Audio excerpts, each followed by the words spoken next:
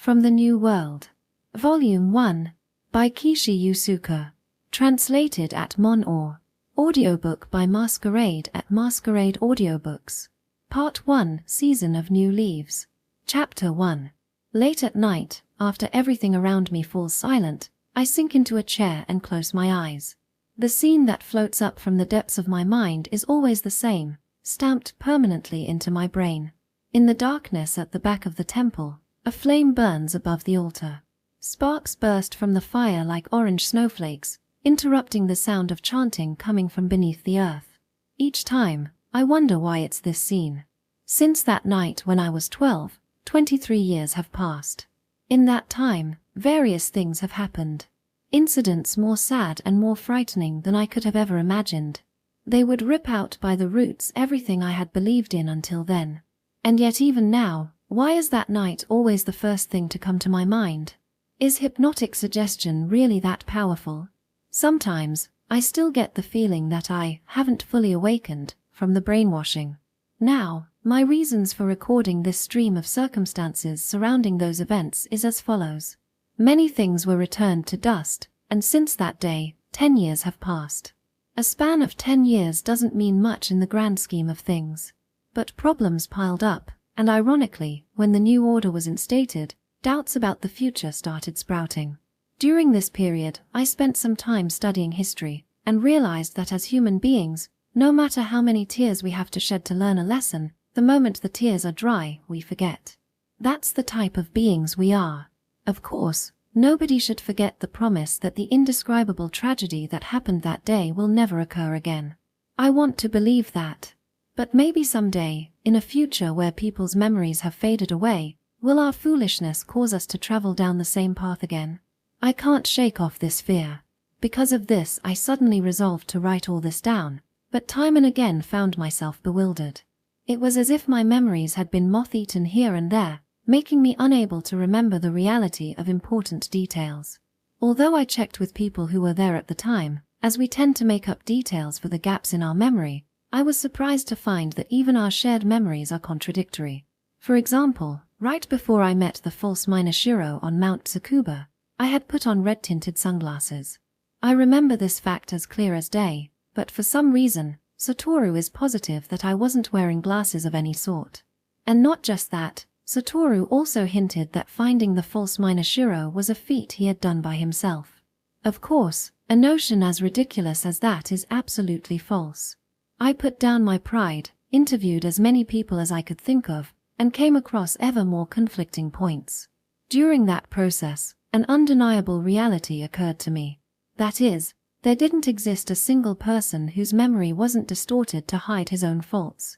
As I was laughing at the pitiful foolishness of humans and writing down my new discovery, I suddenly realized that I don't have any basis on which to exclude myself from this rule. From someone else's perspective, there's no doubt that the memories from which I am writing this are warped to only show my good side. Therefore, I would like to say that since this story is from my own perspective, it may suffer from being distorted due to self-justification. Above all, the number of deaths that were the consequence of our actions may be motivation for such self-justification, however unconsciously it's done. Having said that, I will try to unearth truth from my memories as best as I can because I want to face the facts and realistically portray the events that happened. Also, I want to imitate the style of the old stories in hopes of recreating my thoughts and feelings at the time. This draft is written in fade-proof ink on what claims to be anti-oxidizing paper that can last a millennium. When it's done, I won't show anyone, except maybe Satoru, and ask for his opinion, put it in a time capsule and bury it deep underground. At that time I'll make 2 other copies for a total of only 3 left behind. If someday in the future the old order, or something like it, is restored and all publications are censored, the existence of this record should be kept secret for as long as possible. I think 3 is just enough for such a situation. In other words, this record is a long letter left to my countrymen 1,000 years from now. When it is read, our true intentions will be revealed, and whether or not they should start out on a new path should become obvious. I haven't introduced myself yet. My name is Saki Watanabe. I was born in the town of Kamisu 66 on December 10th, 210. Just before I was born, a type of bamboo that only flowers once every 100 years all simultaneously came into bloom. Snow fell in the middle of a summer everyone thought would not see a drop of rain for 3 months. Basically, every kind of abnormal weather phenomenon possible occurred.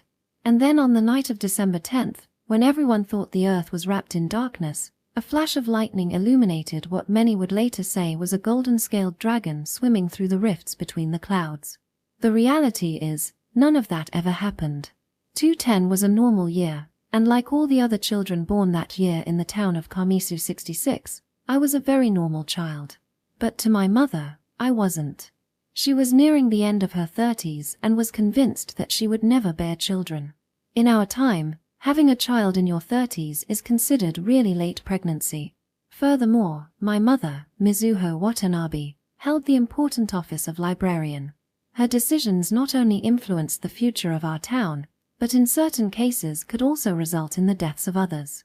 Having to endure that kind of pressure every day, in addition to being careful about her pregnancy, isn't the kind of hardship people usually have to deal with. During that period, my father, Takashi Sugiura, was the mayor of the town. That in itself was a busy job. But around the time I was born, the job of a librarian came with an incomparably greater responsibility than that of a mayor.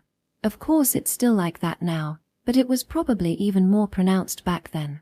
My mother was in the middle of a meeting about the classification of a newly discovered collection of books when she went into labor.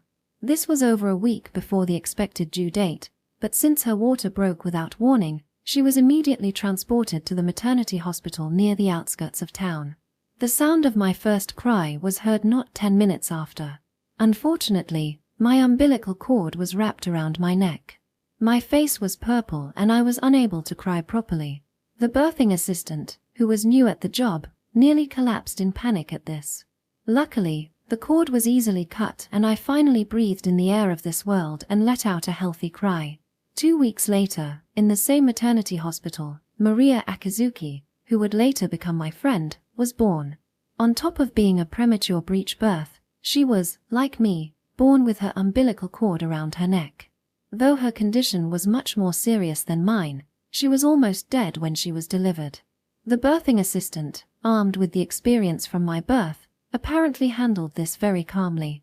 If there had been but a tiny slip and the cord was cut just a bit later, there's no doubt Maria would have died. When I first heard this story, I was elated that I had somehow indirectly saved my friend's life. But now, every time I remember this, I'm hit with a wave of complicated thoughts. Because if she had never been born, there would never have been such a huge loss of human lives. Let's return to the story. I spent my happy childhood surrounded by the lush nature of my hometown. Kamisu 66 consists of 7 villages spread out over a 50-kilometer circumference. It's separated from the rest of the world by the Holy Barrier. 1,000 years from now, the barrier may not exist anymore, so I'll briefly explain. It's a thick straw rope hung with paper streamers, shimenawa and shuda, that acts as a shield preventing impure things from entering the town. Children are warned to never step outside the barrier. Evil spirits and monsters roamed outside and any child who ventures out alone would suffer terribly. But exactly what kinds of scary things are there? I remember asking my father, albeit less fluently, one day when I was around 6 or 7 years old. A lot of different kinds. He looked up from his documents. Resting his chin on his hand, he looked at me affectionately. Those warm brown eyes are burned into my memory to this day. Never once has my father looked at me sternly and only once did he raise his voice. It was because I wasn't paying attention to where I was going and would have fallen into a gaping hole in the ground if he hadn't warned me. Saki, you already know, right? About querots and copycats and blowdogs. But Mom says those are just made up. The others may be, but querots do exist, he said so nonchalantly that I was shocked. Lies. They're not lies. Querots were recruited to help construct the town recently too. I've never seen them. We don't let children see them. Father didn't say why, but I imagined that it was because querots are too hideous to be seen. But if they listen to humans, then they're not that scary, right? Father put down the documents he had been looking over and raised his right hand. As he chanted a spell in a low voice, a thin fiber of paper transformed, like invisible ink being revealed, into a complicated pattern woven into the paper. The seal of approval from the mayor. Saki, do you know what false obedience means? I shook my head quietly. It means appearing to obey someone, but actually thinking the opposite underneath. What do you mean by the opposite? Deceiving the other person, and secretly planning to betray them. My jaw dropped. People like that don't exist. You're right. People betraying other people's trust is impossible. But queerots aren't people. For the first time, I felt the stirrings of fear. Queerots worship and obey us because we have cantis, juyoku. But we don't know how they will behave toward children who've not yet awoken to their cantis. That's why we have to prevent queerots and children from meeting no matter what. But when you give them work to do, don't they have to come into town? During those times, there's always an adult supervising them. Father put the documents in a filing box and raised his hand again. The lid shimmered and melted into the box, forming a hollow lacquered block. Because no one else knows what he was visualizing as he used his cantis, it's hard for anyone other than Father to reopen the box without breaking it. Anyway, don't ever go outside the holy barrier. Inside, the strength of the barrier makes it safe, but if you take one step out, you won't be protected by anyone's cantis. But the queerots. It's not just the queerots. You've learned the stories about fiends and karma demons at school, right? My breath caught in my throat. Fiend and karma demon stories are taught repeatedly during our early years of development. It becomes imprinted in our subconscious. Even though the versions we learn at school are made for children, they still gave us nightmares. Are there really fiends and karma demons and stuff like that outside the holy barrier? Father smiled slightly to comfort me. Those are old legends, they don't exist now. It's true they haven't been seen for the past 150 years, but it's better to be prepared for the unexpected. Saki, you wouldn't want to suddenly meet a fiend like the herb-gathering boy did, right? I nodded silently. Here, I'll summarize the stories of the fiend and the karma demon. However, it isn't the fairytale children's version, but the full, adult version everyone learns when they enter Sage Academy. Tale of the Fiend. This is a story from about 150 years ago. There was a boy gathering herbs on the mountain. Engrossed in this activity, he came to the holy barrier. He had picked just about all the herbs inside the barrier when he happened to look up, and saw that there were still plenty of herbs outside. He had always been warned never to step outside the holy barrier. If for some reason he absolutely had to, he must have an adult with him. But there were no adults around. The boy was tempted and thought stepping outside for just a little bit was okay. He poked his head out first. He just needed to duck under the barrier, pluck some herbs, and come right back. That'll be okay.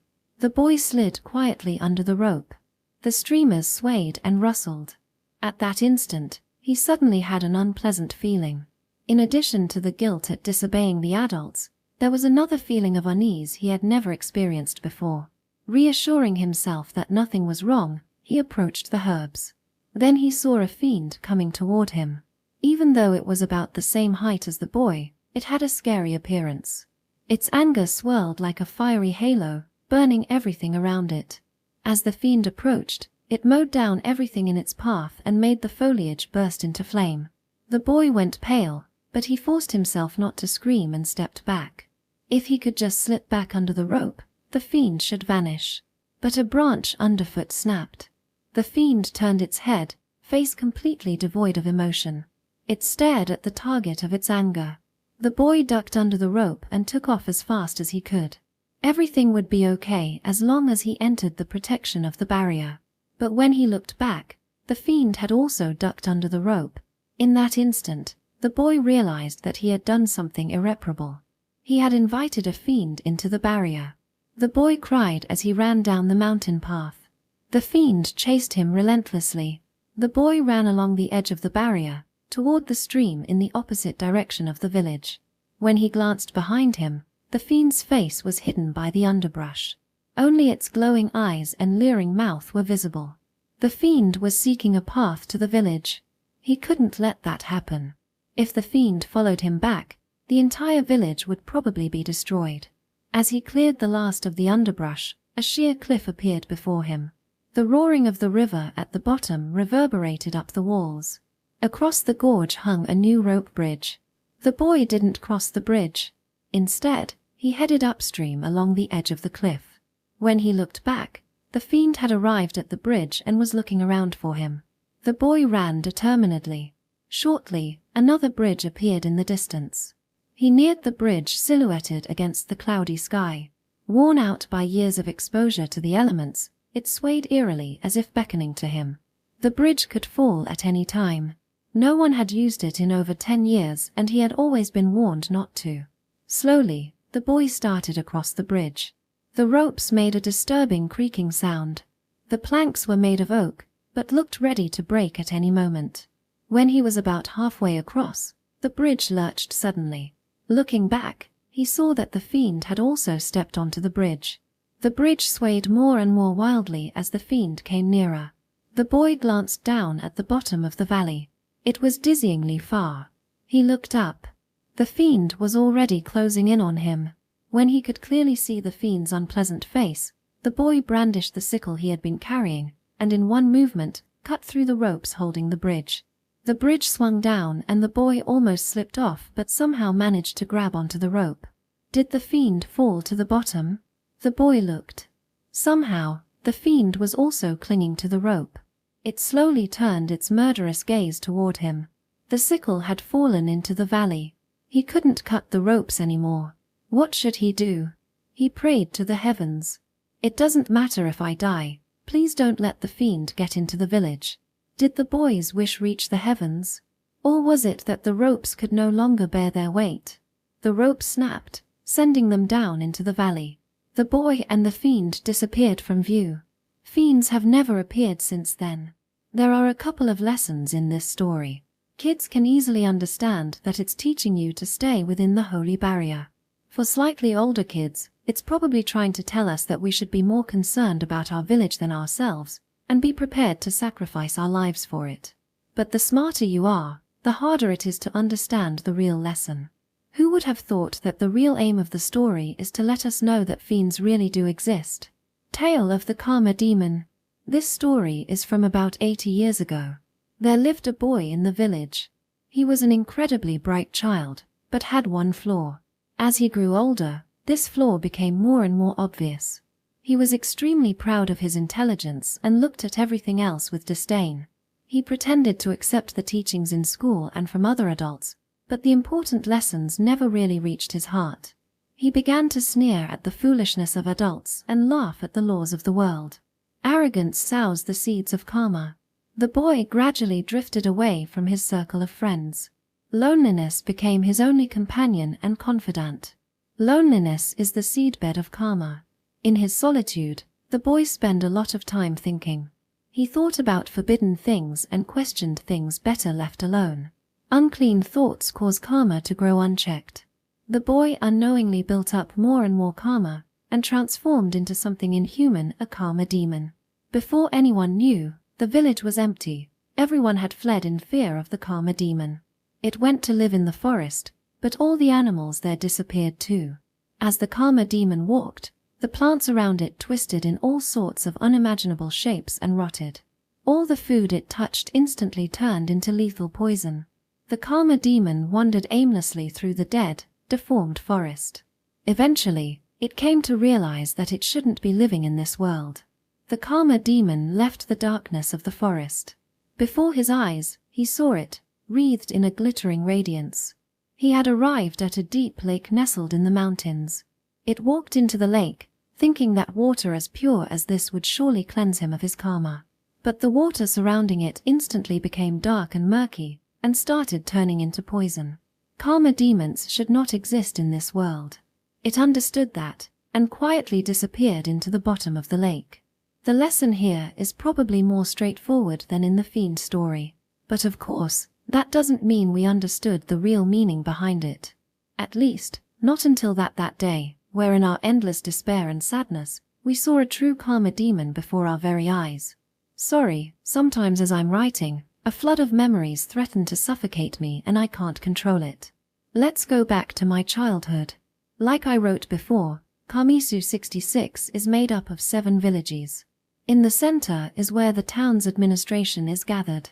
On the eastern bank of the Tone River is the village of Hayring. To the north, in the middle of a forest dotted with big houses, is Pinewind. East of that, the forest opened up to the coastlands, where Whitesand is. Adjacent to Hayring in the south is the village of Waterwheel.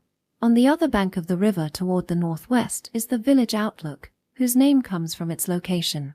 Lined up with the rice paddies in south is Gold, and Oak Grove is the westmost. My hometown is Waterwheel. This name probably needs a bit of explanation. Dozens of canals leading off of the Tone River wind through Kamisu 66 and people come and go by boats. Despite that, the constant movement of the water meant it was clean enough to bathe in, though you might think twice about drinking it. In front of my house, in addition to a lot of brightly colored red and white koi swimming around, there were also a lot of water wheels, which is where the name comes from. Every village has water wheels. Our village has quite a number of them, and they made for a magnificent sight. Overshot, backshot, undershot, breastshot. Those are all the ones I can remember. There might have been more. A lot of them were used to relieve us of mundane tasks like hulling rice and milling wheat. Among them was a kind of water wheel only some villages had, with metal blades used to generate electricity. The valuable energy is used to power the loudspeakers on the roof of the public hall. Uses of electricity outside of this was strictly prohibited by the code ethics. Every day just before sunset, the loudspeakers would play the same melody. It's called Going Home and came from a part of a symphony written a long, long time ago by a composer with the strange name of Dvorak. The lyrics we learned in school go something like this. The sun sets over the distant mountains. Stars stud the sky. Today's work is finished. My heart feels light. In the cool evening breeze. Come, gather around. Gather around. The bonfire burning brightly in the darkness now dies down. Sleep comes easily, inviting me to disappear, gently watching over us. Come, let us dream. Let us dream. When the song plays, all the children playing in the fields had to return home. That's why whenever I think of the song, sunset sceneries reflexively appear in my mind. The town during twilight. Long shadows on the sandy soil of the pine forest. Dozens of grey skies reflected in mirrored surface of the paddy fields. Groups of red dragonflies. But the most vivid memories are of watching the sunset from the top of the hill. When I close my eyes, one scene comes to mind. It was sometime between the end of summer and the beginning of autumn, when the weather had just started getting cooler. We have to go home now, someone said. When I listened carefully, I could hear the faint melody carried over by the wind. Then let's call it a tie then, Satoru said, and the children came out of hiding in groups of 2s and 3s. Everyone, ranging from ages 8 to 11, had spent the entire day engaged in a large-scale game of Capture the Flag. It's a game like a prolonged midwinter snowball fight, where you have two teams who must invade the other's territory and in the end whoever manages to steal the other team's flag wins. That day, our team had made a grave mistake in our opening move and seemed really likely to lose. That's not fair. We were just about to win too, Maria pouted. She was more fair-skinned than everyone else, and had big, light-colored eyes. More than anything else, her flaming red hair made her very conspicuous. Hurry up and surrender already. Yeah, because we're way better, Ryu chimed in after Maria. Even at this age, Maria had the makings of a queen. Why should we surrender? I replied indignantly. 'Cause we're better, Ryu repeated the same old argument. But you haven't even taken our flag yet. I looked at Satoru. It's a tie, he declared. Satoru, you're on this team, aren't you? Why are you taking their side? Maria snapped. I can't help it. The rule says that curfew is at sundown. But the sun hasn't set yet. Don't split hairs, that's just because we're at the top of the hill, right? I said, biting back my irritation. Even though we're usually good friends, at times like these, Maria annoys me. Hey, we really have to go, Leiko said worriedly. When we hear going home, we're supposed to return right away. If they surrender, then we can go home, Ryu parroted Maria. Stop it already. Hey, ref. Satoru shouted exasperatedly at Shun. Shun stood apart from us at the top of the hill gazing at the scenery. His bulldog Subaru sat quietly next to him. "What?" he replied after a beat. "Don't what me. Tell them it's a tie." "Yeah, it's a draw," Shun said, turning back to the view. "We're going home then," Leiko said, and a group of them headed down the hill together because they shared boats to get to their respective villages. "Wait, we're not done yet. I'm going, or else the copycats will get us." Maria and them looked unsatisfied, but the game had gradually ended. "Saki, we should go back too," Satoru said as I walked toward Shun. "Aren't you leaving?" "Yeah." Shun didn't look away from the mesmerizing scenery. "Hey, let's go already," Satoru said impatiently. Shun pointed silently. "Over there, you see it?" "What?" He was pointing in the direction of gold, near the border between the paddy fields and the forest. "There, a minor shiro." Ever since we were young, we were taught that our eyes were more important than anything else, so we were all blessed with good vision.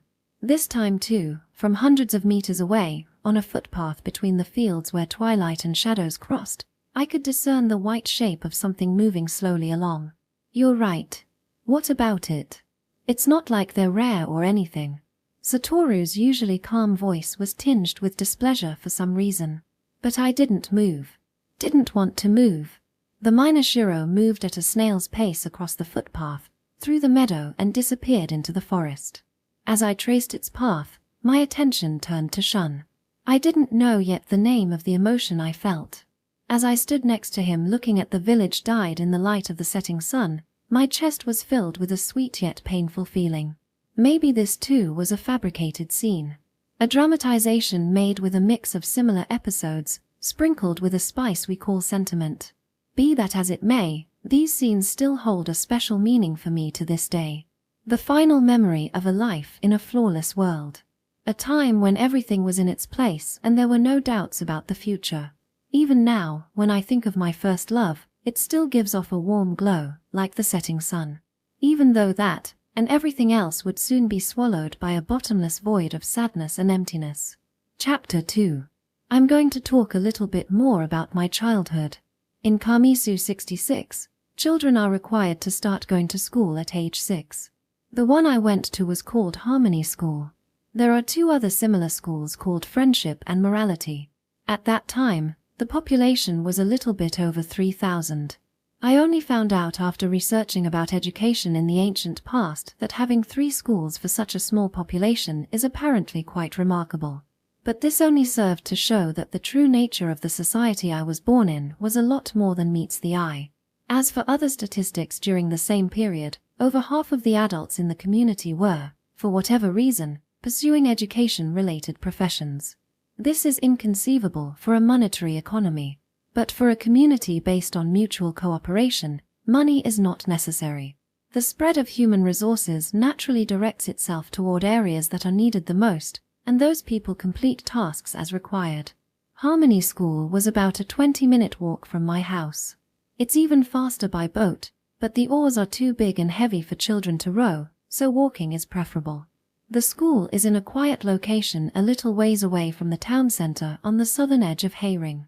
It's a 1-story structure made of dark, polished wood in the shape of an A.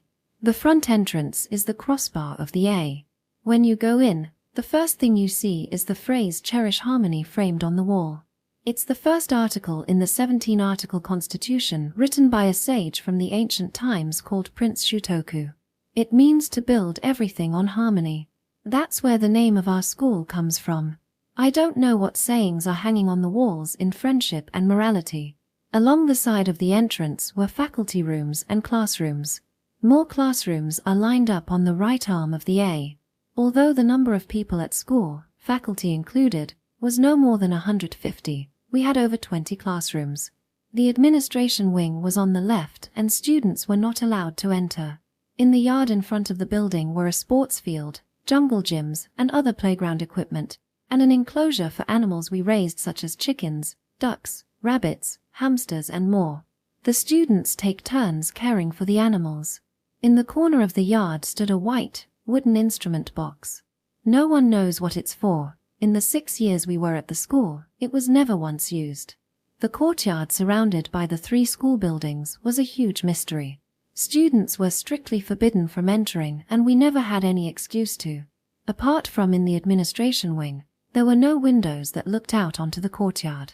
So the only time we had a chance to peek inside was if we happened to be in there when the door was opened. So what do you think is in the courtyard? Satoru asked us with an eerie grin. We all held our breaths. Wait, you don't know what's in there either, right? I couldn't stand him dragging out the tension like that. Well, not personally, but there's someone who did, Satoru said, looking annoyed at being interrupted. Who? Someone you don't know. Not a student.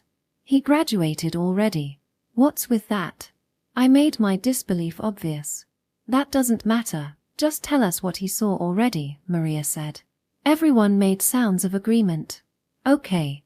Well, people who don't believe it don't have to listen. Satoru glanced at me slyly. I pretended not to notice. It would have been better to walk away, but I actually wanted to hear what he had to say. When students are present, teachers never open the door that leads to the courtyard, right? You know, the one in front of the administration building that's made of evergreen wood. But that time, they accidentally forgot to check if there were people around and opened the door. You already told us this, Ken pressed. In there was an incredible number of graves. He was obviously exaggerating, but everyone else seemed awestruck. Wow. Liar. That's freaky. Maria covered her ears with her hands. I told her she was being ridiculous. So, whose graves are those? Satoru had been enjoying the effect his scary story had on the others and was caught unprepared. Since there are so many of them, whose are they? I dunno. Anyway, there was a ginormous number of them. Why would they deliberately put graves in the school courtyard? Like I said, I only know that much. It seemed like Satoru was taking the easy way out by insisting that since he only heard this from someone else, he didn't have the answer to everything. Maybe they're students' graves, Ken said, and everyone fell silent. Students? From when? Why did so many die? Maria asked in a low voice.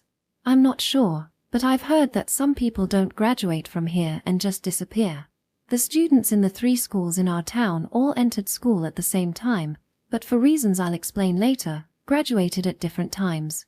But this time it felt like Ken's words had somehow touched on a subject that was deeply taboo and no one knew what to say to that. At that moment, Shun, who had been sitting apart from us reading a book, looked over. In the light coming in from the windows, I realized that he had really long eyelashes. There aren't any graves. Everyone was relieved by his words, but then a huge question occurred to us. What do you mean there aren't any? How do you know? I asked for all of us, and Shun answered nonchalantly. There weren't any when I saw it. Shun, you've seen it. Really? You're kidding, right? We showered him with questions. Satoru looked disappointed at having his thunder stolen. I guess I never mentioned this before. Last year, there was one time when the homework wasn't collected. An assignment on a personal observation for science class. The teacher told me to bring them when they were all turned in, so I went over to the administration wing. We all waited with bated breath for him to continue, but Shun took his time marking the book he was reading with a bookmark. One of the rooms filled with books has windows that looks into the courtyard. There were some strange things out there, but no graves. It seemed like he wanted the conversation to end there. I still had about 1,000 questions I wanted to ask, so I took a deep breath. Don't be ridiculous, Satoru said in an unsteady voice I'd never heard before. What strange things? Explain properly. You didn't want to explain anything yourself, I thought, but I wanted to hear Shun's answer, so I didn't interrupt. How should I say this? Lined up at the far end of the courtyard were about 5 of what looked like brick storage rooms, with big wooden doors in front of them. Although his answer didn't explain anything, it had a strange truth to it. Satoru, unable to think of further questions, tsk'd. So, Satoru, that one guy who graduated, what did he see again? I pressed. He seemed to realize that the situation had turned on him and hesitated to answer. Like I said, I only heard it from someone else, so I don't really know. Maybe he mistook what he saw, or maybe at that time there were actually graves. He dug himself deeper into the hole. Then why are the graves gone? I have no idea, But did you know? That guy saw something even scarier than the graves. Satoru found a chance to change the subject. What did he see? As I expected, Maria took the bait. You can't ask right away. Satoru hasn't thought of something scary yet, so give him some time, I teased, but Satoru was serious. I'm not lying. That guy really did see something. It wasn't exactly in the courtyard, but… Yeah. So what did he see? Ken couldn't resist any longer. I thought Satoru would be smiling conspiratorially at sharing the secret, but instead his face became expressionless. An unbelievably huge shadow of a cat. It went completely silent. At this time, I admired Satoru for his oratory skills.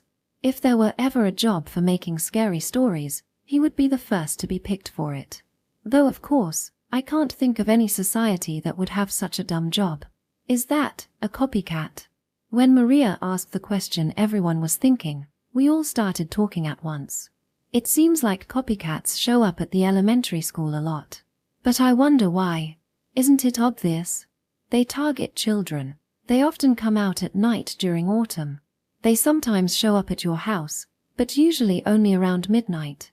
We were simultaneously afraid of and attracted to the dark. We were obsessed with scary stories about evil spirits in the mountains and rivers, but out of all of them, copycats were the ones that made us shiver with fright.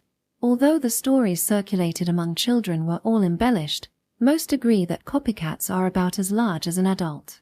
Although they have the face of a cat, their limbs are abnormally long, and they slink behind children like a shadow.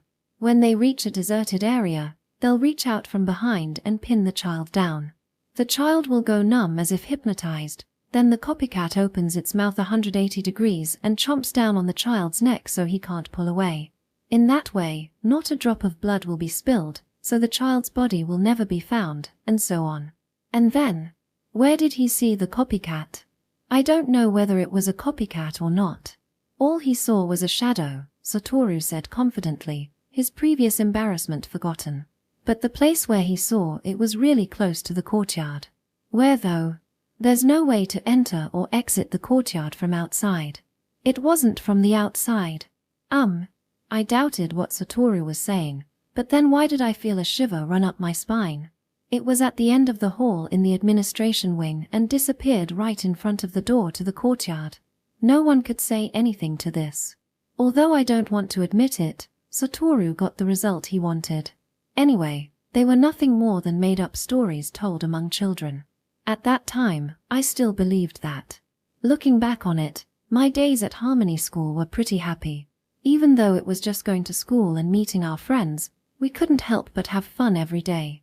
Starting in the morning, we had math, language, social studies, science, and other boring classes, but the teachers kept an eye on all of us to make sure we all understood the material, and patiently explained to those who needed help, so there was never anyone left behind.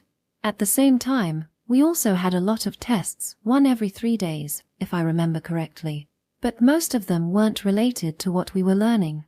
It was short essays like I'm sad, so they weren't really stressful. Rather, what was more difficult were self-expression assignments. Although drawing and clay sculpting was fun, writing daily essays was annoying.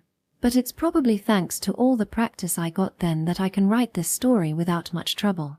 After the boring classes, we spent all afternoon playing.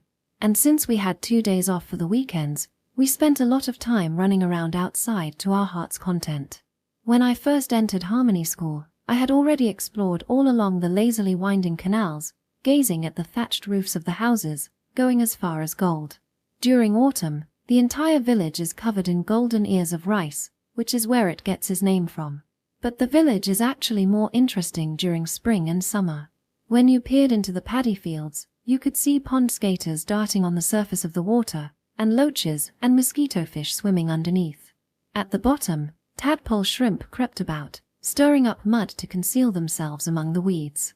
In the canals and reservoirs providing water to the farms were giant water bugs, water scorpions, water sticks, diving beetles, and other insects, as well as crucian carps and various fish. The older kids showed us how to use cotton thread and dried squid to bait crayfish, and after a day, we had caught a bucket full of them. There were also a lot of birds in Gold. In the spring, the cries of skylarks wheeling through the sky echoed all around, and in the summer, before rice was planted, dozens of ibises frequented the fields to hunt loaches. Ibises mated in the winter and built nests in the nearby trees. The young ibises left the nest the following autumn, and although the sound of their cries wouldn't be considered beautiful, the sight of a flock of light pink ibises in flight was quite majestic. Other birds that we often saw flying around were black kites, brown-eared bulbuls, great tits, oriental turtle doves, puffer sparrows, tri-wing crows and more. And although it's not a bird, we can also occasionally spot minor shiro. It seems like they sometimes get lost while searching for plants for small animals and wander out of the forest onto the paths near the paddy fields. Minor shiro not only improve the soil but also eat harmful insects, so they are respected and regarded as good omens by farming communities. Normally they're about a meter tall, but giant ones are over 2 meters tall, with numerous, waving feelers. From the elegant way they move, there's no doubt as to why they're considered divine creatures. Other revered animals are albino rat snakes and melanistic striped snakes, both of which are hunted by minor shiro. How the folk beliefs at the time compromised between their stories and this reality is a mystery. When students enter the upper grades, they go on expeditions to see the westmost village of Oak Grove, the sand dunes of Hasaki Beach south of Whitesand, and the upper reaches of the Tone River where flowers blossomed all year round. Along the waterfront were spoon-billed sandpipers and herons, and red-crowned cranes flew by once in a while. It was fun looking for great reed warbler nests among the reeds along the sides of the river, and for haythatcher nests on top of the mountains in open fields of silver grass. In particular, the fake eggs laid by haythatchers were perfect for pranking people with. But no matter how many animals we saw, since we're inside the holy barrier, it's not really nature, it's more like being in a miniature garden. Basically, in the past, the animals we had in a zoo were probably the same as the ones outside of it. The elephants, lions, giraffes, and other animals we see now are in reality mutations created by our cantis, false elephants, imitation lions, faux giraffes, so that in the event that one of them managed to escape from their enclosures, there is no possibility of visitors being harmed. The environment inside the barrier is completely altered to be safe for humans. That fact became much more obvious later, but before that, I never wondered why we could run around in the wilderness all we wanted without being bitten by venomous snakes or stung by insects. Inside the barrier, there were no venomous snakes like pit vipers or ringed grass snakes. The only snakes we had were harmless, like Japanese rat snakes, oriental oddtooth snakes, Japanese forest rat snakes, Asian keelbacks, and rosary snakes. In addition to that, the various cypresses growing in the forest secreted, to an almost excessive degree, a foul-smelling substance that killed mold spores, ticks, chiggers, germs, and other things harmful to us. When talking about childhood, I also have to mention the annual celebrations and rituals we had. Passed on from one generation to the next, these seasonal events created a sort of rhythm in our lives. Just off the top of my head, in the spring we have a ritual for driving away evil spirits, a festival to pray for a successful harvest, and a festival for keeping away infectious diseases. In the summer, there's a summer festival, monster festival, fire festival, and a feast of lanterns. In the fall there's a festival on the 1st of August, and a ceremony of offering newly harvested rice to the gods. And the events that remind me of winter are the snow festival, the New Year festival, and another festival at the end of the New Year festival. But the one that is carved deepest in my mind is the ritual used for driving away evil spirits. It supposedly can also be called the demon chasing, Yarai, festival, but whether that's true or not is uncertain. It's one of our oldest festivals, with over 2,000 years of history. On the morning of the festival, we children gathered in an open square. We wore purity masks made with damp clay and covered with powdered chalk and played the part of Shinsha in the ritual. Ever since I was a child, I was scared of this ceremony because 2 of the masks used were exceptionally horrifying. The 2 were masks representing fiends and karmic demons. The fiend's face had a sinister grin plastered on it. Afterwards, when the ban on information about ceremonies was lifted, I tried to find out its history, but the information was unclear. What I found was that it closely resembles the snake mask from ancient No plays. It's the final of the 3 stages of a human becoming a demon that goes from bestialization, to hanya to snake. On the other hand, the Karma demon's face is one of fear and anguish, though its features are muddled and crooked and sometimes don't even look human. The ritual that makes up the core of the festival goes something like this. White sand is spread out over the square with lit braziers on the eastern and western end, while 20 or 30 shinsha march around the flames chanting demons, begone. Demons, begone in a peculiar rhythm. Then the exorcist appears dressed in a traditional costume and carrying a big spear in his hands. But the first thing everyone always notices is his golden, four-eyed mask. The exorcist joins the shinsha in chanting and circling the fires and scatters beans in all directions to ward off calamities and bad luck. He also threw them at the spectators and people would cup their hands to catch them. From here, the horrifying part starts. The exorcist turns toward the shinsha without warning and throws the rest of his beans at them. Impurity is within us, he shouts, and the shinsha repeat after him. At this signal, 2 of the shinsha tear off their purity masks, revealing themselves to be a fiend and a karma demon. As a shinsha, this scene was scary enough to take my breath away. Once, the shinsha right next to me suddenly transformed into a fiend and the rest of the shinsha scattered like roaches in terror, convinced that they were seeing the actual demons. Expel impurity, the exorcist shouts as he drives away the 2 demons with the spear. The demons put on a show of resisting, but when everyone joins in shouting, they run off, and the ritual is over. I still remember the sight of Satoru's face when he took off the mask, shivering. "You're pale as a ghost," I said, and Satoru's colorless lips trembled. "So what? You are too." What we saw in each other's eyes was our own hidden fears. Satoru's eyes opened wide and jerked his chin toward something behind my back.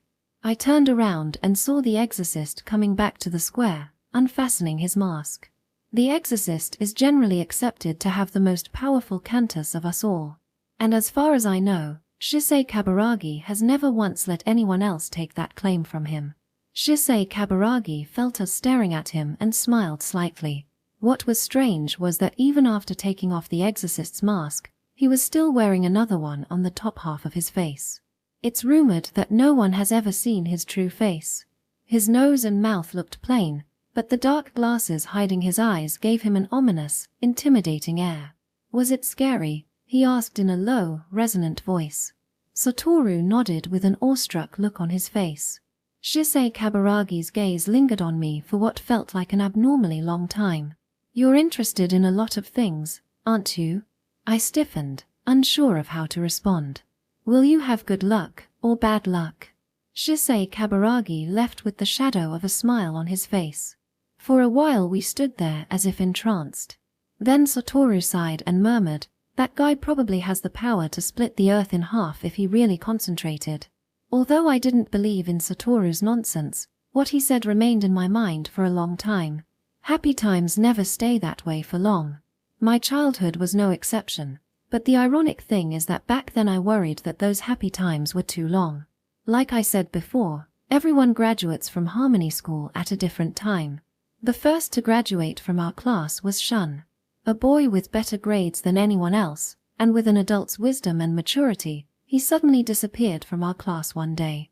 Our homeroom teacher, Sanada, proudly announced his graduation to the rest of the class. After that, my one wish was to hurry up and graduate so I could be in the same school as Shun. However, even though my schoolmates began leaving one by one, it was never my turn. When Maria graduated, I was left behind again. No matter how much I tried to explain, other people couldn't understand how I felt then. When the cherry blossoms started wilting, there were only 5 out of the original 25 students left in the class. Satoru and I were among them. Even the usually boisterous Satoru looked depressed. Every morning, after we made sure that no one else had graduated, we would sigh with relief and continue with our day. If possible, we wanted to graduate at the same time, but if not, we each secretly wished to be the first. But my meager wish was completely destroyed. As we entered May, Satoru, who was my last hope, finally graduated. 2 others followed almost immediately, leaving only 2 of us. Though it may seem weird, I can't remember that other person's name no matter how I try. Although he may have been the slowest in the class and a completely unremarkable student, I don't think that's why I can't remember. I think I may have unconsciously repressed my memories of him. During that time, I holed myself up in my room every day after school and didn't talk to anyone. Even my parents became worried about my behavior. There's no need to be impatient, Saki, Mother said one evening, stroking my hair. It doesn't matter if you graduate early. I know it's lonely because everyone is gone, but you'll meet up with them again soon. I'm not really lonely or anything, I said, throwing myself face down onto my bed. You know, graduating early isn't that special. It doesn't have anything to do with the strength or quality of your cantis. Have I ever told you that your dad and I didn't graduate particularly early either? But you weren't last in the class either, right? No, but I don't want to be dropped out. Don't say something like that, she said in an unusually stern voice. Where did you hear that from? I buried my face in my pillow and remained silent. The gods decide when you get to graduate, so all you have to do is wait. You'll be able to catch up to everyone else in no time. What if? What if I can't graduate? For a split second, Mother was speechless, but then she smiled brightly and said, Were you worried about that, silly? It'll be fine. You'll definitely graduate, it's just a matter of time. But there are people who can't, right? Yes, but that's less than a 1 in a million chance. I sat up and our eyes met. For some reason, my mother seemed a little shaken. Is it true that if you can't graduate, a copycat will come after you? Don't be silly, copycats don't exist in the world.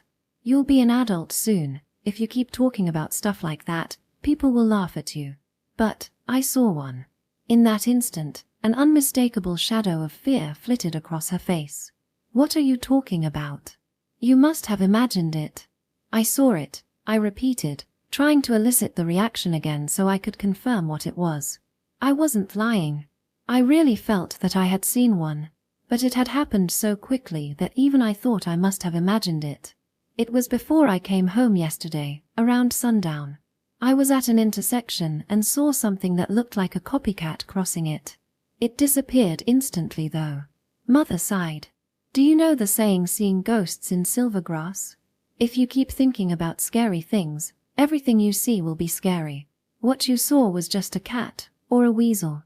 It's hard to see things clearly when it's getting dark. Mother was acting like usual again. When she said goodnight and turned off the light, I fell asleep easily. But when I opened my eyes again in the middle of the night, all feelings of peace and safety had disappeared. My heart was beating like a drum, my hands and feet were icy and my entire body was drenched in sweat. Really nasty sweat. Something sinister was scrabbling at the wainscoting between the ceiling and the roof. It was barely audible, but sounded like the panels were being scratched at with sharp claws. Did a copycat come to get me? I couldn't move as if frozen by a curse. Struggling to regain control, I slowly freed myself from the spell. I slipped out of bed and slid the door open silently. Moonlight spilled into the corridor from the windows. Although it was already spring, the floorboards beneath my bare feet were cold. Just a little bit more, almost there. My parents' bedroom was just around the corner. I breathed a sigh of relief as I saw light leaking out from under the door. As I reached out to open the door, I heard them talking. My mother's voice filled a concern I had never heard before. My hand stopped in midair. I'm worried. At this rate, she might. If you keep worrying, I'll only be a bad influence on Saki, Father said in a dejected voice. But if this continues, has the Board of Education started moving yet? I don't know. It's hard to exert any influence on them from the library. But you have sanctioning privileges, so can't you do something about it? The board is independent.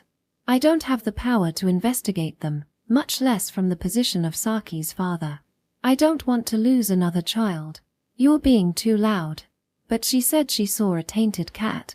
She probably just imagined it. What if it's real? What do we do? I took a step back.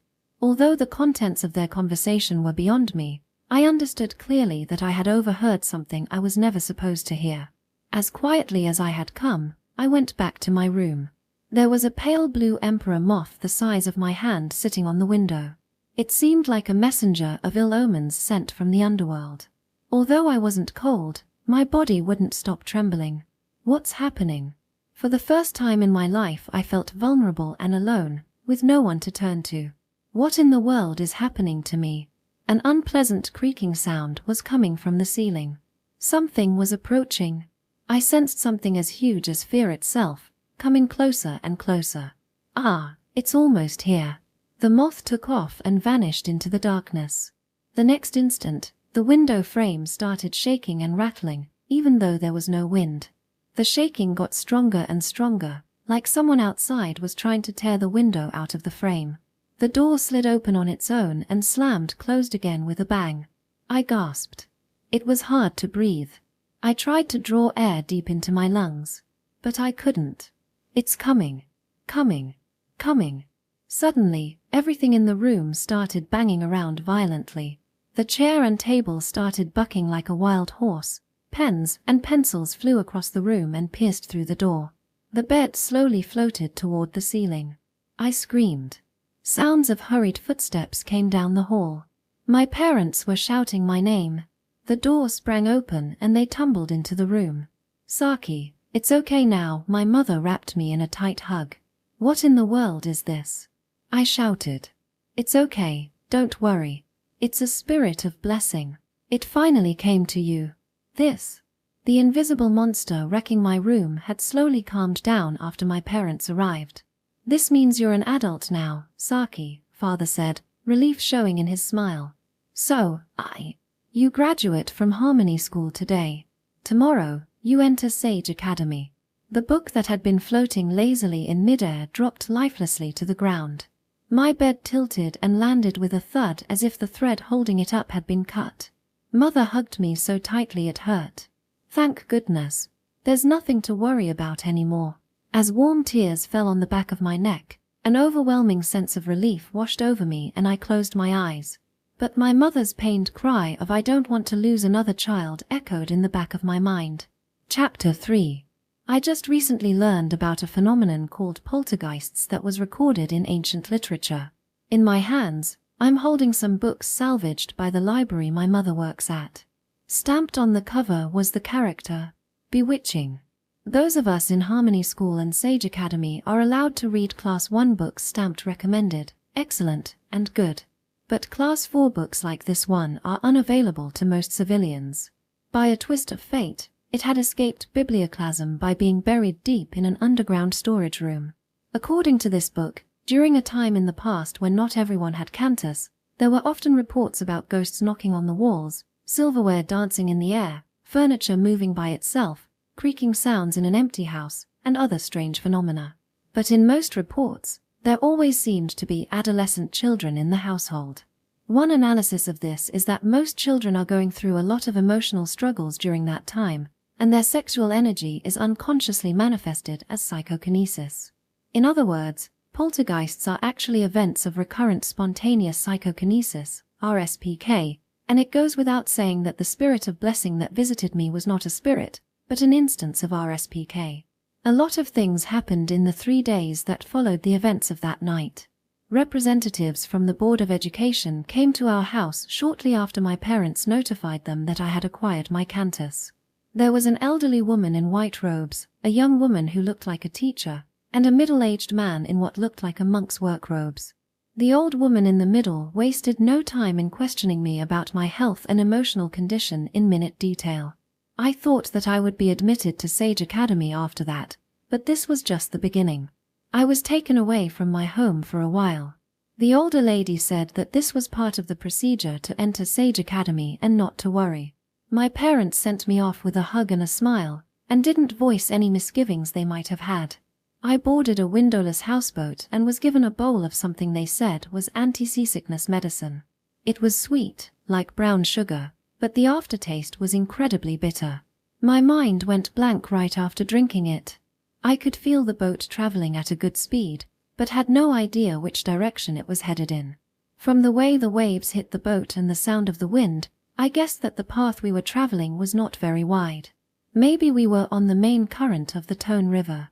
I wanted to ask, but thought it was probably better not to talk more than I needed to, so I didn't. The younger woman accompanying me questioned me incessantly the entire time. There wasn't a theme to what she was asking, and it didn't seem like she was writing down my answers. 3 hours later, after many twists and turns, the boat stopped. The harbor and the surrounding area were well covered, giving no view of the outside. And just as I expected, as we walked up the stairs into a temple-like building, no part of the outside world was visible. A young monk in black robes and a recently shaved head came out to greet us. The trio from the committee appeared too. I was led to an empty, traditional-style room. On the wall was a scroll with freshly written calligraphy.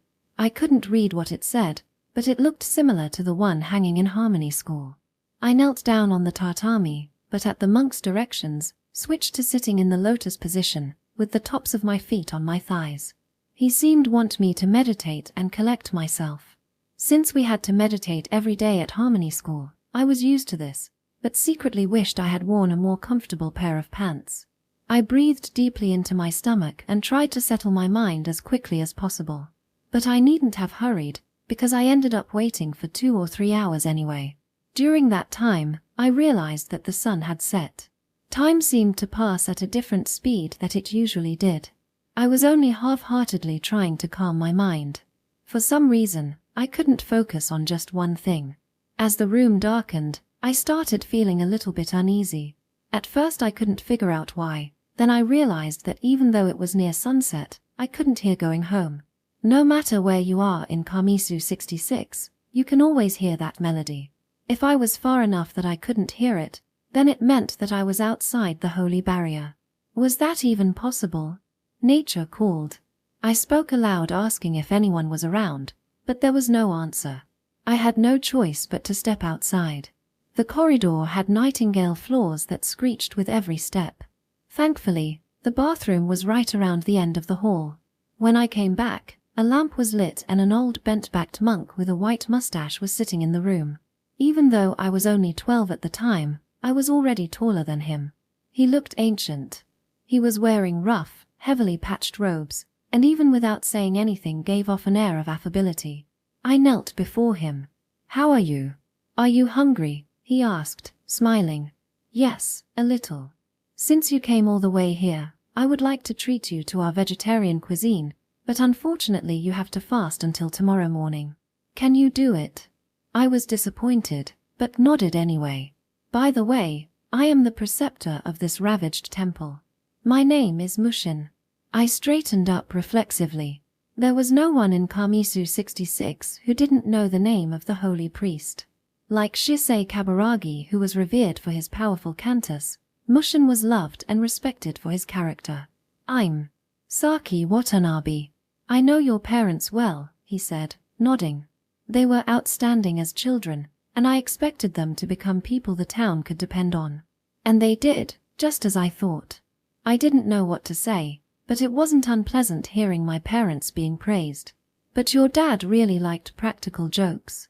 He used to throw fake Haythatcher eggs at the bronze statue every day.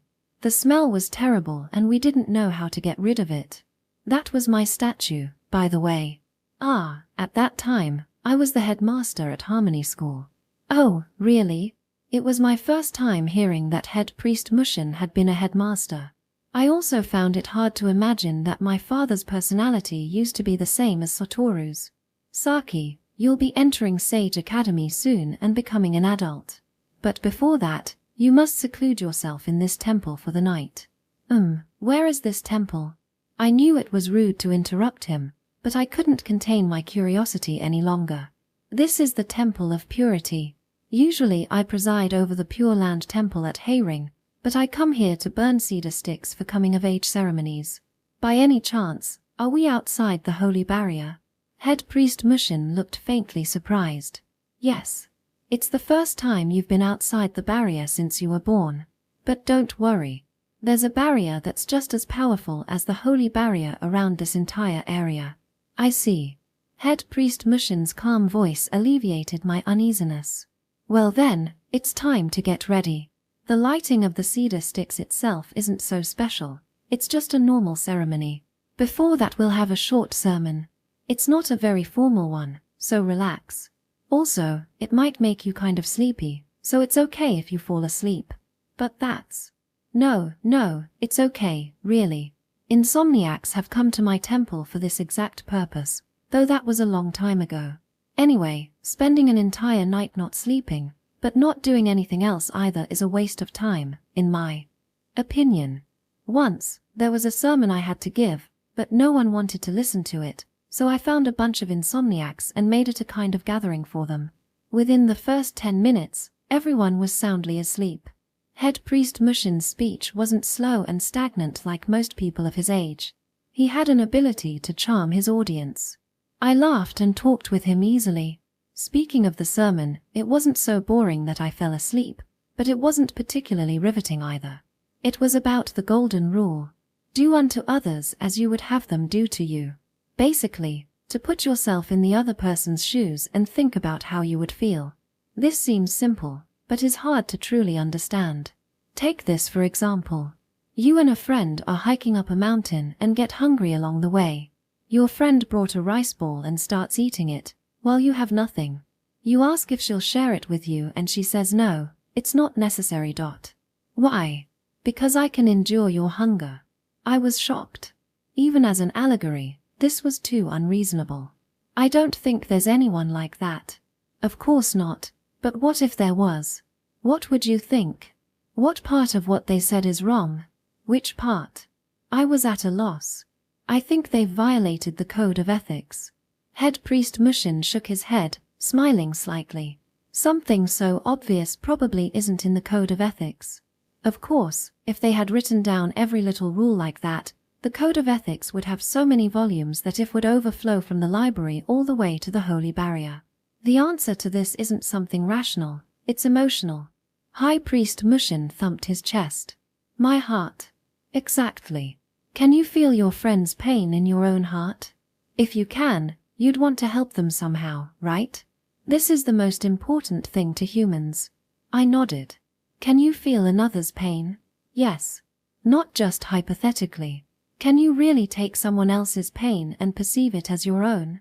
Yes, I can, I answered confidently. I thought the oral interview was over, but head priest Mushin's reaction was different from what I expected. Then why don't we try it out? While I was pondering what he meant by try it out, head priest Mushin took a knife out from inside his robes and unsheathed it to reveal a dully glinting blade. I was shocked. The experiment is, can you feel my pain when it is presented to you like this? Without warning, he stabbed himself in the leg with the knife. I stared, dumbfounded. With enough training, we can endure any pain inflicted on our bodies. Plus, at this age, I don't bleed as much anyway, he mumbled disjointedly. Please stop, I shouted, finally coming to my senses. My voice cracked and my heart thumped madly in my chest. This is for you. Can you really, truly feel my pain? If you can, then I'll stop. I can feel it, so please stop. No, you can't feel it. You're still only imagining. Real pain comes from the heart. That's. What was I supposed to do? My legs wouldn't move. Is it okay? Until you feel the pain, I have to keep doing this. This is what I must do to guide you. But, how can I? Don't imagine it. Recognize it. You did this to me. High priest Mushin's voice was full of pain. Do you understand? You are making me suffer. I thought my heart was going to stop. What in the world was I supposed to do to save him? Please, help me, he said in a low, hoarse voice. Stop this, help me. How should I explain the atmosphere then? It was completely irrational, but I gradually believed that I was actually torturing the head priest. Tears flowed unceasingly from my eyes. Head priest Mushin groaned in pain. The hand holding the knife in his leg was twitching slightly. Then something unbelievable happened.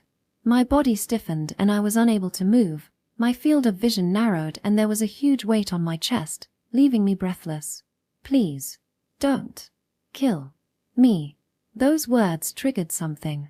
A sharp, stabbing pain started from the left side of my chest and ran all the way to the top of my head. I lost my balance and fell sideways onto the tatami. My heart, my breath, I couldn't breathe.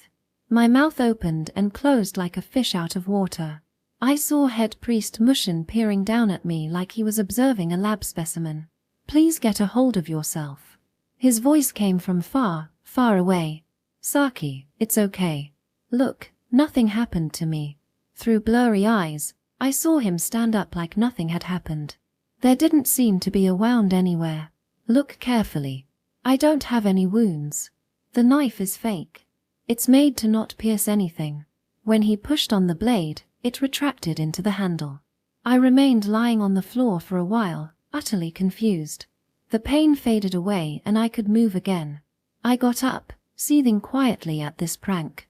Before I could open my mouth to complain, the changes in my body took me by surprise. Shocking, isn't it? But with this, you've passed the final test. Head priest Mushin's face had returned to its usual benevolent expression. If you can feel another's pain as your own, there's nothing to worry about. It's time to grant you your own mantra. My body felt normal again, but I still could do nothing but nod. But please don't forget the pain you felt. Remember it every once in a while and make it a part of you. His words went deep into my heart. This is what makes humans different from beasts. The monk who was praying through some pill-shaped things and poured fragrant oil into the altar and the flames flared. The sound of the monks chanting sutras behind me sounded like the echoing chirps of 1,000 crickets. After washing myself, I put on white clothes like those used to dress a corpse. I sat behind the praying monk and put my hands together. The ritual continued without end as my fatigue peaked. It had to be close to morning. Scattered thoughts floated up and vanished like bubbles. I could no longer think straight. Every time something was thrown into the flames, it was as if my sins and worries were being burned away, but the ritual was taking so long that I thought I must be a person with particularly deep sins and worries. Now, your heart and body have been sufficiently cleansed. From here, let the last of your worldly desires be burned away, head priest Mushin said from behind me. I bowed once. Finally, I was being released. Look at the flames. The voice I heard from the darkness sounded like it was coming from the heavens. Look at the flames. I fixed my gaze on the fire dancing above the altar. Try to control the flames. I can't. Ever since the spirit of blessing came, I hadn't once tried to use my cantis. It's okay, you can do it. Make the flames sway. I stared at the fire. To the left, to the right. From side to side, side to side. It was hard to concentrate, but after a while, my focus suddenly sharpened and the flames flared up. The inner flame grew brighter and the heart of the flame was almost transparent. The outer edges of the flame flickered. Move. Move. No, it's not the flame, I realized all of a sudden. Fire is made of a bunch of shining particles, but they're too spread out to have much substance. I have to move the air. I saw that I had to move the heat haze around the flame. The clear shimmering current of hot air. I deepened my concentration. Flow. Flow. Faster. The movement of the heat haze sped up abruptly. In the next instant, the fire was whipping from side to side as if blown by gusts of wind. I did it. It was a brilliant moment of success. I didn't believe that I could do it. That I could move something at will, without using my hand. I took a big breath and once again reached out to the flames with my consciousness. That's enough. Stop. A severe voice cut in. My concentration collapsed like a house of cards, the image I had in my mind swallowed by darkness. Your last desire is your cantis. I wasn't able to comprehend what that meant right away. Cast away all your desires. In order to be enlightened, they must be purged by the flames. I couldn't believe it. I just got my cantis. Why did I have to give it up again? You must return to the gods the power granted to you by heaven. From now on, your cantis will be sealed in this human emblem. Disobedience was not allowed. A doll made of 2 pieces of folded paper was placed in front of me. On the head and torso were mysterious Sanskrit-looking characters. Control the emblem and make it stand. This task was considerably harder than the last. In addition, my heart was too conflicted for me to concentrate. But eventually, the emblem fluttered and stood up. Put all your emotions into the emblem. Paper head, paper body, paper limbs, an unmistakably human figure. I felt my own body merging with the paper emblem. I sent strength into its legs, balancing like a Daruma doll. The paper figure stood up gently. Once again, feelings of happiness and power flowed through me. Saki Watanabe, your cantis is sealed. His voice rang through the temple, shattering the shining image I had in my mind. 6 long needles whistled through the air, piercing the emblem's head, body, arms, and legs. All your desires have been burned away. Let the ashes return to the vast, wild earth. The praying monk tossed the emblem into the fire. The fire flared like an explosion, almost scorching the ceiling. Your cantis has been eradicated. Stunned, I could only stare at the events unfolding before my eyes. Look at the flames, Head Priest Mushin commanded me again. You can no longer control them anymore. Try it. His voice was emotionless. I looked into the fire, but this time, I couldn't see anything. No matter how hard I tried, nothing changed. Would I never be able to grasp that feeling of power again? Tears ran down my cheeks. In your devotion, you have abandoned your cantis. His voice was suddenly warm and gentle again. By the compassion of Buddha, you will receive a pure mantra, a new spirit and a your cantis, once again. He hit me on both shoulders with a Zen stick. I hung my head, and the sound of chanting grew louder.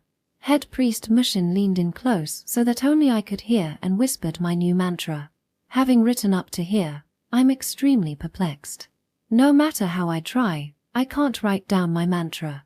Even now, our society puts a lot of importance on the meaning of our mantras. They're words offered to the gods that are the keys to activating our cantis. We are warned to never use them in vain lest the power be lost. On the other hand, these are just the words to the spell sounds without meaning. So revealing it here shouldn't cause any harm. I want to understand the reasoning behind that. In the deepest parts of my subconscious is a natural defense against exposing my mantra. Even now, I can feel the hand holding the pen being restrained every time I try to write it down. So for those who want to know what a mantra is, I've written an example below. Namo Akoragabhya O. Arya Kamari Mauli Svaha. Incidentally, this is the mantra of the Akasagarbha Bodhisattva given to Satoru. The rest of my initiation dragged on for a long time, so I won't write it all down. When it was finally over, the sky was brightening in the east, and everyone was exhausted. I slept like a log for a full day afterwards. When I woke up, I spent a day in service with the studying priests, and the day after that I was allowed to go home. Head Priest Mushin and the other monks in the Temple of Purity wished me good luck and bid me farewell under the leafing cherry trees. I got into the windowless houseboat once again and traveled back to the village. The journey only took 2 hours this time. My parents hugged me tightly for a long time. There was a celebration that night. The table was filled with all my favorite dishes. There were oven-warmed yam dumplings, raw altered protein flounder fillets, savory tiger crab soup. With that, my long childhood had come to an end. The next day, I would start a new life. Sage Academy, like Harmony School, is in Hayring, but much farther to the north, near Pinewind. My teacher from Harmony School accompanied me into the stone building, but told me to enter the classroom alone. My mouth was dry with anxiety. Immediately to the right of the open door was the podium. On the wall in front of me hung the Academy's motto. On my left were amphitheater-style seats, where 30 or so students were sitting quietly. Mr. Ndu waved me toward the podium and I felt my legs shaking as I approached. Never before had I been the focus of so many people. I felt naked and defenseless. I couldn't even muster up the courage to look up at the class as I stood at the podium. I chanced a fleeting glance and saw that everyone's eyes were averted. That instant reminded me of something. Not Harmony School, but definitely someplace I've been to before. What was it? The same ambience hovered over the class like a fog. It was a strange sense of déjà vu. This is your new classmate, Saki Watanabe. Mr. Ndu wrote my name on the whiteboard. Unlike the Harmony School teachers, he didn't actually write on the whiteboard. Using his cantis, he somehow made black particles gather on the board in the form of words. You're already friends with students from Harmony School, right? Please get along with those from other schools as well. Applause rippled through the class. I realized that everyone was as nervous as I was. Feeling slightly better, I looked up at the class and saw that Maria, Satoru, and Shun were waving at me. Upon closer inspection, I saw that roughly a third of the students were in the same grade as me in Harmony School.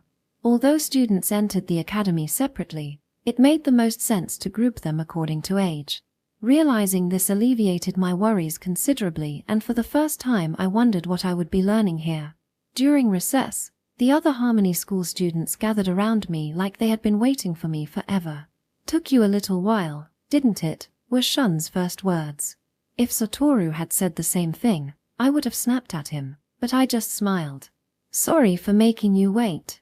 "Seriously, I was almost tired of waiting," Maria said, turning my head to face her and rubbing her forehead against mine.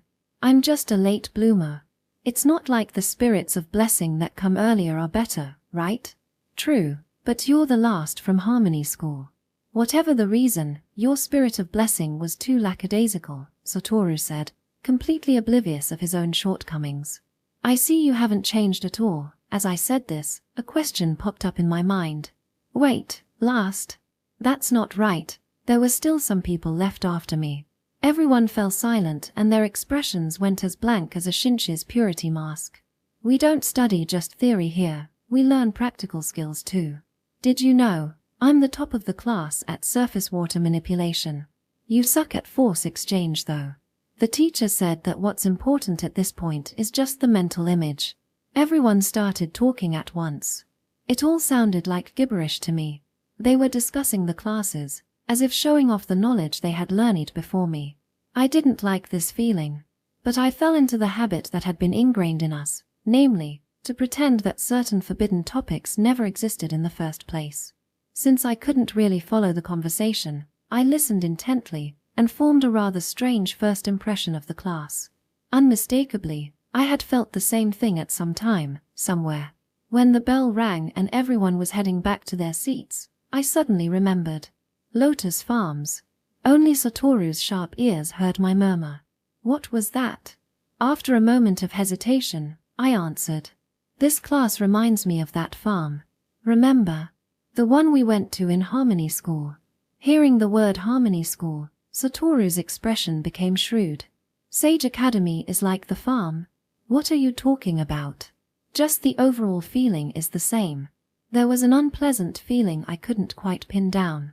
"I have no idea what you're talking about." Satoru also seemed to be in a bad mood all of a sudden, but our conversation ended there as class started. Lotus Farms, where we had gone for a social science field trip, is in Gold Village. As the graduation period got closer, we were suddenly taken on numerous field trips. It seemed like they wanted us to think about what sort of job we wanted in the future.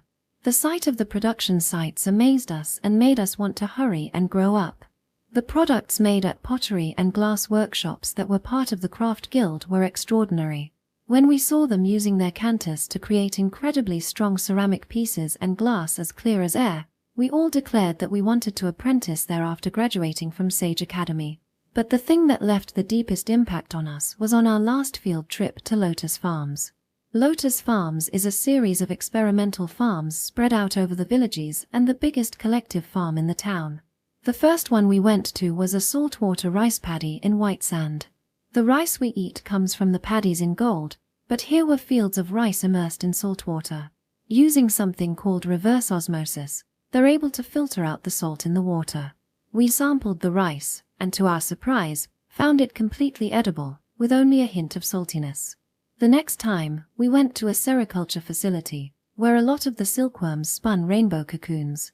Not only did the fabric made from these silkworms not need dyeing, they also didn't fade or lose color when washed. In the neighboring building were foreign species used for reference in selective breeding. Silkworms from Indonesia were known for their golden silk. Tazar silkworms from India made threads 10 times thicker than usual, hundreds of silkworms from Uganda spinning cocoons the size of rugby balls, and more. The best were the Hitachi silkworms kept in an isolated, airtight room. The 2-meter-long, 3-headed worms were feasting on copious amounts of mulberry leaves and simultaneously spitting out silk from one of its 3 mouths. It was as if they had forgotten that they were supposed to be making cocoons and were just spitting silk in all directions. The inside of the observation window had to be cleaned off often to stop the silk from covering it completely. The tour guide explained that since the insects were so big, they had trouble breathing, so oxygen was pumped into the enclosure. The concentration of oxygen was so high that if there were an open flame near, the whole thing would blow up, which is why the worms were kept in an airlocked room. Next to the sericulture farm were fields with potatoes, yams, onions, radishes, strawberries, and other plants. This time it was the middle of winter and some of the fields were covered in snow-like bubbles. Potatoes and yams are susceptible to frost damage, so when the temperature dropped too much they used the bubbles produced by an insect called a seedbed frogharper to keep the plants warm. These bugs were originally a type of harmful pests known as frogharpers, but were mutated into a useful type with cantis. The fields were also protected by huge wasps in shining red armor. Crimson wasps were a hybrid of the fierce giant hornet and the brown hornet.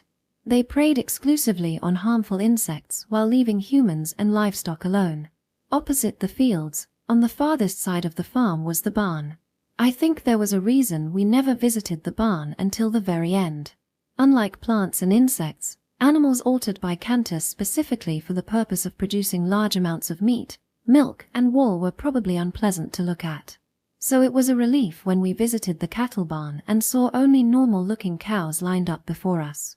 What the heck? It's all normal cows here. You had to admire Satoru's insensitivity. That's not true, Shun pointed at a corner of the barn. Aren't those pouch cows?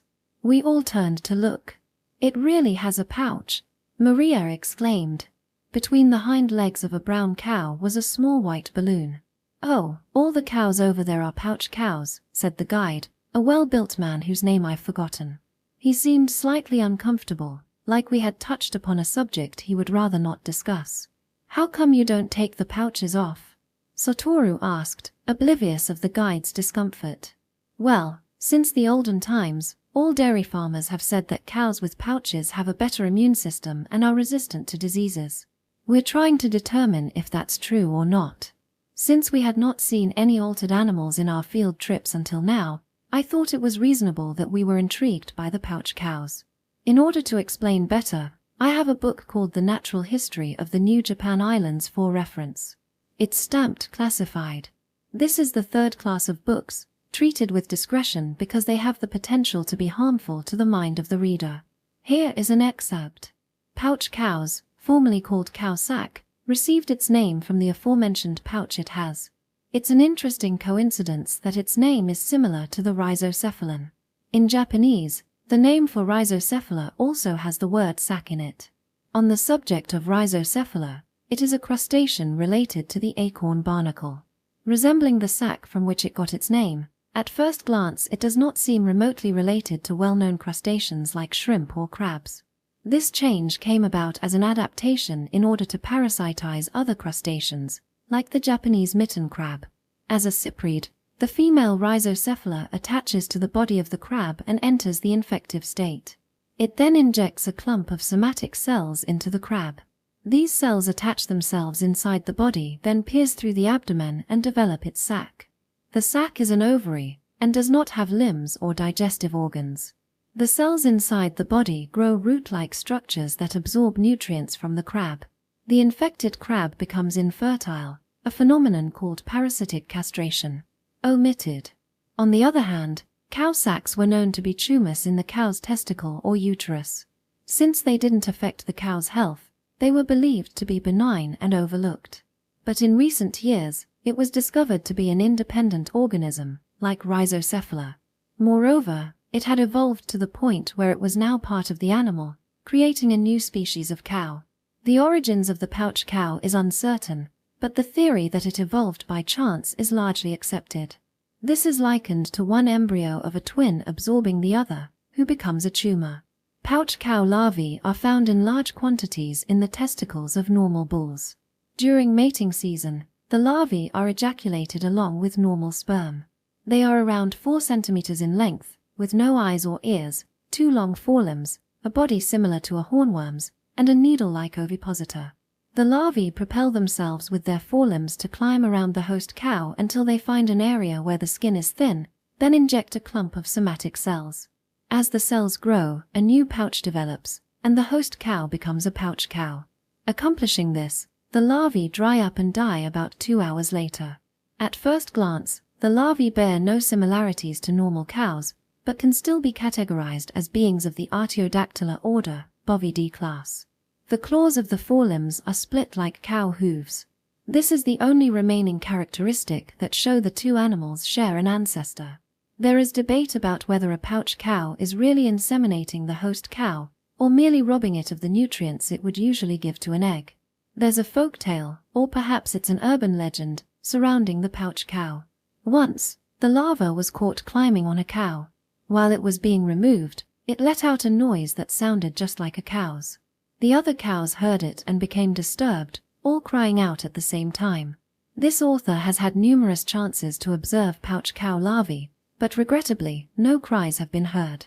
It's strange how we associated the miraculous power known as cantis with the strange animal called the pouch cow, silently eating its feed. This probably isn't because we were managed just like these animals by our school, but because we were all burdened with an identity we were not yet aware of. Chapter 4. The House of Cards rose in the blink of an eye. I snuck a glance at Satoru sitting next to me. Looked like it was going well. He was already on the 4th layer. Satoru sensed that I was looking and spun the 4 of Hearts card. He was levitating with a smug expression on his face. Determined not to lose, I focused on the House of Cards before me. It was a simple task, stacking playing cards into pyramids, but actually doing it involves a lot of discipline in using your cantis. First and foremost was concentration. The slightest touch or breath of wind would knock the house down. Next was spatial perception. Third was multitasking. You had to be able to pay attention to all that while looking out for signs that the house was about to fall and correct it in time.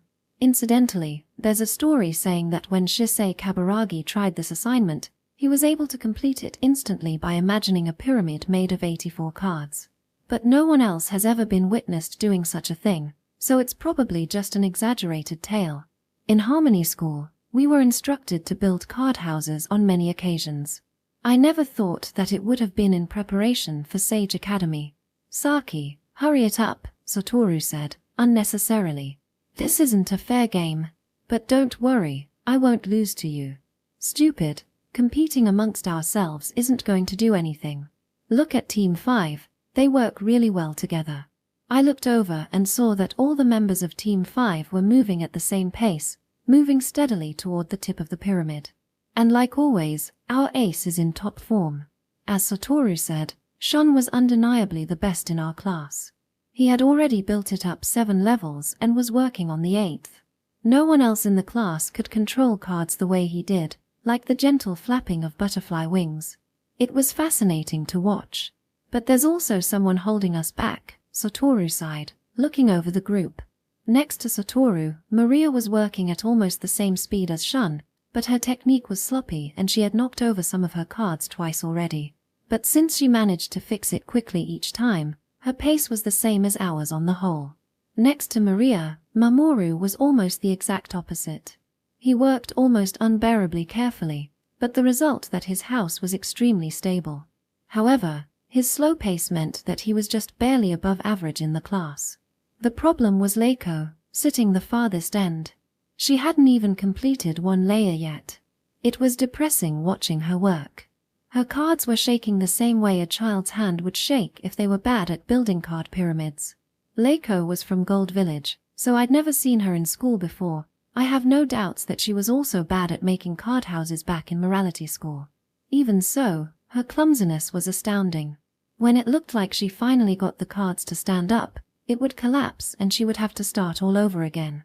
It's so bad it's almost funny. Satoru shook his head and turned back to his own cards.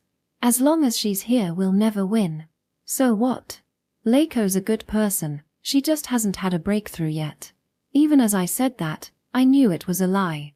Leiko Amono couldn't use her cantus well. No matter what task we were given, her results were always different from the dictated goals.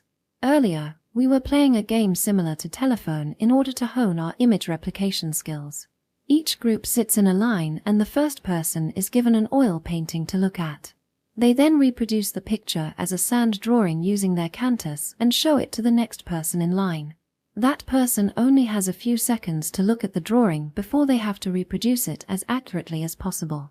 The team whose final drawing is the most faithful to the original wins. For us, Team 1, I thought our image construction and transmission techniques were exceptional. Shun especially stood out from the rest of us. His pictures were so good they looked like photographs. The next best was Maria. Unfortunately, I was not as skilled as she is in producing accurate and artistic images. If Satoru were first, he might not be able to do it, but he was great at copying sand drawings. I was the exact opposite. I was able to create sand drawings based on the originals. Mamoru was quite artistic and could produce beautiful pictures, but they weren't always accurate. Out of the 6 of us, Leiko was always the one messing up. If I were to be perfectly honest, her sand drawings looked like marks in the sand left by the torturous struggles of a dying crab. No matter how closely I looked at her pictures, I had no idea what she was drawing. No matter what position she was placed in line, her drawings never looked like anything other than random scratches. In the House of Cards competition too, her slowness was a deciding factor in our loss. The team with the highest number of cumulative layers wins, but before that, each member must build at least 7 stories. And this time, Leiko made a fatal mistake. I was concentrating so hard on my own cards that I'm still not entirely sure what she did. Her cards suddenly flipped through the air and smacked into Maria's. Unsteady as it was, Maria's card house was the second tallest of the group. It was flattened in an instant. I'm sorry. Needless to say, Leiko was panicked. Maria sat stunned for a few moments before she began rebuilding her pyramid twice as quickly as she had been doing. But given how little time we had left, even if both Shun and Maria's pyramids were complete, it wouldn't have been enough. Before she could even complete the 3rd layer, a whistle blew, signaling the end of the competition. I'm so sorry. I can't believe I did something like that. Leiko kept apologizing incessantly. Don't worry about it. I knocked it over a bunch of times myself. Anyway, Maria said, smiling, but her eyes were empty. Here, I'll give a brief introduction of Team 1. The 6 members are Shun Aonuma, Maria Akizuki, Satoru Asahina, Leiko Amono, Mamoru Itu, and me, Saki Watanabe. You might have noticed that the names are in alphabetical order, so it would have made sense for me to be in Team 5, but I somehow wound up in Team 1. Since 3 of my good friends are in the same group, I thought it was done as a special consideration to help me get used to Sage Academy. After class that day, Maria, Satoru, Shun, Mamoru, and I walked down a small path that ran along the canal near school. It wasn't that we didn't want to be friends with Leiko, since we did hang out with her pretty often, but that we felt it might be awkward for her to be around us after messing up so badly. I want to be able to use my full power already, Satoru said, stretching. Everyone felt the same way.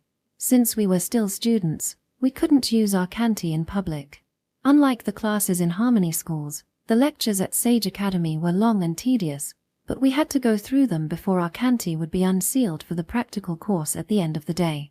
When you get to use your full powers, I have to be sure run away as far as I can, I teased. Why? Said Satoru sullenly. No particular reason.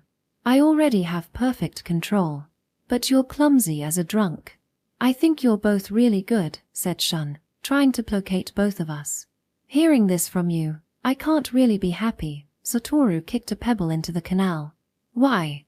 Shun asked, genuinely confused. I'm not lying. I really think that both of you are good. Your cards didn't go flying the wrong way or anything. Stop it already, Maria sighed, covering her ears. Ch. Shun's unconsciously looking down on us. Don't you think so, Saki? To tell the truth, I agreed with Satoru, but I didn't say that. Don't lump me in with you. You're the only one being looked down on. What? No, I'm not, Satoru grumbled, then suddenly fell silent. What's wrong? Maria asked. Satoru pointed to an area of the canal 6 or 7 meters ahead of us. Look at that. There were 2 humanoid shapes shrouded in dirt-colored robes. Quirots. Maria whispered, twisting a lock of red hair between her fingers. Yeah. What are they doing? Shun was fascinated, As was I. This was the first time I had ever been this close to a quat. We shouldn't stare, Mamoru warned. His curly hair always made it look like his head was exploding. In friendship, if we saw quats, we were told not to stare or get close. Didn't they ever tell you in harmony school? Of course we had been, but it's human nature to want to do things you've been told are forbidden. We advanced slowly, keeping an eye on their movements. I remembered what my father had told me when I was younger. As we got closer, we saw that the quats were in the process of cleaning the trash that collected in the bends in the canal where the water flowed slower. They were diligently scooping up leaves and twigs with nets on bamboo poles. Something like this could be done in an instant with cantis, but no doubt humans find it too boring to be worth their time. They're working pretty hard. But it looks hard to hold a net with hands like that. I was thinking the same thing as Maria. It sure seems like it. Their skeletons are structured differently from ours. Just standing on 2 legs is hard enough. It was just as Shun said. Even though we couldn't see their bodies covered by the robes, the arms holding the nets looked rodent-like, and they balanced unsteadily on their hind legs. We shouldn't be watching them. Mamoru took a few steps away from us and turned his back to the quats. Come on, nothing's gonna happen. Hey, watch out. Satoru ran forward shouting. One of the quats had tried to lift up a net laden with leaves that was heavier than it had anticipated. With a huge wobble, it pitched forward. The other quat tried to catch it, but was a second too late. The first quat fell headfirst into the canal. There was a huge splash. We rushed forward. The fallen quat was struggling under the water about a meter away. It couldn't swim very well. In addition, leaves and twigs were tangled all around it, preventing it from moving. Its companion dashed back and forth in a panic. It didn't seem to realize that it could hold out the net for the quat to grab. I took a deep breath and concentrated. Saki, what are you trying to do? Maria asked, surprised. Helping it. How? It's better not to have anything to do with them. Mamoru shouted in a cowardly voice from behind. It's fine, I just have to lift this part to get him back to shore. It'll be easy. You can't be serious. You can't just use your cantis whenever you want. I think you should stop too. If I don't do anything, it'll die. I calmed down, drove their voices out of my mind and chanted my mantra. But this is really bad. We were taught to be compassionate to all living things, right? I focused on the quat bobbing in the water. The problem was that it kept moving and all the leaves and debris made it hard to get a grasp on its size. It's easier to lift it up along with the leaves, Shun said, realizing my dilemma. I cast him a grateful glance and tuned out the others. I concentrated on lifting the mass of leaves, imagining it rising up.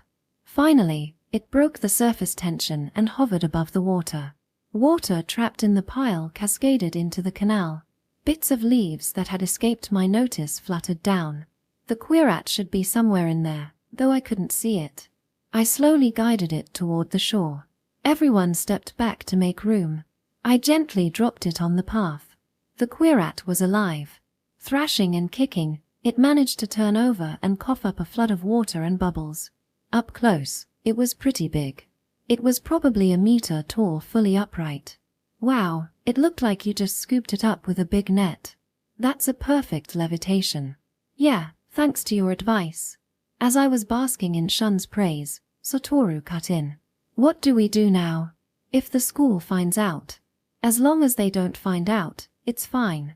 I'm saying, what if they find out? Maria came to my rescue. Everyone absolutely has to keep this a secret, okay? For Saki's sake. Okay, said Shun without hesitation.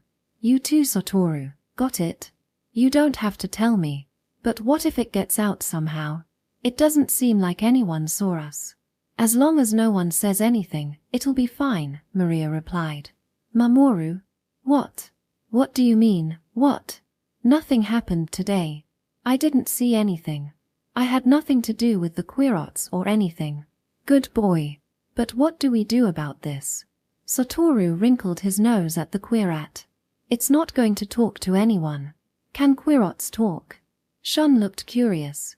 I approached the quat who was still lying on the ground. I wondered if it was injured somewhere. When the other querat saw me, it also fell prostrate to the floor. They were obviously afraid of humans. "Hey, I saved your life, got it?" I tried to speak gently. "You shouldn't talk to querots," Mamoru shouted in a strangled voice from somewhere behind me. "Hey, can you hear me?" The soaked querat nodded silently. Looking a lot more comfortable now that it was back on all fours, it crawled over to me and made a movement like it was kissing my shoes. They both bowed. Somehow, that simple action was full of meaning. Suddenly, I really wanted to know what their faces looked like. "Hey, look this way." I clapped my hands lightly. "Saki, stop it already." Maria sounded slightly stunned. "Seriously, you can't." The querots. Mamoru sounded even farther away now. "Do you understand what I'm saying? Lift your head up." The querots lifted their heads nervously. Somehow, I had been expecting a cute face like a field mouse's, so I was shocked. Under the hood was a face uglier than any I had ever seen on a living thing. It had a flat snout, more like a pig's than a rat's, loose pale skin that hung in folds and was covered in brown, downy hairs, and shiny, beady eyes. Ku thaku. Kiki kikiki. Kakakakuga. DS. Gods. The querat suddenly started speaking in a high squeaky voice. I froze in surprise. "It's talking," Maria murmured. The other three were dumbfounded. "What's your name?" I asked. And A, it chirped in a sing-song voice. Spit frothed at the corners of its mouth.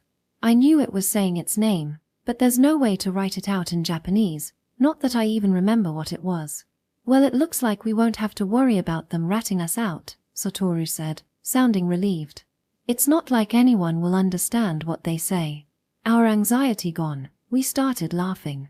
But for some reason, a chill ran up my spine as I looked at the querots. It felt like I had touched on something taboo that was hidden deep in my heart.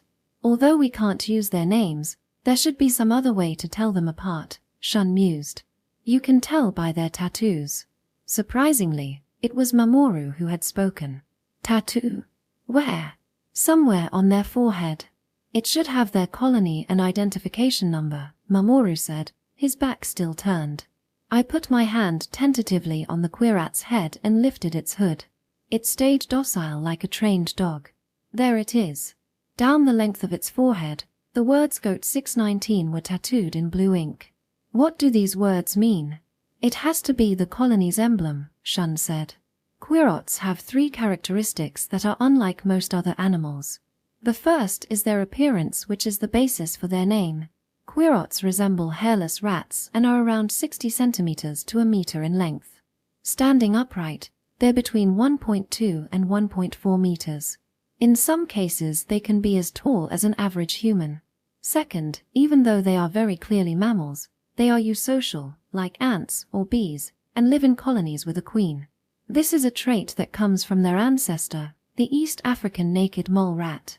Small colonies have only around 200 or 300 workers, but large ones can have thousands, even up to 10,000, workers.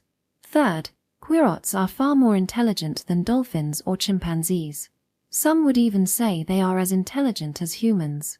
Those who pledge allegiance to humans and become civilized colonies are given protection in return for their tribute and labors. The colonies are named after various insects. For example, the colony with the greatest strength and most often recruited for public works operations is the giant hornet colony. Other colonies dotted around Kamisu 66 are the wood ant, deerfly, dragonfly, spider wasp, robberfly, giant stag beetle, cave cricket, paper wasp, ground beetle, tiger beetle, goat moth, diving beetle, cricket, blue centipede, plant hopper, pyraloid moth, garden tiger moth, tashina fly, millipede, orb spider, cricket, and more. The goat probably stands for the goat moth colony, Shun said. They're probably all tattooed, since there are so many of them you can't recognize them just by sight. Then this guy is a worker of the goat moth colony. Goat moth was a small colony with only 200 workers. Goa, moth. Goat moth. Chichichi. Ko, nay. Jura, it said, shivering. It looks cold. It's completely soaked. And since querots live in burrows, I imagine their body temperatures are naturally lower, Shun said. We let the querots go. The two of them bowed low as we left. No matter how many times I looked back as we walked away, they remained bowed. As I thought, there's only the dung beetle method, right? Maria said.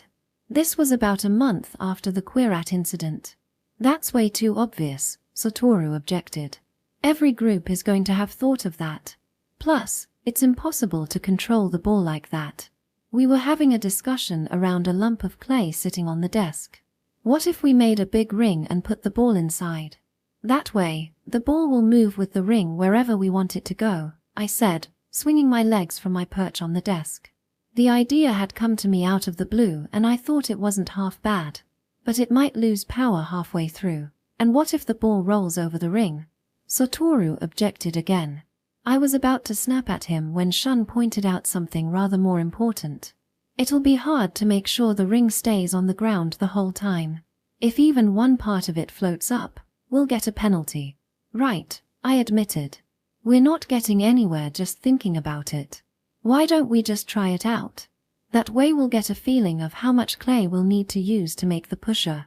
As Maria suggested, we allocated about half the clay to making the pusher and the other half to making attackers. Is this it?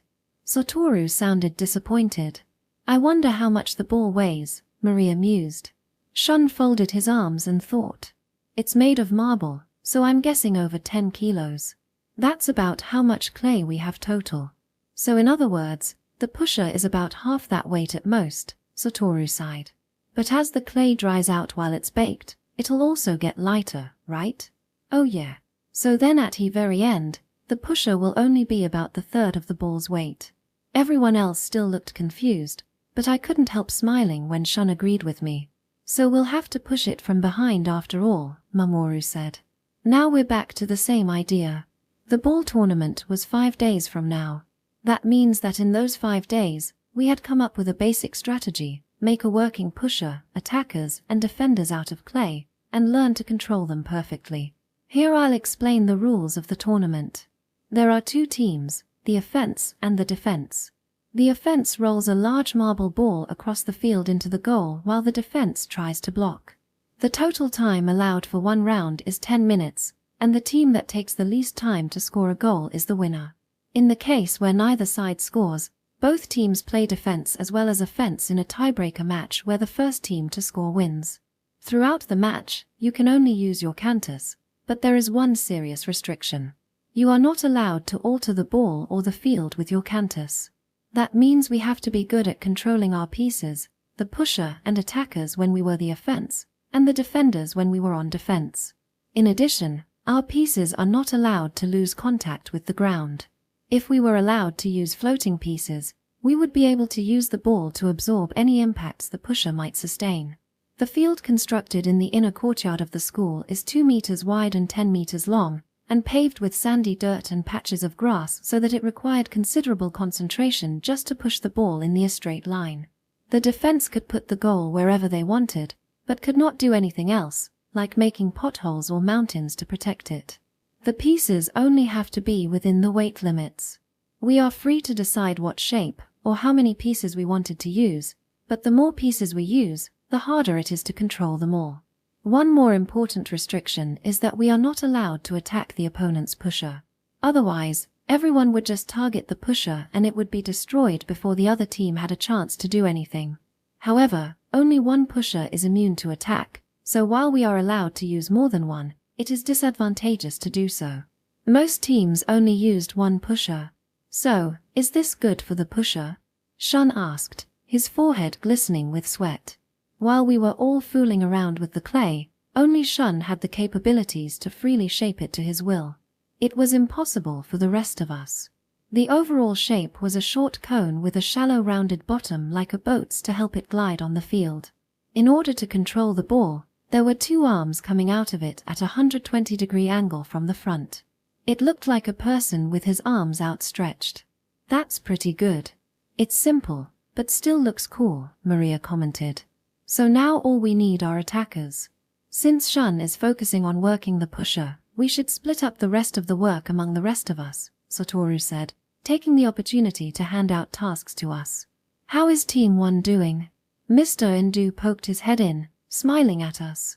His round face, framed by his hair and beard, somehow earned him the weird nickname Sun Prince. We've just finished the design for the pusher, Satoru said, proudly showing off the model. Oh, you've done a pretty good job in such a short time. Yup, we're thinking of hardening it now. Who's controlling the pusher? Shun. Just as I expected, Mr. Indu nodded. Well, the rest of you work hard on the attackers. Yes, sir. We replied energetically. Later, after a heated discussion, we decided on 5 attackers. Shun would control the pusher and an attacker simultaneously while the rest of us each had an attacker. At this time, no one remembered that there used to be one more member in Team 1. Our first round was against Team 5. That was a stroke of luck. Rumor had it that Team 3 had built the best pieces and was the favorite to win the competition, and that Team 2 had been spotted behaving suspiciously. A round of rock paper scissors determined us to be the first to attack. Since this was our first match, we were nervous to see what Team 5's defenders would look like. They had 6 warlike defenders moving from side to side, blocking the entire width of our path. We huddled together in a circle, each of us silently reciting our mantras. As we expected, they're using the most basic strategy, Maria whispered, looking delighted. This won't even take half a minute, Satoru chuckled like he'd already won. Let's break through the center, Shun said quietly. With that kind of defense, we can break through wherever we want, but it looks like the middle of the field is the flattest. When our pusher and attackers came onto the field, all the members of Team 5 looked disturbed. The pusher glided slowly into position with its arms up behind the ball. The attackers were deployed in a neat formation. 3 were positioned in a triangle in front of the ball and the other 2 were guarding either side of it.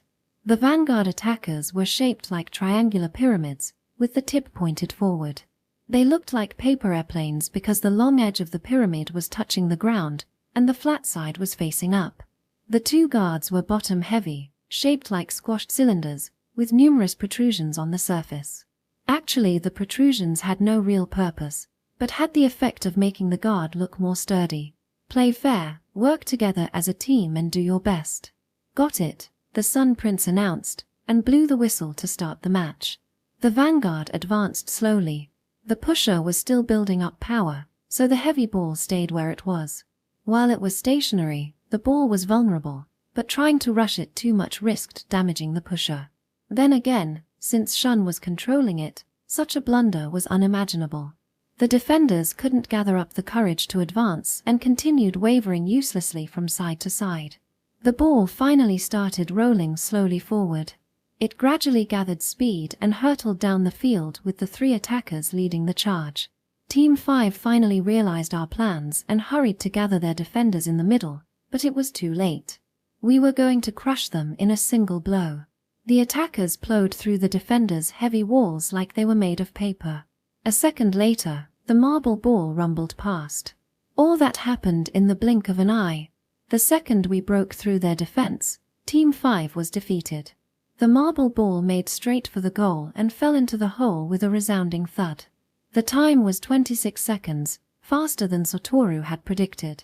I wish they had tried harder. That wasn't even a competition, Satoru said. Seriously, it was like they didn't have a defense at all. Even the usually quiet Mamoru agreed.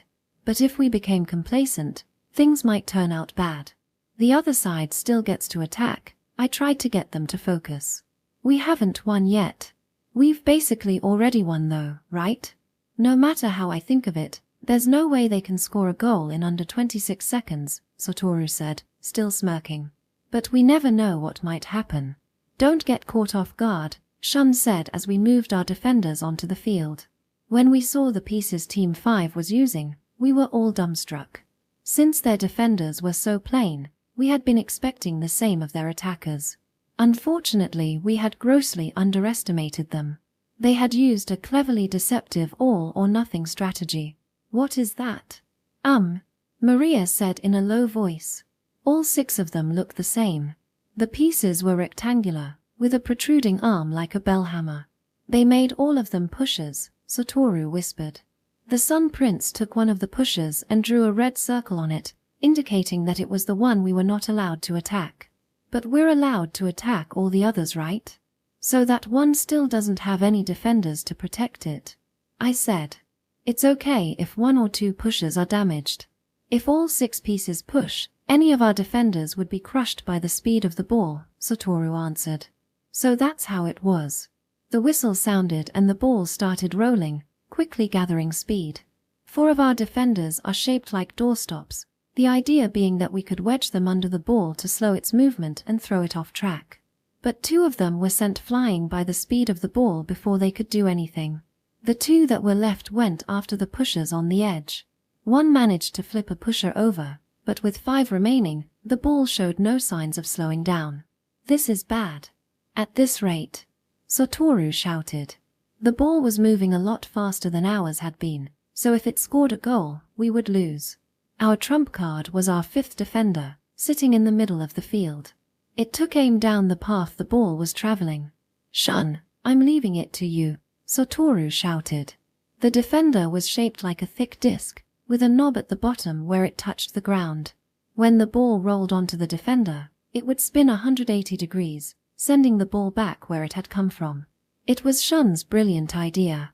The ball came barreling down the path at an incredible speed. But I had no doubt that Shun would be able to time it just right. However, something unexpected happened. The ball hit an uneven patch on the path and jumped a little into the air. Shun instantly adjusted the defender so the ball wouldn't jump over it.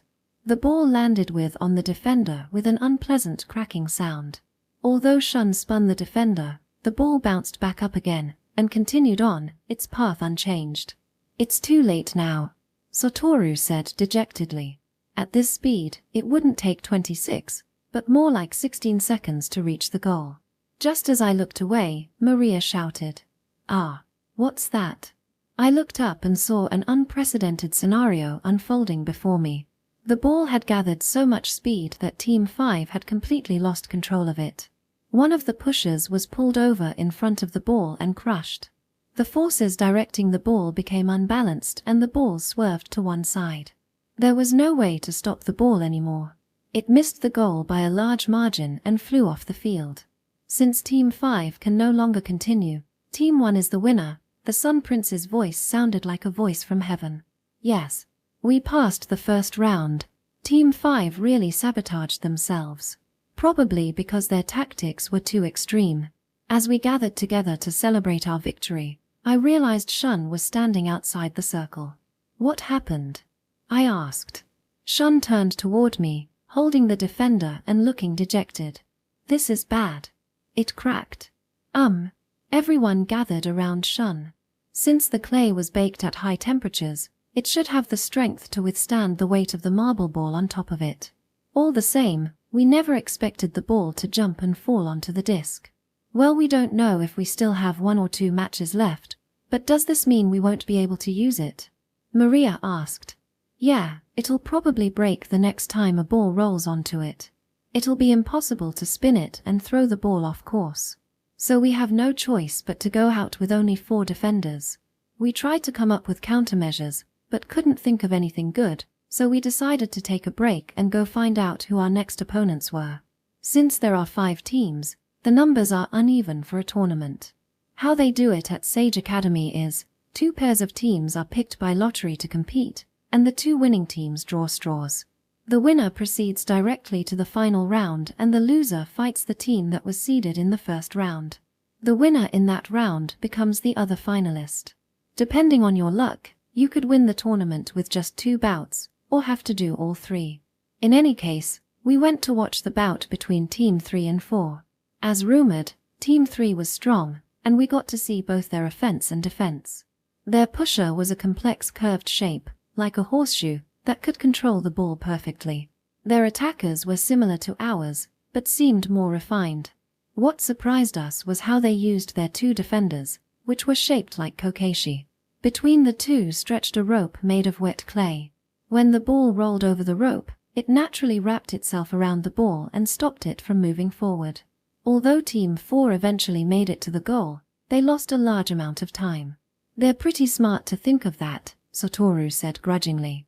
We were wrong to assume we had to use hardened clay. It seemed like they were pretty confident that they could cause their opponents to lose enough time to ensure their own victory. Team 3 is definitely going to win, Maria said with a rare look of admiration. Team 3 beat Team 4 by a huge margin of 22 seconds to 7 minutes and 59 seconds. We drew straws against Team 3 and fortunately got to advance directly to the finals. Looks like we got lucky. Since we have time, let's think of a good strategy. Can you fix the disc? My cantis isn't powerful enough to bake more clay onto it to restore it perfectly. The most I can do is patch it up temporarily. While Shun, Satoru and I tried to work out a solution. Maria and Mamoru went to watch the semi-final bout between teams 3 and 2. In any case, let's try to fill in the cracks on the disc first. Can we get some clay to fix this? Satoru went to relay my question to the Sun Prince. In the end, we were told that if we could exchange some of our pieces for the same amount of clay the pieces weighed. But since baked clay was lighter than wet clay, the amount we would get in return was a lot less. There's nothing we can do about it. There was one defender that was damaged earlier, so let's trade that in. We filled in the cracks and Shun hardened the clay with his cantis. How should we use the leftover clay? I kneaded it into a ball, then flattened it until it was a paper thin. Wait a minute. This might. Saki, stop playing with it, Satoru said. Hey, we might be able to beat Team 3 with this. What are you talking about? Shun looked over from the repaired disc. Did you just think of something? I nodded tentatively and told them about my idea. Amazing, you're a genius. My ears reddened at Shun's compliment. Yeah, well it's a pretty cheap trick, but they definitely won't be expecting it, Satoru said. As usual, he was trying to insult me, but he couldn't deny that the idea was good. We should do it, Satoru. There's no other way. Yeah, I guess. We don't have time to try anything else. We all set to work flattening a new piece of clay and attaching it to the one I made earlier. Since we were all working on the same thing, we couldn't use our cantis, so we had no choice but to do everything by hand. We finished just as Maria and Mamoru burst into the room. The semifinals just ended. And something really bad happened. Don't tell me, we're up against Team 3? But we have a plan against them, Satoru said, as if he was the one who had come up with the idea. No, Maria said. Team 3 lost. Team 2 is our opponent in the finals. Chapter 5. We met Team 3 walking out as we were heading to the inner courtyard. I really thought we would be going against you guys in the finals, I said to Hiroshi. Same here, I thought we would win, Hiroshi said regretfully. If only this hadn't happened. He held out the horseshoe-shaped pusher. A large part of the bottom had been torn off. How did that happen? One of the defenders smashed into it on accident, Hiroshi said, running his finger over the broken edges. The ball started rolling the wrong way and it took us over a minute to get it back on track. In the end, Team 2 won with 1 minute and 36 seconds against 1 minute 41 seconds. That was just so cruel, don't you think? The most arrogant girl in the class, Misuzu, put her hand on Hiroshi's shoulder and sighed. It's their fault they hit you. Well, it was an accident, so what can you do about it? Hiroshi said unconvincingly. Be careful, he said as he left. Who knows what will happen in the finals? Hearing something like that before a match felt like some sort of omen. We started paying extra attention to everything around us. And when we saw Team 2's attacker, we were taken aback. Is it riding on a wheel? Satoru whispered disbelievingly. We considered that too, and decided not to do it because the axle wouldn't hold up. How strange. Isn't it a bad idea to do this with clay? Shun squinted at the attacker. Look closely, it's a ball, not a wheel. The main body of the pusher had a ball set into the bottom. Since you could only see about half of it, it looked like a wheel. It looks like the body is just riding on the ball. If something bumps into it, won't it fall off? Satoru said calculatingly. They should have stuck it in all the way. No, if they put it in as far as possible, it'll be easy for sand to get in, which would be a disaster. But even as it is now, I think it would break soon anyway, Shun said doubtfully.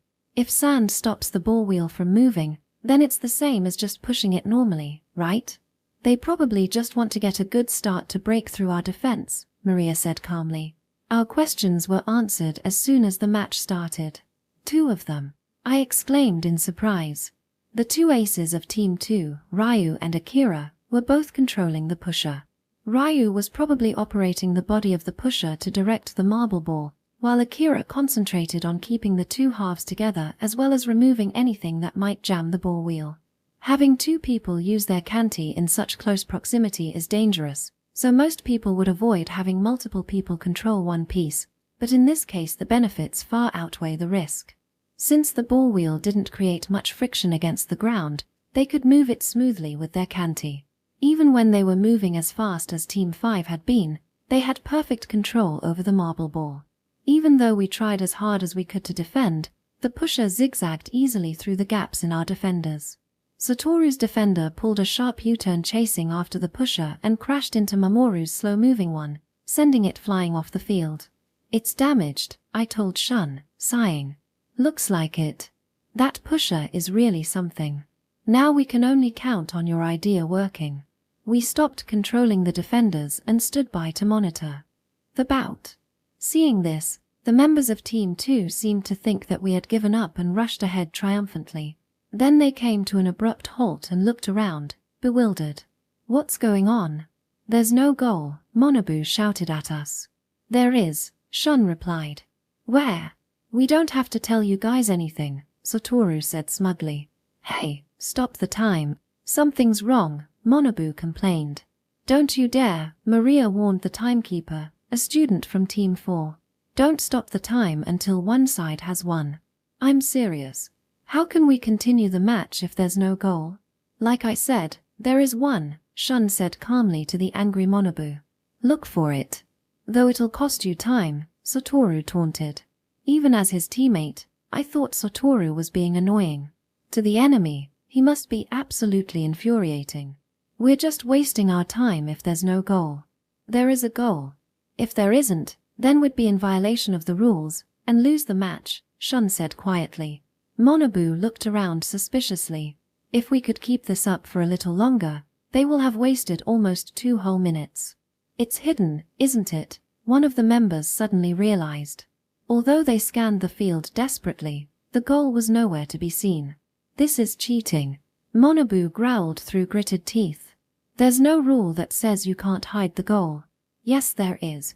Altering the field is a huge violation. Well, we didn't change the field in any way. Shall we give you a hint? Satoru asked. Afraid that he would let something slip in the heat of the moment, I quickly interrupted. We'll tell you the trick later. But hadn't you better keep looking? This is cutting into your time, you know. Monobu looked perplexed, but went back to searching for the goal. Even if he found it now, more than a minute would have passed. And it was also possible that he might just never find it. The goal was perfectly covered by the thin clay disc disguised to look like the sandy ground. Much like how a ray burrows part of itself into the ocean floor to blend in, the edge of the disc was concealed by sand. Contrary to Satoru's claim about not altering the field at all, what we were doing was probably just short of breaking the rules. For a while, Team 2 pushed the ball around, searching fruitlessly for the goal. Then by a stroke of luck, they managed to roll on top of the disc. Since the disc was only made right before the match, it wasn't properly strengthened and couldn't hold up the weight of a 10-kilo ball. It broke in half and the ball fell into the goal. Ah, it breaks too easily, just as we thought. But it's fulfilled its purpose. They took over 3 minutes, so it'll be an easy victory for us, Satoru said optimistically. We were all taken by his enthusiasm. There was no way Team 2's defenders were strong enough to stop us for 3 minutes. Even as we switched sides and moved our pusher onto the field, we were still full of confidence. We didn't realize anything was wrong until Team 2 started approaching us in waves with over 10 defenders. Each person controlled at least 2 and attacked indiscriminately, slamming relentlessly into our attackers. Since there were so many, we couldn't stop them all. Some slipped through and headed straight for the ball. Even in the face of the onrushing defenders, Shun kept moving the ball forward calmly. Since we still had 3 minutes to spare, there was no hurry. We were almost halfway across the field. Even though only a minute had passed, We could already see the goal up ahead. Even though Team 2 had many defenders, they were small and light and didn't have the strength to stop the pusher from continuing forward. Victory was within our grasp. In that moment, the ball stopped jerkily as if held back by a tether. Shun looked startled. When he tried pushing the ball harder, something happened. A defender came flying in from the side, slipped past the ball and rammed straight into the pusher. With a high, clear sound like a struck bell, pieces of ceramic went flying through the air. Everyone gasped. The defender flew off the field, and we saw that our pusher's left arm was broken. Even though the match hadn't been stopped, all of us, and the members of Team 2, were frozen in shock. All except one person. Another defender came in from the same direction and pushed the ball. It slowly rolled off the field. Who did that? I looked over Team 2's dumbfounded faces and glimpsed Monobu grinning broadly. Instinctively, I turned away, feeling like I had seen something I wasn't supposed to. Hey, the hell are you doing? Satoru shouted furiously. You just, he couldn't even bring himself to say the rest. Sorry, it was an accident, Monobu said. An accident? That's just an excuse, Maria yelled. Okay, stop the time. The Sun Prince stepped between us. The timing of his appearance was impeccable. He had probably been watching us from somewhere. It's unfortunate, but because of the accident, the final match is a draw. What?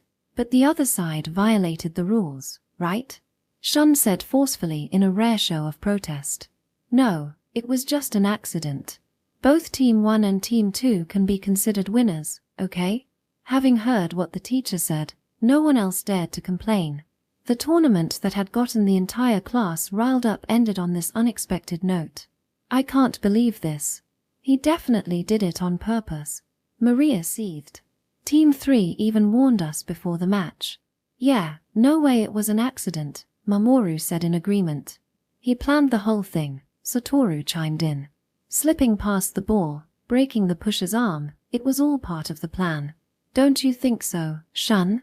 Shun stayed silent, his arms crossed. What? Don't tell me you believe him? Shun shook his head. No. I'm thinking about what happened before that. Before? The pusher suddenly stopped, almost as if it had hit a wall. Are you sure? Yeah. The pusher felt really strange. And it's not like there was anything on the ground stopping it. We were at a loss for words. Shun had the sharpest senses out of all of us, and he wasn't the type to just make up stuff like this. In that case, the only possible explanation was that someone had used their cantis to stop our ball.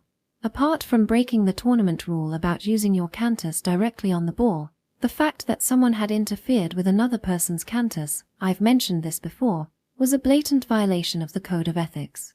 If two canti were to come in contact with each other, a rainbow interference pattern would appear and space would become distorted, creating an extremely dangerous environment. In other words, someone in Team 2 was okay with breaking the most fundamental of rules. Imagining a person doing that was so disturbing it felt like the ground was about to give way beneath my feet. That day, we were silent on the way home. Everyone was probably in a state of shock. But even then, we didn't know the true nature of the fear that writhed deep inside us. During puberty, even the smallest problems often feel like the end of the world. But our young, naive minds do not stay worried for long. We soon forget what it was that was causing our anxiety in the first place. In addition, thanks to a subconscious defense mechanism we call forgetfulness, even more serious issues that would cause us to question the world we live in disappear from our minds like wisps of smoke. Once the ball tournament was over, we turned our attention to the most important event Sage Academy held each year, summer camp. Even though the name makes it sound happy and carefree, it was actually an action-packed week-long camp where the teams paddled up the Tone River and lived in tents without any adult supervision. We had to have our teacher approve our itinerary to make sure it didn't clash with another team's schedule, but that was the only input we would get from them. This would be our first time going outside the holy barrier since our visit to the Temple of Purity, so everyone was as excited and nervous as if we had been told we were going to explore a new planet. Our anticipation and anxiety grew ever more intense each day, and every time we saw each other, someone had a new story or rumor or theory they had heard about summer camp. Although none of these discussions were based in fact, and thus weren't actually helpful for our trip. They took our minds off of our worries. And so, the bitter aftertaste from the unsatisfactory conclusion of the ball tournament did not linger long on our tongues. We did not remember the long-absent Leiko Amono, nor were we concerned with the fact that another student, Monobu Kotayama, had disappeared from our midst. Of course, this lack of thought itself is undeniable proof that our memories were being meticulously and deftly manipulated. Saki, row properly, Satoru complained for about the 30th time. I am doing it properly, you're the one that's not cooperating, I responded for the 30th time. Canadian canoes are operated by a pair of rowers sitting in a line and moving in tandem, but if their movements weren't synchronized properly, they could row forever and never get anywhere. What that meant was that Satoru and I, partnered by lottery, were the worst imaginable pair. Man, why is that pair so different from us? From our perspective, Maria and Mamoru were in perfect harmony. Even though we had only a 2-hour lecture on how to operate the canoe the day before, they looked like they had been partners for years. Not only that, but Mamoru had enough spare time to entertain Maria with rainbows he made out of the spray from the boat's wake. Watch them carefully. Mamoru is matching his speed with Maria. Since the person in front can't see what's going on behind them, it's up to the second person to adapt to the first. But Maria is actually rowing properly. You just keep looking at the scenery and forget to row at all. Satoru continued to grumble false accusations. The early summer breeze flowing down the wide expanse of the river felt wonderfully cool. I stopped paddling for just a little while and take off my hat, letting the wind tease my hair. The towel around my shoulders waved like a cape, exposing the back of my sweaty t-shirt for the wind to dry. The rubber life vest was torturous to wear, but a necessary precaution. All along the riverbanks were clumps of reeds, and the chirps of the great reed warbler could be heard coming from within. Suddenly, I felt the canoe gather speed and glide forward smoothly. For a second I thought Satoru had seen the error of his ways and was rowing the boat with all his strength. But of course that wasn't it. I looked back and saw that he leaning on the side of the boat, with one hand under his chin and the other trailing in the water. "What are you doing?" I asked seriously. He looked up. "The river feels so nice, like the ocean, just without all the salty spray," he said, completely missing my point. "Weren't you the one who said that we should go as far as we can without relying on our canti? You've given up already? Don't be silly. We could have done that if we were going downstream, but it's too hard to row against the flow," Satoru yawned. "That's why we were just offsetting that with our cantis so. If you're going to go to all that trouble, why not just use your cantis to propel the boat in the first place? Anyway, we could always row on the way back." It was pointless arguing with Satoru when he was already in laser mode. I turned my attention back to the scenery. Looking closely at Maria and Mamoru together, and Shun rowing by himself, I could tell that their canti were doing more than just cancelling out the force of the river rushing against them. It seems like it's only human nature to take the easy way out. Shun waved at us from the riverbank and pointed at the reeds with his paddle. The other two canoes changed course and headed toward him. "Look, a great reed warbler's nest." The little nest was built at chest height, so I could see right into it if I stood up in the canoe.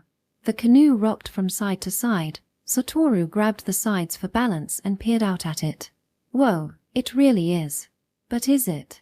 The nest was about 7 or 8 centimeters in diameter, propped up carefully on 3 thick reeds. Inside were 5 small brown speckled eggs. Really a warbler's nest?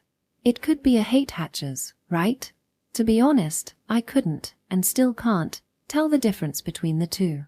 The haythatcher gets its name from the fact that it builds its nest in fields of silvergrass, but in reality, it more often makes it out of reeds near riverbanks. "It's the real thing," Satoru said from his seat. Haythatchers have to make a lot of nests, plus they don't raise their young, so their nests are always crude-looking. See how this nest is in a place that's hard to see from above? Most haythatcher nests are really exposed. Also, you can easily tell from the way the edges of the nest look, Shun added. Reed warblers stand on the edge to take care of the young, so the edges are flat, whereas haythatchers just leave it the way it is once it's finished, so the edges are pointy. Also, warblers sometimes use their own feathers to make the nest. Needless to say, haythatcher nests won't have any feathers in them. Since boys often use fake haythatcher eggs to pull pranks on people, it was no wonder they were so knowledgeable about this. Even though none of us had ever been interested in those foul-smelling things. We made a note of where we found the nest along with a simple illustration of it, and continued on our way, keeping an eye out more. Summer camp wasn't just fun and games. It was part of our placement for science courses, so each group had to do research while at camp, and present it when they got back. Ours was a really vague topic called species around the Tone River. Before we left, we had been having a heated discussion about what exactly we should write about, and had just agreed on a starting point. Isn't that enough already? When Satoru started telling one of his tall tales as an example. Blow dogs. I burst out laughing. Something that weird couldn't possibly exist. I'm telling you, they're real, Satoru said with a completely straight face. Since Satoru always reacted so defensively to being doubted, we often laughed at the things he said, just to provoke him. We usually only half believed his stories anyway, but this time, he was being too unbelievable. Some people have seen them recently. Like who? Maria asked. I don't know their names. See, it's the same as always. He always insists there are witnesses, but when you ask for a name, he gets all vague all of a sudden, I said triumphantly, but Satoru ignored me and went on. Why did he get such a kick out of fooling people? If you heard his name, you'd probably know who it was. He said that he met a blow dog at the foot of Mount Tsukuba. What did he go all the way to Mount Tsukuba for? Maria fell for Satoru's story hook, line, and sinker, forgetting all about the problem of who the witness was. A job for the Board of Education, like a survey or something. They obviously don't tell kids all the details. Anyway, when he got close to the mountain, a blow dog came lumbering out of a cave.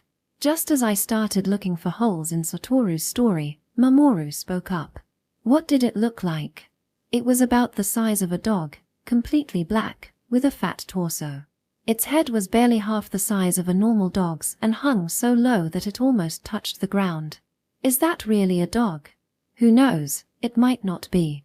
It doesn't seem particularly dangerous, Maria said. Yeah, but if it gets mad, its body swells up like a balloon to warn its enemy to stay away. But if they provoke it even more, it puffs up bigger and bigger until it explodes, right?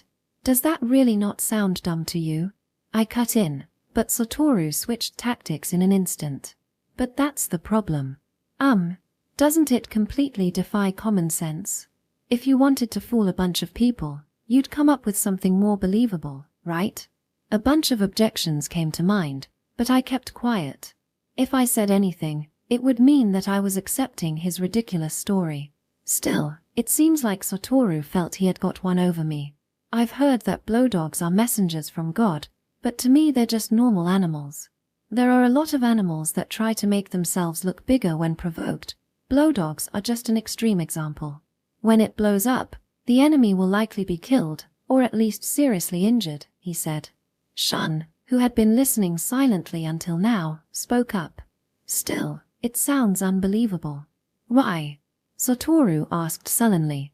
Because if this actually happened, wouldn't blow dogs die before their enemies did? They'd become extinct in no time. It was a simple but irrefutable point. Satoru crossed his arms and pretended to contemplate the problem, but I was sure he wouldn't be able to come up with anything. Just when it looked like I was right, he started speaking as if there had never been a break in the conversation. Emitem. After he met the blow dog, he also saw an evil minor shiro. I almost fell out of my seat. What do you mean, Emitem? Hello. What happened to the blow dog problem? He backed off when he saw it swelling, so it didn't explode. But who knows, maybe the whole thing about it exploding is fake anyway, Satoru said, trying to slither out of the conversation like a lizard shedding its tail. And then as he was climbing up Mount Tsukuba, he encountered an evil minor shiro. He opened his eyes wide in a show of surprise. Is that the same as a false minor shiro? Mamoru asked.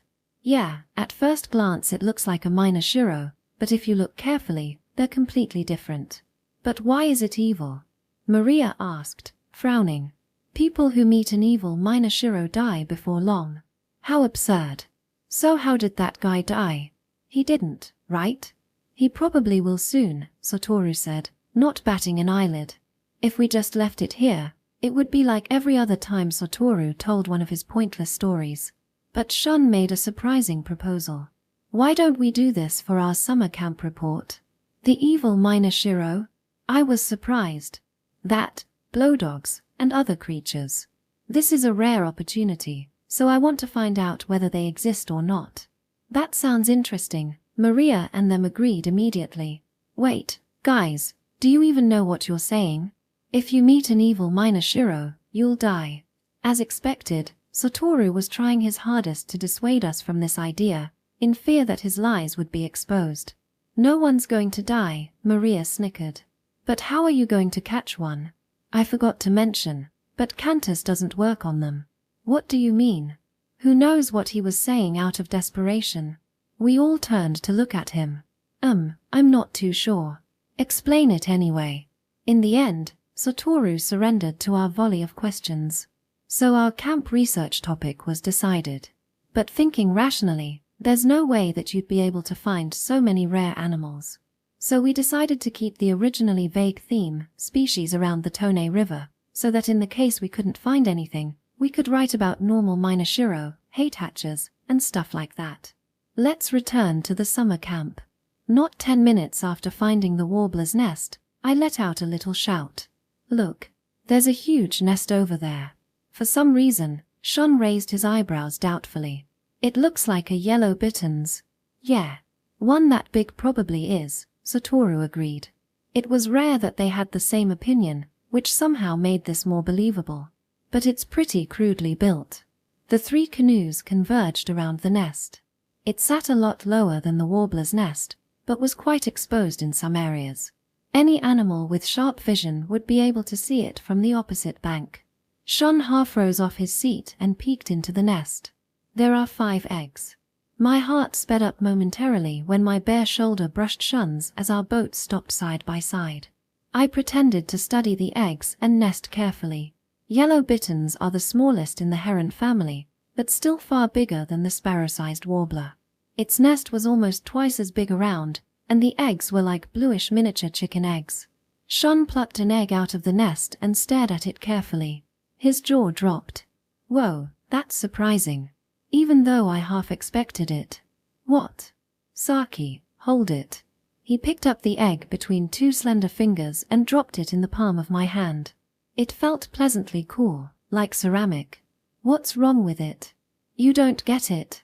He picked up another egg and tossed it at Satoru. I was surprised at how roughly he was treating them. Wait, what are you doing? Those poor chicks. Ah, Shun smiled slightly. They're fake. Look closely. He picked out another one and put it on top of a nearby rock. Before I could blink, he smashed it with a paddle. The shell fractured, revealing no white or yolk, but a black, fetid clump. Even more surprising, an antler-like structure started sprouting out of it, branching off in all directions. What is that? Devil's hand. You've heard of it, right? Actually, I hadn't. I pinched a spike with the tip of my finger. It felt as thin as paper. Be careful, the edges are really sharp. The devil's hand had veins coming from its core that gave it elasticity. And as Shun said, it was sharp, with barbs poking out along the edges. It's usually folded up inside the egg, but when its shell is broken it comes bursting out. Why? Satoru answered from behind me, if a rat snake or rosary snake eats it, the egg will explode at its stomach.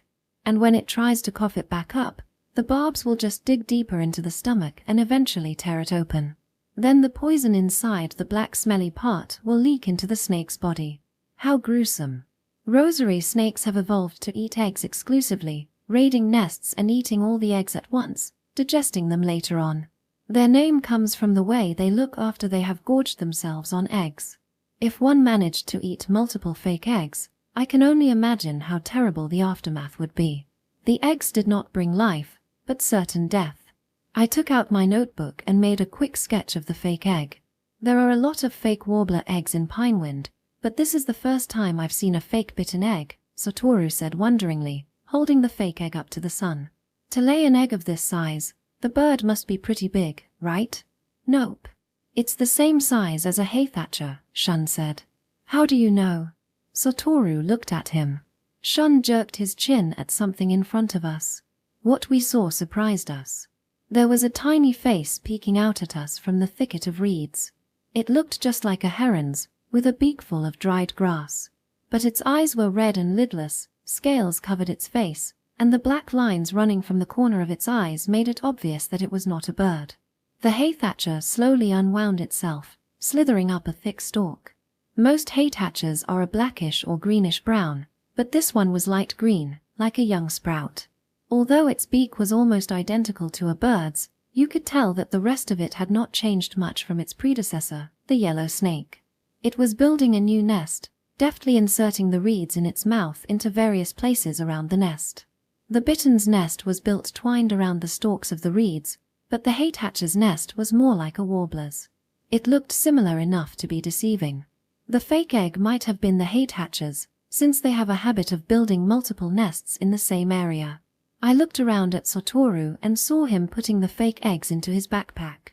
There was only one left in the nest. "What are you going to do with those?" Maria asked. "Just in case we don't run into a blowdog or an evil miner shiro, we can write about these for our camp report. Fake eggs that look like bitten eggs are pretty rare. But would taking them be bad for the hay thatcher? Since they're fake, leaving one should be enough. As long as the nest isn't empty, it should be okay." Satoru's theory sounded okay, but if that really was the case, then wouldn't the hay thatcher only lay one egg to begin with? At any rate, I thought the snake with the curious face was more cunning than we gave it credit for. The hay thatcher's strategy for survival was brood parasitism. Brood parasitism involves the parasitic parent laying its eggs in another animal's nest. The egg hatches quickly, and the animal pushes the original eggs out of the nest. To me, this is probably the cruelest thing animals do in order to survive. In Africa, there is a kind of bird called the honeyguide, whose chicks are born with hooks on their beaks in order to kill the chicks in the host nest. According to the natural history of the New Japan Islands, 1,000 years ago, there were only a few species of cuckoos that were brood parasites. But now, just within the area we were in, even though there are animals that actually tended to their own young, even more are looking for a good nest to invade. The world of birds is one of never-ending struggle. The hay thatcher sets up its convincing fake nest and eggs, and waits for birds to fall into its trap. It periodically patrols its nests, looking for new tributes. I thought back to the model of the hay thatcher skeleton I once saw in our science class. In order to crush eggs, its precaudal vertebrae are thicker than to other snakes, almost like a row of molars. It reuses the crushed eggshells as material for its own eggs. Because of the large amounts of calcium in its body, the eggs it lays are hard, like bird eggs, so baby hay thatchers need beaks in order to break out. But I never knew it used the devil's hand as a defense against rat snakes and rosary snakes until today. Maybe I was asleep when the teacher taught us that. This may be made up in hindsight, but I seem to remember feeling slightly uncomfortable at that time. It was a real-life example of the adaptation and natural selection mentioned in the textbook. In order to survive, even something like the devil's hand could be evolved. But as we set off up the Tone River again, all my questions and misgivings were blown away by the relaxing breeze. As the day drew to an end, we steered our canoes toward the bank and went ashore. There were still faint traces of the group before us left on the sand. The first task was to set up the tents. We dug holes for the bamboo tent poles and tied the canvas to them with leather strips. It was surprisingly tiring work. The easiest way was to have one person float the poles and canvas, and another person position them properly. Next was food preparation. We had over 300 kilos of supplies in our canoes, so food was plentiful. We gathered dried twigs and kindling nearby and lit a fire with our cantis. In a pot, we put purified water, rice, vegetables, meat, tofu skin, and other foods to make rice gruel. Even though the only seasonings we had were miso and salt, everyone had worked up an appetite and we devoured the whole pot in the blink of an eye. The sun had set while we were eating, and now we sat chatting around the campfire. That scene is still burned vividly into my mind. I was tired after a whole day of activity and smoke from the fire was making my eyes water. Since this was our first big adventure outside the holy barrier, we were all more spirited than usual. As the sky faded from pale to deep blue, The fire lit up our faces with a red glow. To tell the truth, I can't remember the first half our conversations. I remember our daytime conversations perfectly well, but the more interesting topics we discussed that night continue to elude me. It's as if those memories had been washed away. At the time, I was wholly concentrated on the boy on the other side of the fire. You've never seen it before, right, Saki? Satoru said all of a sudden. What was he talking about that I've never seen before? Anyway, I'll just give some non-committal answer. Oh, who knows? So you have. I didn't have any choice but to shake my head. See, there's no way, Satoru said assertively. I wanted to refute him, but since I didn't know what he was talking about, there was nothing I could do. That's it. Satoru suddenly became very excited for some reason. Just the other day, Shun and I saw it for the first time, right? Across the flames, I saw Shun nod. I couldn't remember when the two of them had become so close. It must be something important, to be so heavily guarded. Seems like it. Anyway, I don't think any of us happened to see it when we were at Harmony School, Shun said in his calm voice, smiling slightly. There's a wall right behind the door, so even if you open it, you still can't see the inner courtyard. And the teachers are always really careful about opening and closing the door. Does this mean they actually went into the courtyard? I was surprised at their daring. The inner courtyard was a square surrounded by buildings on all sides, like the one in Harmony School, and while students were not explicitly forbidden to enter, there were no windows looking into it and people usually don't get the urge to enter anyway. But twice I happened to get a glance while the Sun Prince was opening the door, and the image of bolts on the inside is burned into my mind. What would locks look like 1,000 years from now? I can't imagine. They used to just be pieces of metal with notches on them, and gradually became as sophisticated as the gears of a watch. But in our time, there are very few places that need locks, so their designs have become increasingly simple again. On the inside of the door were a dozen small bolts, arranged radially. You couldn't see where they were from the outside, so the only way to unlock the door was to have a picture with all the locations drawn on it or recall it from memory, and unlock them with your cantis.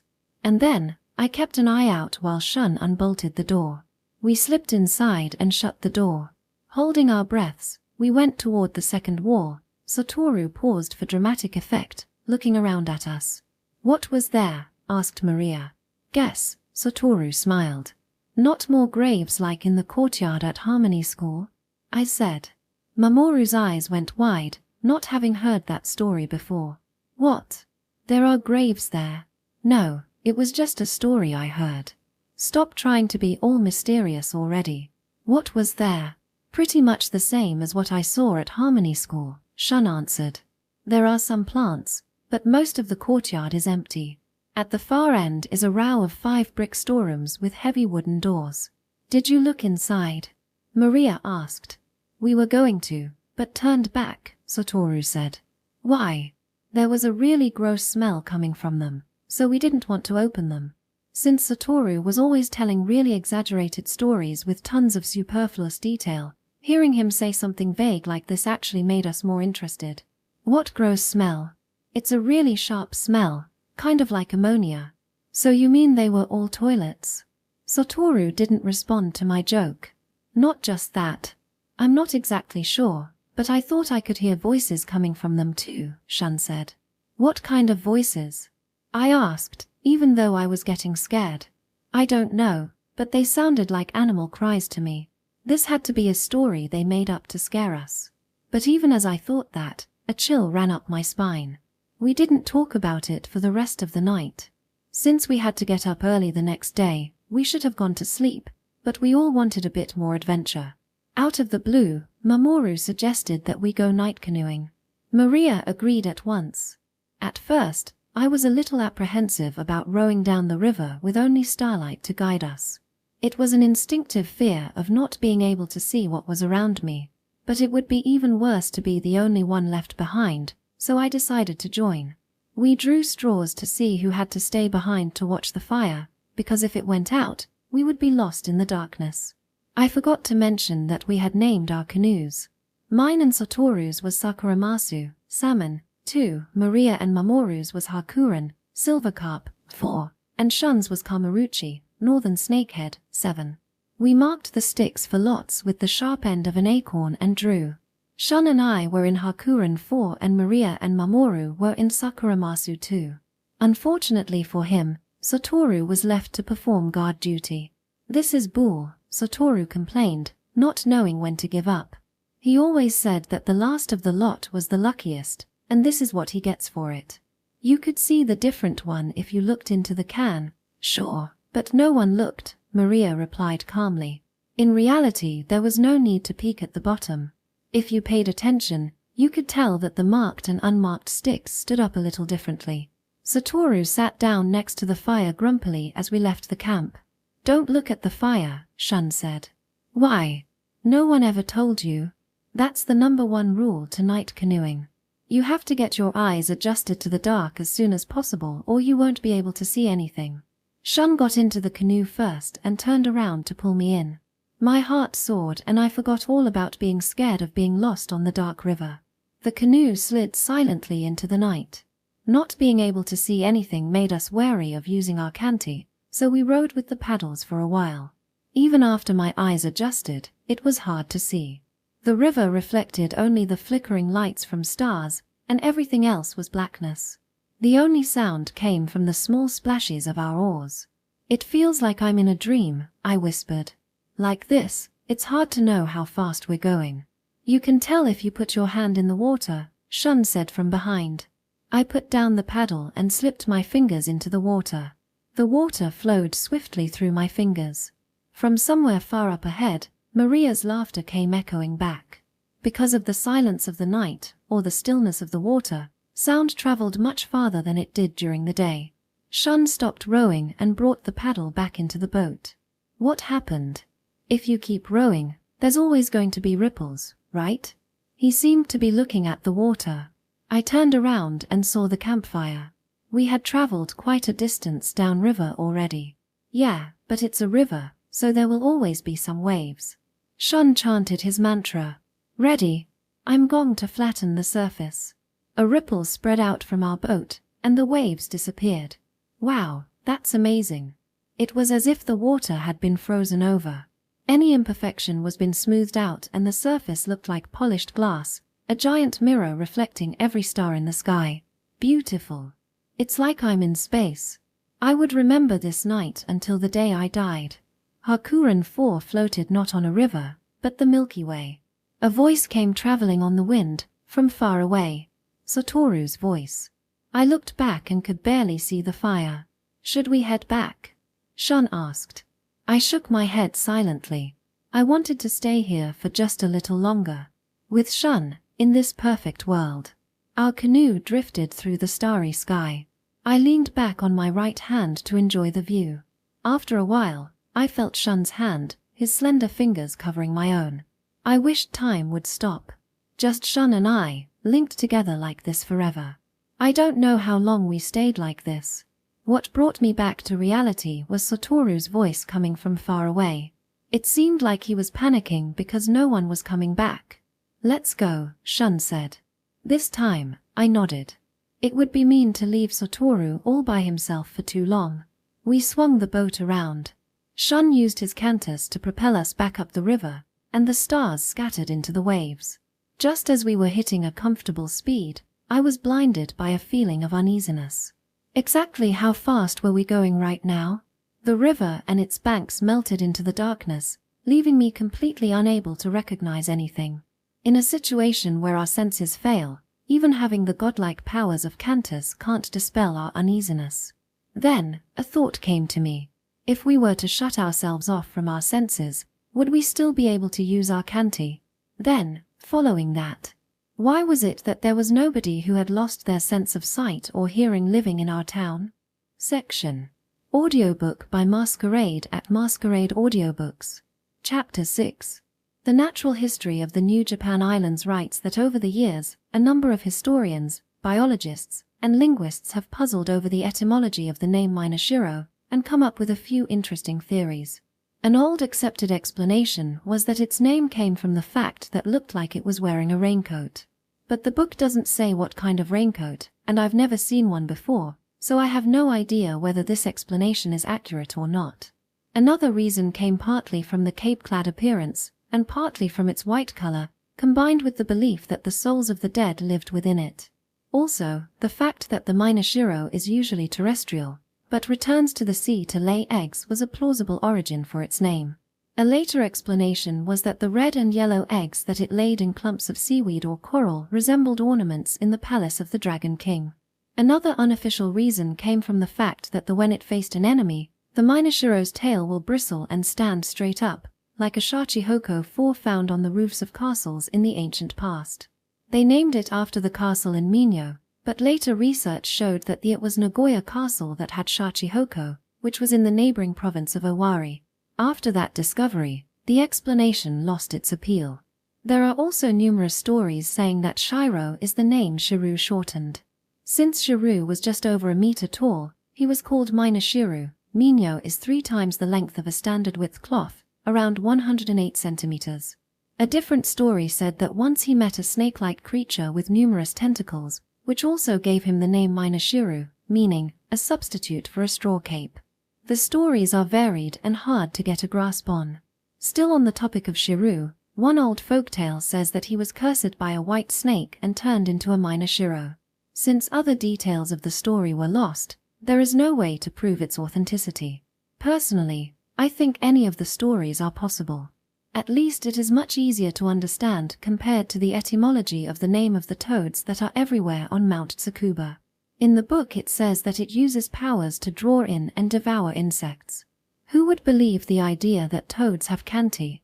Another mystery surrounding minor shiro is that it's not mentioned in most ancient texts. Even though many of the texts from over 1,000 years ago are off-limits, the word minor shiro is still nowhere to be found in available texts. That means that minor shiro were discovered within the past couple hundred years, but an entirely new creature evolving within such a short time span is unthinkable. Actually, it's not just minor shiro. In the years between civilization from 1,000 years ago and today, there was a mass extinction of fauna. That past species all went extinct is unusual but not completely unexpected. What was surprising was the sudden appearance of minor shiro and hundreds of other species as if they had come out of thin air. One hypothesis that seeks to explain this phenomenon has been garnering attention lately. It says that their evolution was driven by the collective human unconscious. But that seems a bit extreme. Just recently, it was determined that minor shiro descended directly from a species of sea slug called the Indica nudibranch that lives around the Boso region. Although it's hard to imagine a 30-centimeter long sea slug evolving into something as big as a minor shiro, when you look at the raincoat-like protruding gills, you have to admit that there is a definite resemblance. If the sea slug is really the ancestor of the minor shiro, and they share the same name, sea slug has the same kanji as the minor shiro, meaning straw cape. Then that is supporting evidence for the first 2 theories that were mentioned earlier. But I think more research is still needed. The reason I'm mentioning all this is that in order to understand what I'm talking about when I get to the part about meeting the false minor shiro during summer camp, you need to know what a real minor shiro is. Since minor shiro didn't exist 1,000 years ago, it's possible that they might not exist 1,000 years from now. So even though there is already literature on minor shiro, I still want to explain it again here. Their length ranges from tens of centimeters to 1 meter. The smallest are about the size of a hornworm, while the big ones are as long as a millipede. They have a big Y-shaped antenna on their head, and 2 smaller pairs of feelers on the end of them. Their eyes are small and covered by skin, so it is assumed that they can only detect light and darkness. Minor shiro have short legs like a hornworms or millipedes. This feature makes them unlike gastropods such as the sea slug, and can walk at a good speed. The movement of their numerous legs is reminiscent of a military march. There are colored, half-transparent quills on their back that glow at the tips. Minor shiro are omnivores and mainly eat moss, lichen, fungus, various insects, and seeds. They are unaffected by poisons, separating it out of their food and storing it in their bodies. Because of this, minor shiro indirectly cleanse the soil. Their bodies also change colors depending on what they have recently eaten. This can be seen most obviously after a meal of mosses, when they turn bright green. This trait is also seen in sea slugs after eating sea anemones. When a minor shiro is threatened, It will raise and rattle the quills on its back to intimidate predators. If the predator continues to advance, it will get hit with the quills, which are full of deadly venom. Something worth mentioning is that they never threaten humans in this way.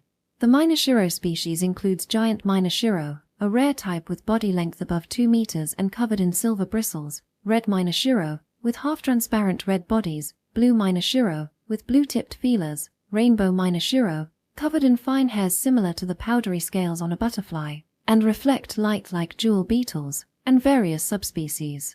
Their size and extremely unpleasant taste due to the poison in their bodies mean that Minoshiro have almost no natural enemies. Their only predator is the tiger crab, which lurks under sandy beaches. Most cases of Minoshiro being hunted by tiger crabs seem to occur around the time they make their annual migration to the beach in order to lay eggs. Just to be completely clear, let me give a brief introduction about tiger crabs. They are ferocious carnivores descended from the swimming crab, with sharp, diamond-shaped shells 45 to 120 centimeters wide, colored to blend in with the sand, large pincers, 3 spikes on their heads, and serrated edges on the front of their shells. Their back legs are useful for swimming as well as for burrowing into the sand. Tiger crabs are capable of jumping up to 2 meters straight up out of the sand in order to catch their prey. They are common around Hasaki Beach, but can also be found in meadows, forests, and mountains. They eat everything from frogs, lizards, snakes, and small mammals to seabirds, beach dolphins, whales, and other sea creatures. Their heavy shells are nearly impenetrable, though when tiger crabs meet, they often fight to the death, and cannibalism is common. Despite their vicious nature, they are not considered a threat to humans. It is said that Minoshiro can autotomize parts of their bodies to escape from tiger crabs, as well as do other interesting things that I've not yet seen. As for the first part, I have seen it before, quite unexpectedly. It was during early summer the year before we graduated from Harmony School. "Saki, look over there," Maria called quietly. "What is it?" We were on a little clearing hidden by thickets overlooking the beach. The two of us often went there after class if the weather was good. A Minoshiro got caught by a tiger crab. I stuck my head out over the bushes and caught a whiff of the salt air. The beach was deserted. Looking at where Maria was pointing, I saw a single Minoshiro on the sand about 20 or 30 meters away from the ocean. It was writhing as if it wanted to go toward the water but was being rooted to the spot. Looking carefully, we saw that its legs were clamped between dark green pincers. "We have to help it," I jumped up, but Maria pulled me back down. "What are you doing, stupid? What if someone sees you? There's no one here. You don't know when someone will, right? That's the spot where the boys go fishing." Admittedly, running naked across the beach wasn't something you normally do, so we threw on our clothes and dashed down the hill. As we approached, the camouflaged body of the tiger crab revealed itself. It had the Minoshiro's legs in one pincer, quills in the other, and was looking at it as if contemplating how it should go about eating it. I faltered. Even though it was just a crab, tiger crabs were known to take on grown bears and kill them. It was said that they don't attack humans, but for 2 kids without their canti yet, it was still impossible for us to do anything. Until then, I hadn't prayed that someone would show up to help us. Dear God, if not Shun, then at least Satoru. What now? We could try throwing sand at it. I was about to have a nervous breakdown, but Maria was appraising the situation calmly. "Wait. It's okay, it's fighting back now." The Minoshiro started stroking the tiger crab's claws with its feelers as if trying to soothe it. The tiger crab slowly stopped moving, bubbles frothing from its mouth. All of a sudden 3 feelers sprouted from the Minoshiro's back and started waving as if gesturing to the tiger crab. The feelers autotomized and fell onto the sand, still wriggling. The tiger crab remained motionless, still holding onto the Minoshiro and foaming at the mouth.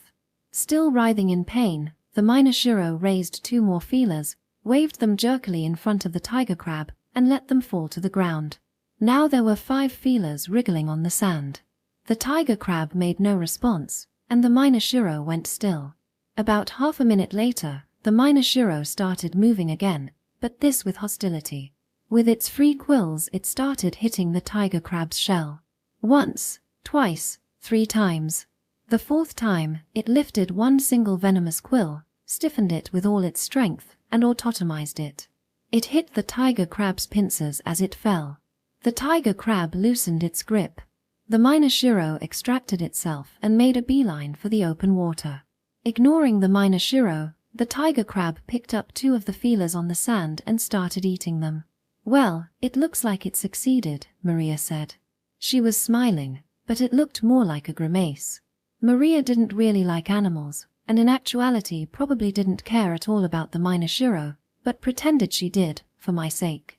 It lost 6 feelers though, poor thing. It's a cheap price to pay for its life though, isn't it? Otherwise it would have been eaten. When a minor shiro can't escape from a tiger crab, it will drop its feelers as bait, hoping that the tiger crab will let go of them to eat the feelers. There's an interesting phenomenon that occurs here that isn't seen in other animals: bargaining. How many feelers the minor shiro is willing to drop is a function between its physical fitness and how hungry the tiger crab is. In the case that negotiations turn sour, the minor shiro will start attacking with its quills. The tiger crab can forcibly overpower the minor shiro, but if a quill slips between the gaps in its shell in the process, there's a good chance it will die. This rational behavior is surprising for 2 species that aren't particularly intelligent. But for the tiger crab, releasing the minor shiro after it drops its feelers is probably just common sense. Let's get back to summer camp. The next morning, we set about making breakfast and rice balls for lunch with our mess kits.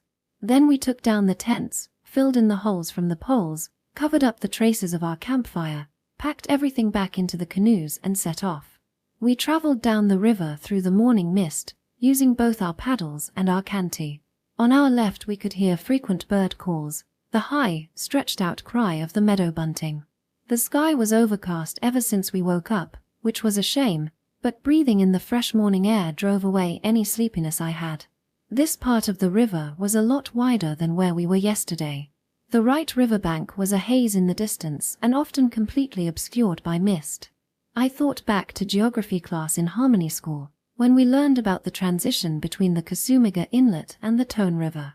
2,000 years ago, Kasumiga Inlet was a huge inland sea called Katori Ocean that connected the present-day Tone River to the ocean. At that time, the Tone River flowed much farther west into Tokyo Bay. To avoid the frequent flooding of the Tone River and to increase the land available for agriculture, Tokugawa Ieyasu decided to divert the river. After hundreds of years, the estuary was redirected all the way to Inubusaki. Sand was used to partially fill the Katori Ocean to reduce its size, and it became the Kasumiga Inlet.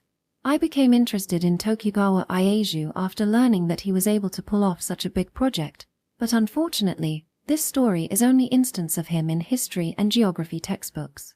In the 1,000 years that followed, the Tone River and Kasumiga Inlet became what they are today. First, most of the parts that ran toward Tokyo Bay rejoined with the Tone River. It goes without saying that a barren area like Tokyo has no need for water. So, the water lever in the Tone rose, and in order to prevent flooding, a canal was constructed to connect it to Kasumiga Inlet. Because of that, the inlet expanded to almost its original size. It surpasses Lake Biwa in terms of surface area and is now Japan's largest lake. And now, since the lower reaches of the river run right by Kamisu 66, we built multiple canals to use the water for transportation. That's why going upstream, and finally emerging at the river proper for the first time is quite exciting. "Hey, let's go faster," Satoru said. "Why?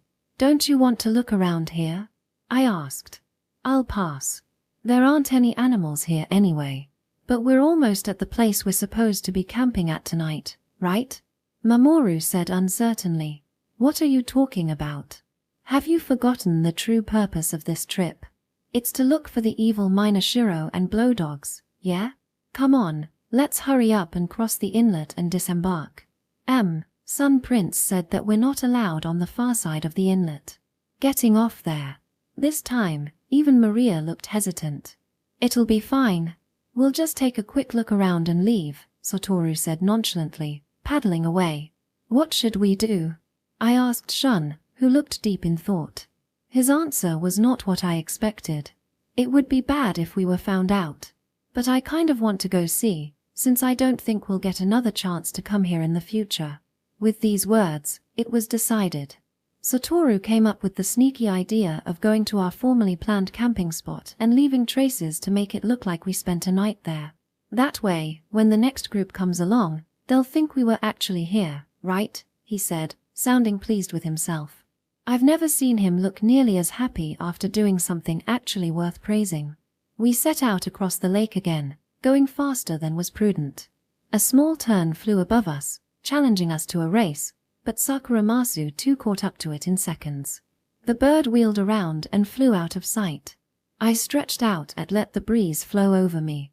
I took off my hat before the wind blew it away and let my hair fan out behind me.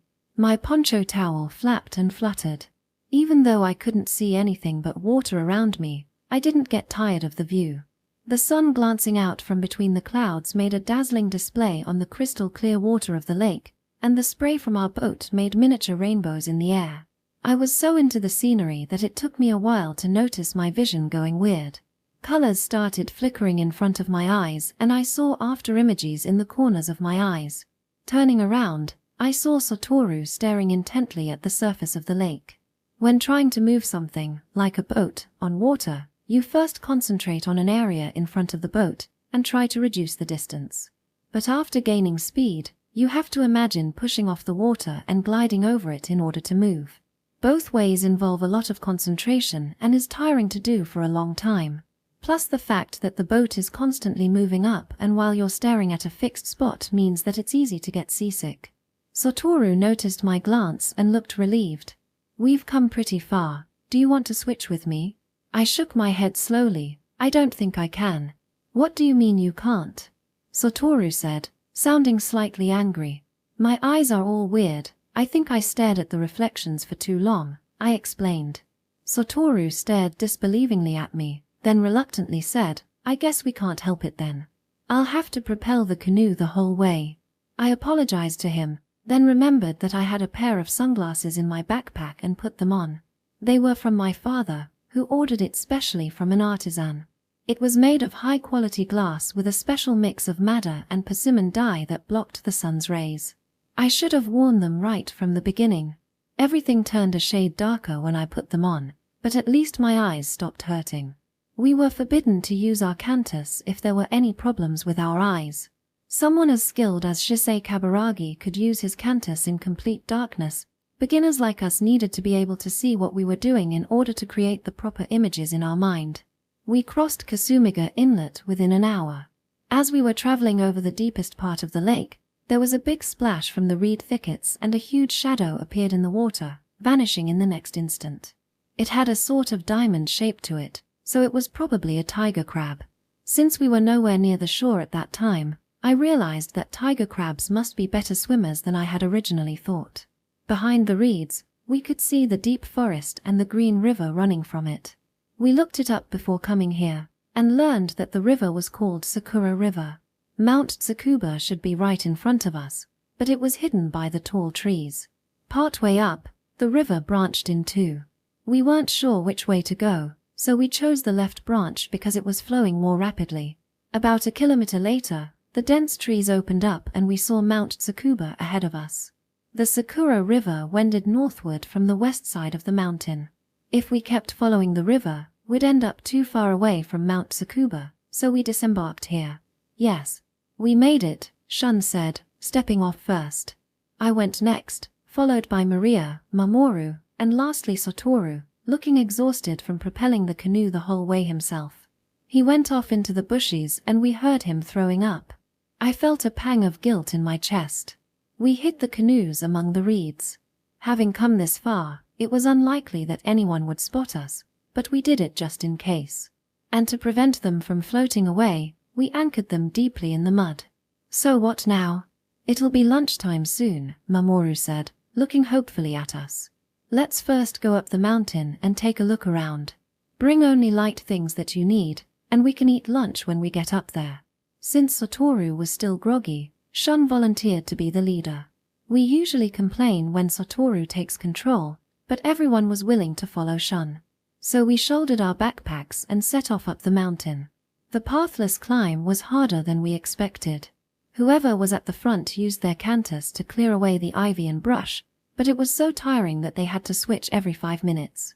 On top of that, there was an astounding number of bush mosquitoes, black flies, and other blood-sucking insects swarming around us. These insects can't enter the holy barrier, which is why there were so many out here. Even though we kept killing them, they never stopped coming. We had to use our canti continuously, which burns a lot of energy.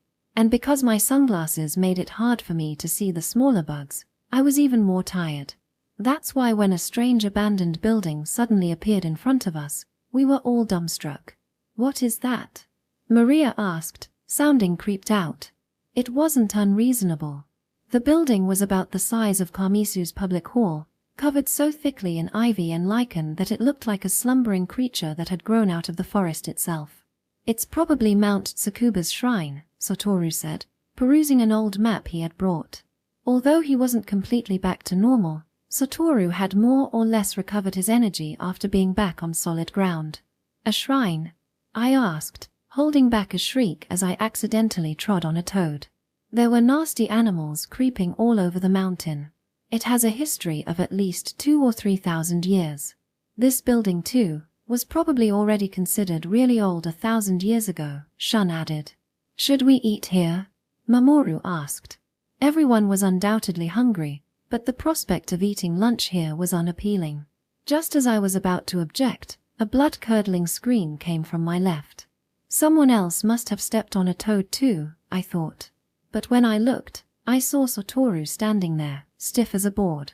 And when Shun rushed over, he too froze. "What's wrong?" I realized that all 4 of them had become still as statues. No one could answer my question. What in the world was going on? I was this close to having a panic attack. Then, as I followed their gaze and saw what they had seen, it was my turn to scream. In front of me was a bizarre creature I had never seen before. The names evil Shiro and false Shiro came to me. The thing definitely resembled an Shiro at first glance, but was completely different upon closer examination. It was about 50 or 60 centimeters long, with rubbery skin that stretched and contracted constantly, making parts of its body bulge and shrink amorphously. On its back were clusters of half-transparent spines like a sea urchin's, each glowing brightly with all the colors of the rainbow. The ever-shifting colors overlapped and mixed, creating shimmering patterns in the air. Even with my sunglasses on, I could feel the beautiful lights numbing my brain. The false Shiro slunk slowly toward the shrine, leaving a trail of lights in its wake.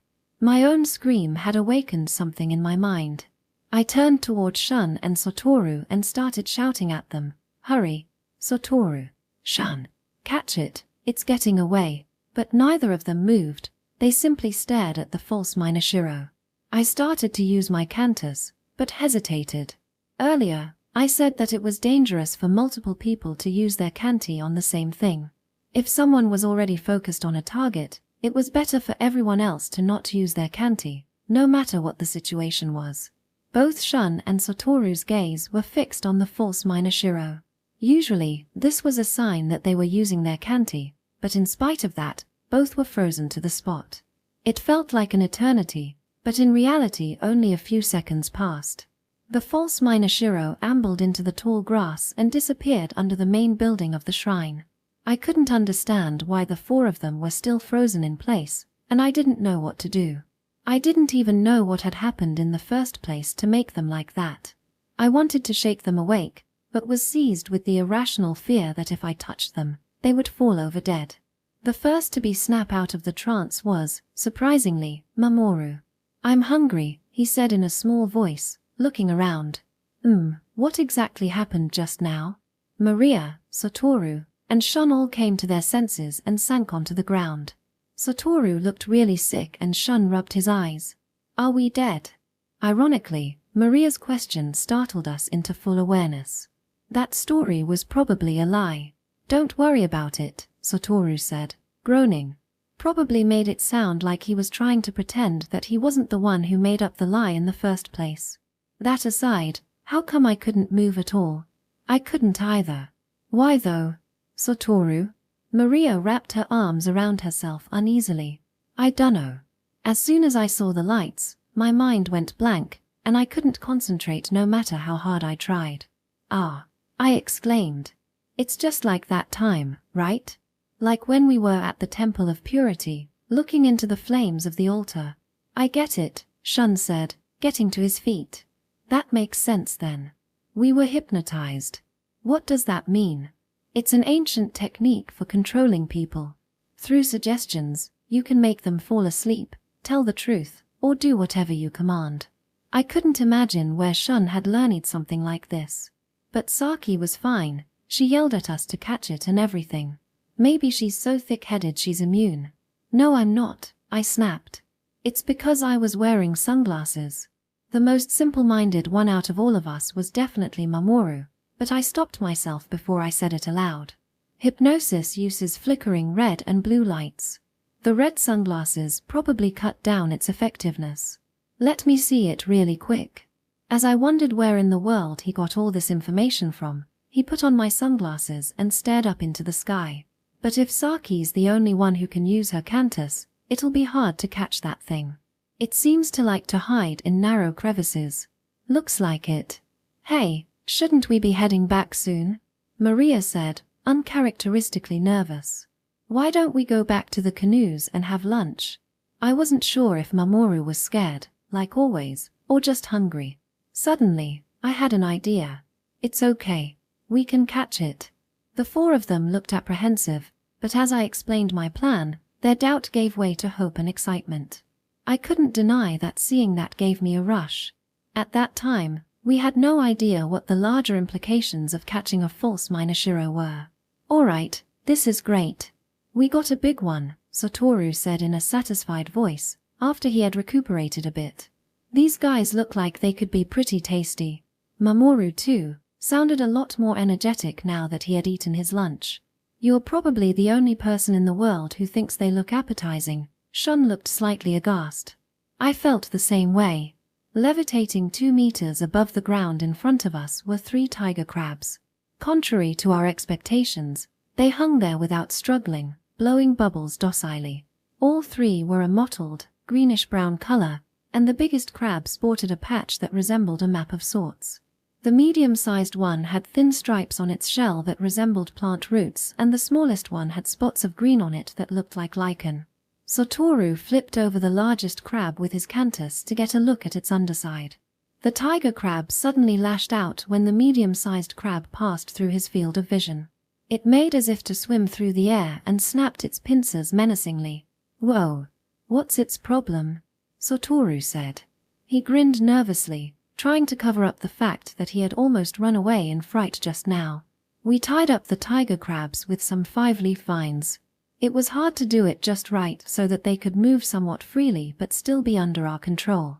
Maria tried to loop the ends of vines around the spikes on their shells to make reins, but the crabs were smarter than we expected.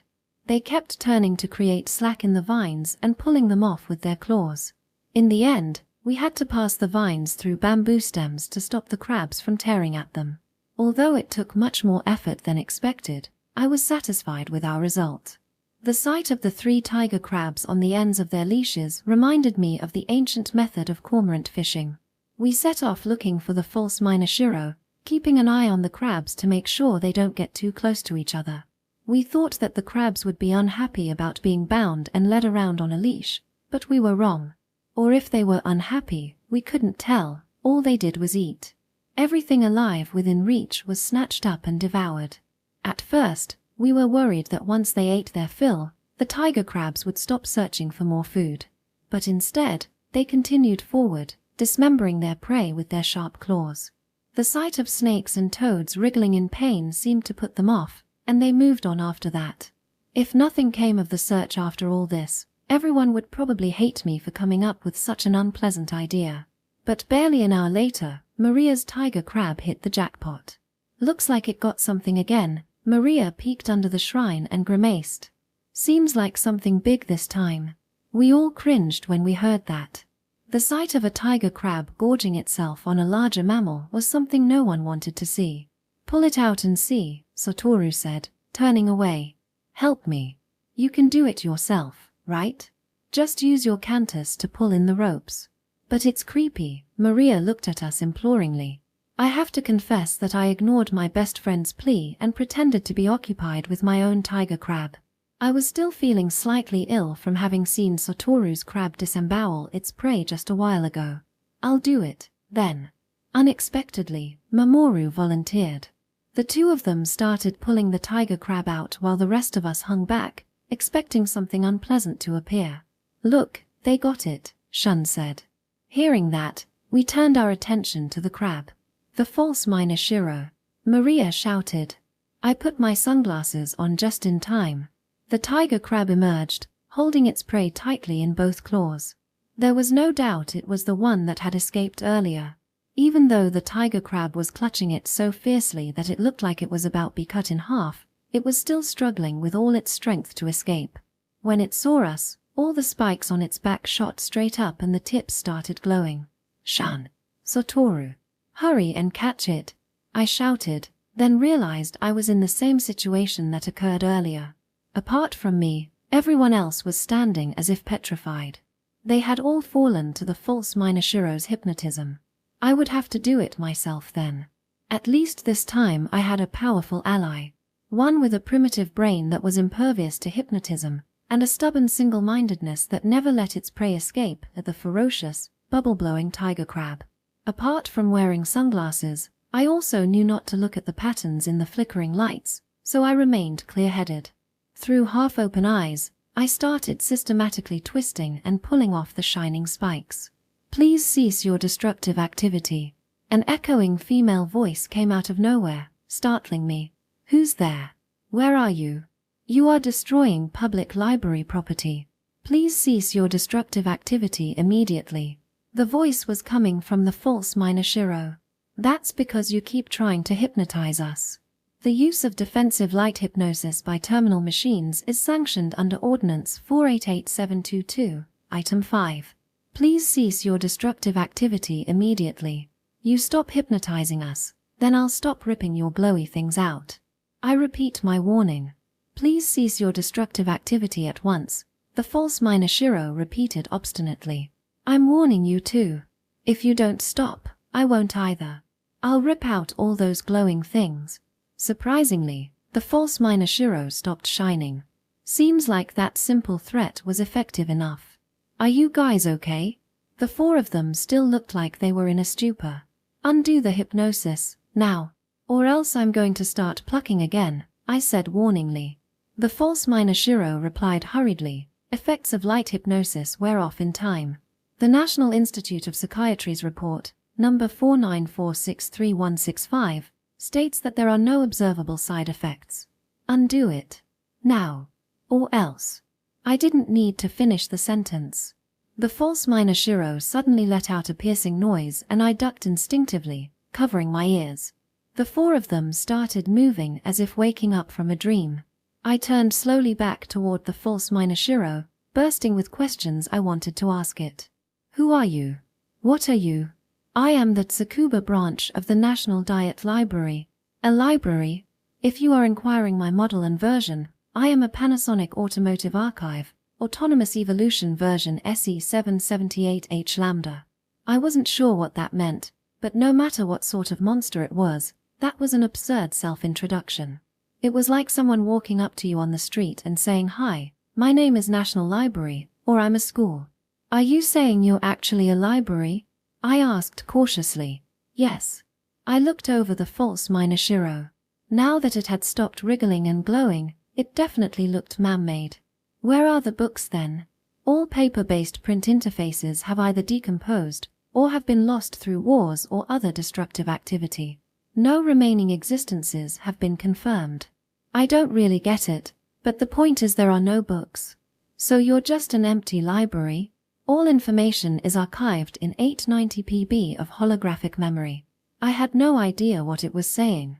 If you're trying to confuse us with big words, maybe I should just tear out all those feeler-looking things.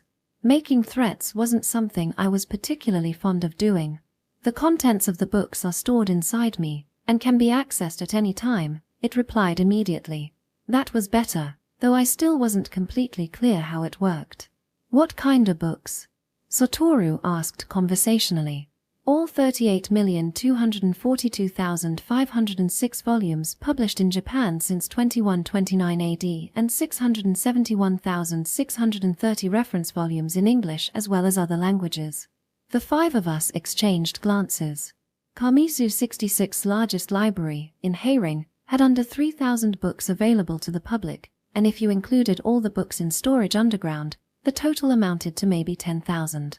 That a body as small as the false minor shiros could hold over 4,000 times that number was a lie not even Satoru would dare to tell. Accessed at any time means that you can read them whenever you want. That is correct. So if I asked you any question, you'd be able to find the relevant book out of all the ones stored inside you. I asked doubtfully. Yes. The average query time is 60 nanoseconds, boasted the false minor shiro, or rather, the Tsukuba branch of the National Diet Library. I didn't know how long 60 nanoseconds was, but I assumed it was something like 60 seconds. Then. I want to ask. I suddenly became really excited. I could get answers to everything I've ever wanted to up till now. Hundreds of questions came to mind all at once. Just as I was about to speak, Satoru interrupted with the most useless question in the world. Why are there so many toads around here? Why do you look like that if you're a library? Maria asked. Shun looked like he wanted to ask something too, but was too out of it from the hypnosis to form a coherent sentence. I want to ask. I finally decided what I wanted to know most. Do fiends really exist? Also, what about karma demons? We waited with bated breath. 60 seconds passed, then 2 minutes, then 3, but the false minor shiro remained silent. Hey, why aren't you answering? Satoru couldn't wait any longer. User registration is required to access query services, it said, without a trace of guilt for making us wait for nothing. Geez, shouldn't you tell us that first? Satoru said reproachfully. How do we register? The false minor shiro ignored Satoru and addressed Maria's question. You must be 18 years or older and supply proof of name, address, and age with one of the following: driver's license, insurance card, with address, passport, a copy with full date of birth, and current address, student identification, with address and date of birth, certificate of residence, issued within the past 3 months, or other official identification. All must be within the expiry date. 18. But where? Furthermore, the following forms of identification are not valid: employee identification, student identification, lacking date of birth or address, commuter passes, business cards. The false minor shiro was probably talking about some papers that were used way back when. We had a rough idea of what it was talking about because we had learned a little bit about the strange age in which pieces of paper were more important than the people themselves. What if we don't have any of those things? I asked.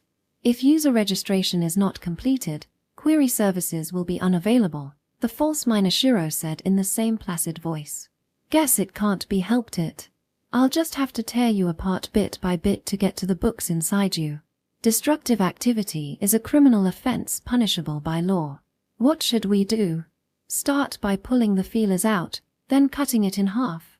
I said to Satoru, miming a ripping action. Look at how rubbery its skin is. We should probably skin in first, Satoru leered, catching on to my plan. Documentation requirements have been waived. Beginning user registration process, it said loudly, still in the same soothing female voice. Will each user please pronounce their name clearly? Each of us stepped in front of the false minor shiro in turn and said our names. Iris pattern, voice print, and head MRI authentication complete.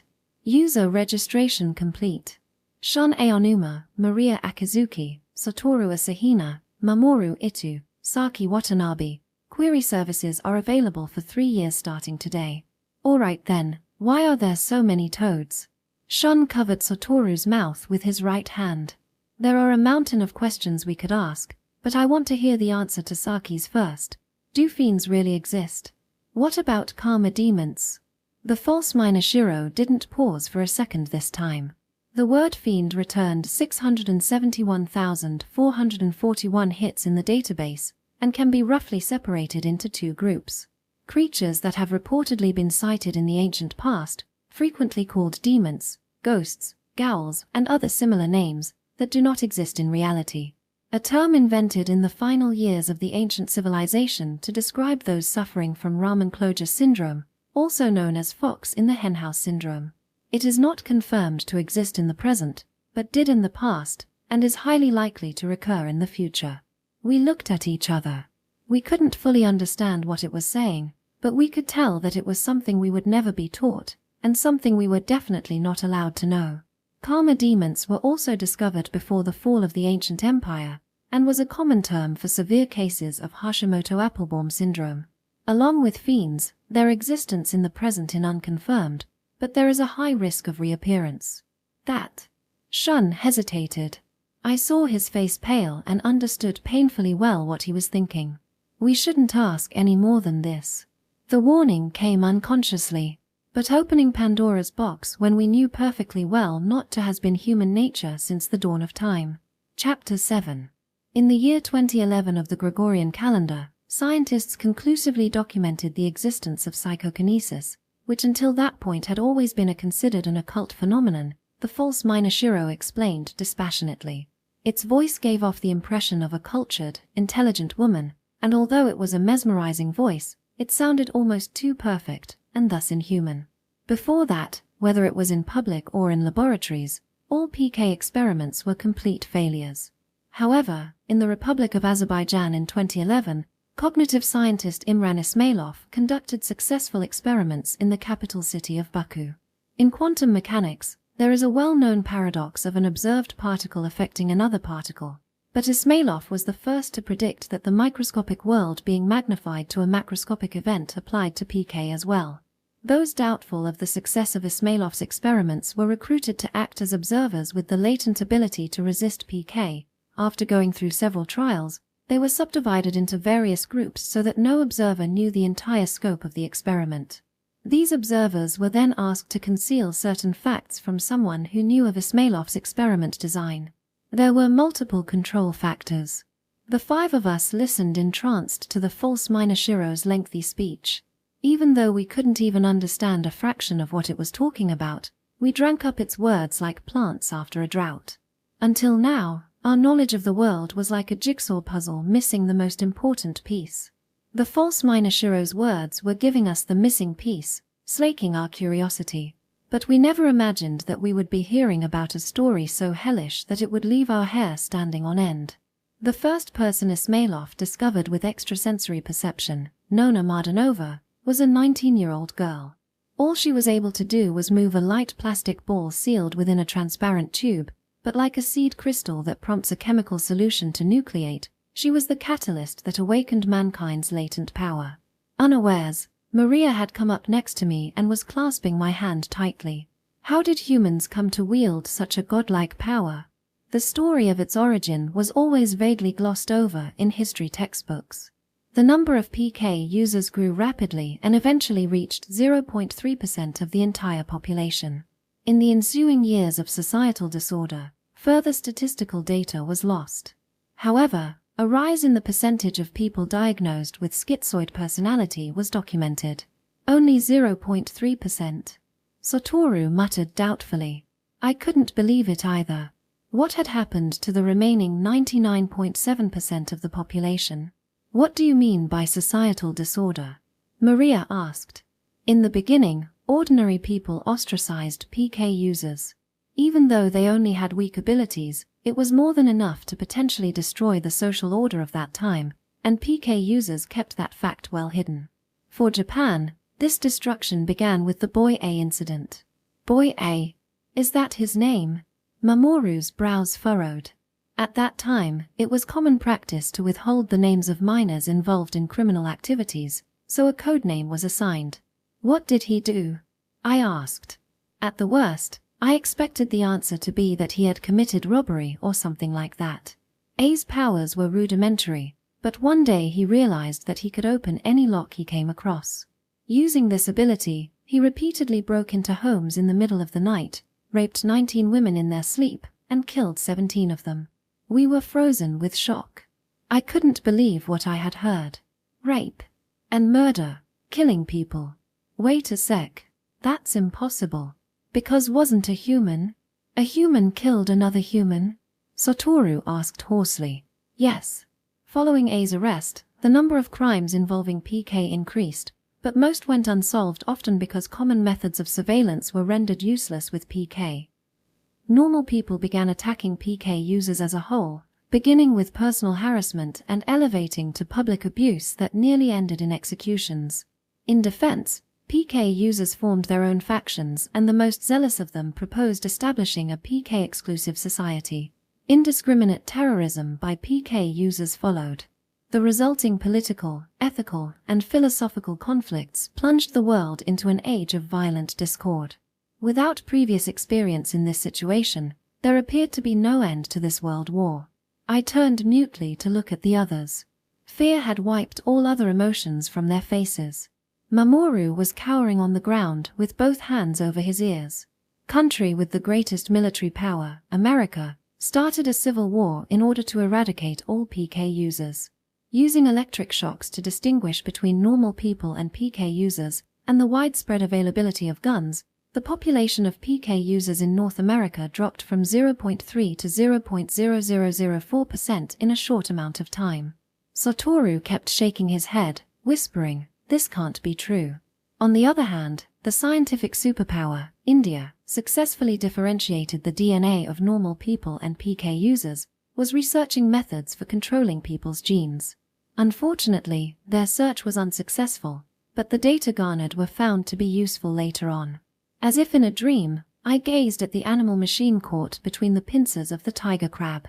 Could it actually be a demon sent from hell? It would lead us astray with its strange words, and eventually make us go insane. Ironically, because their lives were continually being threatened, the surviving PK users' abilities evolved rapidly. At first, PK was thought to be the projection of energy from the breakdown of sugar in the brain.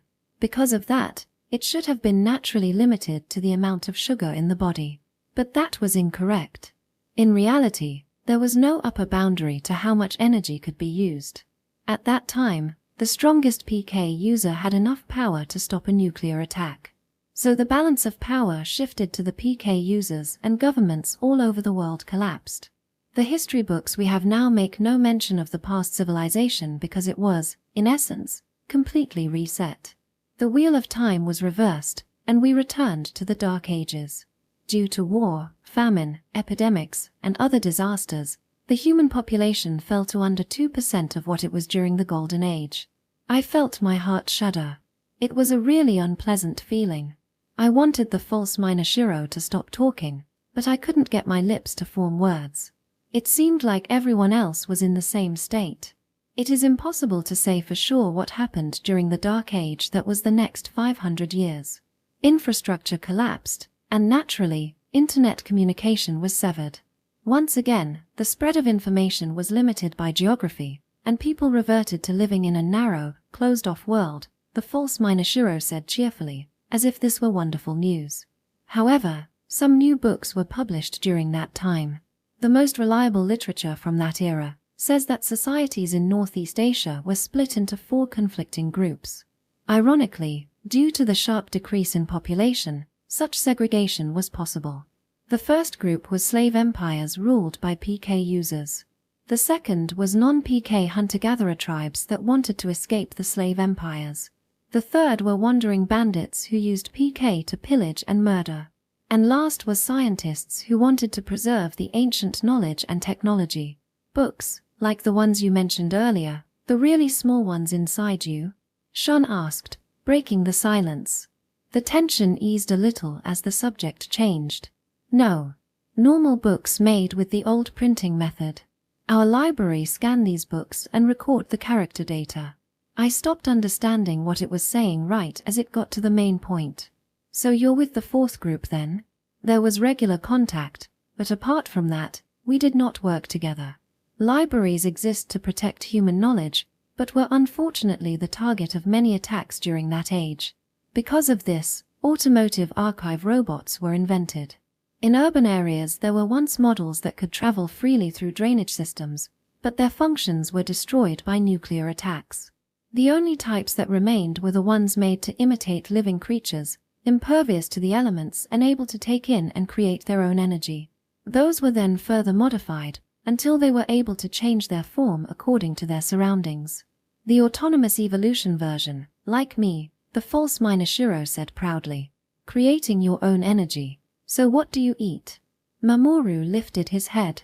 Animals of the appropriate size. Organisms like microbes can be consumed and digested as is. Or, when the opportunity arises, I can catch small mammals and suck their blood. Just imagining that was disgusting. I turned away from the false minor shiro. Then what? What happened between the Dark Age and now? Shun returned to the original topic. During the Dark Age, there were no groups apart from those four, right? So which one? I finally understood. We were direct descendants of one of the four groups. The first to die out were the bandits. Hearing this, I was slightly relieved. Each family of bandits were made of about 20 or 30 related members. Because they did not hesitate to use PK, and sometimes massacred entire villages, they were highly feared. However, this lifestyle was extremely unstable. To the bandits, the slave empires and nomads were prey, but to these two groups, the bandits were nothing more than a nuisance, so they used every possible method to exterminate them. Every possible method? Satoru asked, though I wished he hadn't. The bandits' preferred method of transportation was by automatic two-wheeled vehicles. Although in that time there were no longer any means to produce engines and tires, they used PK to revive iron production techniques. They used hundreds of kilos of iron to make wheels and used PK to propel them at speeds of 300 kilometers per hour. They tore through the plains, sparks flying from the wheels, ransacking villages as they went. Whenever the villagers saw the dust clouds and heard the roar of their engines, they knew the death gods were coming. In defense, the villagers dug pits lined with sharp bamboo spears and strung thin wires up at neck height. They also used other simple yet effective traps such as planting landmines, putting slow-acting poisons in food set out as bait, infecting young women with deadly diseases and letting the bandits rape them, and more. Once again, I was so disgusted I had to fight the urge to throw up. Of course, the bandits retaliated by attacking mercilessly with PK, but their downfall ultimately came from infighting. Since they were all related by blood, the bandits were formidable against enemies from outside the group, but within the ranks, there was always the fear of being killed by a fellow bandit. To survive, they had to be wary of any sign of hostility from another member. This kill-before-you-re-killed mentality escalated to the point that dissolution of the group was inevitable. We wiped the sweat from our faces and tried to undo the knots in our stomach. But it seemed like Mamoru had finally reached his limit. He turned and started throwing up into the thickets. "Stop it. Shut up," Satoru shouted. "Don't listen to what it says." "No, hold on. I just have a few more questions," Shun said, though he was pale as a ghost. "That's enough about the bandits. What happened to the other three groups?" The approximately 19 slave empires in Northeast Asia survived for 600 years on a policy of mutual non-aggression and non-intervention. Out of the 4 empires that existed in the Japanese archipelago, I only have records of the Holy Cherry Blossom Empire, which consisted of the Kanto and Chubu regions. The Holy Cherry Blossom Empire's longevity was second only to the New Yamato Empire, which encompassed everything west of Kansai. However, the Holy Cherry Blossom Empire went through 94 generations of emperors in 570 years. "You don't have to tell us the histories of all 94 of them," Maria said, frowning.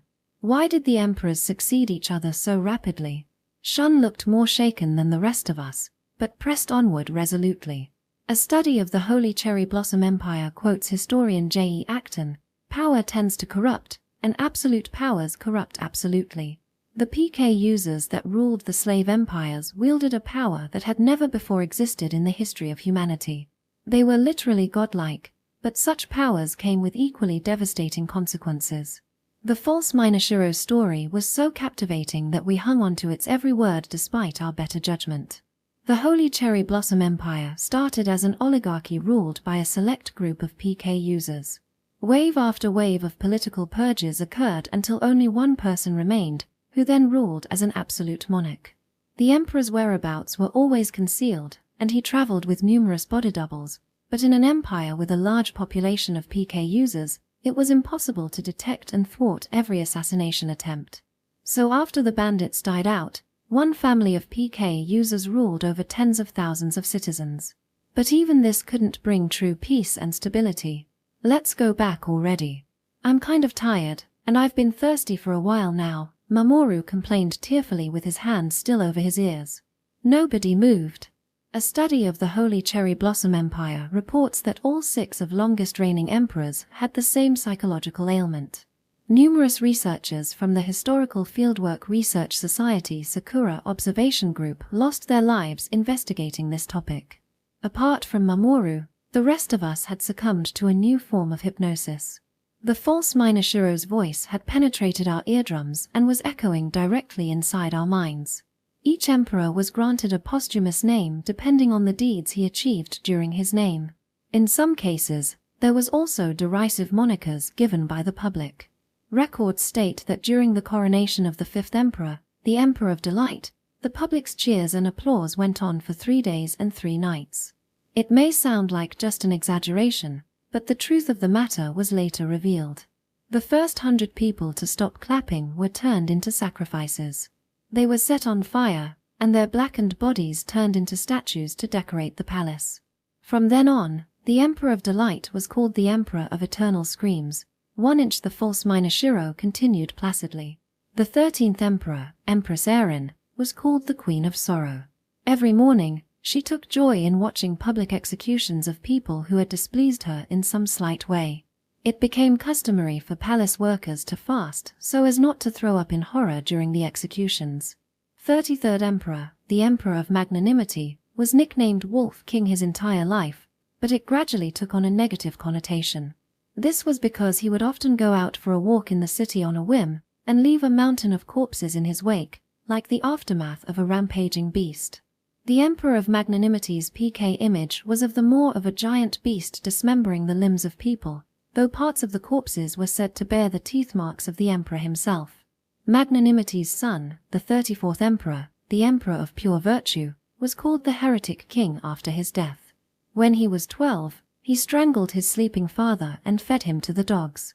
He was praised by the public, but he soon became paranoid of being assassinated himself, so one by one, he killed his younger brothers and male cousins and let roaches devour their bodies. But even though there were no longer many PK users who could usurp him, his rule was exposed to other threats. Assassination attempts by normal citizens began. In the end, the Emperor of Pure Virtue developed an abnormal obsession with feeding live humans to wild animals. 64th Emperor, the Empress of Holy Beneficence, was nicknamed Owl Queen even before she came to power. She believed in all sorts of strange cults, and her PK manifestation was a monstrous owl that came out during the full moon and abducted pregnant girls, cut out their fetuses, skewered them, and offered them up on an altar to the deviant gods of these cults. I shuddered. The image I envisioned when using my cantis was very similar to that. I could clearly picture a giant creature swooping through the night sky. Became customary for the succeeding emperor to kill the current one in order to take his place. Once the successor reached puberty and his PK was awakened, the emperor's life was a candle in the wind.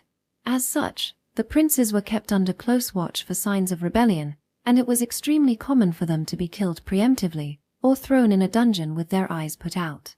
The 79th Emperor, the Emperor of Merciful Light, realized that he could use his PK the night he turned 9 years old. At daybreak, he snuck toward the palace and hid himself in the niche behind one of the big vases that lined the hall, where he had a perfect view of the throne. The moment his father, the Emperor of Sincerity, sat down on the throne, he stopped his heart.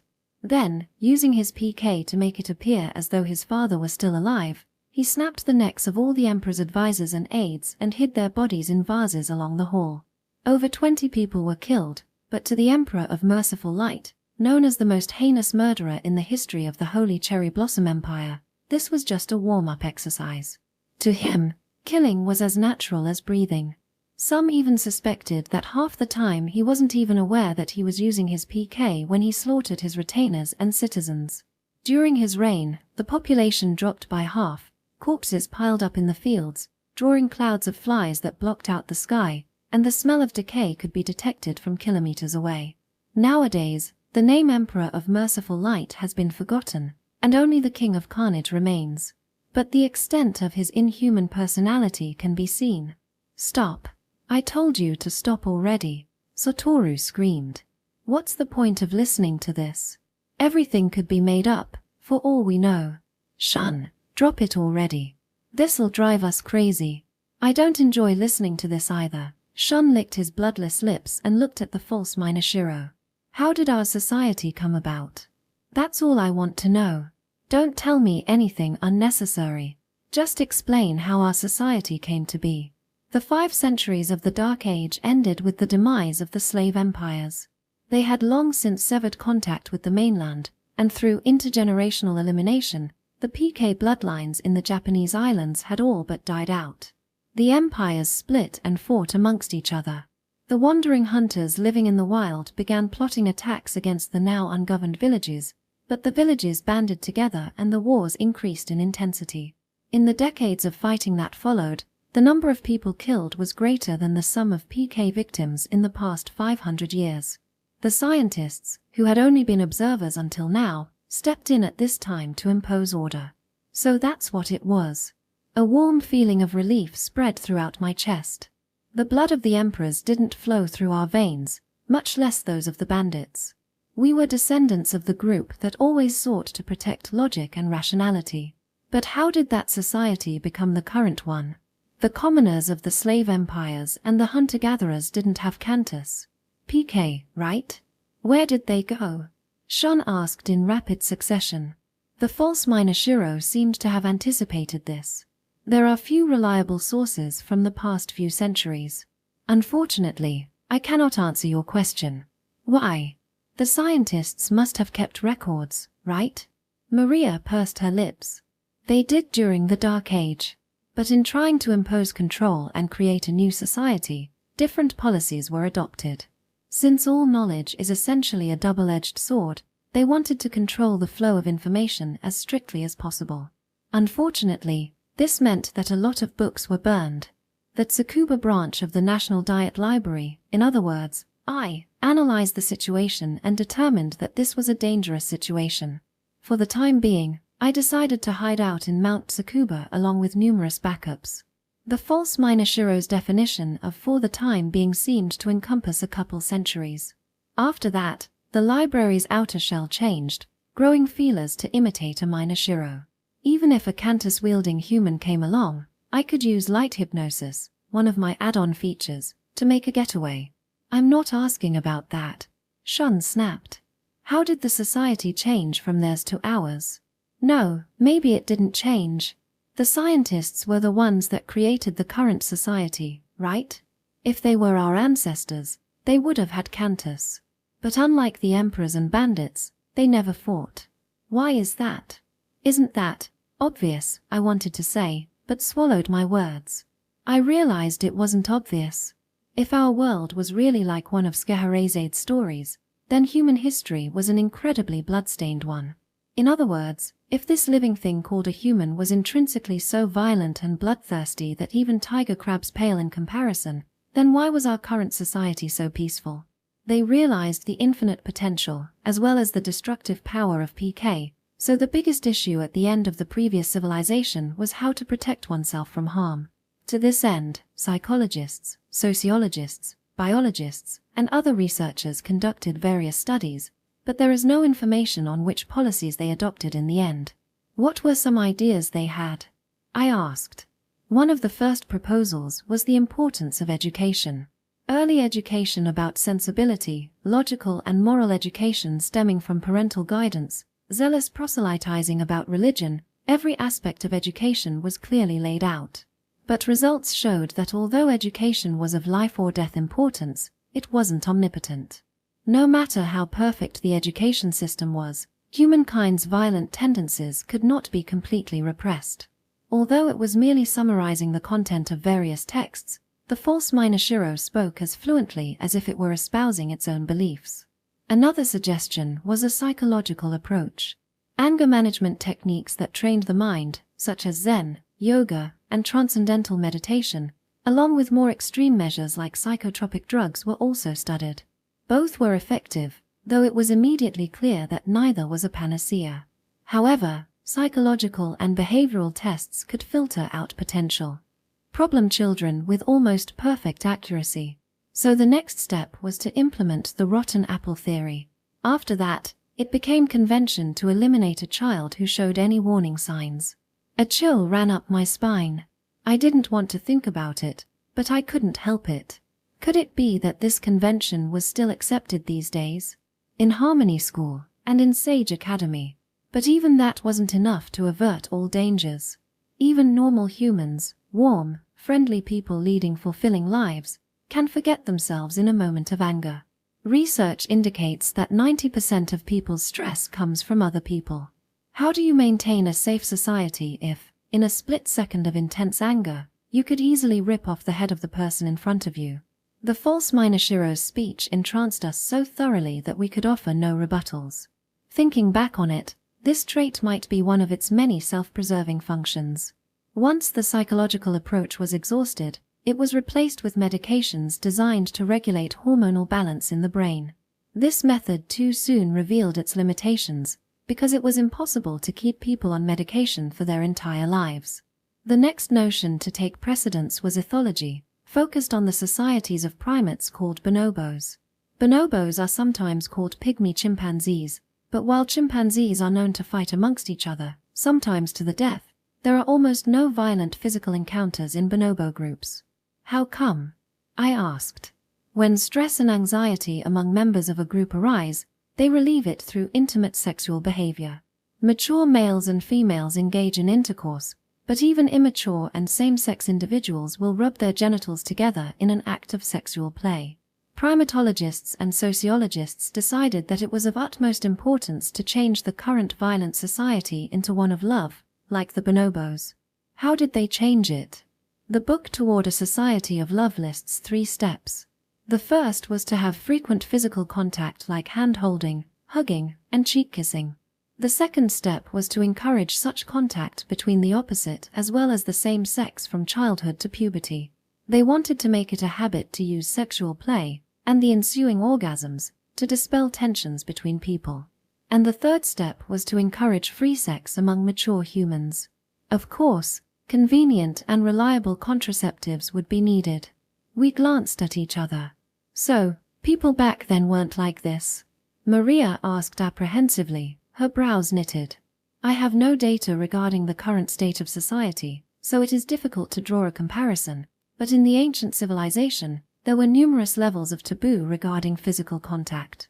Also, in many places, homosexual love was forbidden and oppressed. Same with free sex.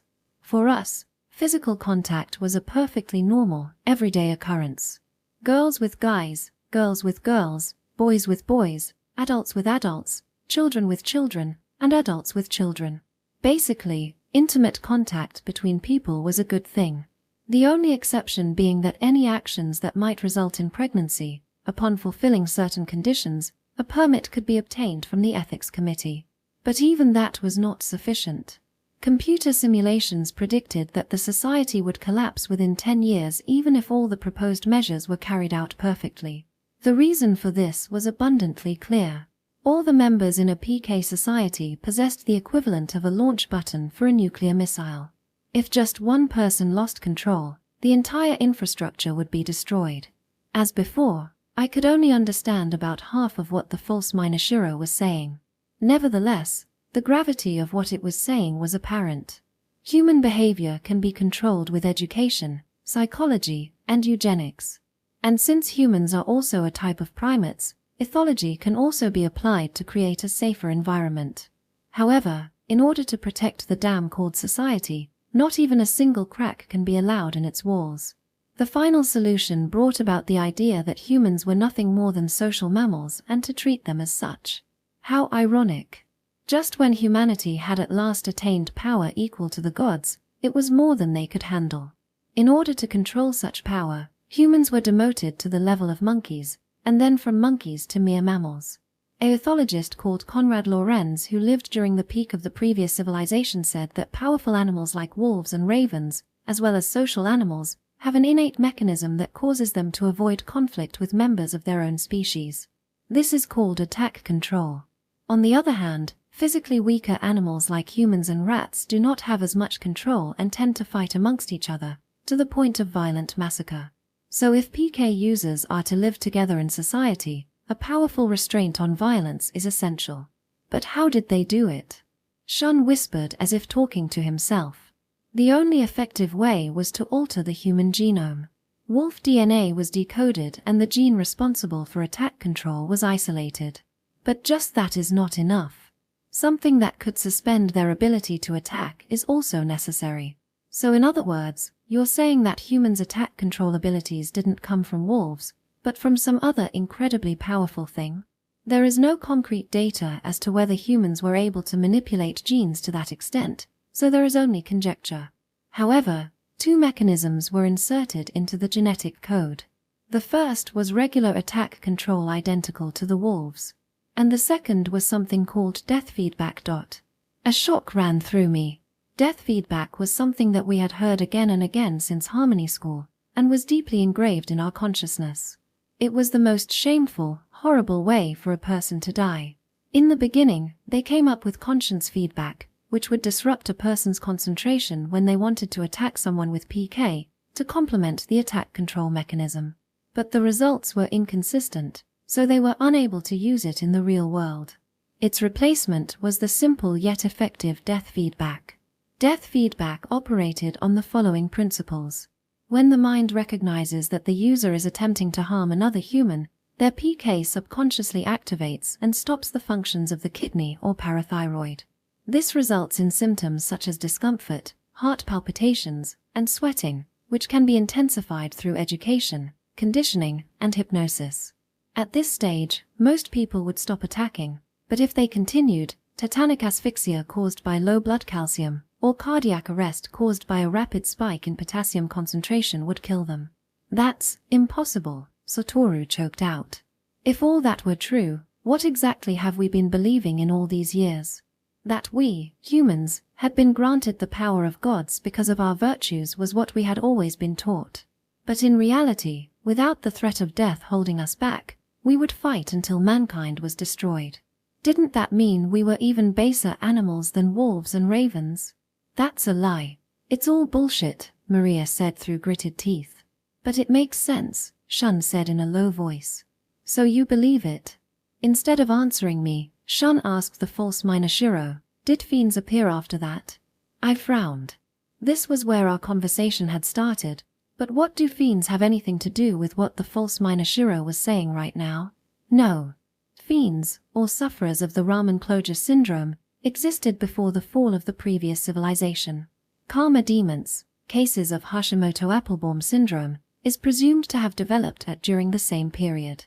But in the chaos during the wars and the Dark Age, their existence did not garner much attention. At that time, I didn't really understand what the false miner Shiro meant. But thinking back on it, fiends and karma demons would have been perfectly camouflaged in a world ruled by violence where bloodshed and death were everyday occurrences.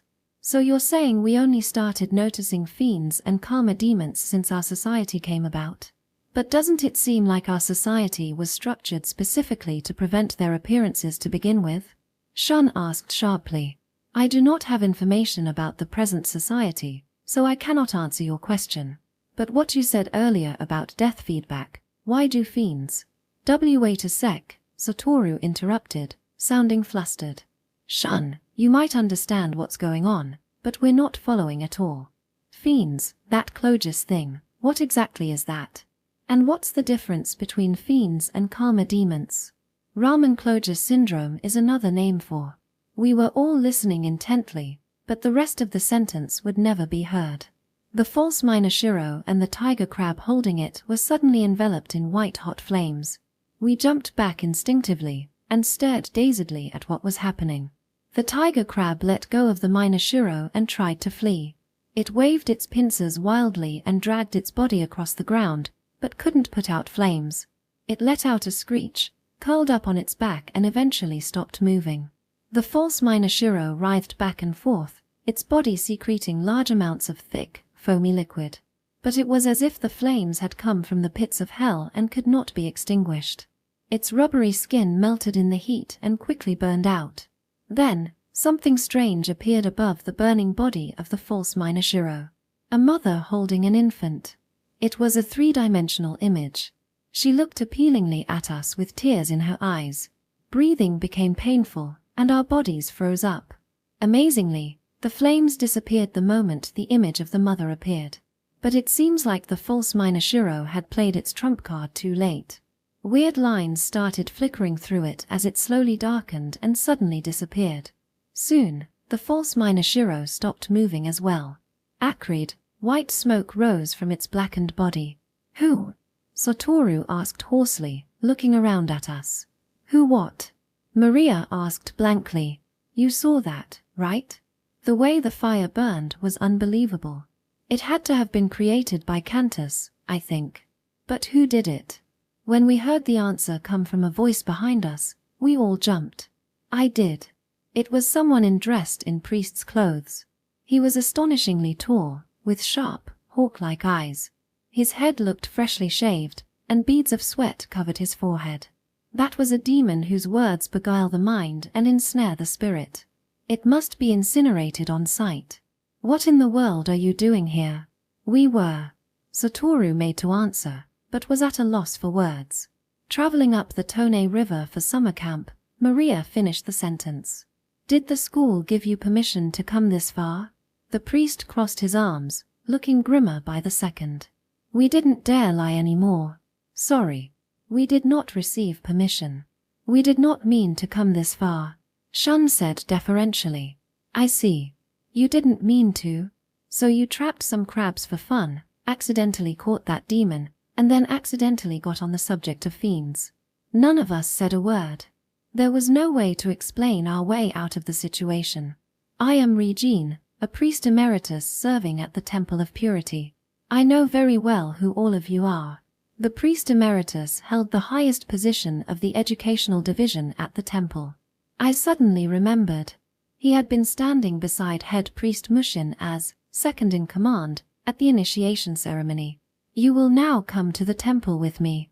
You will not be allowed to return to the village until head priest Mushin has been informed of this. Please wait a moment. Before we go, I have just one question. Shun pointed at the false minor Shiro's remains. Was everything it said a lie?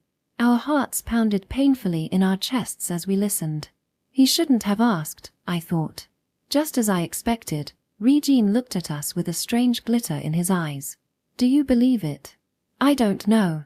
It's very different from the knowledge we've learned in school. But there was a consistency to what it said. Shun's words exposed what we were all feeling. But in situations like this, honesty may not be the best policy. You have broken the rules coming to a place you do not belong. Furthermore, you have been swayed by the words of a demon. That alone is a grave sin, but the real problem is much greater. Regene's voice was so cold it froze our blood. You have violated the very foundations of the Code of Ethics, the last of the 10 precepts. Do not desecrate the 3 jewels. You have fallen for the words of a demon and questioned the teachings of Buddha. Therefore, I must seal your canti immediately. Regene reached into his robes and brought out a sheaf of papers. 2 folded half-sheets that formed a human shape. He put 5 in front of us. The head and trunk of the figure were covered in strange symbols that looked like Sanskrit. I remembered the ceremony at the Temple of Purity when head priest Mushin had temporarily sealed my cantis. No, I thought. I don't want to lose my cantis. I don't want to relive that feeling of helplessness I had before I graduated from Harmony School. But we weren't in a position to disobey. Now, I will seal you cantis inside these emblems, Regene announced. Make your emblems stand. I upright the figure in front of me. Suddenly, tears were spilling out of my eyes and down my cheeks. Shun Aonuma, Maria Akizuki, Satoru Asahina, Mamoru Itu, Saki Watanabe. Regene's voice echoed through the surrounding trees. Your cantis have been sealed here. A multitude of needles, like crimson wasps, flew from his hand and impaled the figures through the head, torso, and limbs. May your mind heal, let your desires be burned away, and the ashes return to the vast, wild earth. Regene chanted in a low voice as the emblems burned up in a burst of flames. That was all fake. It was nothing more than a simple hypnotic suggestion. It shouldn't have rendered me unable to use my cantis.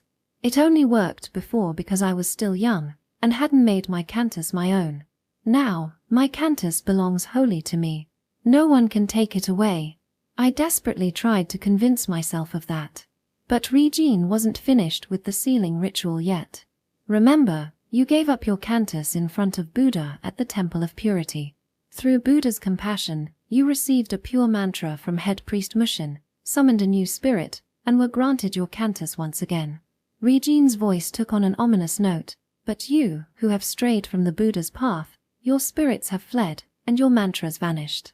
Take this to heart. You will never remember your mantra again.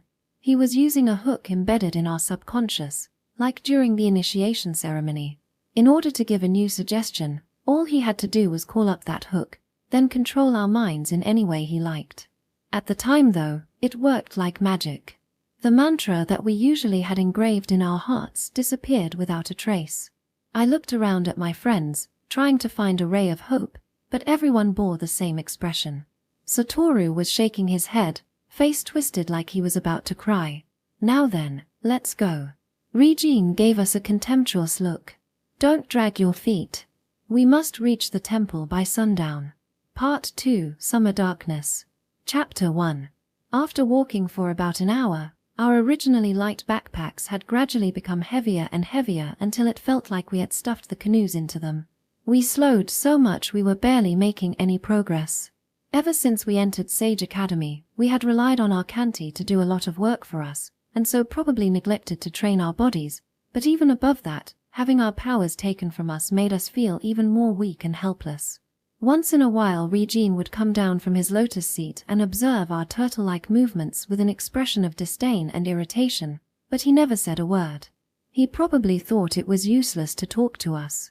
The lotus seat floated 2 meters off the ground. Regene sat upon it cross-legged as if meditating. We lagged about 30 meters behind, looking up at him as if from the bottom of a pond. That's true levitation, Shun whispered, as if trying to suppress his emotions. Even adults who had mastered all the classes in Sage Academy couldn't necessarily do it. And compared to us making the canoe speed through the water, this was on a completely different level. I get making something float while you're riding it, but exactly what image is he using to propel himself through the air? In the beginning cantis courses, we first learn to move a stationary object. In order to move yourself through the air, you have to focus on a fixed point around you, which is a lot more difficult. For people like Regene who have trained extensively, their image probably uses themselves as a fixed point while the rest of the world flows around them. What image he's using doesn't even matter anymore, right? Satoru said bitterly.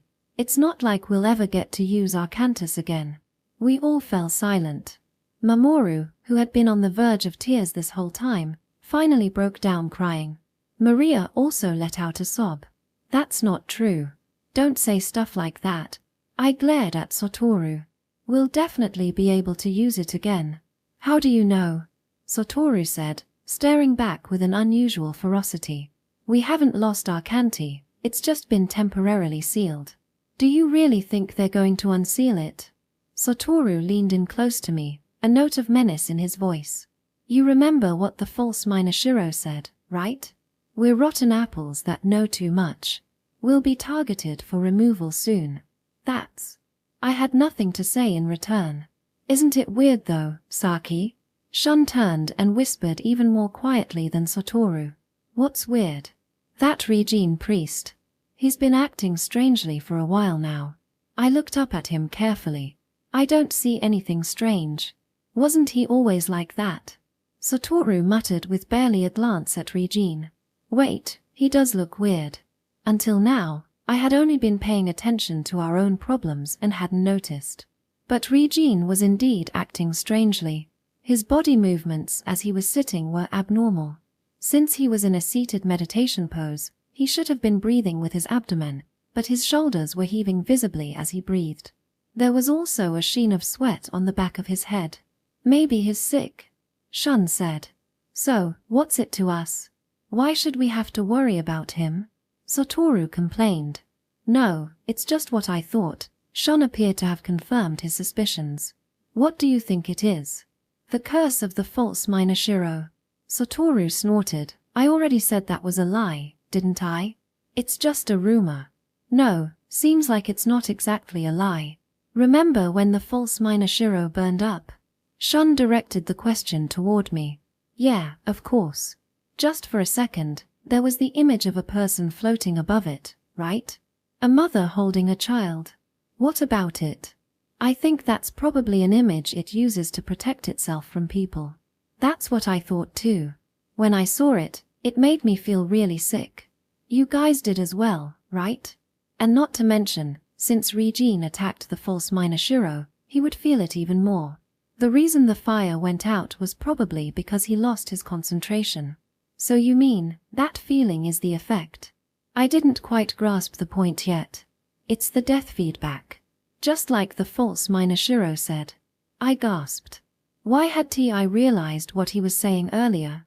After the false minor shiro shows the image, all it needs is a moment's pause in the enemy's attack for it to escape.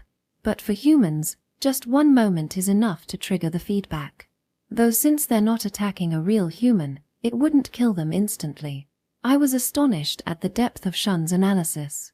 Future research will very likely be based on the death feedback's vulnerability to the curse of the false minor shiro, or in other words, images generated by false minor shiro.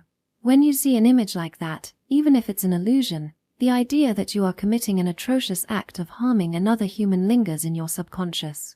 A month or two later, when your rational control weakens, the memory will resurface and the death feedback might just kill you. So are you saying he'll be dead in a month or so? Satoru asked gloatingly. For destroying library property. Possibly even earlier than that, Shun said thoughtfully, looking up at Regene. Isn't that even better? If he dies, he won't be able to tell on us for what we did, Satoru replied. Don't say stupid things like that. I hissed. None of us can use our canti now, right? If he does die and leaves us here, how in the world are we going to get back home? Even though those were my own words, when I saw the fear in their eyes, I shuddered as well. I realized again just how helpless we were. But if we kept going toward the Temple of Purity, I don't think we could expect to receive a warm welcome, just as Satoru said. No matter how I thought of it, our disposal seemed the only conclusion. Though that may be true, if we tried to escape recklessly, we might end up in an even worse situation. Out of the frying pan and into the fire. There was no way out of the situation. In this way, 2 hours passed. Our pace became slower and slower, until it felt like a snail could overtake us. At this rate, I doubted we would ever make it to the Temple of Purity. There was a noise in the bushes on my left. Regene turned around. Leaves and shrubs flew through the air. Its concealment gone, the creature in hiding were revealed. A queerat, Shun whispered. I thought back to that day after school where we had seen 2 queerots almost drown in the canals. This was about 2 times bigger. Maybe even as tall as I was. It looked as if it hadn't figured out what had happened yet, sniffing at the air with its wrinkled snout. But it seems kind of different. I had the same feeling as Maria. It had bows and arrows slung over their backs and was wearing what looked like leather armor. But it was not just its equipment that was strange. Something else was off. What's up with it?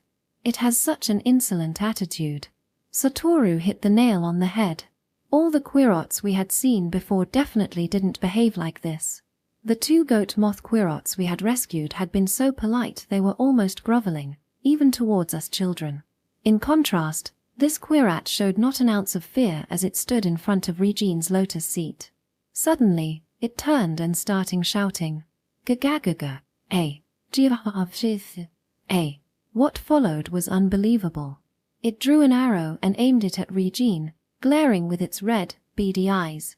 In an instant both bow and arrow were consumed in white flames. The queerat dropped them with a shriek and tried to run, but Regene caught it with his cantis and dragged it back kicking and screaming.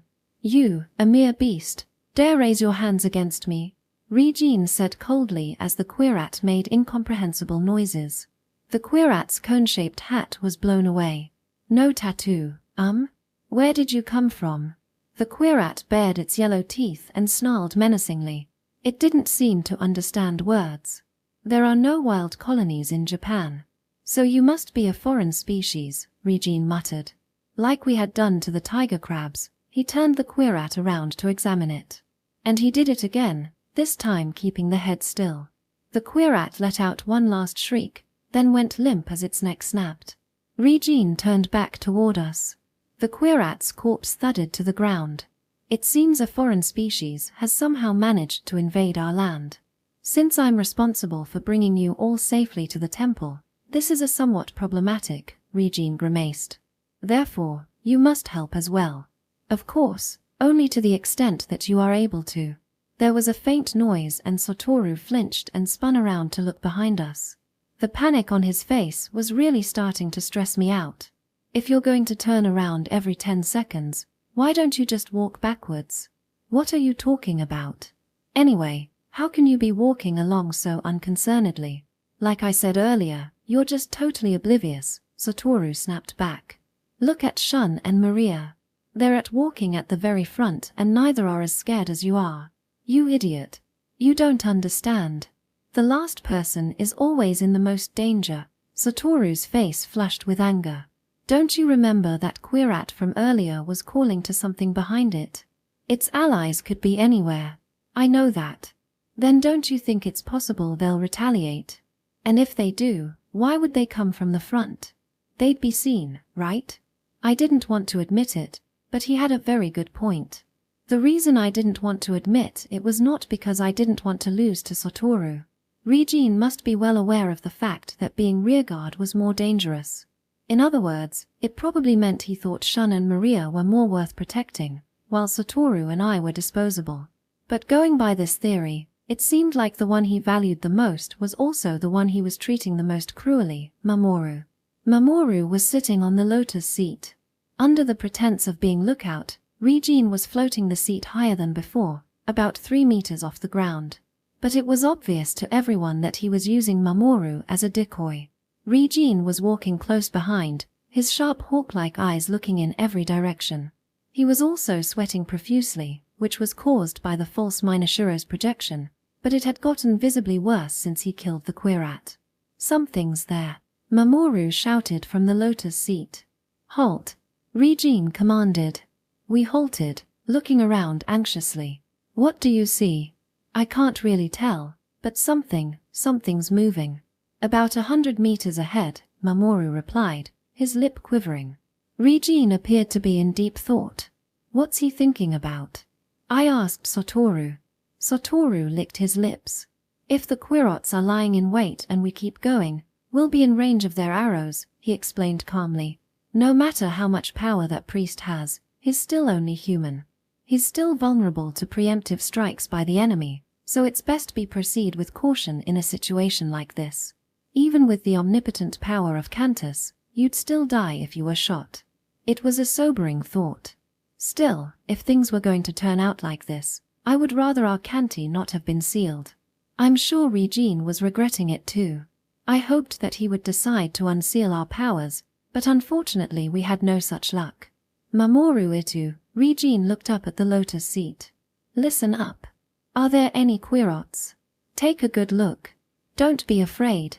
I will protect you with my cantis. Not a single one of their arrows will touch you. Mamoru's face blanched as he realized what was about to happen. Enno, stop. The rest of us held our breaths as the Lotus seat drifted ahead to where we thought the quats might be hiding and stopped. The seat spun around once or twice. We waited anxiously, but nothing happened. Finally, Regene brought the Lotus seat back and fixed Mamoru with a hard look. Well, were there our quats? I don't know. Mamoru's face was completely bloodless and he trembled like a tiny, frightened animal. I didn't see anything. Didn't you say that something moved? But I didn't see anything just now. I was probably wrong earlier. Regene nodded, but did not set off again immediately. He was not only a skilled cantis user, but astute as well. After deliberating for a while, he looked up again. You said you saw movement somewhere around there, Regene pointed. Mamoru nodded silently. Sterilization it is, then. There was a rumbling sound and the ground a ways ahead of us started moving. The trees fell one by one. The earth churned like a giant, writhing snake as rocks and dirt came crashing down. In less than 5 minutes the grove of beautiful green trees was buried under a mountain of soil. We would never know whether querots were really hiding there, but I guess it didn't really matter anymore. From now on, our progress would be even slower. Needless to say, we were a bit wary of the area Regene had just sterilized. Looking back, it was as if the destroyer Shiva had ridden through on his juggernaut, ravaging the peaceful scenery, leaving behind a procession of death and fear. Now, no matter how belligerent these foreign querots were, they would be stupid to even think about attacking us head-on. But this outcome was disadvantageous for everyone involved. The querots had their path blocked off, so we wouldn't be susceptible to a direct attack, but this had also been the quickest way for us to reach the Temple of Purity before sundown. Needless to say, the only reason we were even in a hurry in the first place was due to the appearance of the foreign querots. The cause and consequence were the same, going round and round like an Ouroboros. When we had climbed halfway up the newly formed hill, we saw the first rows of the querots' defensive formation. "Ah, what's that?" Shun said from the head of the line. As we crested the hill, hundreds of silhouettes suddenly came into view. The silhouettes were all beating weapons, gongs, and other metallic objects, creating an earth-shaking battle cry. "It looks like they're getting ready to charge this way," Maria's voice twisted into a shriek. "You have no place in the three realms. It is only through Buddha's grace that you can exist as beasts. And yet you insist on foolishly challenging me," Regene said gravely. "Very well, I shall exorcise you." No, I thought. They didn't actually want to fight us. If the querots truly intended to attack us, they would have rushed us from behind. But they didn't. Instead they redirected their route this way in hopes of avoiding conflict. As I listened, their war cry sounded more like a painful supplication than a call to battle. A gust of wind swept past my cheeks. Looking up, I saw Regene creating what looked like a giant tornado. As if in response, the querots' war cry grew. In the next instant, all the debris from the tornado was flung down the hill. Flying logs and boulders mowed down the rows of querots in no time. There was a second's pause, then with scream of fear and rage, a barrage of arrows came raining down on us. But the arrows were no match for the wind, which sent them spinning away wildly. "You filthy pests will be exterminated," Regene said ominously, his voice hoarse. "Stop," I screamed, but no one heard me. My voice was drowned out by the howling wind that sounded like a knife ripping through silk. Or like a woman's shriek, but an octave higher. In that instant, I thought I saw countless winged, scythe-wielding demonesses rising out of the ground and swooping down on the querots. Regardless of whether that vision was real or not, the querots fell in rapid succession. I realized it was a wind scythe. Wind scythe literally translates as scythe weasel. In Japanese mythology, a trio of weasels, brothers or triplets, ride on wind currents cutting at people's legs. An intense whirlwind with a vacuum in the center that acted like innumerable knives, tearing the victim to pieces. In order to create a wind scythe with your cantis, you needed to accurately imagine the movement of the air, something that by nature was invisible and formless, so it was an extremely difficult technique that few could master. In the blink of an eye, the querots were decimated. My head was swimming. I could see the spray of blood and smell its disgusting stench, even though in reality I was too far away to do either. "All right. He did it. Look, there. It's getting away." Next to me, Satoru was yelling excitedly, like this massacre was some sort of game. "Are you stupid? What are you so happy about?" I said sharply. Satoru looked blankly at me. "But, they're our enemies, aren't they? They're not our real enemies." "Then who is?" Before I could answer, it was over. The genocide in the name of Buddha, carried out by the priest who had sworn to serve him. There was not a single silhouette left standing on the hill. "Okay, let us continue on," Regene commanded. But his voice was strained. Satoru and I glanced at each other. As we climbed the hill, the terrible scene of the querots' demise came into view. Ravaged corpses, severed heads, and shredded limbs were piled high all around us. Rust-colored blood soaked into every surface, dyeing the ground black, the smell stinging my eyes and nose. Flies that seemed to have appeared out of nowhere were already starting to feast on the remains. Ahead of us, Shun and Maria faltered before the huge swarm of flies. Regene could tell that we all hoped he would get rid of the flies, but the priest simply stood there with no signs of moving. "What's going on?" Satoru asked quietly. "The silhouettes," I thought instinctively. From a distance, didn't the silhouette of a quat look a lot like a human's? Since Regene was already under the false Minoshiro's curse, when he killed the quats with the wind scythe, his subconscious probably interpreted it as him attacking more humans. If that was true, death feedback might really get him this time. "Regene, are you alright?" Shun asked. "Yes. Don't worry," Regene replied after a pause. His eyes seemed vacant and his words sounded strange. All our attention was on Regene, so we didn't notice that something was crawling among the corpses, hidden by the curtain of flies. What's that?" Maria gasped as she turned around. A strange animal. It was the size of a dog, covered in long black fur. In contrast to its stout body, the head was abnormally small and so low that it almost touched the ground as it slunk toward us. "A blow dog," Mamoru cried in a strangled voice. "What are you talking about?" "They're not real," Satoru said bluntly, completely disregarding the fact that he had just recently been seriously trying to convince us of the existence of blowdogs. "But no matter how you look at it, that's what it is," Mamoru said, standing up for his own views for once. "So you're saying it's going to inflate itself to the size of a balloon? Something so stupid." As if in response to Satoru's words, the animal, the blowdog, suddenly swelled to twice its original size. Whoa! It really puffed up. I thought it was simply sucking in air to make itself look bigger, but as the blowdog glared at us, it swelled even more. "Everyone, get back." At Shun's words, we all started running, putting as much distance between us and the blowdog as possible. "What's going to happen?" I asked. "I don't know," Shun seemed fascinated. "But so far it's acting just as Satoru said it would. It might just keep swelling up until it explodes." As if in accordance with Shun's words, the blowdog puffed up even more. "What for?" "It's a threat," he whispered. "A threat. It's probably trying to drive us away from that spot." The blowdog slowly advanced toward Regene, the only person who hadn't backed away. Seeing no response from Regene, it swelled up further. It was now the size of a fat sheep. But why wasn't Regene moving? I looked at him curiously, but all he did was stand there with his eyes closed. Maybe he was dazed.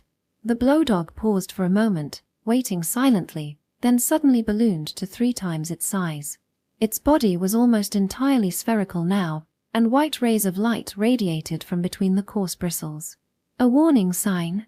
Oh no, run!" Shun yelled. We took off like a shot, barreling down the hill as fast as we could go. The others ran without looking back, but curiosity got the better of me and I stopped. Turning around, I saw that the blowdog had now swelled to a frightening size. Finally, Regene opened his eyes. I didn't have time to say a word before the blowdog was enveloped in dazzling flames. There was a thunderous roar and a fierce gust of wind knocked us over. We were about 30 meters downhill from the blowdog. If we had been on level ground, the blast would have killed us for sure. I don't really want to write about what happened afterward. We needed some time to recover from the shock. Then we went to look at the crater left by the explosion. Regene had been so close to the explosion that his body was now an unrecognizable mess. Since we couldn't use our cantis to bury him, we simply covered him with dirt. That simple task made me want to throw up. "Saki, look at this." Shun pulled out something that had been deeply embedded into the ground and held it out. "What is it?" I hesitated, not taking the object from him. He held it up for me to get a better look. It looked like a disc surrounded by 6 sharp, feather-like spikes sticking out in alternate directions. "Looks like a water wheel propeller. It's probably part of the blowdog's spine." "Its spine?" Satoru came and took it from Shun, turning it over in his hands. "It's hard as stone. And heavy too. If you got hit with this you'd probably die. They're shaped like this so that when the blowdog dies they'll come flying out." "Flying out for what?" "To kill its opponent." As I looked around, I saw many more of them sticking out of the ground. Goosebumps stood out on my arms. The blowdog could do this much damage. Satoru brought the bone to his nose and sniffed it. What are you doing? I imagined the smell of blood and grimaced. It smells kinda like fireworks. I get it, Shun said, seemingly to himself. Blowdogs probably have sulfur and saltpeter stored in their bodies so they can make gunpowder. Just inflating themselves to the point of bursting wouldn't create such a powerful explosion. Some of its bones act as flint to create the spark that sets everything off. Wait. Are there really animals that have evolved to become suicide bombers? It wasn't unusual for animals to try to appear larger in order to intimidate its enemies, but isn't blowing yourself up when the enemy ignores your warnings extremely counterproductive? Yeah. Shun, you even said so before we came here. If blowdogs kept blowing themselves up, they'd become extinct in no time. That's what I thought. But I just remembered that there was an animal a lot like the blowdog in one of the ancient biology books I read, he said. There are more of them. Satoru and I said in unison. Yeah, and by analogy, I have a rough idea of what blowdogs really are. What? Oh really? So is it a balloon, or a dog? Satoru joked. That was our reaction to shock, to lose our heads just a little bit. Stop talking about stupid things. Maria finally exploded. Do you even understand the situation we're in? We've been abandoned in the middle of nowhere, and on top of that, none of us can use our cantis. We stopped smiling. You're right, Shun said, after a heavy silence. In any case, let's head back the way we came. We'll have to sleep out in the open tonight. Hey, Satoru said nervously, grabbing Shun by the arm. He jerked his chin toward the crater. Following his gaze, we froze. A group of silhouettes stood 40 or 50 meters ahead, watching us silently. Querots. What do we do? Maria's voice shook. Isn't it obvious?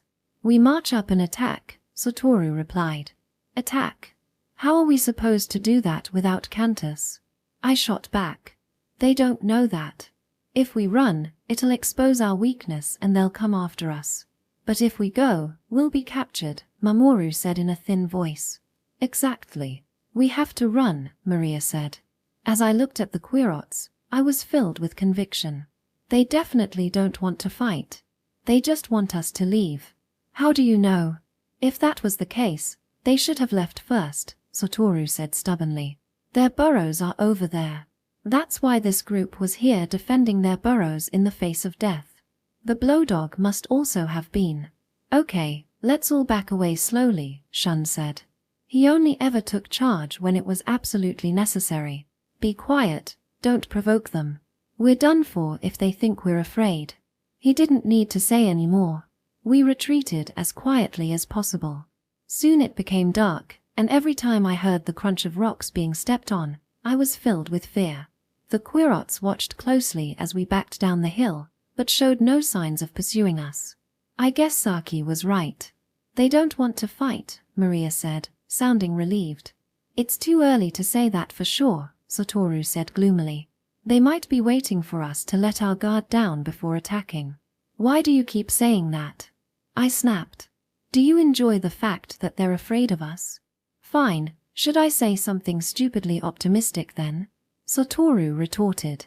Satoru's probably right, Shun said unexpectedly. Why? Saki's right that they don't want to fight over there. Maybe because that's where their nests are. But once we get far enough away, who knows what they'll do. But, what's the point in attacking? Dude, did you not see what Regene did earlier? How many Querots do you think he killed? They're not going to be satisfied with just having one of us dead. Satoru's logic was depressingly sound. But they probably think we still have cantis, right? They should be trying to avoid more meaningless deaths, Maria said. Shun shook his head. Like Regene said, they're a foreign species. They might have been civilized in the beginning, but have lost contact with humans for a long time. Remember, that first scout that was caught? It didn't seem to know what cantis was. That's true, but shouldn't they have learned to fear it by now? I said quietly, trying to think from their point of view. Yeah, that's why they haven't attacked us yet. But at best, they only half believe in our powers. Why?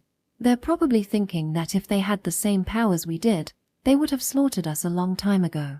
There was a silence so heavy that it was hard to breathe. "What'll they do from now on?" Satoru asked Shun. "Once we get far enough from the nests, it's very likely they'll try to strike back." "And what happens when we can't retaliate?" Shun's silence was answer enough. "So how far away from the nest is far enough?" Maria asked worriedly. "I don't know for sure." Shun looked uphill. "The most dangerous place is probably at the bottom of the hill." Chapter 2. As we were walking even more slowly than before, it was well dark before we reached the bottom of the hill. I was covered in disgusting, cold sweat. My hands were cold as ice, probably due to anxiety. The querots stalked us silently, keeping their distance. According to Shun's explanations, making a crucial decision, such as starting a war, involves searching for a suitable focal point. The focal point has to be easily visible, somewhere where nature and awareness converge. For example, imagine a hunter with a bow and arrow stalking a deer. The deer runs through the forest, ending up at a riverbank, where chances of the hunter shooting the deer successfully rises. With the change of scenery comes a change in atmosphere. The refraction of light on the surface of the river not only enhances awareness, it also widens the field of vision, so the hunter realizes that he can easily capture the deer. All these factors help to support his actions. Until now, the querats' actions have all been very human-like. That's why Shun predicted that they would try to use the terrain to their advantage. If their nests were indeed at the top of the hill, then the spot where the hill and flat ground meet would be a logical boundary. "What do we do?" I asked Shun. I felt like he was only one we could depend on now. "We have no choice but to split up when we get to the forest. If we stuck together, we'd be an easy target for the querots. Splitting up would be hard for all of us, but like Shun said, there was nothing else we could do. If they start coming at you from a hidden position, just run as fast as you can. It's all over if they catch you, so try to conserve energy too. Get as far away as you can, then hide.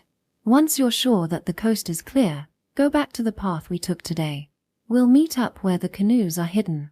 The chances of all of us meeting up again seemed rather bleak. To begin with, wasn't the idea of splitting up based on the thought that some people would be sacrificed while others escaped? "And before we reach the forest?" Satoru asked, coming up next to Shun. I understood at once what he was asking. The edge of the forest was a good 50 meters away from the foot of the hill. There were no trees or rocks to hide behind, so we would be easy targets. Maria let out a sob. I couldn't help but realize again the seriousness of the situation we were in. I wrapped my arms around her shaking shoulders and nuzzled my forehead against hers, trying to comfort her. Before long, the discussion began again in hushed voices. It was about the enemy's intentions. Were they going to attack here? Were they just making sure we were really leaving? If we assume that they were going to attack, we would have to make for the forest as fast as we could. In that instant, we would reveal that we didn't have cantis. The act of running away would definitely induce them to attack. In that case, the probability of all 5 of us making it out alive was impossibly small. On the other hand, if we bet on the chance that they wouldn't attack, and lost, then no one could save us. No choice but hold out until we're nearly there to watch their reaction. Shun's words had a touch of defiance in them. "And who gets to determine that?" Satoru said. "All of our lives are on the line," Shun sighed. "Let's take a vote." Because of the subtle dips and rises in the ground, the border between the hill and the open field was ambiguous. The deepening darkness blurred the contours of our surroundings, steeping everything in shadows. We crossed the determined focal point and continued on through the open field, not knowing when an arrow would come whistling toward us. My breathing became quicker, shallower. My pulse pounded in my temples. Even though I had to be prepared to run at any moment, my legs felt rubbery, unable to exert any strength. I turned around quietly and looked at the hill by the weak light of the moon. The querots still hadn't moved. They were still watching us from their vantage point halfway up the hill. "That's good, just stay there. We'll be gone soon. No one's threatening you. You know what'll happen if you shoot us, right? If you just let us leave, nothing will happen. But if you harm us, we'll kill all of you. So please, behave for just a bit longer." I prayed silently to myself. I turned to face forward again, and stopped. There were 4 black silhouettes. One had its hand raised. "Who's that?" a low voice asked. "Emmy," Mamoru gasped. "I think we should make a run for it, right now." "What are you talking about?" "We're going to be fine." "All right. Just a bit more." Mamoru lowered his hand and we all felt slightly relieved. If 3 hands went up, that would be a majority. Though in reality, even if we didn't have a majority vote, all it takes is one person to panic and take off running for the entire plan to be ruined. When the querots start attacking, we'll all have to run for dear life. "Saki, you're walking too fast." Shun's voice pulled me back to reality. Without knowing it, I had broken into a slight jog. "Oh, sorry." I slowed down, mentally kicking myself for panicking. "Just a bit farther," Satoru said. "Shun, when we reach the last 20 meters, let's run. It'll take a couple of seconds for them to start shooting. We'll definitely make it to the woods by then." "I don't want to run at all," Shun said, sounding hesitant. "If we run, they'll chase after us. Just because we'll be in the forest doesn't mean we'll be out of danger. But we can hide in there. If we don't run, maybe they'll—" Mamoru stammered, raising his hand again. "Hey, behind us." "It's like," Maria choked out. I turned around and felt my heart contract painfully in shock. The querots were descending the hill. "They're coming," Maria screamed, raising her hand. 2 votes. "Wait. Not yet. This doesn't mean they're going to attack." Shun tried to calm them down, but they didn't lower their hands. Satoru started raising his hand uncertainly. "Stop," I said to him. "We're almost there. Just." There was a whistling sound. An arrow flew over our heads and embedded itself in the ground near the entrance to the forest. This type of arrow, called kaburaya, has a turnip-shaped whistle made out of wood or bone attached to it and is shot to signal the start of battle. I knew that signaled the start of battle. Without waiting for a majority vote, we took off as fast as we could. It was the first time I had ever run like my life depended on it. But no matter how hard I pumped my legs, I didn't seem to be moving forward at all. It was like something out of a nightmare. Even so, the forest gradually drew closer. Just a little farther. As I burst into the woods and started weaving through the trees, I realized how fast I had been running. "Don't stick together. Spread out and get away." Shun's voice echoed through the trees. I made a sharp right turn and dashed through the undergrowth until I couldn't hear anyone else's voice or footsteps. I was all alone. The only sound was my own panting. Having run around so wildly, I had no idea where I was. In any case, I had to keep going until I reached my destination. Just a while ago I had been with 4 of my friends. Now I was suddenly alone. The fear of the querots coming after me, in addition to my uneasiness at being left alone, made my chest tighten painfully. My only companion was the moon, hidden by the trees. It was hard to breathe. I gasped and wheezed, trying to draw more air into my lungs. My thighs felt heavy, and I was losing sensation below my knees. I had reached my limit. I wanted to stop and rest. But if I stopped, I'd probably die. Just a little more. Keep going for just a little longer. Right as I thought that, I tripped over something. I tried to right myself, but my body froze. I was suspended in the air for a moment, then fell heavily to the ground. I knew I should get up immediately, but my entire body hurt so much I couldn't move. I somehow managed to turn onto my back, and saw the yellow light of the moon, brighter than I had ever seen it before. The cold ground sucked all the heat from my body through my shirt and backpack. I lay there, unable to do anything but breathe, my chest rising and falling like bellows. Am I going to die here? The thought came to me all of a sudden. I was still young. Death didn't seem real. "Saki," a voice called to me from somewhere far away. "Satoru." He was coming closer. "Saki, are you okay?" "Satoru, run." I finally managed to choke out. "Can you move?" The voice was right next to me. A face appeared over me, looking into mine.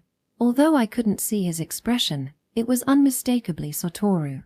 "I don't think so. Don't give up. Let's hurry and get out of here." Satoru pulled me up. With his help, I somehow managed to get back on my feet. Can you run? I shook my head. Let's walk then. No, it's too late. What are you talking about? I looked over Satoru's shoulder. Satoru turned as well. In the darkness were countless glowing eyes. I could faintly hear them breathing. We're completely surrounded by querots. I was sure that we were going to die right there, but fortunately, I was wrong.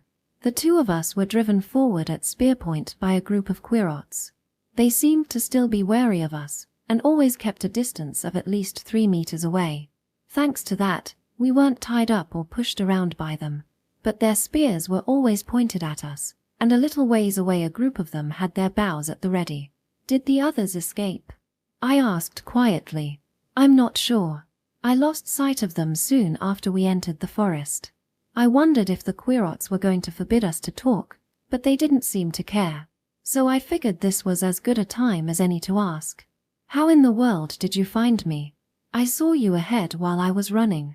Chasing after me defeated the whole point of splitting up, but I didn't have the heart to criticize him. The others probably got away.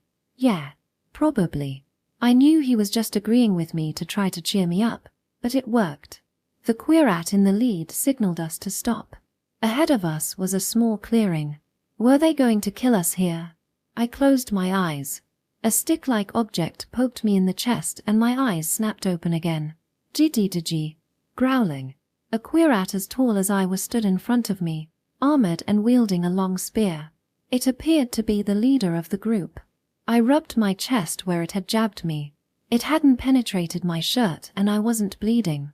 Looks like it had poked me with the butt end of the spear, not the point. Saki. Satoru rushed toward me, but another querat stuck out its spear and tripped him. I'm fine. Don't move, I shouted. Of course, I didn't believe that we would be left unharmed if we followed their orders. Rather, at this point I was already halfway resigned to the fact that we were going to be killed. The querat in front of me started shouting again in its piercing voice. And for the first time, I got a good look at its face. Beneath the black helmet glowed cruel, red eyes, and its pig-like snout was the same as the querots we had met at the canal as well as the one Regene had killed earlier. But there was one clear difference. Its entire face, from forehead to chin, was covered in scales, like a pine cone. Although scaly mammals, like pangolins, do exist, they are unheard of in rodents. In addition, it was strange to see individuals with and individuals without scales in the same species. The thought disappeared from my mind as I felt something cold and metallic on my cheek. The spear was pointed at me, moonlight glinting off its head. Was this the end? As I thought this, the spear was retracted. I was going to be skewered. The pinecone-faced leader let out a battle cry that sounded like a dying pig. I closed my eyes. A few seconds later, I opened them again. Nothing happened. Captain Pinecone was moving towards Satoru, who was being held back by a pair of querots. Before I had time to react, Captain Pinecone was thrusting his spear towards Satoru's face. But it suddenly stopped. The point a hair's breadth away from Satoru. It thrust the spear a second time, a third time. Satoru tried hard to appear unafraid, but his knees gave out and he slumped against the querots holding his arms. The next instant, the spear grazed his forehead. Satoru. I started toward him without thinking, only to be stopped by a querat's spear. Don't worry, I'm fine, Satoru said. His forehead was bleeding. The wound looked painful, but shallow. I sighed, relieved that it wasn't a serious injury. The other querots under Captain Pinecone looked relieved too, but probably not because of Satoru's wound. It seemed like they hadn't been absolutely certain that we couldn't use our cantis. So they did this as a way to be sure before they took us back to their colony. Once again, we set off through the forest. Does it hurt? I asked. Satoru shook his head silently. The bleeding hadn't stopped, so Satoru's face was covered in dark streaks of blood. What's going to happen to us? We probably won't be killed immediately, he said quietly. How do you know? They would have done it a long time ago. Are you sure that's not just wishful thinking? Not just that. Before they came into the forest, they shot that whistling arrow, remember? That was probably a warning for us to stop. If they were going to kill us from the start, they wouldn't have done that. So why did they capture us? Who knows? But, if today was the first time they were exposed to cantis, then despite being scared they're probably interested in learning more about it, right? We're the only source of information they have, so they won't kill us carelessly. Satoru's reasoning was probably right. For the time being, we weren't in any danger. We left the forest and started up the hill once again. Our fatigue had peaked a long time ago, but the spears pointed at our backs forced us to keep going. Still, we couldn't help but look at the querots. What was surprising was that out of the group of 20 or so, only about half of them looked like normal querots. The other half had striking abnormalities that didn't appear to be birth defects, but rather a purposely designed variation. Both the captain and vice-captain were covered in scales, and upon closer inspection, I could see scales on their bodies in between the gaps in their armor in addition to the scales on their face and hands. In the group of archers were 4 querots who had bows twice the size of the other archers, and each had an arm that was disproportionately large, like a fiddler crab. The larger arm, which held the bow, resembled a long club and seemed rather stiff, while the arm that knocked the arrows was shorter with a muscular upper arm. The forearm tapered toward the hand and the fingers appeared to have pairs of hooks on them. 2 other querots, with huge eyes like a chameleon and large ears like a bat, constantly monitored our surroundings, swiveling their eyes and ears this way and that. There were also ones with a single long horn on their heads, or with abnormally long limbs, but I couldn't imagine what the use of these features were. What's up with these guys? It's like a monster parade, Satoru said. Well, they are queer rats. I didn't know that's what the name meant. It really wasn't funny at all, but somehow this boosted our spirits just a little bit. As we climbed the hill, the moonlight revealed a path surrounded by the ghostly silhouettes of the trees. But the querots turned away from the path and slipped through a narrow gap between multiflora rose bushes. We had no choice but to follow, pushing through the thorny branches. I wonder if these bushes were planted specifically to deter predators from approaching their nest. As I was thinking about this, the winding path suddenly opened up.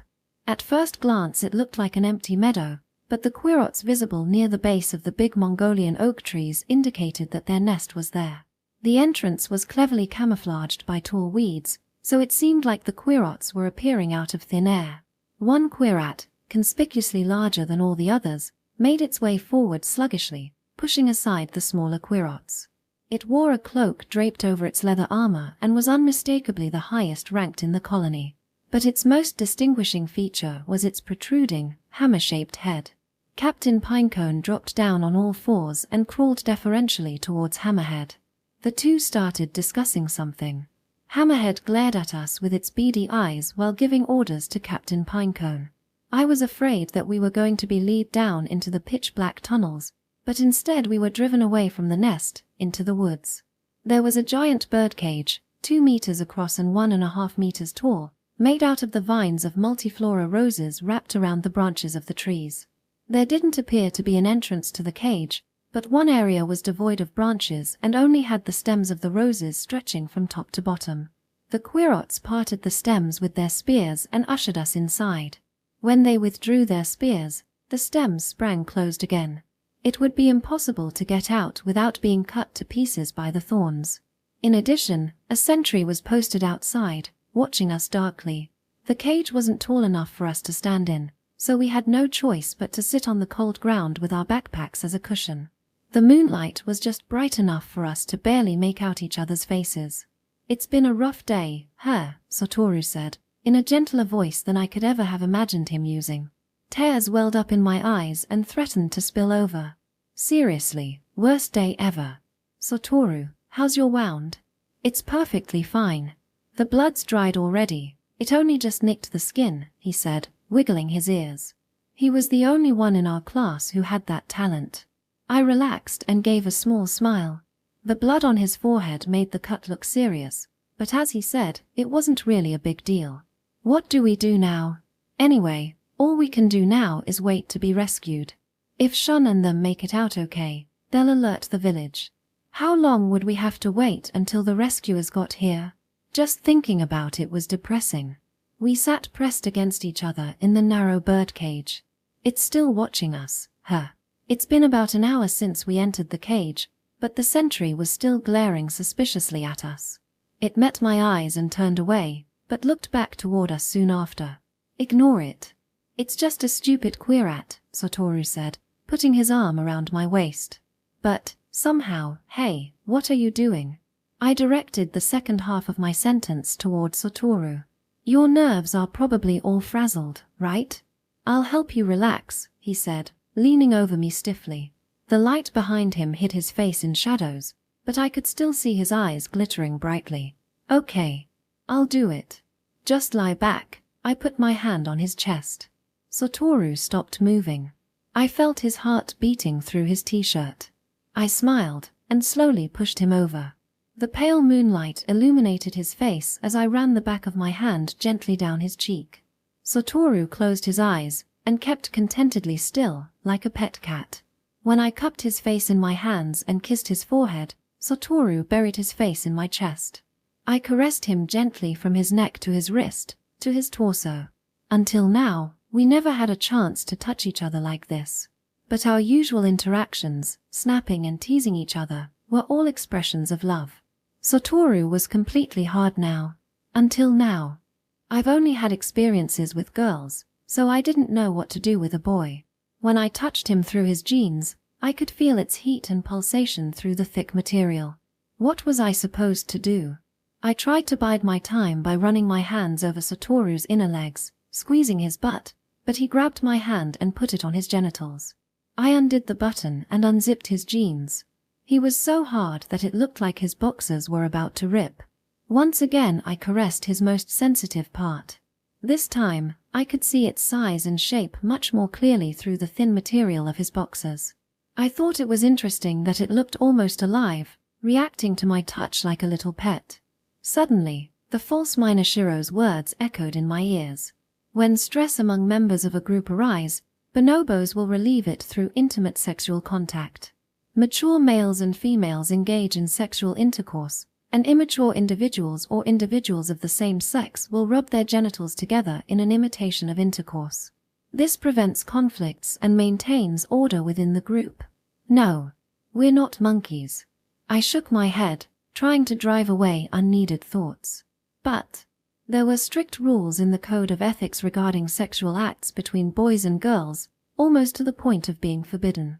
But something just one step away from it, that is, contact between two people of the same sex, was allowed, even encouraged. Why is that? The first step was to have frequent physical contact, hand-holding, hugging, and cheek-kissing. The second step was to encourage contact between opposite and same sexes from childhood to puberty. The idea was to make it a habit to use sexual play, and the ensuing orgasms, to dispel tensions between people. And the third step was to encourage free sex among mature humans. If what the false miner Shiro said was true, then all of this was just something created to protect our society. "What's wrong?" Satoru asked, because I had suddenly stopped moving. "Nothing, sorry. This time, let me do it," he said, groping me. Wait. Satoru probably thought he was being gentle, but he was actually tickling me. I squirmed and threw my head back. Then I felt a pair of eyes drilling into me. The sentry. It stared unblinkingly at us. No one, adult or children, wants to be watched when they're having an intimate moment with their partner. So when an outsider happens upon a situation like this, the proper thing to do would be to look away and leave as soon as possible. But then, when the third party isn't human, there isn't such an expectation. Once when Maria and I were spending time together on the Hamasaki sand dunes, Shun's bulldog Subaru was there as well, though I don't remember how that came to happen. In this case though, the queerat's gaze was different from Subaru's, and felt extremely unpleasant. It obviously didn't understand the meaning of our actions. All its primitive brain could imagine were obscene acts as it looked lewdly at us with saliva dripping from its mouth. Since I had stopped moving again, Satoru opened his eyes. "What now?" "Stop teasing." "I'm not. Look." I flicked my eyes in the direction of the sentry. Satoru scared. "Just ignore it." "I can't." His fun spoiled, Satoru glared menacingly at the queerat. "Damn it. That bastard. I'll deal with it. Without your cantis." Sensing mockery in my words, Satoru's face became sullen. Even without cantis, humans still have knowledge. I decided to keep my scathing retort to myself. But there's nothing you can do. You can't get out of the cage, and you can't talk to it since it doesn't speak our language. Satoru thought for a while, then his eyes lit up. I had a bad feeling about this, but kept silent for now. Satoru started rummaging through his backpack. What are you looking for? This, he said proudly, pulling out a white bird's egg. No, a hate hatcher's fake egg. What are you going to do with it? When the fake egg is struck, it explodes, and what's called a devil's hand springs out, emitting a foul smell and covering 2 to 3 meters of the surrounding area in feces. Be that as it may, the force of the blast isn't enough to kill. At the most it'll just enrage your enemy. Well, just watch. Satoru shuffled toward the entrance of the cage on his knees, holding out the fake egg to the quat. This was the first time we had tried to communicate with it, and it appeared extremely wary, waving its spear at us with unnecessary force. Hey, don't be so angry. You've been on your feet for a while, so you must be hungry, right? This bitten's egg is really delicious, Satoru coaxed, rolling the egg toward the entrance. The sentry turned its head, following the egg's path. It hesitated for a moment, then stuck out a paw and caught it. Are you stupid? Even querots know about the fake eggs. Really? I don't think so. Satoru sounded nervous and expectant, but also surprisingly confident. These guys just came over from the mainland, right? Hate hatchers seem to be endemic to Kanto, so they might not recognize it. Still, it's just going to get covered in poop and be really pissed off. Because, unless it swallows it whole like a snake. Satoru gave a small shout of surprise. I turned to see the quat open its mouth and drop the egg in. What happened next was cruel and hard to watch.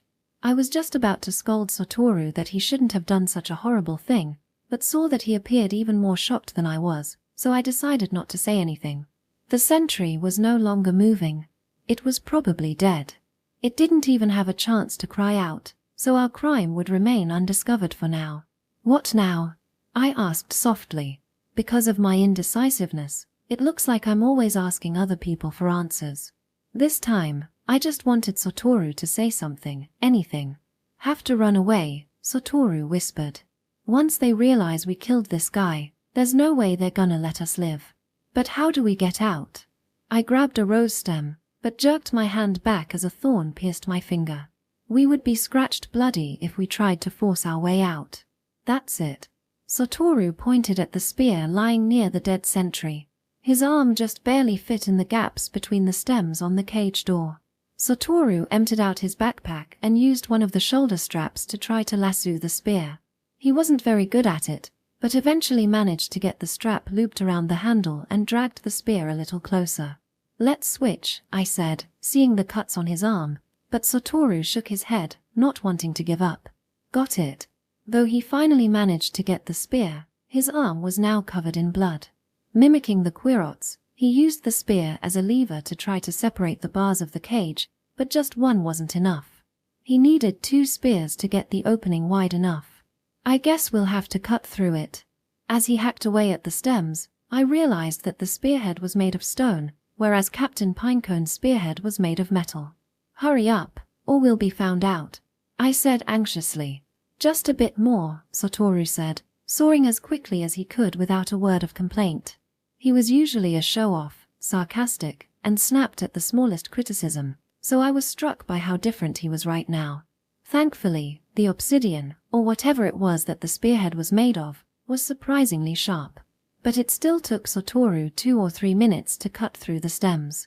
We couldn't afford to lose any more time. Satoru twisted the trailing stems around the handle of the spear and pushed them up. Hurry. Get out from here.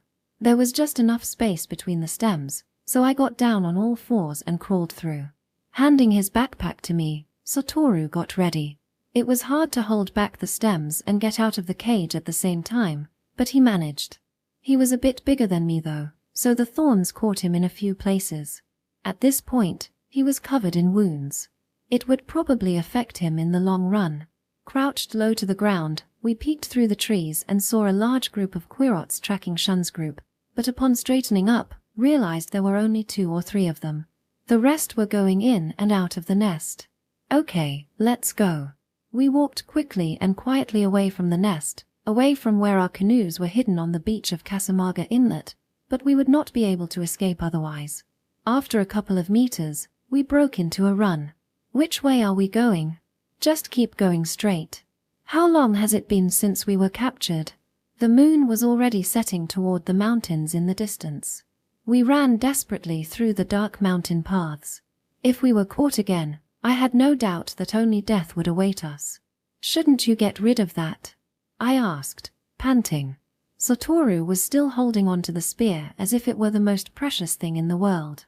It might come in handy again, he answered shortly. I couldn't help but think about all the bad situations in which a spear would be handy. Especially for 2 kids who had just lost their cantis and only had this lousy spear for a weapon. The next 40 or 50 minutes passed without event. Even though we were exhausted, we somehow managed to keep going. Fortunately, it didn't seem like anyone was chasing us, but that just made us more nervous. A mournful melody suddenly came to my mind, along with a verse we had learned in harmony school. Home gets farther away. Farther away. Turn back along the road. Turn back. How long are we going to go this way? I was almost at my limit. We just have to get away from their nest. The only thing Satoru was thinking about were querots coming after us. We're heading west, right? If we keep going, we'll be going farther and farther from Kasumiga Inlet. But we can't go back. Until we find a detour that'll take us around, we'll have to keep going this way. But all these paths are straight. Why don't we go off the path and head back? If you go into the forest in the middle of the night, you're just going to get lost. You can't tell which way you're going and you might end up where you started, Satoru shivered. But if we keep going down these paths, it'll be easy for them to find us. That's why I'm trying to put as much distance between us as possible. Our ideas were completely opposite to each other. Satoru showed no sign slackening his pace, so I had no choice but to follow. But he suddenly came to a halt. What's wrong? Satoru put a hand to his lips and motioned for me to be quiet. He crouched down and looked intensely ahead. I followed his gaze. I didn't see anything out of the ordinary. I was just about to say something when I heard a rustling sound in the thickets ahead. We froze. 20, 30 meters ahead, on both sides of the path were shadows that resembled small humans. Some of them held what looked like spears or swords. Querots. The despair was overwhelming. Grasping his crude spear firmly, Satoru took a step forward. Chapter 3. There were 6 querots in all. They came forward slowly. Satoru, get rid of the spear, I whispered in as normal a voice as possible. They'll kill us if we resist. Satoru shook his head. They'll kill us anyway. Listen, run into the forest while I fight them. That's ridiculous. It's impossible to get away, but if we go quietly, they might not kill us right away. We can wait for help. No. They won't make it, Satoru replied stubbornly. And I don't want to be locked up in a cage again. Satoru, please, don't be rash. The 6 querots stopped 4 or 5 meters away. Were they still on guard against us? That's kind of strange. Wait a second, I said, holding back Satoru's spear arm. Don't get in my way. I'm not. Look, they're not the same ones as before. Satoru replied dubiously. Just when I thought the querots would drop their spears, they suddenly all fell to their knees before us. What? Satoru shouted. I just stared with my mouth agape. Ki-ki-ki-ki-gur, K-gods. The querat in the center raised its head and let out strange sounds that resembled speech. SSSH. Robber. FLYY colony. A ground spider. BRR. Danger. I have no clue what it's saying. But I saw something that looked like tattoos on their foreheads. We're saved. It's a colony that obeys humans, I said, my knees going weak with relief. Satoru still looked doubtful, but approached the querots resolutely, if somewhat nervously, stopping about 3 meters away and looking at their tattoos. Salt 604, Does that mean robberfly colony? The first kanji in robberfly means salt. Kiki kikiki. Robber, FLYY. Robber, FOY, the queerat who could somewhat speak replied to Satoru's words, nodding exaggeratedly like a long-headed locust. Grow, spider. Danger. Ground spider. Danger. We learned later that at that time, the Department of Health had already acknowledged the existence of the foreign colony and had named it ground spider. But compared to another foreign colony that had come over from the peninsula, called millipede, the ground spiders were considered a mild group and not much trouble. This turned out to be an underestimation. Incidentally, during the Yamato period in ancient Japan, different from the new Yamato period during the Holy Cherry Blossom Empire, ground spider was a derogatory term that referred to the indigenous Joman people. After all this time, the fact that it's now used as a name for a queerat colony, and a foreign colony at that, speaks to the ironic nature of history. Anyway, we were led through the dark forest by the 6 queerats from the robberfly colony. We're in a bad situation again, Satoru sighed, looking grave. How come? We've been rescued. And these guys definitely won't take us captive. True, but I'm talking about now. Now. Satoru gave me a pitiful look. Why do you think queerats worship humans as gods? Isn't it because we have cantis? They're only being subservient right now because they believe we have that power. But what do you think they'll do if they find out we've lost it? Satoru talked quietly, hanging back. Maybe he was afraid of the queerats ahead overhearing. You're overthinking it. I was a little uneasy, but still felt like I should refute him somehow. The robberfly colony is under our control, right? If they were to do something to us, and other people found out, the colony would be exterminated. They know that well. So they shouldn't have any incentive to hurt us. You can never tell what their motives are. Queerats may think like us sometimes, but they're still rodents after all, Satoru said, suddenly sounding much older than his years. Anyway, we can't be careless. I definitely won't let them know we can't use our cantis. You be careful too, Saki. How in the world am I supposed to be careful? I wanted to ask, but this wasn't the time to argue. But as we walked through the pathless forest, my uneasiness increased. Would we be able to fool the robberfly colony? This new worry replaced my previous fear of the ground spiders, growing exponentially as time wore on. How much more do I have to walk? Suddenly, one queerat turned around and shouted something, but I was so exhausted my mind was too hazy to comprehend anything. What did it say? I didn't really hear, but it was probably something about having arrived. Satoru's words caused a ripple of anxiety to run through me. Through a gap in the bushes ahead, a new queerat appeared. Its appearance was distinctively different from the 6 that we had been traveling with. A good size bigger than the others, it was wearing a helmet with a hoe-shaped crest and scaled metal ringmail. It was probably the same rank as Captain Pinecone from the ground spiders, or maybe even higher. For a few moments, Helmet stood listening to the report from one of the queerats, then approached us carefully. Gods, welcome, it said in astonishingly fluent Japanese, sweeping off its helmet. I am a messenger for the robberfly colony. EI%8 is my name. Its name was a series of complicated, high-pitched noises. But squealer is probably easier, so please call me that. Then, squealer, Satoru says calmly, we've lost our way back to camp. We would be thankful if you would take us to the shore of Kasumiga Bay. After that we'll be fine. I understand, squealer responded quickly, and we went weak with relief. However, it will be difficult to do so immediately. Why's that? I asked without thinking. Because it's dark. Or, my sense of smell is quite developed. I could move through the forest at night without any impediments. If you are not tired and wish to leave now, I will gladly show you the way, Squealer answered respectfully. However, this area is currently very dangerous. Because the foreign ground spider colony invaded our lands, we've been on high alert. A few days ago, they declared war on us, a native colony. Perhaps you've encountered them on the way here? I was about to reply when I saw Satoru's expression. Nope, haven't seen them, he said with a straight face. I thought I saw Squealer glance at the wound on Satoru's forehead, but it was probably just my imagination. That's fortunate. The ground spiders are a lawless group who would probably attempt to capture the gods out of ignorance of their own positions. Of course, to the gods dealing with them with cantis is nothing more than child's play, but they're not past doing cowardly things like ambushing others with poisoned arrows. He scrunched up his already wrinkled snout, spitting in anger. I apologize for my outburst. We've put enormous effort into our defense, but we are not a strong group to begin with, so that is how we ended up in this position. You mean, you're losing? I asked. As if he had been waiting for the question, Squealer went on, the situation is not so simple. I don't know about a big colony like the giant hornets, but the robberflies only have 700 members. In comparison, the ground spiders have an estimated population of at least 4,000. I shuddered. Before he died, Regene had exterminated at most 1,000 of them.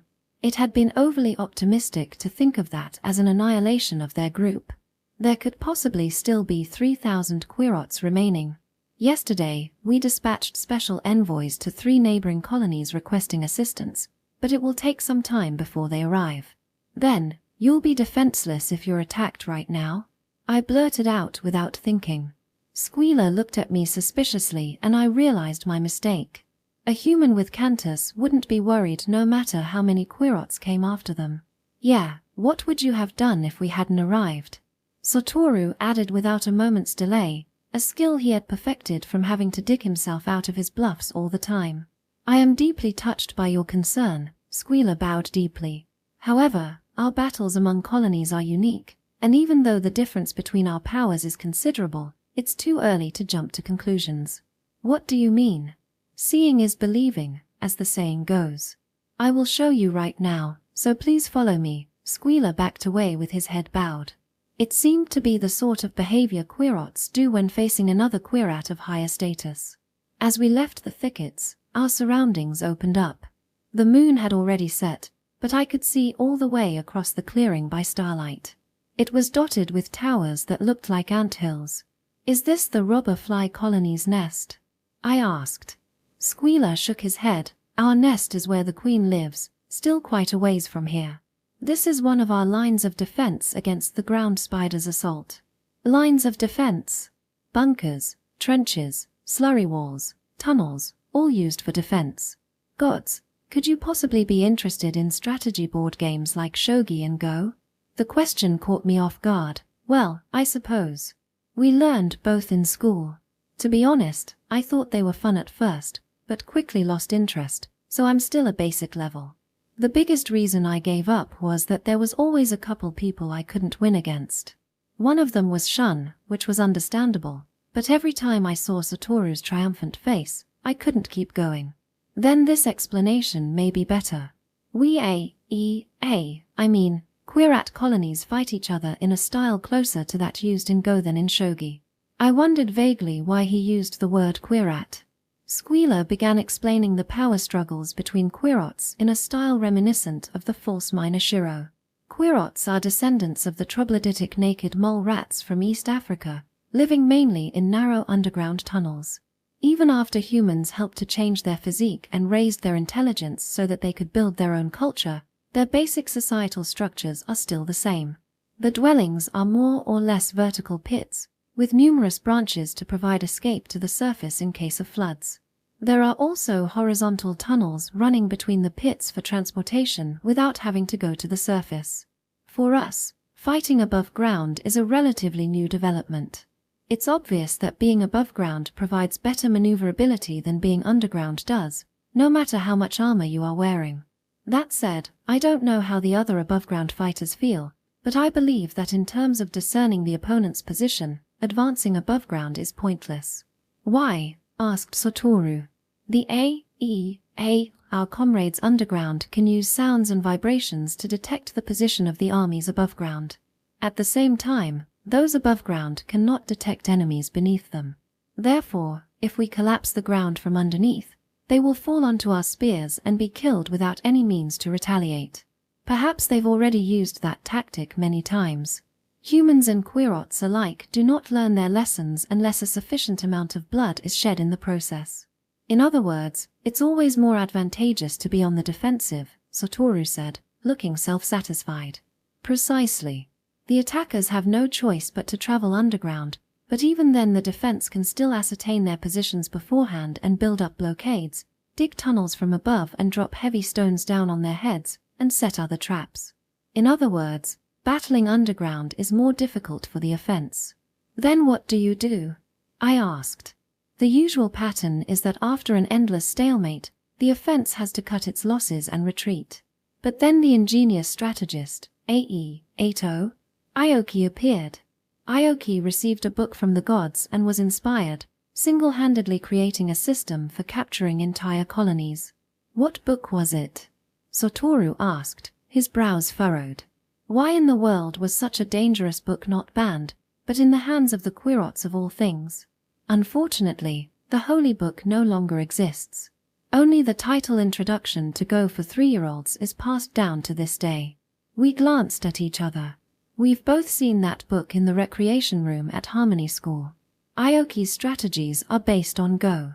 First, above-ground troops are dispatched to the desired locations to dig a ditch and hold their position. Then communication lines are set up between bases and a vantage point. Underground tunnels are created connecting the bases and the front line. In this way, the bases connect to the front lines which connect to the surface, increasing the territory under our control. The final goal is to trap the enemy in a small area, and for the defense to have a secure escape route. Once the enemy is locked in, we can cut off their food and water supply. In order to do that, we have to build bases in between the enemy's bases, intercept their communication and set up our own.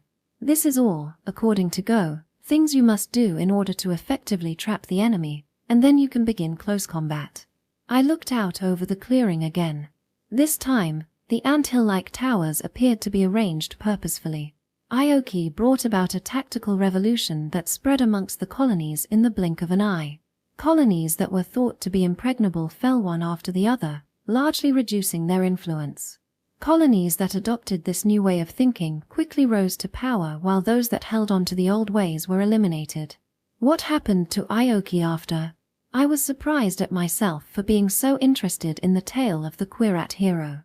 Could Aoki, praised as the most influential figure, be the cornerstone of the giant hornet colony's prosperity? Or maybe Squealer's passionate tale was because Aoki is the ancestor who rebuilt the robberfly colony. Aoki lost his life in battle, Squealer said sadly. He was born in the mayfly colony, a weak colony with around 400 members. Because of this, he often had to be in the front lines to lead the battle. During a fight with a neighboring colony, the front line reached the enemy's bridgehead and a fierce battle broke out. Whose communication lines would be preserved and whose would be cut off depended on the outcome of the battle.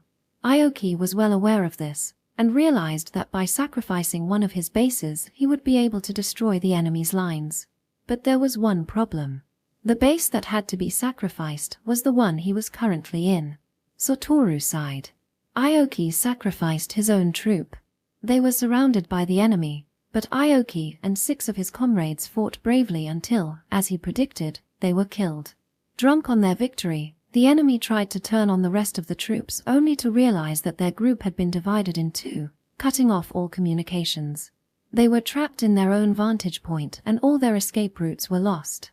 For half the troop, the supply line was cut off so they would die under siege.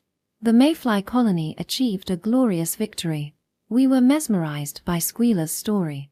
It felt like we were listening to the false miner Shiro telling us about history, even though the two of them sounded nothing alike. However, before they even had time to savor the intoxicating taste of victory, the mayfly colony was destroyed, Squealer said sadly, lamenting the colony that had disappeared off the stage of history, leaving only a fleeting glow. Since it was such a small colony, once the mayfly colony lost Aoki as its trump card, it quickly became fodder for the neighboring groups. Even so, if the old ways of war had not changed, they might have been able to hold out just defending themselves. Ironically, it was through Aoki's own strategy that the mayfly colony was starved to the point that they had no alternative but to surrender unconditionally. What happens to the querots of the losing colony? I asked. It couldn't be that they would all be massacred. The queen is executed and the rest of the members become slaves. As long as they live they are treated as less than scum, and when they die they are left out to rot and fertilize the fields. We were silent. When I think about it now, this too was probably part of Squealer's plan. Satoru mouthed something silently. It looked like he was saying, ants. Of course, ants. On one side, querots show a disposition similar to humans, but on the other, they also have the cruelty of social insects. The purpose for their wars on other colonies was the same as the Amazon ants' invasion of other anthills, to acquire laborers. To be honest, there is a reason I've been telling you about all this. Squealer sat on the ground looking very dignified. In the past few days of battling with the ground spiders, we have lost all the bases that allow access to the outside world. The special envoys we sent to request help from neighboring colonies have probably been caught and executed. In other words, it is a matter of life and death for our colony right now. The arrival of the young gods must be a sign from heaven that we will be saved from destruction. Just like Buddha returning to life from hell. Satoru gave me a fleeting look. The conversation was heading in the direction we least wanted it to go. I am fully aware that asking the gods to be involved in our lowly affairs is pure insolence. But I must ask for you to save our colony. Please bring down the hammer of vengeance upon these heretic ground spiders who fear not even the gods. Satoru cleared his throat. We'd like very much to help you, but we can't decide these things on our own. Why not? With just one thought, you could destroy them all. Satoru chose his words carefully. Querots are a protected species, so we can't kill them arbitrarily. We have to apply for extermination of harmful wildlife at the town hall and with the Department of Health. I understand, Squealer made a last-ditch effort, but as it stands, we will inevitably be eliminated. Please have mercy. You don't need to kill them all. Just a modest attack to break their siege on us. After that we will find a way. Please. As Squealer was about to speak again, a messenger appeared and whispered in its ear. His attitude changed completely and he listened haughtily to the messenger. Eventually, he turned back toward us with a slightly confused look. I understand. It is late now, so I will ask again tomorrow morning. The two of you must be tired, but will you please meet our queen before you rest? The queen. I considered it. On one hand, I wanted to see a queerat queen, but on the other, it was almost daybreak and so much had happened in the past 24 hours that I was completely exhausted. The queen is in a nearby bunker. She would be very delighted to meet the gods. All right, we'll see her for a bit. But everything else waits until tomorrow, Satoru said, suppressing a yawn. We followed Squealer through the field. We stopped in front of a particularly large anthill-shaped tower, but I didn't see the entrance anywhere. If you please. It looks dirty, but this is the entrance. Squealer parted the dry grass, revealing a hole about a meter across. What? You go in through here? I was filled with trepidation. It would be better if the queen could come up and meet us, Satoru said, also sounding a little unsettled. I'm deeply sorry, but the tunnel is only big enough for the soldiers. The queen would not be able to exit through here. She is waiting in the hall below. Well, we have no choice. It would be a hassle to refuse an audience with the queen now, and since we didn't have cantis anymore, I didn't want to start a fight. Satoru came in after me. It was considerably colder than it had been outside. The entrance was smooth and daubed with clay, and the tunnel itself was made of compact dirt mixed with dried grass, supposedly to prevent slippage. I was afraid I would fall down the vertical shaft, but thanks to the two querots below us, the climb was easy. The querots hung onto the walls of the tunnel and slowed our descent like fluffy cushions. The two of us realized that it would be pointless trying gain purchase on the vertical walls, so we basically had to climb down on the querats' shoulders. About 20 or 30 meters later, the tunnel suddenly opened up. We stood up and looked around, but it was too dark to tell how big the cavern was. The stench of mold and animals reached my nostrils, making my hair stand on end. Please wait a moment, Squealer said from behind us. Turning around, we saw only his eyes glittering in the darkness. I knew that wild animals had luminous eyes, but I couldn't shake off the unpleasant feeling I got from seeing them. Squealer struck a flint and lit a small torch. I was blinded by the light for a second. Once again, I realized how reassuring it was to have light. This way. I thought we were in a huge hall, but the light revealed it to be no bigger than a 6-tatami room. There were 3 horizontal tunnels going in different directions. Squealer led the way with the torch. The The querots walking upright cast strange, wavering shadows on the walls of the room. Please watch your head. The ceiling gradually lowered as the tunnel widened. The querots probably usually ran through here on all fours. As we walked through the dark underground with only the torch for light, a strange, unreal feeling came over me. I couldn't quite believe I was here. On the other hand, we became aware of an overwhelmingly realistic presence. It was the smell that had assaulted us earlier. The tunnel was filled with the odor of querots, and as we went deeper, the smell became stronger. It was the smell Squealer and the other soldiers had, but layered with another stench closer to that of decay. Moreover, it was so strong that it was almost choking me. Next, a complex series of low sounds caught our attention. Listening closely, it sounded like a pair of bellows, with sounds of distant thunder mixed in. Irregular vibrations rumbled through the walls of the tunnel. Like something extremely heavy was crawling around. I could feel the vibrations under my feet. My body seized up in fear, but I didn't tell Satoru that I wanted to go back. If I showed weakness in front of Squealer, who knows what might happen later? How much farther? Satoru tried to act calm, but his voice shook a little. It's just over there. He wasn't lying. Less than 20 meters later, the tunnel curved broadly to the right. Squealer fell prostrate and started crying out in a high-pitched voice. The response was an earth-shattering growl. A low-frequency wave rippled through our bodies like a strong wind. "The Queen is honored to meet you," Squealer said. Satoru looked like he wanted to say something but couldn't get the words out. "The honor is ours. We are delighted to be in your presence." "Tell her that," I replied. Squealer nodded and resumed his squeaking report to the Queen. Suddenly, the Queen started speaking in human language, startling us. Growling. "Gods, please, here." Her voice was a low rumble mixed with the strange creak you hear when you grind your teeth, but somehow I understood that she was inviting us in. We looked at each other, then started forward slowly around the bend. The disgusting smell intensified until it was almost unbearable. Squealer stopped at the bend, holding the torch. The light shining from behind made it hard to make out the Queen's appearance.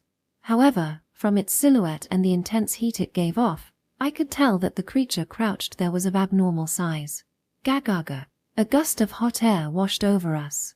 I instinctively turned my face away, but the sounds that next reached my ears surprised me again. Gods, welcome. Very honored. The Queen was speaking to us in falsetto so that the range of her voice was audible to humans. What was even more surprising was that the voice was unmistakably female. For about 5 minutes after that, we talked with the Queen. Unfortunately, I can't remember anything about our conversations. Maybe because we were extremely tired and anxious, or maybe because what happened later was even more dramatic. The catalyst was something trivial. The Queen apologized for making us stand so long and called for 2 querots to act as chairs even after we declined the offer politely.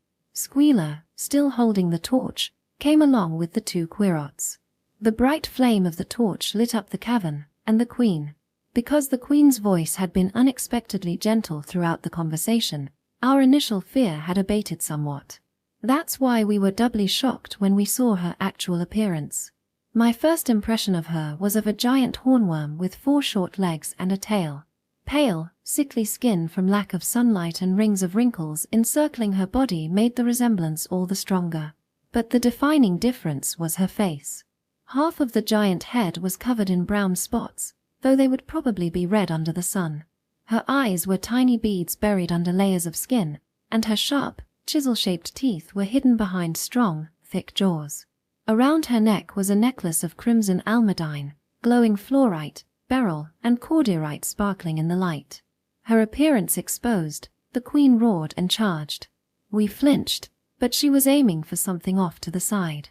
She caught Squealer in her mouth and lifted him easily into the air, shaking him violently from side to side. Squealer shrieked and dropped the torch. The cavern was plunged into darkness. I could hear the Queen's angry growls punctuated by Squealer's intermittent screams, and the 2 querots shivering in a corner, scratching at the dirt with their claws. "Queen, wait," I mustered up all my courage and spoke. "Don't kill Squealer. He didn't do it on purpose." Satoru squeezed my arm. It was a risky venture trying to placate the raging queen.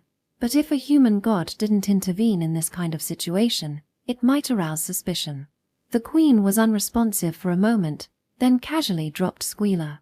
Then she deftly changed directions. It was still pitch black, so I felt instead of seeing her movements, slipped by us and disappeared into the depths of the cavern. Squealer lay trembling for a while, then gathered himself and turned toward us. "Thank you for intervening to save my life." "That surprised us," Satoru said hoarsely after a pause. "But the queen never intended to kill you, did she?" I asked. Squealer didn't answer. "Gods, you must be tired. I will prepare sleeping quarters, so please rest well tonight." Squealer picked up the torch and lit it again. I looked at the chain mail he was wearing and shuddered unintentionally. Metal links had been bitten off and the leather armor underneath had large holes from which blood was seeping out. Squealer was obviously wounded, but was doing his best not to show pain in front of us. "It's definitely weird. There's something strange about the queen," Satoru whispered in my ear on the way to our sleeping quarters. "Be careful. You never know what'll happen if you piss her off." They had just managed to avoid a malicious foreign colony, only to go home to the rule of an insane queen. Why was the queen so enraged anyway? Even with that kind of appearance, talking to her was like talking to another female, so it wasn't unpleasant. Unless it was that she didn't want us to see her at all. But I was too sleepy to care anymore. We were shown to a plain dirt room. It was a little chilly inside, but the ground was spread with dry straw that was unexpectedly comfortable. We lay down inside and fell asleep in a second. My eyes snapped open. I couldn't tell what time it was since everything was pitch black, but I couldn't have been asleep for more than an hour. My body still felt heavy with fatigue, but I had a feeling that I should get up. Some strange warning in the back of my mind. "Satoru. Satoru." I shook him, but he showed no signs of waking up. I guess that's understandable. When I touched Satoru's face, I could still feel the dried blood caked on his skin. There hadn't been time to clean it properly before we fell asleep. "Satoru, wake up." Although I felt sorry for him, there wasn't time for me to wake him up gently. I covered his mouth and nose with my hands. Satoru started squirming and flailing, grabbing at my hands to stop me from suffocating him. "What do you want? Let me sleep." "No. Get up now. Understand? There's danger." Satoru opened his eyes reluctantly, but still seemed half asleep. He made no move to get up. "What danger?" "Just a feeling. Something bad is coming." "What's bad?" I didn't answer. Satoru looked confused. After a moment of silence, he turned around with a good night and went back to sleep. "Satoru, I know you're tired, but if you don't get up now, you might never get up again." Satoru rubbed his head. "What are you talking about? Did you have a nightmare?" "It's not a nightmare. Or a premonition. Your mind processes the things that happen during the day while you sleep. And now, mine is saying that something dangerous is coming." "Fine, then let's hear what kind of danger it is. It's all organized and clear, right?" I crossed my arms and thought. I felt like I was on the brink of understanding. Something was off. We were all overlooking some unexpected hazard. We believed Squealer's story too easily, I think. "You mean his lying about something?" Satoru finally looked like he was starting to wake up. "Not really. Of course, he might not have been completely honest, but I think most of what he said was true. Squealer himself probably doesn't realize it either. That's what I think. But that's probably the most dangerous thing." As I spoke, the warning in my head began to take on a solid form. An attack. I'm sure of it. Tonight. Probably right before dawn, when our forces are weakest, the ground spiders are going to attack. It can't be. Remember what Squealer said? Quat wars follow the rules of Go. That's their assumption. Think about it.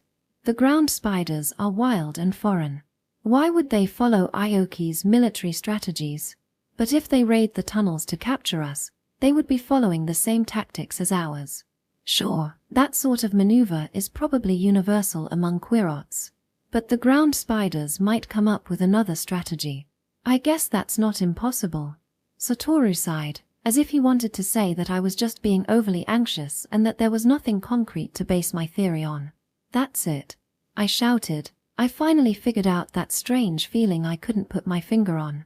"Before you say anything, remember that time when Regene killed the ground spiders? They weren't fighting underground, right? They met us above ground," Satoru said quickly. He was finally fully awake now. "That's because he buried them alive earlier. They must have realized that it was useless to hide underground. But that was their first time dealing with cantis, right? How did they come up with a new strategy so quickly? They knew they had a disadvantage, so they tried to drive us off with sheer numbers." "That's what I think too. But once the fighting actually started, shouldn't they have tried to hide underground? But instead they fired a shot right at us. Because that's the way they fight. But capturing an underground colony by attacking from above. There has to be another way.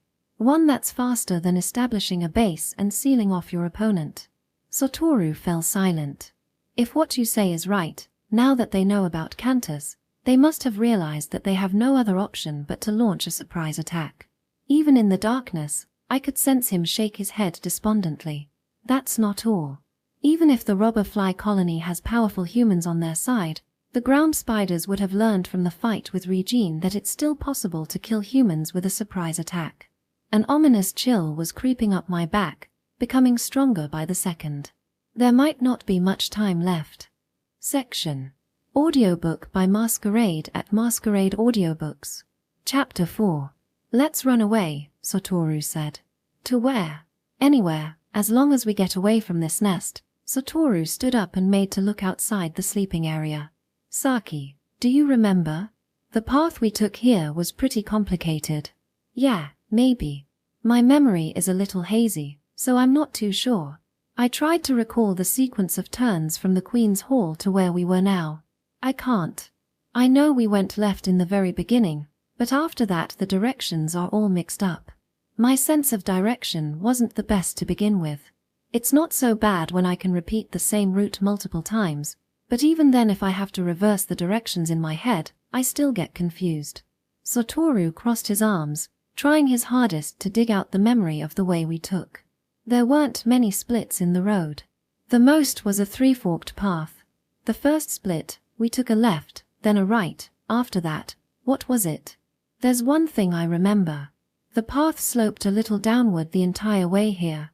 I remember because it felt like we were being led to the underworld. "Oh really? I see. We didn't go uphill even once." Satoru grabbed my hand. "Then let's just keep going up. If the path starts slanting down, we'll just go back to the previous intersection and choose the other path. But not all paths that slope up are the right ones, right?" I brought up the obvious flaw in the plan. "That's true, but even if it's not the path we originally took, if it goes up, it'll eventually reach the surface, right? Is it okay to be that careless?" I was starting to have some doubts about Satoru's judgment. Would it even be possible to retrace our path in the dark? Maybe if we had a rope or something. Even Theseus had Ariadne's thread to guide him through the Minotaur's labyrinth. "Hey, can't we call the Quirrots and tell them we want to go outside? Because, if we get lost..." Satoru leaned in close to me. "We can't explain to them why we want to leave, right? And we can't predict how they'll react if they find out we don't have cantis." Listening carefully, I didn't sense any Quirrots nearby.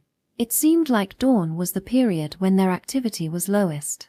But the tunnels outside were even darker than the room we were in, like they were submerged in ink. I couldn't find the courage to step out of the room. "Hey, isn't this kind of weird?" I said. Satoru made an impatient noise. "Nothing's strange." "What's strange? Why is it brighter inside the room than outside?" He stopped suddenly, looking surprised. "That's right. It was barely perceptible, but inside the room I could see movement. But the tunnel leading from the room was pitch black." "You're right. I see. There must be a source of light somewhere." We looked around, but didn't find anything. Satoru was still holding on to the spear he had taken from the ground spiders like it was the most important thing in the world. After ascertaining my position, he started poking around the room with the spear. As he did so, a little pinprick of light glimmered on the spearhead. What was that? I walked slowly toward the depths of the room. There seemed to be weak light coming from above. I looked up and gasped. There was a huge notch cut out of the ceiling, through which I could see the stars shining high in the sky. Outside. Does this lead above ground? No, it doesn't. Those aren't stars, Satoru whispered disbelievingly. They look like stars, but they're not twinkling at all. What the hell is it? Satoru thrust his spear at the emerald green flecks of light. I thought he couldn't possibly reach them, but surprisingly, the spear easily touched the ceiling, and the lights quivered. He drew back the spear slowly. I thought some of the spot of light would come with it, but instead strings of thick liquid dripped from the tip. Satoru touched it with his finger. It's all sticky. Wanna feel it? I shook my head. What was glowing on the ceiling were glowworms that had been domesticated by the quats. Evidence of glowworms dating back to ancient times have been found in caves in Australia and New Zealand. Although they're called worms, they're more closely related to flies and mosquitoes. The larvae nest on the ceiling, using sticky balls of mucus to trap other insects for food. The light they produce is used to attract prey, but also creates the impression of a galaxy of green stars as it bounces off the balls of mucus. Glowworms originally did not exist in the Japanese archipelago, but were imported as fishing bait shortly before the collapse of the ancient civilization. A number of them survived and were modified by the quats to be used as chandeliers in their reception halls. Satoru stuck the spear in the ceiling again to collect more of the mucus and figure out which part were the insects. Then after a short discussion, I climbed onto his shoulders to collect more.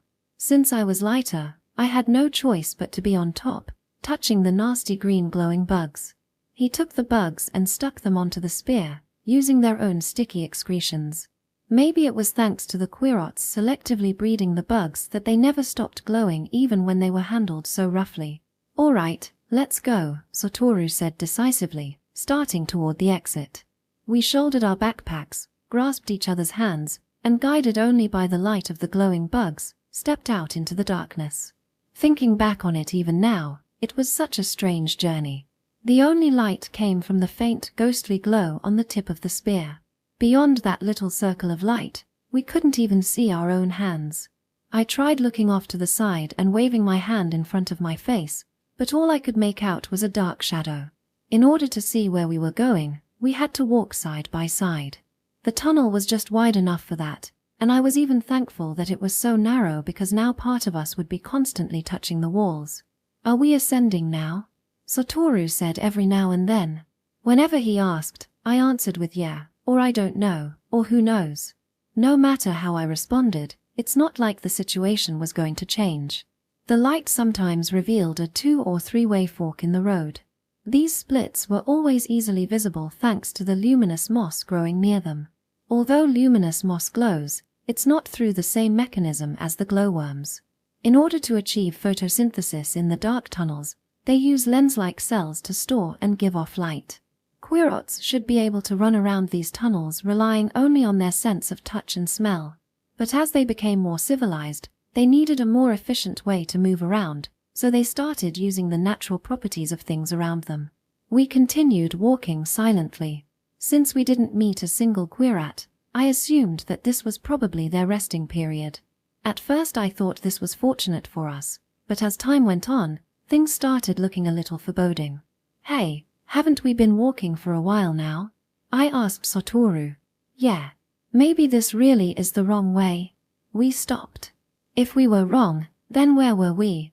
I thought back over the path we took. This doesn't make sense. I've been remembering as we walked, how many, and which turns we took. So I don't think this is the wrong path. But I still think we went wrong somewhere. It shouldn't be taking this long. I guess so. Let's go back and try again. We turned around and headed back the way we came. It was depressing to be heading down deeper into the tunnels again, but we didn't have a choice. However, within a few moments, a surprising scene appeared. A fork in the road. I breathed. I don't believe it. That wasn't there earlier, was it? Since I had been memorizing the path as we walked, I was completely sure of my answer. It wasn't. Satoru started examining the dirt around the path. I get it. Damn it. he growled suddenly, making me jump. What's wrong? I see. That's possible too. But in such a short amount of time, he sighed deeply. What are you talking about? Hey, what's going on? The dirt around here is fresh. I felt the blood drain from my face as I understood. Querots are always building new tunnels and changing the shape of their nests. In other words, there's no guarantee that the path we took hadn't changed from the time we arrived in our room until now. We thought we were fine since there was no activity going on. But it seems like the tunnel digging goes on despite that. They're probably preparing the nest for war right now. I'm guessing that right after we had gone through the tunnel, they dug through from somewhere else, creating this split. Satoru threw the clod of dirt angrily against the wall. So we're lost. If I could see Satoru's face right now, I'm sure it would be full of misery and unspilled tears. We wandered aimlessly through the dark tunnels.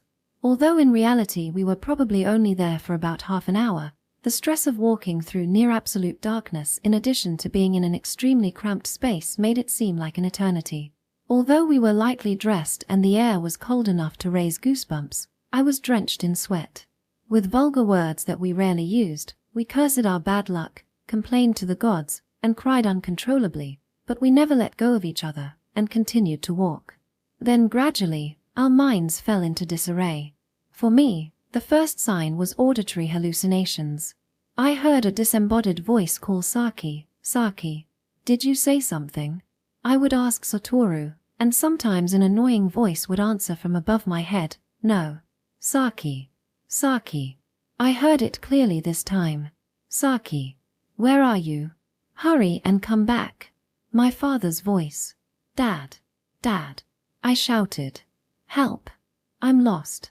Saki. Listen. Never go outside the holy barrier. There's a strong force inside the barrier so it's safe, but the moment you take a step outside, there's no cantis to protect you. I know. But I can't go back. I can't find the way back. Saki. Saki. Be careful of the Querots. They worship people with cantis as gods and will obey them unfailingly. But we don't know how they'll behave toward children without cantis. That's why we have to keep them away from children as much as possible. Dad. Hey, what are you saying? Get a hold of yourself. Compared to my hallucination, Satoru's voice sounded far away and unreal. It is said that when the fifth emperor, the Emperor of Delight, came into power, the public's cheers went on for 300 years. The first to stop applauding were burned as sacrifices and their charred corpses were used to decorate the palace. Because of this, the citizens nicknamed him the Emperor of Eternal Screams. Dad. Help. The 13th Empress, Erin, was called the Queen of Sorrow. Every morning, the people who had displeased her took great joy in the most brutal, fasting in order not to throw up. 33rd Emperor of Magnanimity, called Wolf King, devoured corpses. His son, the 34th Emperor of Pure Virtue, Heretic King, strangled his father to death when he was 12, feared assassination, killed his younger brother and cousins, all children, their bodies fed to worms and roaches. 64th Empress of Holy Beneficence was called Owl Queen, kidnapped a pregnant woman every full moon, swallowed the fetus whole, pellets of human bones as far as the eye can see. My father's distorted voice suddenly became strangely monotonous. Listen. An ethologist from the ancient civilization, Konrad Lorenz, discovered that animals with strong killing instincts like wolves and ravens have an innate mechanism that causes them to avoid conflict with their own species. Physically weak species like rats and humans don't have as strong of a mechanism, so they fight to the point of massacre. Dad. Stop. Aoki realized that by sacrificing one of his bases, his troops would be able to sever the enemy's lines. But there was one problem. The base that had to be sacrificed was his own. As he predicted, his group was surrounded by the enemy. Aoki and 6 of his comrades fought bravely until the end, but they were all slaughtered, the bodies mutilated to the point that they were indistinguishable from ground hamburger meat. You idiot. Snap out of it. Satoru hit my shoulder. I'm okay, I said, but the voice persisted. On top of that, I started seeing things. Did you obtain permission from your school to come this far? The monk said mockingly. You have violated the very foundations of the code of ethics. the last of the 10 precepts, do not desecrate the 3 jewels. You have fallen for the words of a demon and questioned the teachings of Buddha. So I will seal you in these human shapes for all of eternity. You will spend the rest of your lives trapped in them. Saki. Saki. I was being shaken so hard that I thought I might have whiplash. Slowly, I returned to reality. Satoru. What have you been muttering to yourself? I thought you'd gone nuts. I think I have, I whispered. That was probably the real danger. If we didn't have each other, we might really go crazy. We wandered the tunnels for a long time. In that time, we didn't meet a single quat, but now that I think about it, they might have detected our presence long before we arrived and left to let us pass. I was the first to become aware of something unusual. Did you hear that just now? There was no response. I squeezed Satoru's hand hard. Still no response. Satoru? I smacked him lightly on the cheek twice, thrice. Finally, he let out a low moan. Wake up. I heard something weird. There's been a sound this whole time, Satoru said faintly. Calling us from below. The voices of the dead. I shuddered. Instead of me, Satoru was the one acting insane now. But more importantly, that sound was worrying. After walking through the pitch-black tunnel, I felt that I had heightened intuition. My sixth sense was warning me that danger was approaching. This wasn't the time to be worrying about Satoru's condition. Listening carefully, I heard it again. Because of the reverberation in the tunnels, I couldn't tell where the sound was coming from. But it was gradually getting louder. I could hear it clearly.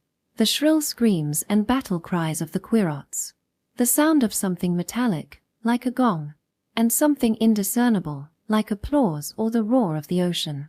All these sounds clashed cacophonously. It was the sound of war. My premonition was right. Hurry, run. The ground spiders are attacking. I pulled on Satoru's hand, but he didn't respond. Another fork in the path appeared. Which way should I go? Left, right, or back the way we came? I reached for Satoru's right hand and pointed the spear forward, but couldn't see the faint green light at the tip. After checking the spear, I discovered that all the glowworms were dead. Then I realized that we weren't in total darkness. The moss around the path glowed dimly. There must be light coming from somewhere. We had been in the tunnel for so long that I wouldn't be surprised if it was already light outside. If I was right, then the exit should be ahead. Peering through the darkness, I saw a faint glimmer of light. I grasped Satoru's hand tightly and approached carefully. As we walked, the tunnel gradually brightened. But as it did, the sounds of fighting grew louder as well. If we went out right into the midst of the fight, we'd have no way to protect ourselves. It was soon as bright as a moonlight night in the tunnel. Light was coming from an uphill path that curved to the right. I hesitated for a moment, then took a step forward. We couldn't stay here forever. At any rate, I wanted to go check that it really was an exit. In the end, that small hesitation probably saved our lives. Suddenly, there was a scream, and a quat came tumbling down the curve. It shuddered and twitched sporadically. As it tried to come this way, I saw that it was fatally wounded. At the same time, I smelled something strange. Like rotten eggs. As I looked past the dying quat, there was a flash of light, and smoke started drifting into the tunnel. Don't breathe in the smoke. That was my first instinct. This way. I wheeled around and dragged Satoru back the way we came as fast as I could. But as we ran down the path, the smell didn't abate. On the other hand, it became stronger. As I started to panic, Satoru finally came around. It's no use trying to run. We're like mice in a maze, he laughed. We're not mice, I snapped. Yeah we are, he muttered completely nonchalantly. When they're smoked, mice run to the end of their holes. Smoke. I finally realized the reason for that strange feeling I was having. That's weird. Normal smoke goes up toward the sky, not downward. Isn't that obvious? Seeing that I didn't understand, Satoru said, with the attitude of an intolerable know-it-all, they're attacking the enemies inside the tunnels with poisonous gas that's heavier than air. I gasped. If you knew, then why didn't you? Suppressing my irritation, I continued down the tunnel, thinking over the paths we had taken so far. There was one long uphill segment that I had hoped would lead above ground. But when we were close to the surface, it dipped downward again, as if purposefully trying to disappoint us. If we could make it there, then maybe we could avoid the poisonous gas. Without light from the glowworms, we ran around the labyrinthine tunnels in a state of near panic. It would be a miracle if we managed to find the right path. This one goes uphill. I felt a long incline. Although our legs burned as we ran upward, we gritted our teeth and kept going. The pain was proof that we were still alive. Eventually, the ground flattened and started sloping gently downward. Let's wait here for a bit. Once the nest filled with gas, all we could do was hope that it wouldn't reach us. If the paths had been straight, it would have been a better idea to keep running, but the tunnels stretched out all around us like a web. The gas could travel around and come back to us, so in this case the best bet was to find higher ground. We sat down in the darkness. "Are you okay?" A quiet "yeah" was all I got from Satoru. I wonder how much the gas has dispersed. Even though I still couldn't see him, I felt Satoru shake his head. "It won't." "But that's impossible. It can't stay in the tunnels forever, right?" "That's true, but it probably won't disappear for a few days," Satoru sighed heavily. "Before that, we'll either run out of air, or the gas will make it up here." Bile rose in my mouth. Were we going to die where we stood? Then, what should we do? "No idea," Satoru answered shortly. "If the robberfly colony manages to win, they might dig us out. Even in that case, we still have to wait until the poison gas disperses." Despair drained us of all energy. We had been so desperate to find a safe place that it wasn't until now that we noticed we had walked into our own graves. Waiting helplessly for the end was tantamount to psychological torture. Compared to this, running from the poisonous gas could probably be considered fun. "Hey." Even though we're stuck in this situation, the words came out naturally. "Chem. I'm glad I'm not alone. Are you happy you can drag me down too?" I smiled slightly. If I were alone, I wouldn't be able to stand it. And I definitely wouldn't have made it this far. We had tried our best, even if the final result was to be stuck at a dead end with no escape. Same here. I was relieved that Satoru seemed to have returned to his normal self. Maybe those who were mentally disturbed were incapable of suffering. I wonder if Maria and them got away okay. Yeah, probably. That's good. That was the end of our conversation. In the darkness, the only thing that moved was time. Has it been a minute, 5 minutes, or half an hour?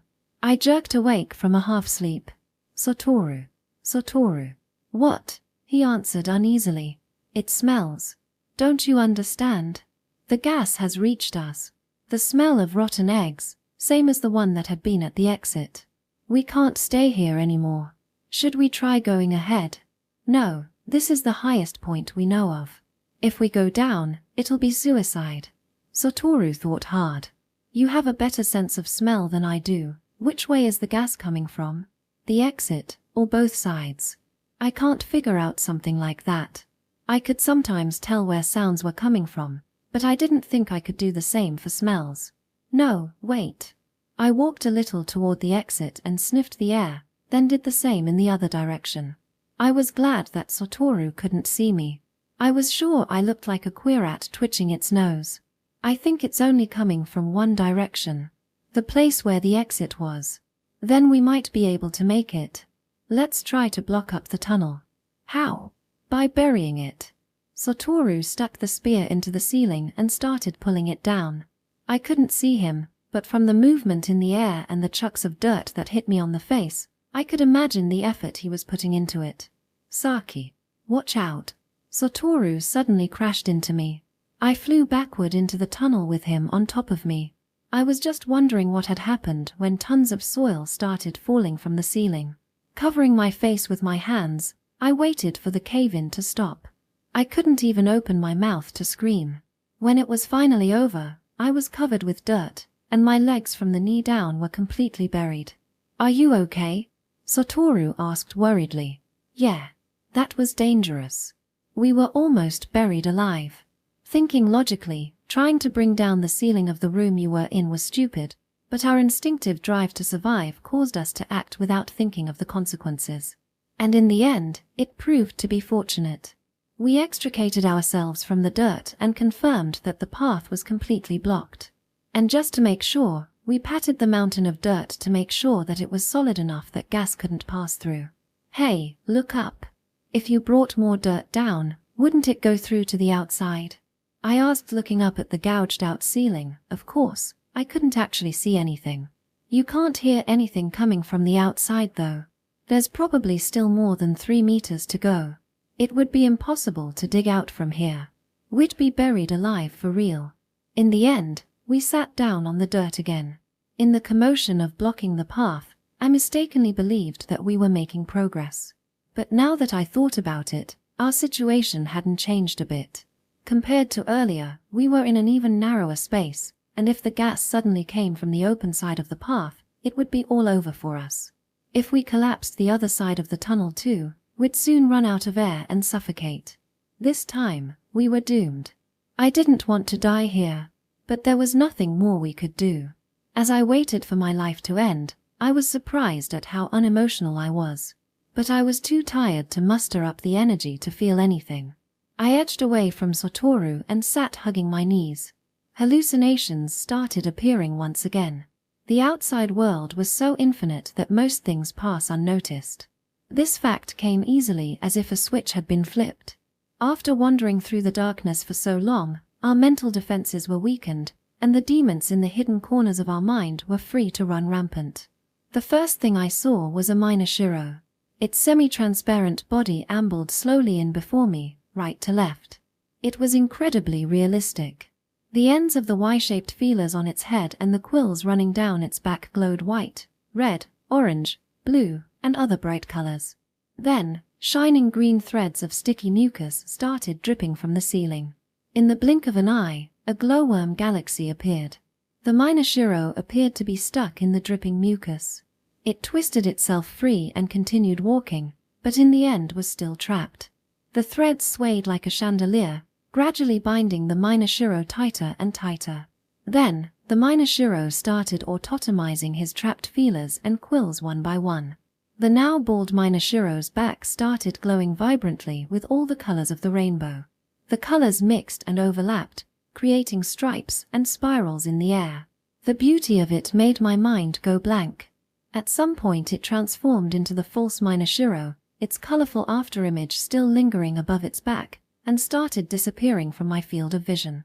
The residual light slowly faded away into darkness. Was everything going to fade away as well? Just as I thought that, the scenery changed completely. Suddenly, an orange light erupted right in front of me.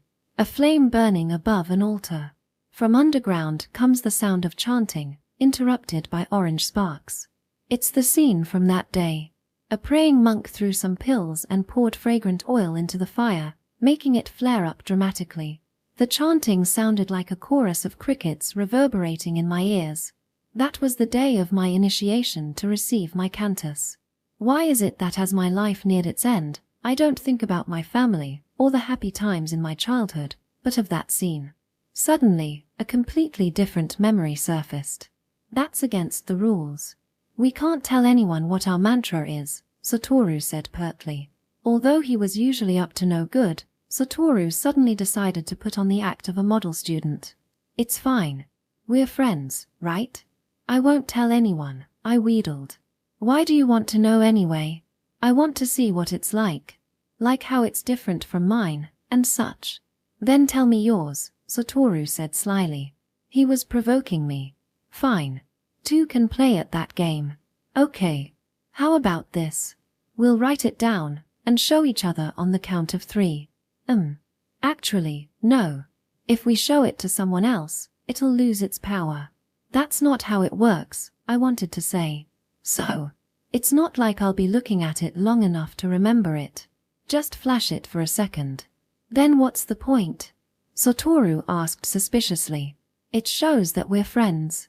Also, we can get a general feel for how long it is and such. I managed to convince him, so we wrote out our mantras on sheets of straw paper. Ready? 1, 2, 3. We flipped our papers around and looked at each other's mantra for 1/10 of a second. Did you see it? Satoru asked worriedly. Not at all. But I could tell how long it was. It's not that long. Yeah, yours too, Saki. It's about the same, Satoru said, looking relieved. He crumpled up the paper and set it on fire. It was reduced to ashes in a matter of seconds. But did you see even one word? He seemed unusually anxious. Not a letter. Your writing is so awful I couldn't read it at all. He was finally convinced and left the room. I went over and looked at the stack of papers he had written on. Satoru pressed down hard when he wrote, so it left a distinct impression. I shaded the paper lightly and the words appeared. I looked it up in the library and found that it was the mantra of a Kasagaba. It would probably go smoothly. I held my breath and focused on Satoru. He was breathing quietly as if asleep, but once in a while murmured something unintelligible. Right now, Satoru's consciousness was at its lowest, almost like the state you're in when you're hypnotized. If you could bring out all the thoughts that are usually suppressed, like what happened to me earlier, then it wouldn't be surprising if you could control someone through their hallucinations. The hardest part about hypnosis was bringing down the subject's level of consciousness. If you could do that, then the rest is easy. After all, I already knew the mantra buried deep inside Satoru's mind. Nonetheless, failure would be unforgivable. If I fail, we would both die here. I rehearsed my lines mentally over and over. I took deep breath and spoke in my strictest voice. Satoru Asahina. Since I couldn't see him, I couldn't tell if there was any response. Satoru Asahina. You have broken the rules and gone where you were not supposed to. Furthermore, you have allowed your mind to be poisoned by a demon. The real problem, however, lies much deeper. I felt him stir. You have violated the very foundations of the Code of Ethics, the last of the 10 precepts. Do not desecrate the 3 jewels. You have fallen for the words of a demon and questioned the teachings of Buddha. Therefore I must seal your cantis immediately. Satoru gasped and started crying. I felt terrible for him, but steeled myself and continued. Look at the flames. I didn't hear a response. Look at the flames. Still nothing. Your cantis is sealed inside this emblem. Do you see it? A deep sigh, then, yes. The emblem is cast into the fire. Everything has been burned away. All your worldly desires have been burned away. The ashes return to the vast, wild earth. I raised my voice. Look. The emblem has been eradicated. Your cantis is now sealed. Satoru let out a painful wail. Cast aside your worldly desires. To reach nirvana, cast everything into the cleansing flame. I was getting closer and closer to the critical moment. I approached Satoru. Satoru Asahina. In your devotion to Buddha, you have abandoned your cantis, I said as gently as I could, trying to penetrate deep into his consciousness, winding around his mind, binding him with my suggestion. I wholeheartedly want to save Satoru. Although this is the fastest way, I apologize for making him suffer. I'm also thankful for his efforts to help me. All of my feelings swelled and threatened to drown me. My voice shook. Now, by the compassion of Buddha, you will receive a pure mantra, a new spirit, and your cantis will be returned to you. I hit him on the shoulders, bent down, and whispered in his ear, Namo Akoragabia O? Arya Kamari Mauli Svaha. For a moment, nothing happened. But, slowly, light started spreading slowly around us. Satoru. I shouted, crying. The spear was glowing. The obsidian tip gave off a burning red light. Satoru, you're doing this, right? You see, your cantis is back. Yeah, looks like it, Satoru said, as if waking from a long dream. Hurry. Blow a hole in the ceiling. Get rid of all of this. Okay. Oh, wait. There might be poison gas outside too. Don't worry. I'll blow it all away, Satoru grinned reassuringly. There might be a vacuum for a second. Cover your nose and ears. I managed to plug my nose and ears with my thumb and middle finger. Above me, the dirt started shaking and rumbling as if there were an earthquake. The next second, there was a roar like a hurricane and the ceiling vanished. Chapter 5. In order to quickly subdue the enemy, the ground spiders fumigate their enemy's nest with poisonous gas. There have also been cases where indigenous colonies will flood their enemies by drawing water from the rivers. But the objective of war is to capture and enslave the opposing colony, so tactics that would cause mass deaths are unsuitable. On the other hand, the wars on the mainland are mostly centered around acquiring and protecting limited resources, so killing the enemy might be more efficient in their case. The gas that they used remains unidentified to this day. The remains of the gas dispersal equipment we found only tells us that the ground spiders built a furnace out of stones and mud upwind from the robberflies. I guessed that the rotten egg smell came from chunks of sulfur that they harvested from a volcano. When sulfur is burned, it creates hydrogen sulfide and sulfur dioxide, which are both extremely poisonous and heavier than air, so they would be able to penetrate deep into quat nests. However, it's hard to imagine those two things alone have the power to exterminate an entire colony.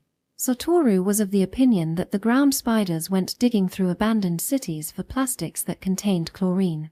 For example, vinyl chloride burns to create hydrogen chloride gas, which is also very poisonous and heavier than air. There are a plethora of gases that are lethal, and even more things that can be combined and burned to create them. Or, most terrifying of all, it could be something new that we have yet to discover. Purging the gas from the robberfly colony took some time. Even using cantis to displace massive amounts of air was not an easy thing. No matter where you tried to move the air, there would be a force pushing back on it.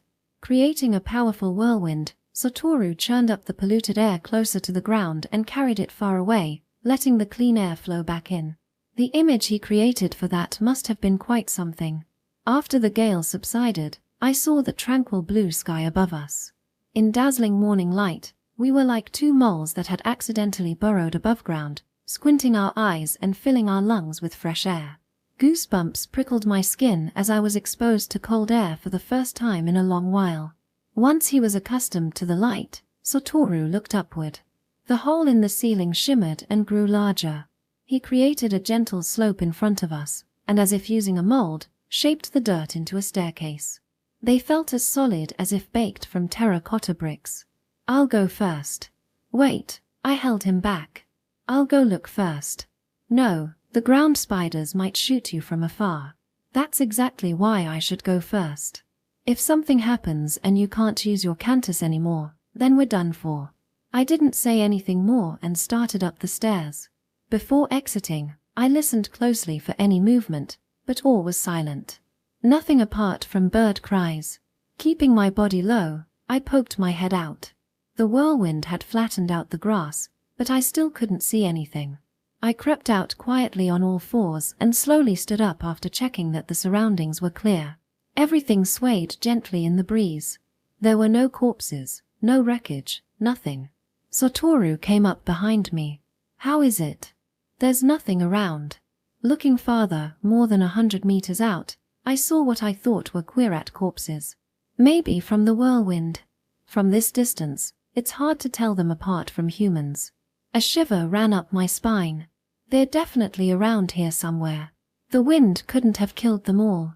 We stood motionless, carefully observing our surroundings. Someone like Shisei Kaburagi could create a vacuum lens in midair, the opposite of a normal lens. It magnified things using a concave surface, but of course Satoru didn't have the skill to do that. "Look over there." I pointed at a hill to the north where I had seen something move. We both gazed intently, but nothing suspicious appeared. "Sorry, it was probably just my imagination." "No, I don't think so." Satoru crossed his arms, still searching the area closely. "That looks like the best place to spread poisonous gas from. Since they're on a hill and the gas is heavier than air, they don't have to worry about it going the wrong way. And there are relatively fewer obstacles too." He pulled up a few blades of grass and let them fall to test the direction of the wind. "There's barely any wind, but it's coming from the north. So I think we're right. They have to be somewhere in that direction. Then we should run south." Satoru grabbed my arm as I turned around. "What are you saying?" "They'll come after us for sure if we run, and we'll never know when we'll be attacked from behind." "But..." I didn't understand what he was trying to say. "What do we do then?" "Isn't it obvious? We attack first. Unless we exterminate them, we'll never be safe." But that, I was at a loss for words. "It's impossible." You're the only one that can fight. Even if it's impossible, we have to do it, Satoru said resolutely. You saw what they did to the monk. Cantis is useless for defense. Using it offensively is the only way to stay alive. But if you're scared, Saki, you can run. Like you said, I'm the only one who can fight. Now that he's said that, I couldn't run even if I wanted to. I tried reasoning with him, but in the end we still headed north. No matter how much power we had, if the attack came from an unseen location, we were done for. I acted as an extra pair of eyes for Satoru, prepared to warn him of any dangers. We're most likely within shooting range now. Be careful. Let's try attacking from here. We stood in the shadow of a large rock on the hill and looked up. Bullets, Satoru sang out in a strangely euphoric voice. Tortoiseshell cracks appeared on the top portion of the rock and split it into small pieces. Fly. All at once, the rocks rocketed toward the enemies. Panic broke out at the top of the hill. Screams of fear and rage from the quatrots. They seemed to be scrambling to battle formation. There was the metallic sound of metal on metal, and the twang of bowstrings as they fired back at us. Fools, Satoru snorted. The arrows that had been traveling in a shallow parabola turned in midair and sped back to the archers like faithful hounds. More cries of pain. I wish I could make a wind scythe, but I guess I'll have to make do, Satoru said, sounding like he was making plans for some game. He glanced back. 40 or 50 meters away, trees were ripped out of their roots and hung in the air. Go. 6 huge trees flew toward the top of the hill. I thought they would smash into the enemy camp, but they simply floated above them threateningly. Screams rose in a cacophony through the air. Chem. They look scared. Satoru's attitude was the same as when he was playing with the pusher during the ball tournament. But this is kinda boring. Alright, burn. The trees burst into flame, turning into giant torches. Clumps of burning leaves fell onto the enemies. The quatrots were thrown into disarray. The fire ignited everything it touched and pillars of thick black smoke rose toward the sky. Now's our chance. Let's climb up. We left the shelter of the rock and wasted no time running up the hill. The quatrots who spotted us as we neared the top let out warning cries, but the next moment fell in a burst of white flames. Is that what they use to make the gas?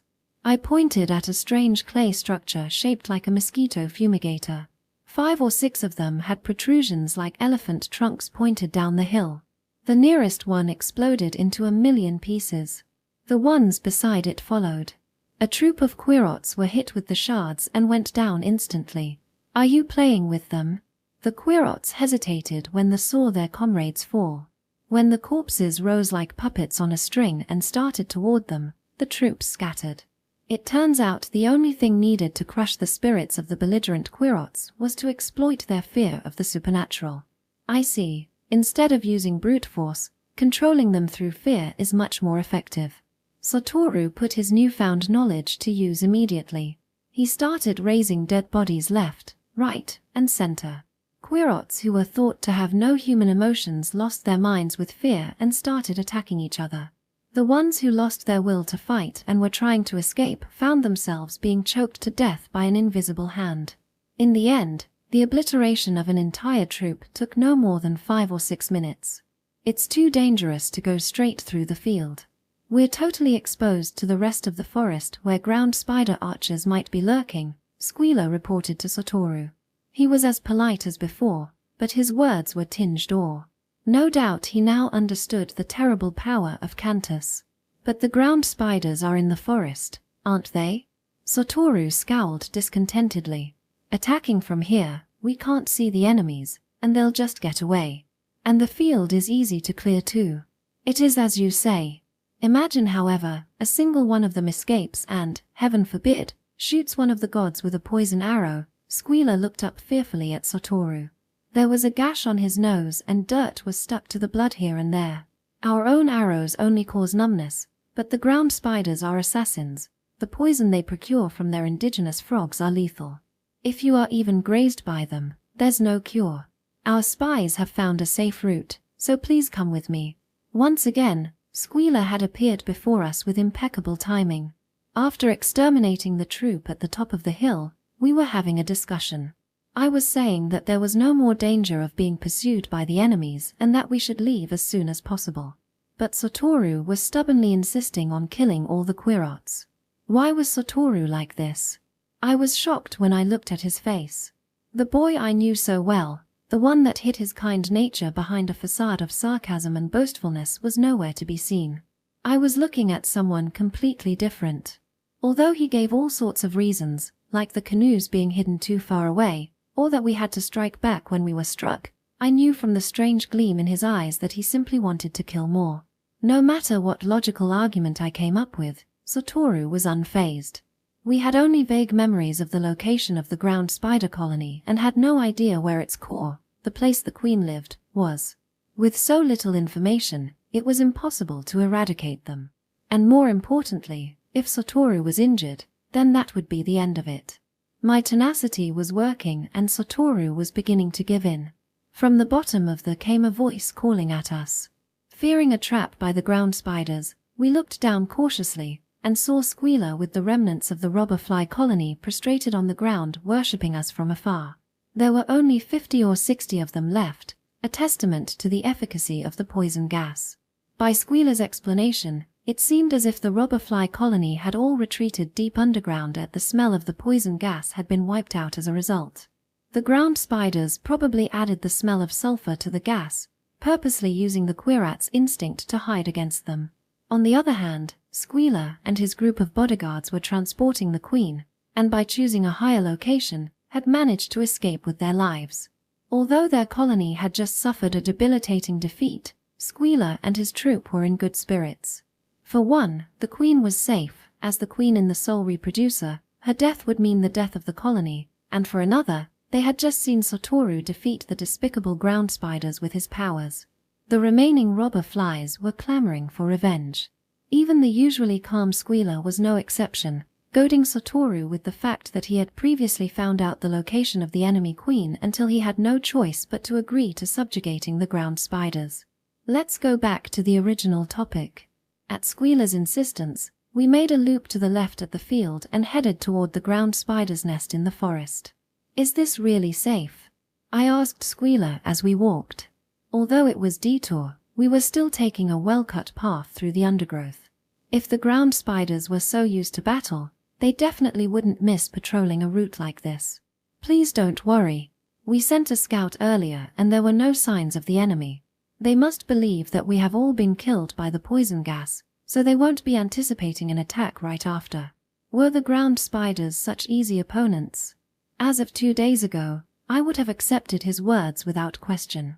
But after yesterday's events, I was extremely suspicious. I ordered Squealer to arrange some decoys. It was more for peace of mind than anything else, but Satoru humored me by playing along. Not 10 minutes later, this proved to be the right thing to do. The soldiers walking in front let out sharp warning cries. I had no idea what was happening, but when he looked and started shooting, I realized that we were under attack. Gods, hide yourselves. It's the ground spiders. Squealer cried. Where? In the trees. The decoy, they fell for it.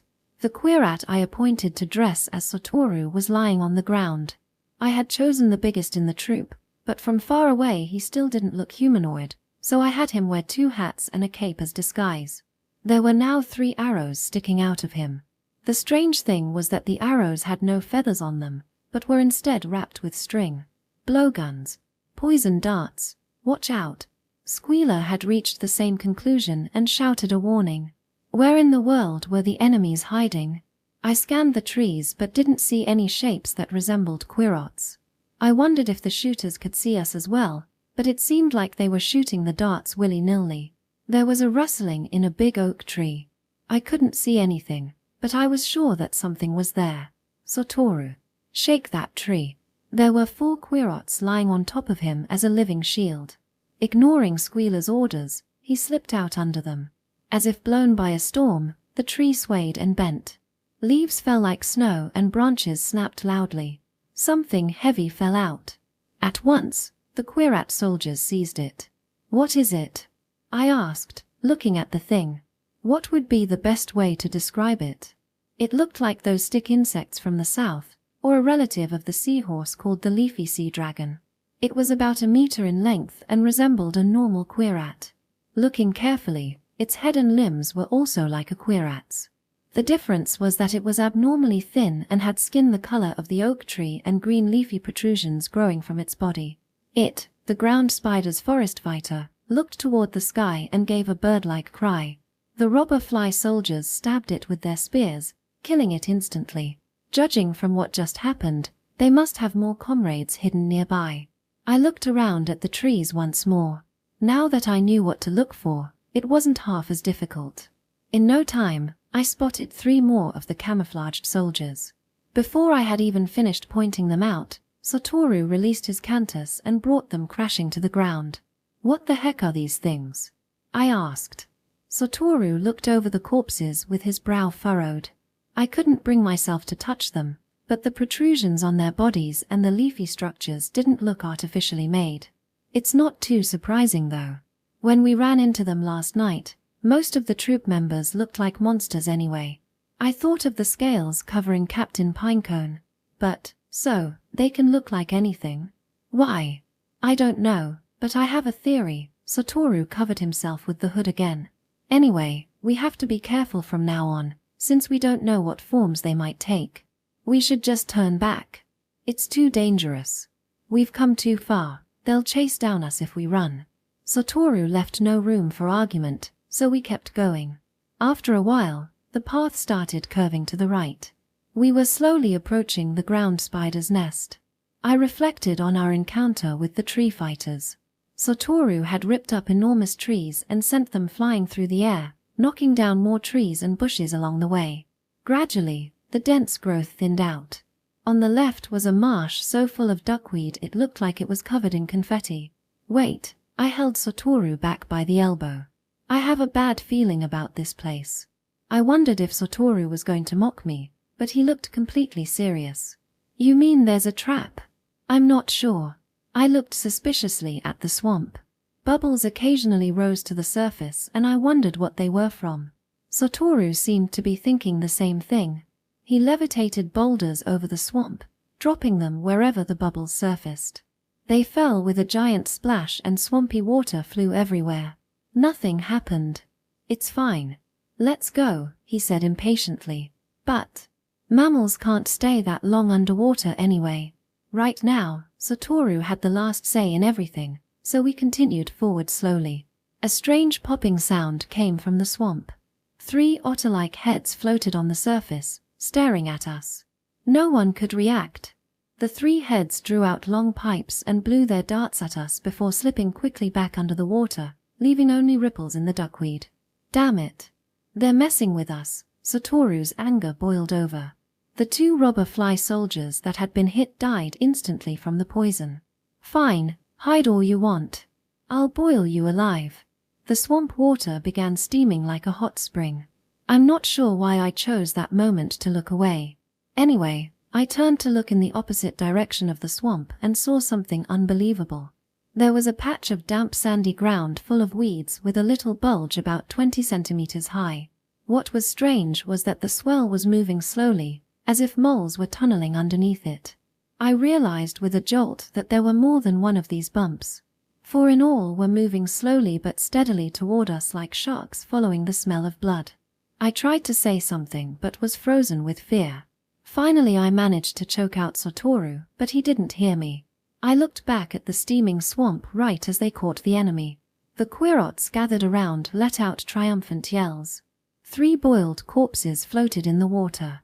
They looked more like frogs than otters, with well-developed webs on all 4 feet. Satoru.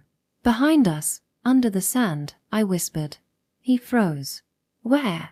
1 right behind us, about 6 or 7 meters. 2 to its left. 1 behind us diagonally to the right. Satoru turned around at the same time the 4 diggers emerged. In a flash, a spout of swamp water washed over them. The formation fell easily as the boiling water crashed down on their heads. Were the frogs a decoy? Satoru said as he wiped the sweat off his forehead. Don't get complacent. They seem to like using sneak attacks. Satoru, aren't you tired? Of course not. This is nothing. Still, you should rest a bit. Satoru just smiled in response. I was concerned because he was drenched in sweat. At that time, I hadn't thought beyond that simple explanation. Cantis can supply infinite energy, but in order to do so, you needed immense concentration, and naturally, both our concentration and physical strength were limited. Look out! I shouted as we stood before a bamboo forest. Something was falling from high in the sky. Don't worry. Everyone, stay where you are. Satoru stood as if rooted to the spot, staring upward. The points in the sky gradually grew larger and larger. When I finally recognized that they were boulders, they flew back the way it came as if bouncing off a trampoline. They're still coming. The second wave was even greater. Satoru sent all of them flying back. Shooting randomly isn't doing any damage, Satoru muttered as he broke 3 of the boulders into smaller pieces and sent them hurtling to where he thought the enemy troops were hidden. With that, all was silent. Did you get them? I dunno. The enemy attack stopped. Maybe our retaliation had been more effective than we'd thought. Just then, the third wave of attacks came. This time they arrived above the forest in a low trajectory. 1, 2. Satoru deflected the boulders. The gap between sighting and impact was so short that he didn't have time to block each one individually. Then one slipped through his net and came flying into our midst. My blood ran cold. The rock smashed into the ground, sending up huge clouds of dust. 2, 3 seconds later, sand and twigs came raining down. The remaining querots scattered like cockroaches. Shit! Satoru didn't have time to check if everyone was okay. He blocked another boulder that came streaking in. Get back. We quickly retreated 30 or 40 meters to avoid the rock. But as if it had seen us move, the next one came right toward us again. They were sniping us. Where are they? Satoru yelled in frustration. They're watching us somehow. Saki, look for them. The spy should be nearby. But how should I look for him? If they were disguised like the tree fighters, it wouldn't be easy. I was at a loss. There was a break in the attacks. The fourth wave hadn't come yet. They probably needed time to prepare the rocks. I had a sudden realization. Just following our movements was useless. The spy also had to be able to relay our position to the soldiers. Satoru, fall back. We retreated another 30 meters. There was still no sign of the spy, but what I was really looking for was the signal. Over there. I pointed to the top of the thicket. A bamboo stalk waved as if in a breeze, but the movement was clearly unnatural. That's how they know our position. I didn't need to say any more. Flames erupted violently from the stalk and burned with thick black smoke. A blood-curdling wail echoed around us. We have to move now. Should we retreat? No, keep going. Satoru started forward, and all the scattered querots suddenly reappeared and went into formation. Gods, squealer panted, thank goodness you're unhurt. With this, victory is in our hands. Please bring the hammer of justice down upon these evil ground spiders. Stop trying to butter us up, I snapped at him. You said this path was safe. How in the world is this safe? There's been nothing but ambushes the whole time. I am deeply sorry, Squealer bowed his head. We sent out a scout earlier and he came back completely unscathed. Isn't that obvious? They didn't want your scout, they were waiting for us. That's enough. We've come this far anyway, Satoru said, grabbing my arms. Let's hurry and settle this so we can go home. Oh really, I thought. Something was off about him. In addition to being tired, I thought he seemed to be having trouble focusing his eyes. The boulder he had failed to block earlier came to mind. The usual Satoru would never make such a huge mistake. We can't keep going this way though. We still don't know where the rocks are coming from, I said uncertainly. We should go back. No, Satoru shook his head. The battle has already started. Turning back is suicide. But if we leave the forest, we'll be attacked by the rocks. And we can't travel through the forest either because we don't know what traps are here. I will send scouts ahead, Squealer said, as if trying to get back into our good graces. We will find where they are catapulting the boulders from. And with the gods' help, we can strike them down one by one. Don't make it sound so easy. Satoru is tired. Squealer threw me a deeply suspicious look. I realized I had made a mistake. Even though they might have suspected it earlier, now they probably knew for sure that I couldn't use cantis. Taking my silence as consent, Squealer started giving orders in his high-pitched quat language. The robberfly soldiers spread out into the bamboo thicket instantly. Even though they had suffered extreme losses so far, their morale was as high as ever. But a number of them returned within 2 minutes and made an anxious report to Squealer. He turned to face us. Although I couldn't read quat expressions, it looked like he had serious news. On the other side of the bamboo forest is an open area unobstructed by trees. It appears that the enemy's main force is spread out over there. Then we have the advantage since they're easy to spot, right? How should I say this? Please come see for yourself. This time I am positive that there are no enemies hiding in the thicket. Dubious, we followed Squealer through the forest. After about 40 or 50 meters, we could see through to the other side. We crouched down to make ourselves less visible and crept forward slowly. There was an open area of 100 square meters. The ground spiders had felled the trees near their colony to prepare a site for the final battle. Amazing, I said. The sight of the clamoring troops could only be described as spectacular. Their armor and weapons glittered in the midday sun. 3,000 of them divided into 5 troops, Satoru said, awed. But they're all in the open, so it'll be easy to beat them, right? I thought Satoru would agree immediately, but he thought for a while. It's not a given. Why? Look at that formation. The heavily armored foot soldiers are at the front and the archers are hiding behind them. It was the phalanx formation commonly used in ancient Greece. The front line had heavy shields and spears, preventing the enemy from penetrating the troop. If that row falls, the one behind would take its place, like a shark replacing its teeth. And that's not all. See all the rocks in the back? The group next to it is probably the catapult. Catapult? Where? Then I understood. You mean the group itself is the catapult? They were too far away for me to get a close look, but the group of quirrots near the rocks were the most extremely morphed out of all the ones I've seen so far. The tree fighters and mole troop didn't even compare. They were huge, around 3 meters tall, with unbelievably long torsos that stretched and shrank like accordions and enormous muscled arms thicker than their bodies.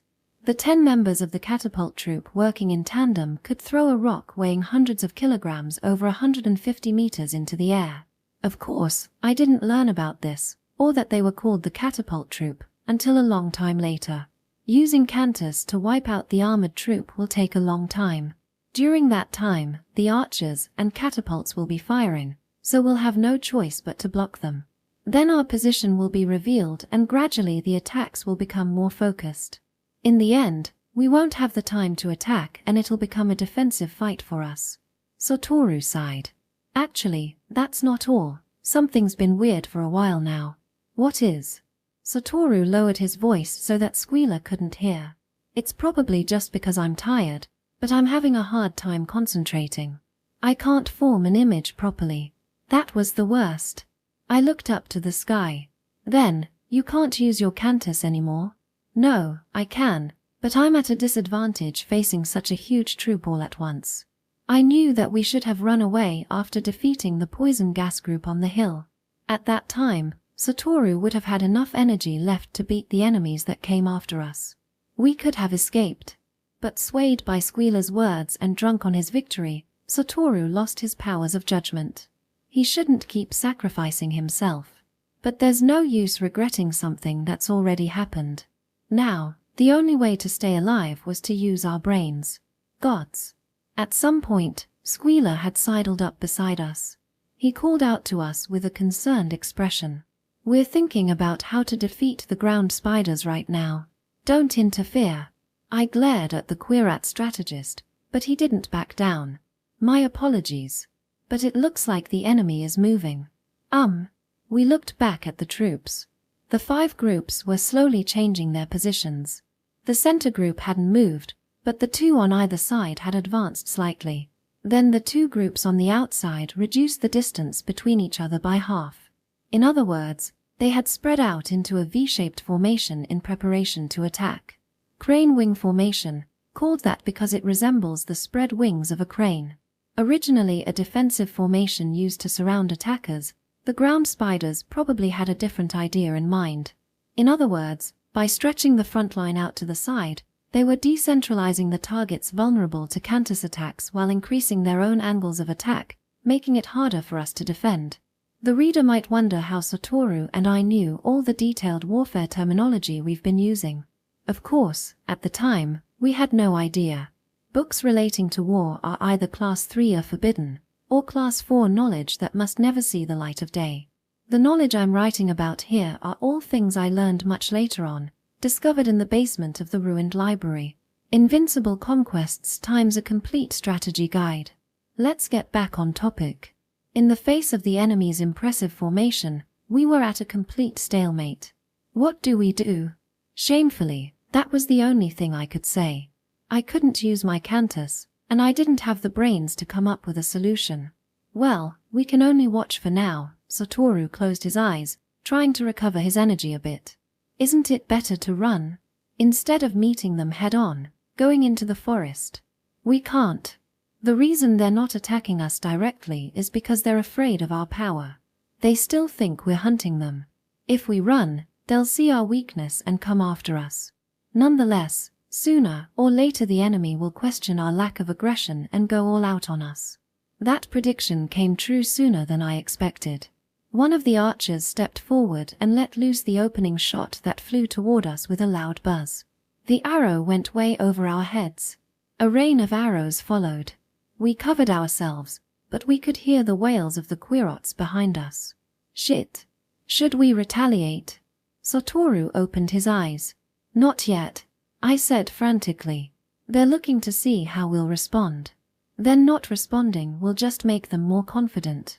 If we retaliate half-heartedly, they'll figure out the extent of our power. On the other hand, not doing anything will creep them out. They won't expect that we're waiting out the attack. But, at this rate, the lead troop of the crane wing formation was advancing steadily. What should we do? Squealer. I called the querat waiting behind us. Yes. How may I be of service? Where is the enemy's base, its headquarters? It has not been confirmed, but I believe it is straight ahead in the woods on the other side. The last line of defense for every colony is always in front of the headquarters. Satoru. Set those trees on fire. He understood my plan and focused straight ahead. Usually, it would take but a second for him to set something on fire, but this time it took a couple of seconds. But as the leaves of the Japanese snowbell tree started smoking and burst into flames, the enemy stopped. The rear guard rushed back to the nest and started hacking into roots of the burning trees with axes.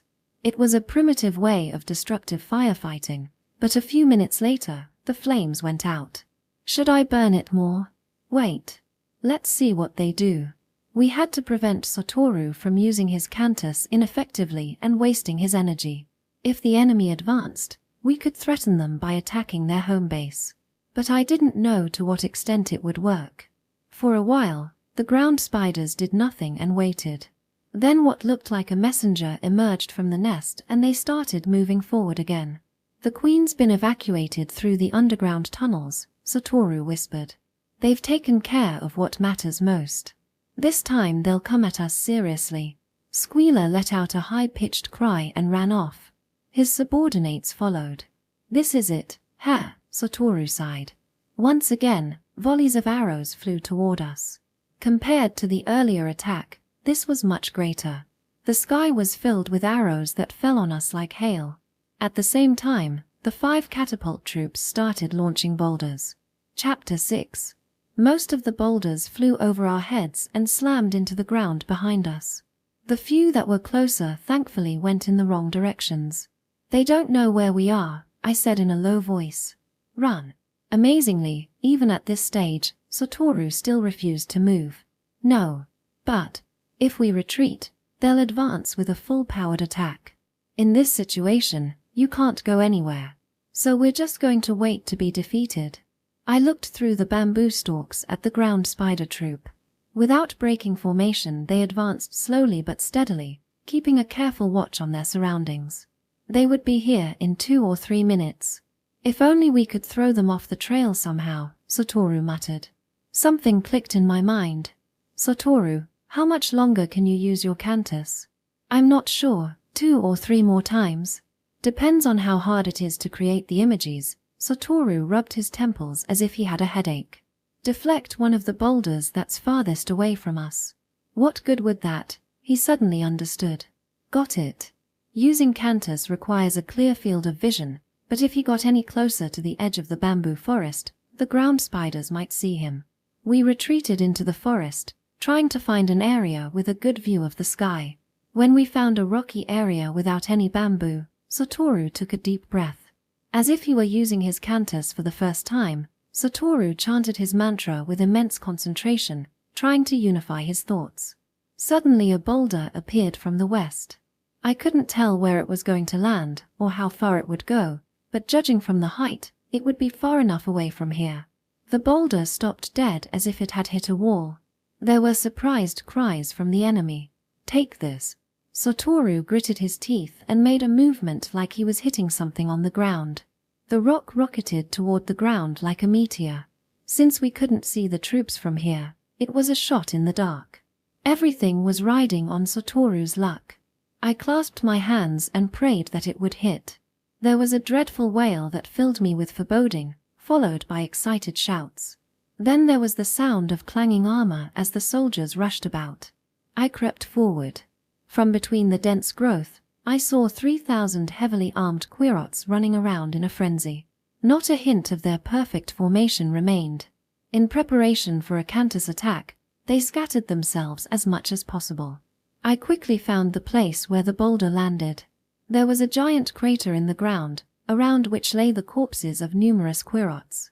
It seemed like one of the catapult troops had taken a direct hit. Judging from the angle, it was probably the troop that had launched the rock in the first place. I couldn't think of a more fitting revenge. For the enemies, they probably really felt that they were battling with gods. An even more ideal scenario would be if they lost the will to fight completely. But of course, that was just a dream. Once the confusion had settled, the ground spiders moved to counterattack. They launched just as many boulders as before, and even more arrows tore through the air. The difference was that this time everything was concentrated on one small area. There's no one there where you're attacking, I said, relieved that they had fallen for the trap. We should escape while we can. Wait. Let me do it one more time, just to make sure. Satoru took a deep breath and clenched his fists. Don't push yourself. He was obviously having trouble staying on his feet. Sweat beaded his forehead. I'm fine. Just one more time. We retreated into the forest again and looked up at the sky. It came. A huge stone, tracing a parabola through the air. This time, he didn't stop it, but sent it flying off in a different direction. There was a sharp warning cry. The rock disappeared from our view and crashed noisily into the ground. It sounded like an explosion. Broken shards clattered as they bounced off the bamboo stalks. Is it possible for the debris to fly all the way here? I was a little worried. They've definitely taken more damage this time, Satoru said triumphantly, but there was no energy in his voice. He was probably at his limit. Okay, let's get out of here. The battlefield was to the north. If we came out through the bamboo forest in the south, the ground spider troops might spot us from the west. We turned east and started making our way through the shady forest. Quickly, quietly, making sure that we remained concealed. We wove our way through the dense growths of bamboo. The ground was uneven and full of fallen bamboo and creeping vines that blocked our path. The branches scratched at our faces and snagged at our feet. Walking even a short distance was exhausting. When we had first followed Squealer into the forest, the path must have been cleared in advance. It's okay. Don't worry. We'll definitely get home. Satoru was just managing to stagger along behind me. His eyes were blank and he was barely talking. Just a little more until we get out of here.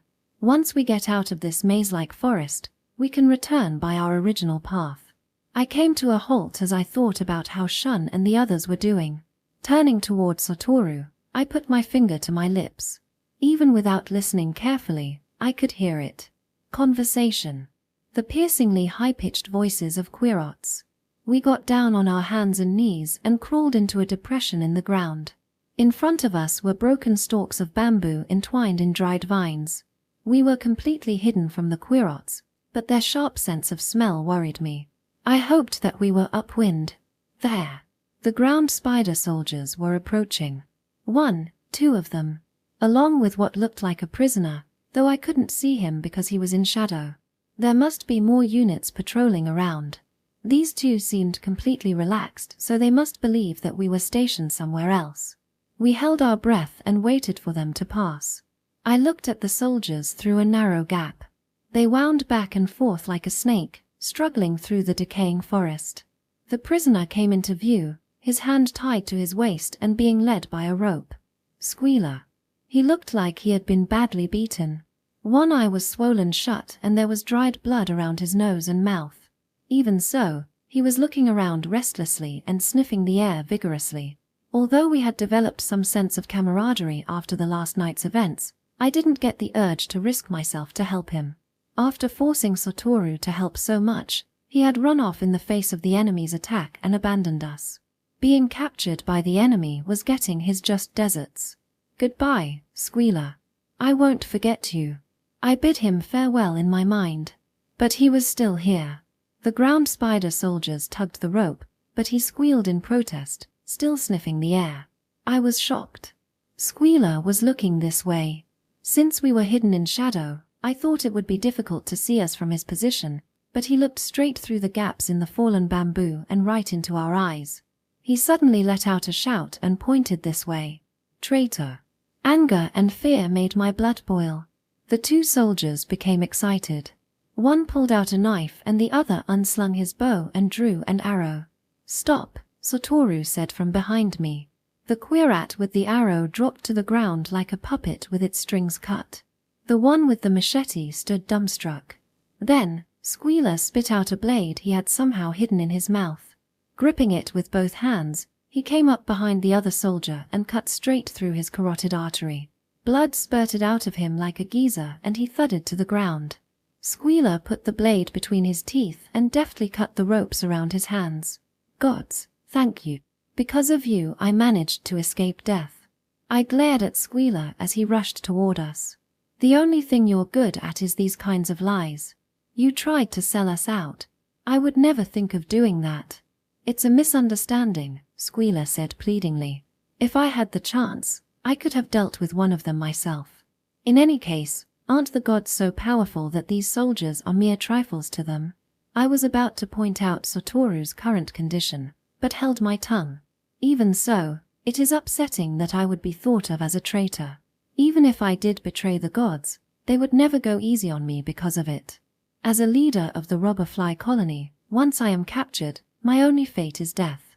But you can't deny you pointed out our position to them. I apologize. But if I had not done so, would you not have left me behind? Of course, something like that would not have happened, but worry got the best of me. The fight went out of me as Squealer hit bullseye. Even though you ran off earlier, I muttered as a last retort. Yes. I have no excuse. I deserve nothing more than death for that. I was afraid. I am a coward. To the gods, I'm just a filthy worm. Less than the spit of a dung beetle's larva. Lower than the maggots wriggling in a cesspool, vulgar, repulsive. Stop already, Satoru interrupted Squealer's unending self-abasement impatiently. The bigger question is, how do we get out of here? Satoru leaned against the bamboo stalks and closed his eyes. I was worried about him. He should have reached his limit a long time ago, but since he was forced to use his cantis just now, he had to conserve his energy from now on. I agree, but for some reason the ground spiders seem to think that the gods are on the west side and are pouring all of their energies into surrounding that area. Because of that, I believe the safest way out is to the east, Squealer said calmly, as if nothing had happened earlier. So there are no enemies to the east. I wanted to make sure. Yes. All the elite soldiers are concentrated to the west. The ones left in the east are the useless ones, like the ones we just saw. The world around me darkened. So there are some, how many? Altogether about 100 to 150.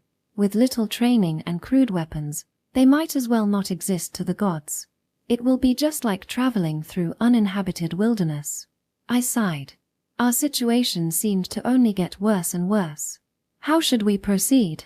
If we are to go, we must hurry. If the elite troops realize that the gods are not in the west and decide to return, it'll be a problem, Squealer said urgently. But our fighting abilities were already close to zero. Gods. Was this stupid queerat telling the truth? We were in a lot of danger. I didn't want to imagine what he would do if he found out that we were essentially useless now. Gods. Shut up for a second. But, gods, the worst is coming, Squealer coughed. There seems to be a considerable amount of soldiers approaching from the west. Could you possibly be planning to break through their ranks? I looked toward the west. I couldn't hear the troops marching, but it didn't look like Squealer was lying either. Since queerots had much better hearing than humans did, he might be right. What do we do? Head east immediately. If we must fight, that one is much easier, not to mention. Shh, be quiet. I shut Squealer up. I heard it. He wasn't lying. Sounds of chopping and marching traveling faintly on the air. The careful and silent troops gave off an aura intense malice. Gods, there is no time. We must go, Squealer urged, starting to move east. Quietly and carefully, we approached the clearing beyond the bamboo forest. But there we ran into something much more frightening. The ground spider patrol. 7 or 8 of them just loafing around. They hadn't noticed us yet. But if we kept going, we wouldn't be able to avoid meeting them head-on. Gods, please deal with them. It would be best if done as silently as possible. I looked at Satoru, who shook his head slowly. He didn't have the energy to do it. Gods, what are you doing? Gods? Squealer asked uneasily. There's no time for uncertainty. If we don't escape now, the troops behind us will catch up. His voice gradually took on an unpleasant tone. Gods, what are you doing? Why are you not exterminating them? Could it be that, his eyes gleamed with a strange light I hadn't seen before, you are no longer gods? Time froze. I stared back at Squealer. A loud whistle shattered the frosty silence. As if a spell had been broken, we looked around. What was that sound? I heard it again. It wasn't from the same direction. They came from different places, like signals being transmitted back and forth through the mountains. Gods, gods. Squealer was beside himself with joy. Good news. The footsteps are fading. The troop coming from the west is retreating. Why? I was more confused than relieved. Reinforcements. The conch sound is from the giant hornet colony. There's nothing to worry about anymore. The giant hornet is the biggest colony in Kanto, with a force over 20,000 strong. They'll crush the ground spiders in the blink of an eye. Before I knew it, the ground spider patrol had vanished. Were we really saved? I snuck a glance at Satoru, and didn't see a trace of happiness or relief on his face. The giant hornet colony didn't win through sheer numbers, but also through their fierceness. They started out shooting from a distance, but once the arrows ran out, they flung themselves bodily at the enemy. One troop of lightly armored queerots ran swiftly through the concentrated phalanx formation, casting what looked like a net. Once the ground spiders were immobilized, the giant hornet troop stabbed them with so many spears that the corpses resembled a sea urchin. Normal-sized soldiers charged the 3-meter-tall mutants. They hung on with their teeth as they slashed at the enemy with long swords. No matter what kind of monsters they were up against, the giant hornets dispatched them with ease. The enemy's main force has been destroyed. Now all that's left is to capture the queen. The commander of the giant hornet army, Kumaru, said calmly after surveying the battle. They looked so different that I couldn't even consider them my own kind, but in end their monstrous appearance was just a bluff. They were not worthy opponents. Isn't that slightly disrespectful? Squealer interjected. What do you mean? Kumaru looked down at Squealer, who was about 2 heads shorter. Human names are only given to queerots in recognition for their outstanding abilities. Out of all the colonies, fewer than 20 have been named. Even though I didn't find out about this until much later, I already realized that Kumaru had an extraordinary presence. He was taller than us, and outside of the queen and the mutants, was the tallest quat I've ever seen. His long face and slanted eyes gave him a wolfish look befitting his name. The second kanji in Kumaru means wolf. Although his squinted eyes made it look like he was smiling, it was with the same expression that he tore into his enemy's throat. Also, all the giant hornet members had tattoos on their faces and bodies. Most of them only had a stripe bordering their faces, but Kumaru was covered from his eyes to the bridge of his nose in complex arabesque patterns. It added to his strange appeal. The giant hornet soldiers are undoubtedly daring and resolute. However, the reason you won so easily against the ground spiders is that the gods already wore down their strength.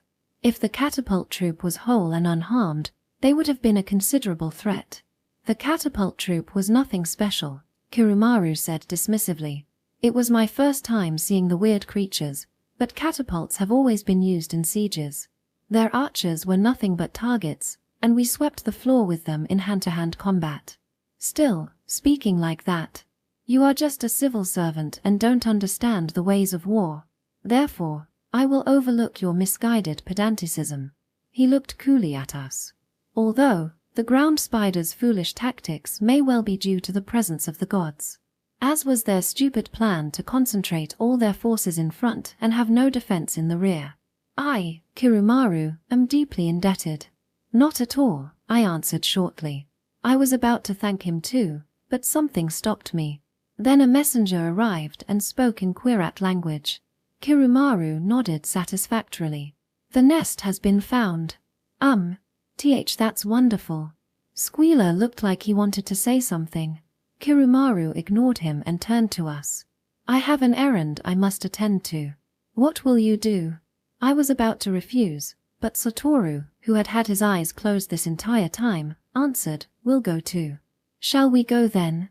I will lead the way. We followed Kumaru out of the camp as he strode calmly through the bowing soldiers. Why are we going with him? I whispered to Satoru. We can't show him any weakness. Satoru kept his eyes closed. Just staying conscious seemed to cost considerable effort.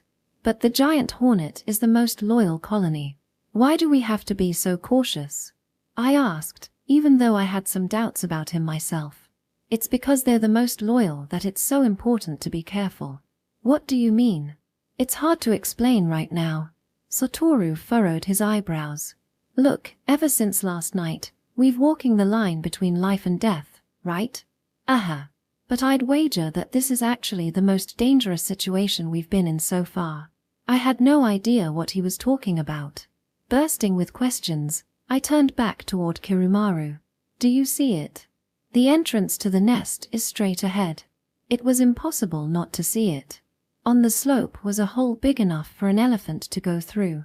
There were traces of the huge trees used for camouflage that had been dug up. But aren't there multiple exits on the other side? Can't the queen escape from a hidden route? Kumaru smiled. There's no need to worry. We first seal all the other exits and force the queen to come out this way.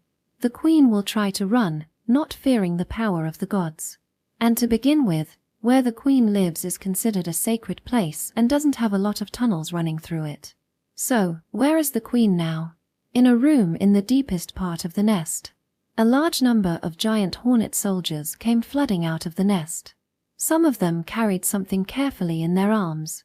Those are, I realized before I finished asking, nestlings. There are many nurseries within the nest. These nestlings were all birthed by the ground spider queen. But, why? The satisfied look on Kumaru's face was almost repulsive. These are treasured spoils of war. They are the workforce that will serve our colony in the future. One of the soldiers brought a nestling to Kumaru. It hadn't yet opened its eyes and was reaching out with its front paws as if trying to touch something. Its pink skin made it look much more like a rat than its adult counterpart. I remembered what Squealer had said. The queen is executed and the rest of the members become slaves. As long as they live, they are treated as less than scum, and when they die they are left out to rot and fertilize the fields. The nestlings had only a dismal future ahead of them. Although they were almost as intelligent as humans, quirrots were still more like ants in nature. Why did such warped animals exist? That was a question I asked myself over and over last night. Squealer, who had following behind us, went up to Kumaru and started saying something to him. Since it was quat speak, I couldn't understand his words. The gods are present. Speak in Japanese, Kumaru spat. Ah, gods, I'm deeply sorry. As a representative of the robberfly colony, I am just voicing my rights, Squealer said, bowing repeatedly. Your rights? Kumaru smiled pityingly. Why do you think you have rights? Isn't it natural?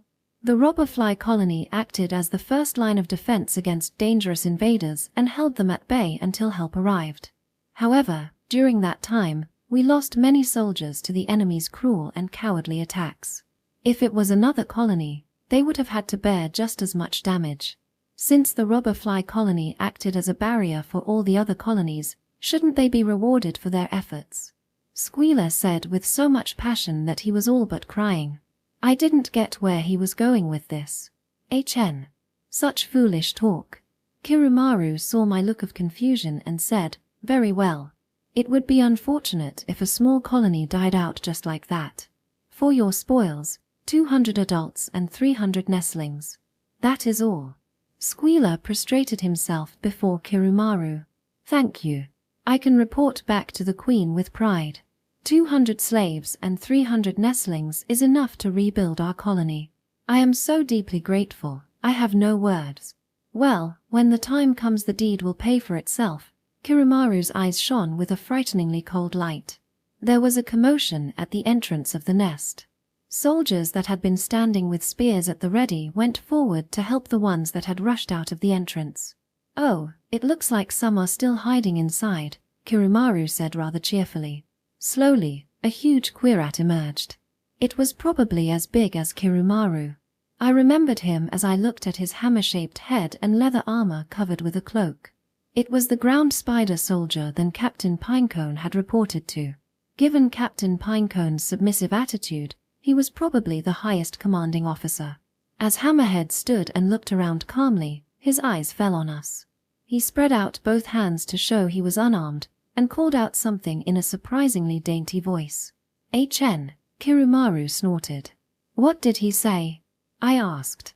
His smile widened. It's a dialect, so I don't understand completely. Our language differs by country and region. But basically, he wants us to spare the Queen if they surrender. So you'll help her? Not a chance, he narrowed his eyes.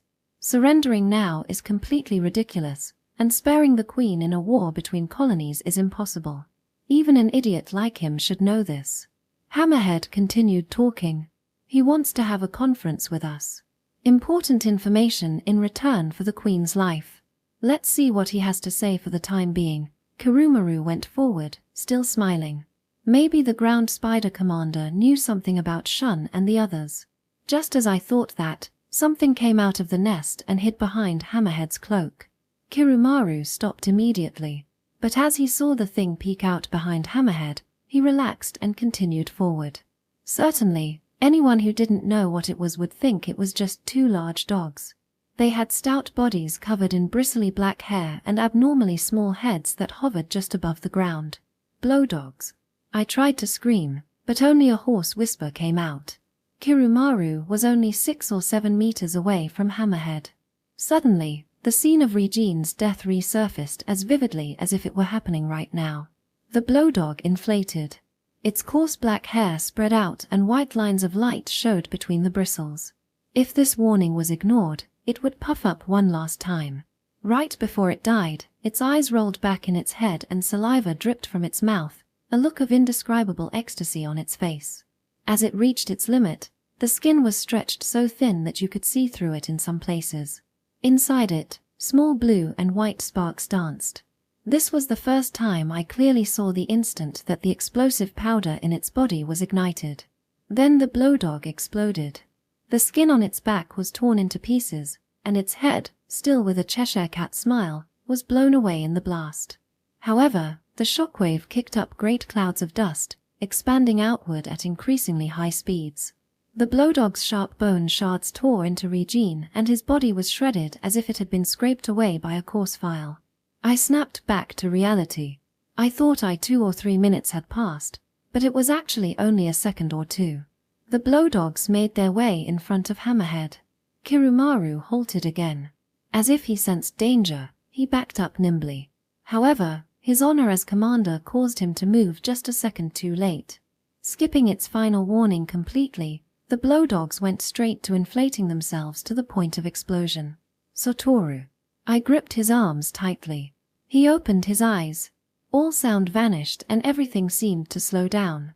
Time stretched out exponentially like in a dream. The blowdogs had swelled up into 2 giant balls. White warning lines were visible between their fur. Then, it would explode, so I thought. A split second before it happened, Satoru halted it with his cantis. One was sucked back into the entrance. The second he couldn't get to in time. He forcibly crushed the blowdog's body as it tried to explode. For a fraction of a second, the 2 opposite forces clashed. The blowdog rippled strangely as it was grasped by an invisible hand, and imploded. The outward force of the explosion rebounded in on itself. But then it ricocheted back out again with greater force. If that second explosion had been repressed too, what would have happened? When a seal is explosively broken, the stronger the seal, the more powerful the explosion. If the explosion had broken the cantis seal, no one would have been left alive. Fortunately, the image that Satoru had created of a giant hand saved our lives. A jet of energy shot out of the gap between the index finger and thumb. Around the same time, the second black ball that had been pushed into the nest rocked the air with its explosion and blasted large amounts of dirt from the ceiling. A split second before the shock reached us, I used all my remaining to push the now unresponsive Satoru into the ground. As we waited for everything to settle from the blast, I thought about the look of pleasure on the blowdog's face before it self-destructed, and irrationally decided that it must have been male. The nest had become a giant graveyard. The bodies that the giant hornets brought out were covered in extensive wounds. Of course, they were all dead. The blowdog's bones couldn't have traveled through the twists and turns in the tunnels, so they must have been killed by the shockwave, from the detonation that was going faster than the speed of sound. There was a clamor from the excavating soldiers. One of them came running out ecstatically. "The Queen's body has been found," Kumaru said after the soldier had made his report. He had been seriously wounded in the blast and the bandages around his back and shoulder were stained red with blood. The air was full of flies buzzing around the mountain of excavated corpses, and they hovered annoyingly around Kumaru as well. "I will go inspect it." He looked down at the ragged body at his feet. If it weren't for the remaining shreds of the cloak, you wouldn't be able to tell that it was Hammerhead. He had intended to take Kumaru down along with himself. Kumaru stomped derisively on the corpse and continued on his way. It obviously hurt to walk. But more than that, the pain of anger and regret at the sacrifices of his troops caused by his own negligence was hard to bear. I looked at the unconscious Satoru. He didn't seem to be hurt and his breathing was regular. He'd probably be okay if I left for a few minutes. "Can I see too?" For the first time since the explosion, Kumaru showed his disconcerting smile. "I don't really recommend it." "Please take me with you as well," Squealer followed, ignoring Kumaru's warning. He seemed relatively unharmed from the explosion. A large part of the nest had collapsed from the shockwave. We stood over the deepest crack and looked down. I gasped. "Is that really the Queen?" I asked. Kumaru nodded. Since the Queen needs to give birth to so many nestling, her body is necessarily much larger. That said, I don't think there's ever been one this big in our country. It seemed impossible to lift her up out onto level ground. However I looked at it, she was about as big as a mid-sized whale. Most of her bulk appeared to be her uterus. Her head was incongruously small in comparison. "Let's return," Kumaru said, giving rapid orders to the soldiers working below. The soldiers heaved in unison and flipped the Queen onto her back. We saw her stiff face. It was similar to the robberfly Queen, but much uglier. Her teeth, 10 centimeters long each, were bared as if she had died in a fit of anger. What was even more shocking was her abnormally long torso. There were innumerable nipples for feeding many nestlings at one time. But apart from that, I thought I also saw a large number of feet, like on a hornworm or a minor shiro. "Why are there so many legs?" I asked.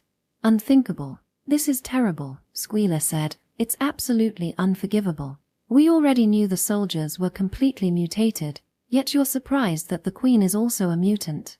Kumaru said sarcastically. Mutant? But how? The queen can't be. She's the one who makes mutants. This queen was mutated by the previous queen who gave birth to her. Squealer shouted. So? Kumaru glared at Squealer, who was beside himself with anger. Squealer cringed and shut his mouth. I'm sorry, I cannot explain more. Turning toward me, Kumaru bowed. Why not? I'm a god. I understand. Earlier, you saved my life. I will never forget that until I die. But the ethics committee has said that we are not allowed to let young gods know of any knowledge that might harm them. It looked like I wasn't going to be able to get more information out of them, so I gave up and went back outside to Satoru. As I was leaving, Kumaru was giving out orders on how to move the queen's corpse. I wanted to know why they needed the corpse, but was afraid of what the answer would be. Suddenly I was so tired that I was about to keel over. I didn't care about the querots anymore. They could go kill each other for all I cared. Before long, we were shown to the giant hornet camp.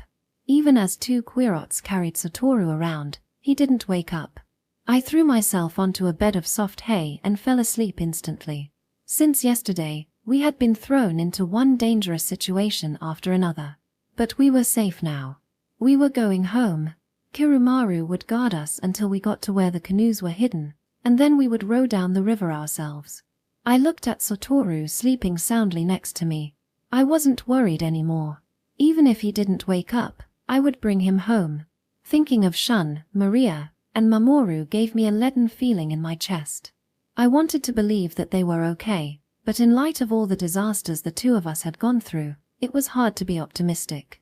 If their canoes were still there, I'd have to ask Kumaru to go search for them. But that could wait until I woke up. The ground spider threat had been dealt with. If the three of them were still okay, they probably wouldn't run into any more danger. With that thought, I felt myself finally relax. I can't stay awake any longer. Let me sleep for a moment. Slowly, I slipped into darkness. Right before I fell asleep, Satoru's voice echoed in my head. Look, ever since last night, we've walking the line between life and death, right? But I'd wager that this is actually the most dangerous situation we've been in so far. What exactly was the danger? Wasn't Satoru just being over-anxious? Now I was worried, but I couldn't fight the drowsiness anymore. I fell into a deep sleep. Chapter 7. When I opened my eyes, the room was already dark. Everything earlier seemed like a dream. Everyone was together. Father, Mother, Satoru, Shun, Maria, Mamoru.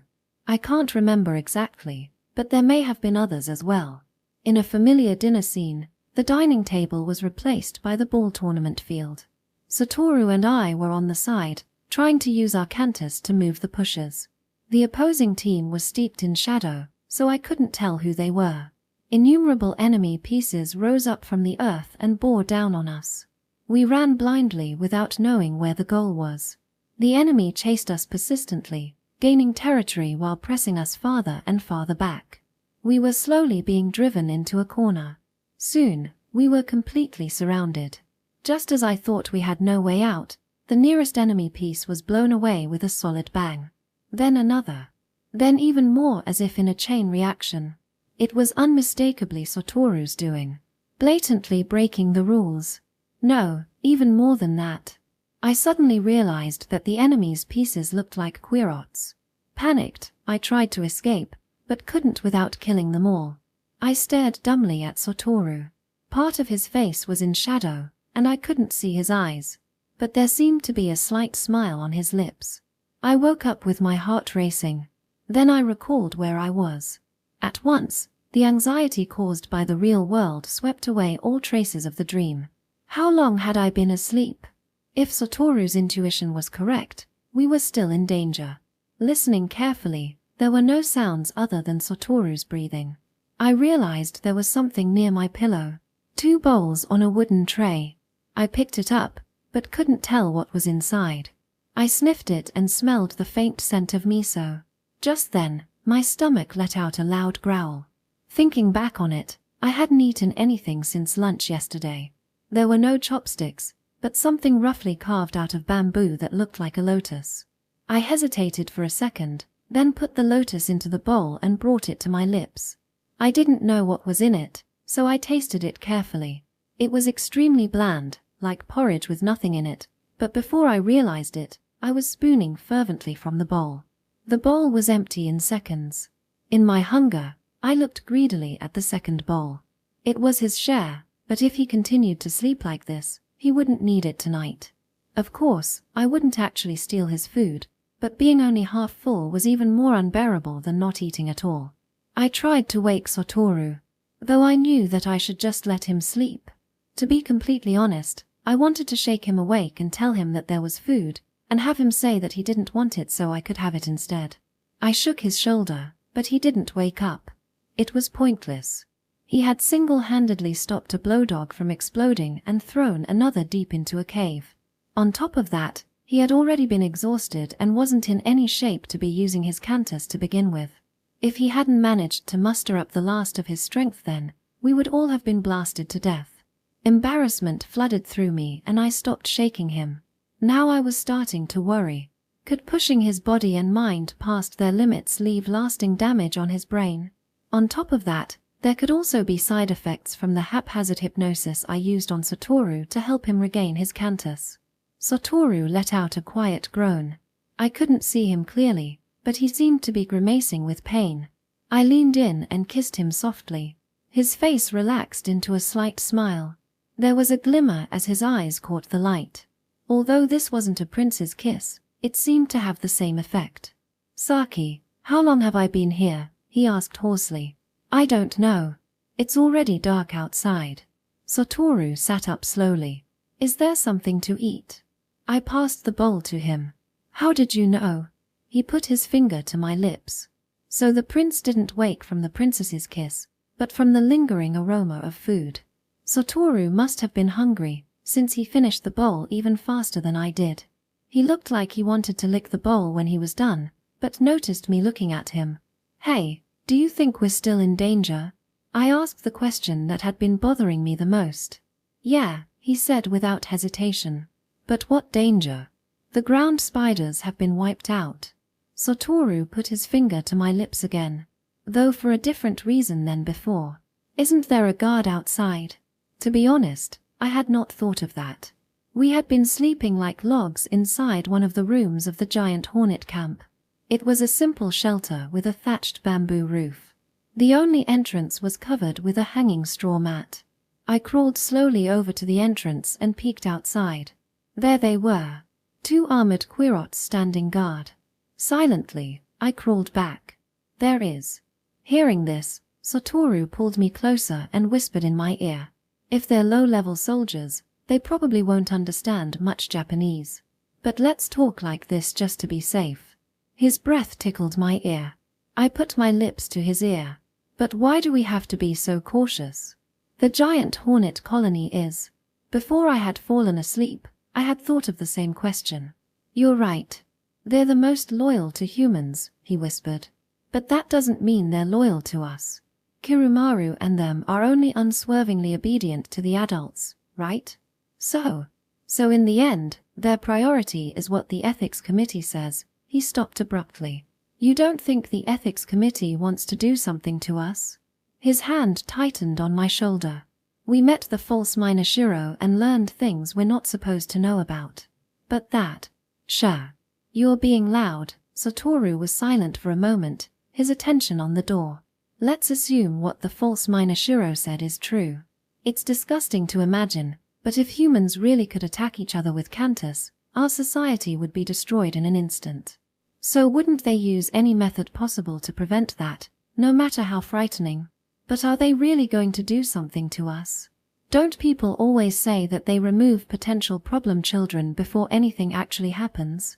In other words, they're disposed of." "Disposed? It can't be. Don't say something so ridiculous. That can't happen. Think about it. In Harmony School and Sage Academy, students disappear every year, don't they? It's weird no matter how you think about it. If they're not disposed of, where do they go? I felt all my hairs stand on end. Although listening to what the false miner Shiro said had been frightening, at the time I only half believed it, so I didn't think too much. But now I felt more terrified than I had been all last night. But, no one knows that we met the false miner Shiro. Regene was the only witness, but he had been killed by the blowdog explosion. There's proof though, Satoru said chillingly. We had our cantis sealed, right? They wouldn't do that unless we had broken a serious rule. So they're not going to help us. If the town decided to get rid of us, it meant that we had no place to return to. Tears welled up in my eyes. No, there's still hope. It should be possible to at least go back to the village. Our parents will help us somehow. Especially your mom, isn't she the head librarian? Why yes, but my mind was spinning. Then what exactly are you worried about? Seeing that I still didn't understand, Satoru let out a sigh. Kumaru will probably include us in his report about the ground spiders. If they find out that you can't use your cantis, they'll know that something happened. And if they decide to deal with us right here, they'll command Kumaru to do it. I felt that he was overthinking it. Getting rid of us, even though they have no proof for anything. It'll be too late once we get back. His voice shook. If we tell even one person about what we learned, the information will spread in an instant. And if what the false miner Shiro said about death feedback is true, then no one in the village can kill us. If they do, they'll die too. That means that they usually go outside the holy barrier to get rid of problem children. I think they use quats. I was speechless. Would they really do something that terrifying? Cold sweat ran down my back.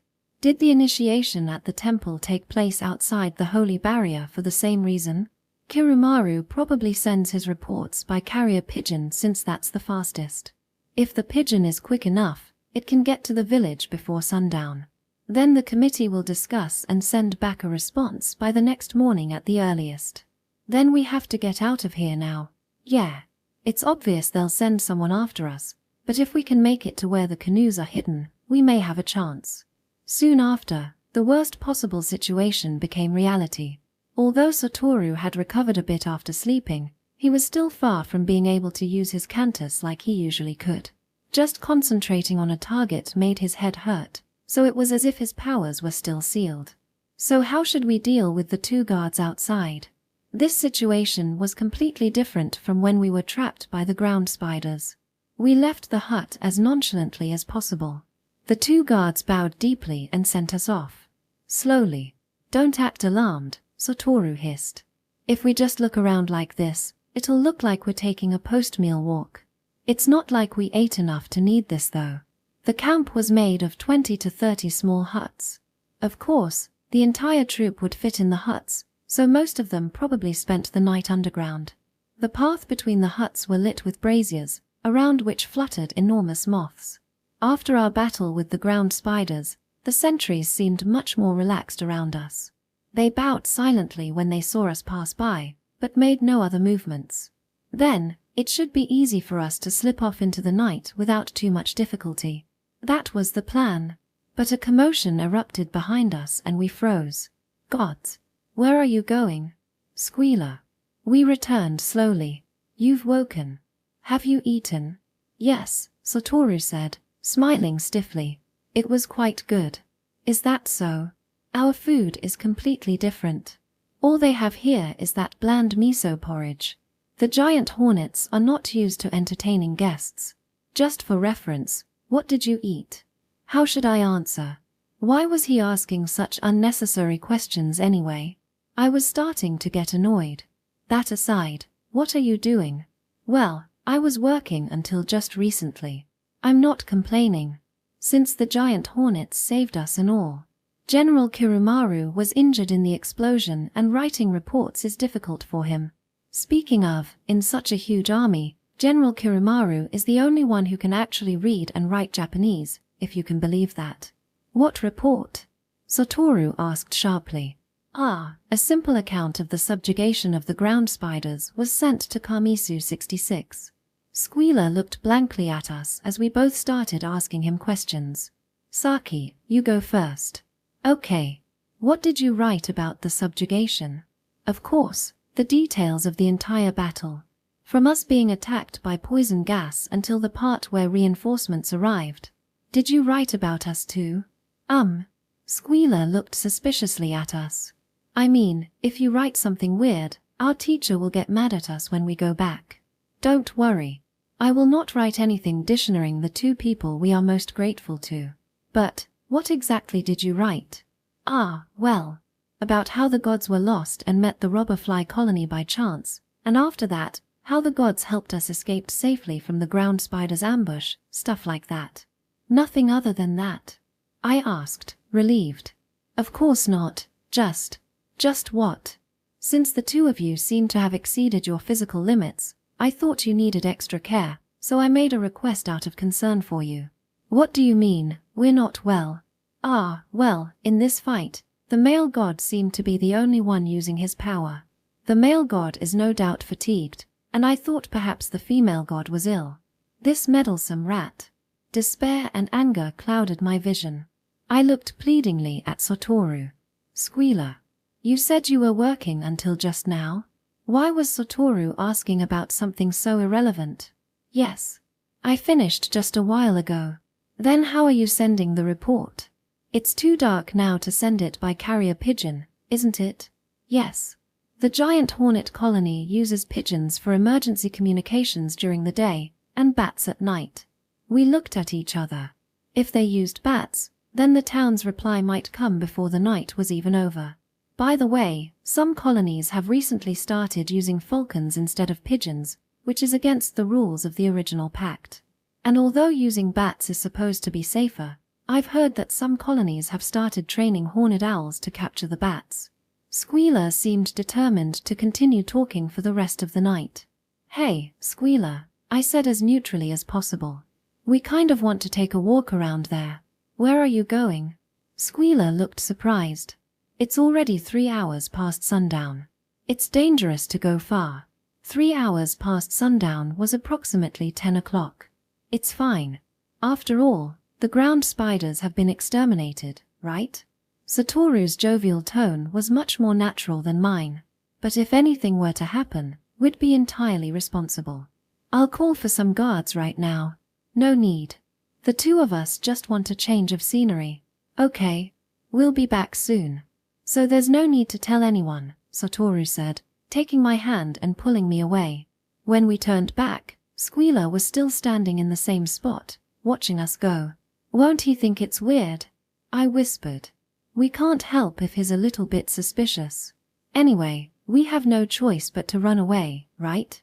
We continued walking slowly away from camp. Pretending to look up at the sky, we peeked behind us. Once we ascertained that no one was looking, we hid in the shadow of the trees. Crouching low, we entered the grove of trees in the middle of the field. Do you know which way we should go? There was supposed to be a compass in my backpack, but after so much running around, I had no idea where it had disappeared to. Yeah, kind of. Satoru looked up at the orange moon hovering over the treetops. It's almost the full moon, so the moon comes out from the east, travels through the southern sky at night, and sets in the west in the morning. Since it's about 10 o'clock right now.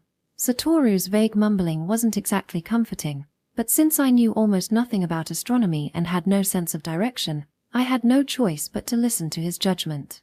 We traveled through the wilderness, going eastward as best as we could. Since last night, we had taken so many winding paths that it was impossible to tell how far we were from Kusumiga Bay. And thinking back to when Regene was leading us to the Temple of Purity, we had been unbelievably tired, but had somehow continued onward, making numerous zigzags as we went.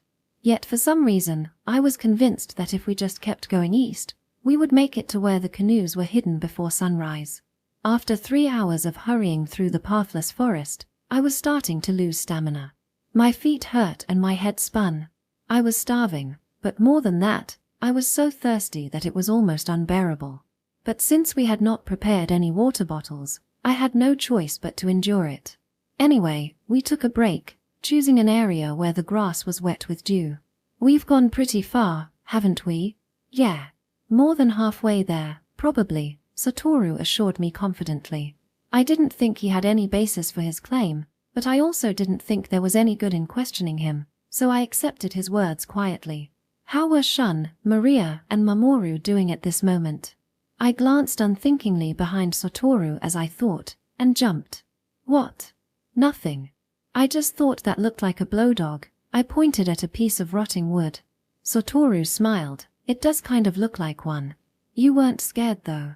No, you'd never see a blowdog around here to begin with. How come? Saki, you saw the blowdog's true form, right?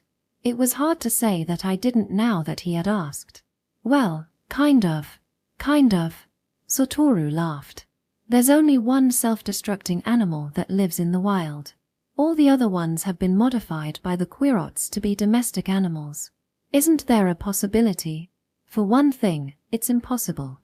Before humans had cantis, they spent a long time modifying domesticated animals, but this only works for animals with naturally good qualities.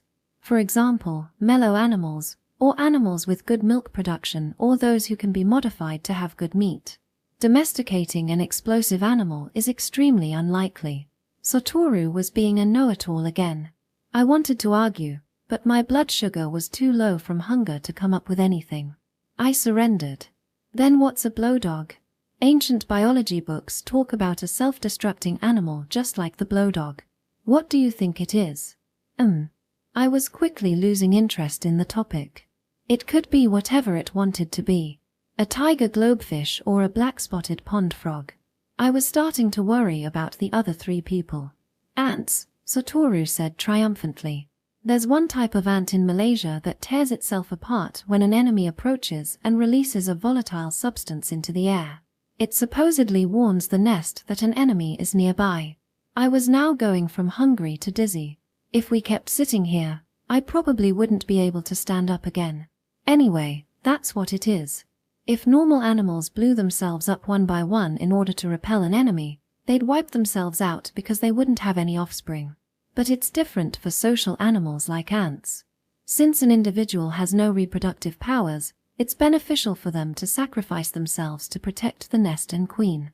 If you think about it that way, blowdogs don't exist outside of the ones that are mutated ground spiders. Satoru didn't seem hungry, tired, or worried at all about the other three. It was too much trouble to shut him up. As I slowly closed my eyes, I heard a faint noise. So, the ground spider queen is able to freely produce a number of different mutants like the leaf fighters and the frog-looking guys. Out of all these, the blowdog looks like a totally different species. Its small head probably means it has limited intelligence, about the same as a dog. In other words, in order to make them explode willingly and be unconditionally loyal, they must not be very smart. I heard it again. From behind. Sounds of dried twigs and grass being stepped on. Who, or what was there? I put my finger in front of my lips and Satoru shut up immediately. Behind me. A sound. I mouthed some words without making any noise. Satoru hesitated, then stood up decisively and said loudly, "Who's over there?" It was kind of a desperate ploy, but there was nothing else we could do. We had no weapons at the moment. If we ran, we'd be caught immediately. We had to pretend that we could still use our cantis. Gods, how far are you planning to go? Squealer emerged from the shadows. Our plan to attack the enemy while he was unprepared was ruined. I didn't think he would track us all the way here. Even though the ground spiders have been exterminated, it's still dangerous to walk around in the middle of the night. Why?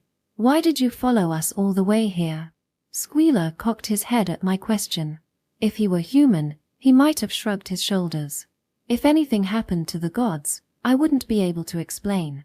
We left by ourselves, isn't that fine? No, it's not all right. Our colony would be crushed. And the giant hornet colony would not come out unscathed either. Going by past examples, General Kumaru would have to commit seppuku. What's seppuku? Committing suicide by cutting your stomach open with a sword. It's used as the ultimate apology. I was stunned. Our dictionaries did not have such a strange term, and we could never have imagined that people of the past would perform such actions. I see. I never imagined we would cause so much trouble, Satoru said meekly. But that's only in a really unlikely scenario, isn't it? Like if we had an accident and died or something. Yes, but in order to prevent that unlikely possibility, I must protect the two gods no matter what. Was he telling the truth? I thought as I looked at the ugly, naked rat. Is there anyone else following us? No, just me. That's strange. If you're going to protect us, wouldn't you bring soldiers? It was too sudden, so I didn't have time. Satoru's question addressed both our suspicions of whether Squealer was under orders from Kumaru to keep an eye on us. Acting of his own will could be his plan to steal all the credit. Just 2 days ago, I doubt we would have been this paranoid. Anyway, are you thirsty? Squealer held out the gourd hanging by his waist. It sloshed with what sounded like water. We glanced at each other, but the temptation was too much to resist, so I took the gourd and uncorked it. We gulped down the lukewarm water. Instantly, my blood starting to circulate again, and I felt as if I were coming back from death. I passed the gourd to Satoru and he drank as well. And yet you had time to prepare this. I wanted to express my gratitude to Squealer, but what came out of my mouth was a scathing comment. I took it from the soldiers as I rushed out after you. Taking one of these is no problem. As for the god's protection, if another colony were to come along, there would be a lot of trouble. Suddenly I realized that when I first took the gourd from Squealer, it had been full. He was undoubtedly thirsty as well after coming all this way. Thanks. You drink some too. I took the gourd from Satoru and passed it over. Thank you. Squealer held it reverently in his hands and took a small sip. In that moment, Satoru and I looked at each other and came to an unspoken agreement. Squealer, we need your help, I said. He looked up immediately. Of course, anything. Please tell me what I can do. We're trying to get to the west bank of Kusumiga Bay. Please show us the quickest route. But why are you in such a hurry? If you wait until tomorrow morning, the giant hornet guards will bring you there safely. Because if we wait until tomorrow, our lives will be in danger, Satoru said bluntly.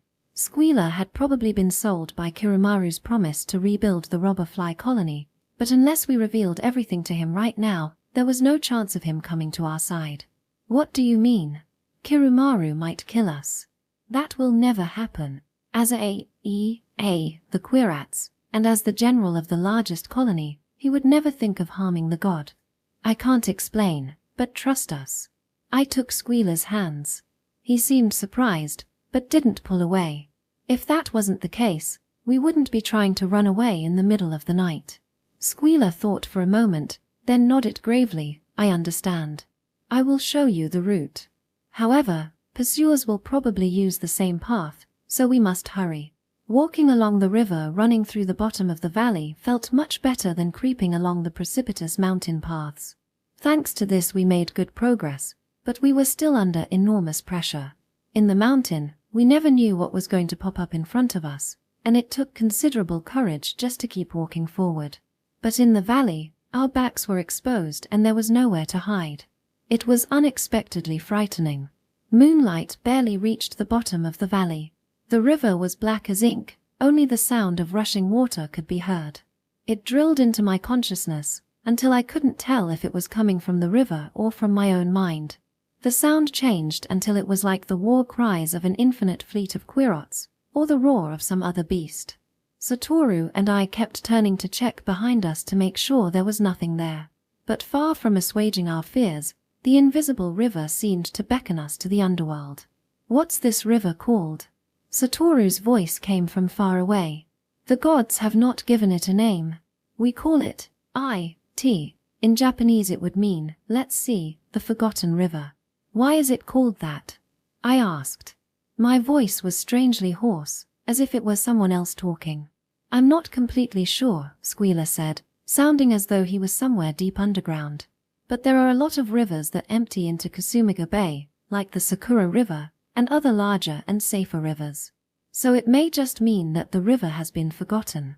Hopefully Kumaru forgets about it too, I said, trying to lighten the mood.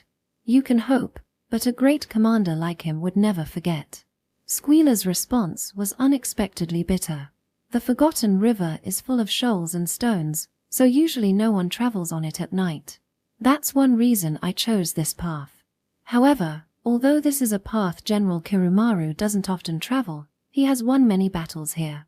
For example, the battle against the army ant colony, the fall of Greenwall. Army ant? There's such a colony? Satoru asked. They don't exist anymore. 5 years ago, they lost against the giant hornet colony and were completely wiped out. It was pointless to tell us about this now, but hearing him talk seemed to help us stay focused. The army ant colony was over 18,000 strong, and praised as having the largest army. They excelled at siege warfare, and on this occasion had surrounded the giant hornets and set up camp. Near the end stage of the battle, the army ant general, Quat, dispatched all but the queen's bodyguards. Judging by his interest in wars, Squealer undoubtedly spent a lot of time reading historical records. He spoke animatedly. The army ant colony was stationed only a few kilometers away from the giant hornets. They could only move above ground at this distance, and since their army was so big, the front line was already halfway there before the rear troops even left camp. Quat decided to wait at the foot of the mountain for the rest of the soldiers to catch up. He assumed that the smaller giant hornet troops were hiding underground and dismissed the possibility of being attacked from the cliff that we locals call Greenwall. General Kumaru led his elite team secretly up the mountain and plotted an ambush. The enemy was right below the cliff that everyone assumed was too steep to climb. However, General Kumaru saw a gecko climbing across the bare rock and said what would later become a famous quote, "Geckos have 4 legs, we also have 4 legs. If a gecko can climb this mountain, there is no reason we cannot." It was so absurd that I assumed Squealer was joking. But later, when I looked up the records of the Quat Wars and learned that he had been telling the truth, I was speechless with shock. Through this, General Kumaru suddenly came into the spotlight. The first name the gods gave him was Kumaru, not with the characters meaning mysterious method, but meaning deceptive method. Squealer explained the 2 characters carefully. I get it. In short, it means that there's nowhere to run when Kumaru is chasing you, right? I hid my question behind a joke. Yes. If General Kumaru has seriously decided to pursue you, there's probably nothing you can do about it. A short silence followed. After seeing Kumaru order the devastation of the ground spiders, it was obvious that he was a fearsome strategist. If he caught up with us, we wouldn't stand a chance. Everything depended on when Kumaru would start coming after us. There was a time gap from when the ethics committee sent their order to dispose of us by bat to the time the pursuers set out. If we were lucky, we could get to the canoes by that time. The only problem was that Kumaru might autonomously decide to come after us before the committee's reply arrived if he found out we had run away. It was possible he was chasing after us this very instant. We unconsciously sped up. But there was a limit to how quickly we could go since the rocks by the river were slippery and dangerous. 30 minutes later, as we hurried along, dripping in sweat, Squealer came to a halt. "What is it?" Squealer put his hand to his lips and made a sh sound. This strange gesture was seen even in ancient books, its meaning transcending time and place so that it was still understandable now. But I was surprised that it could even transcend species. "Do you hear that?" Squealer asked quietly. I listened carefully. I heard it. A bird's cry. Although it was the middle of the night, it called as it wheeled through the sky. Kyokyo, kyokyo, kyokyo. It sounded more like a giant insect than a bird, and the sound filled me with unease. Following Squealer's example, we stood still as rocks. The strange bird flew along the river's path, circling above us over and over. Satoru was the first to speak. "So what? It's just a bird. In the middle of the night." "Thou? Maybe it's a nightjar. They're nocturnal like owls." Was it really that simple? But why is it intentionally coming lower and lower? As expected, Satoru had no idea how nightjars behaved. He thought for a moment. Even though it's called a nightjar, it's probably not a predatory bird like owls and eats insects. It's catching insects by the river.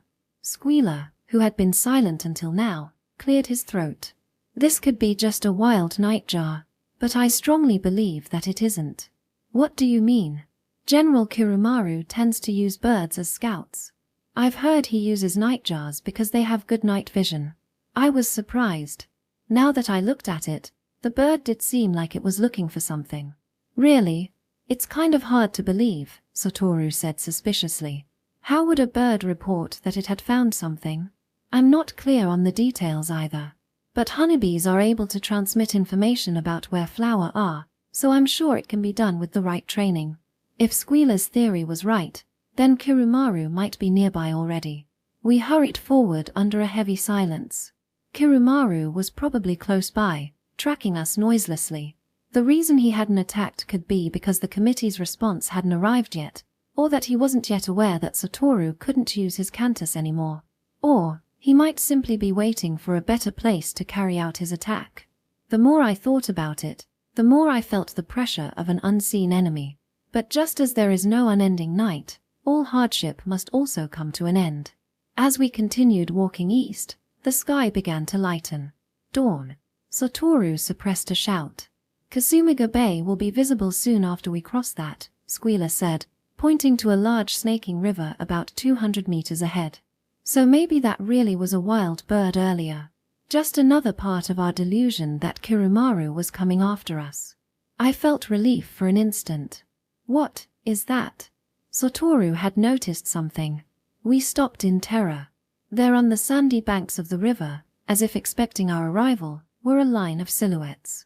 Chapter 8. We stopped abruptly. Fear and confusion washed over me in a wave. There were 3 silhouettes. Looking in this direction, false hope had gone to my head.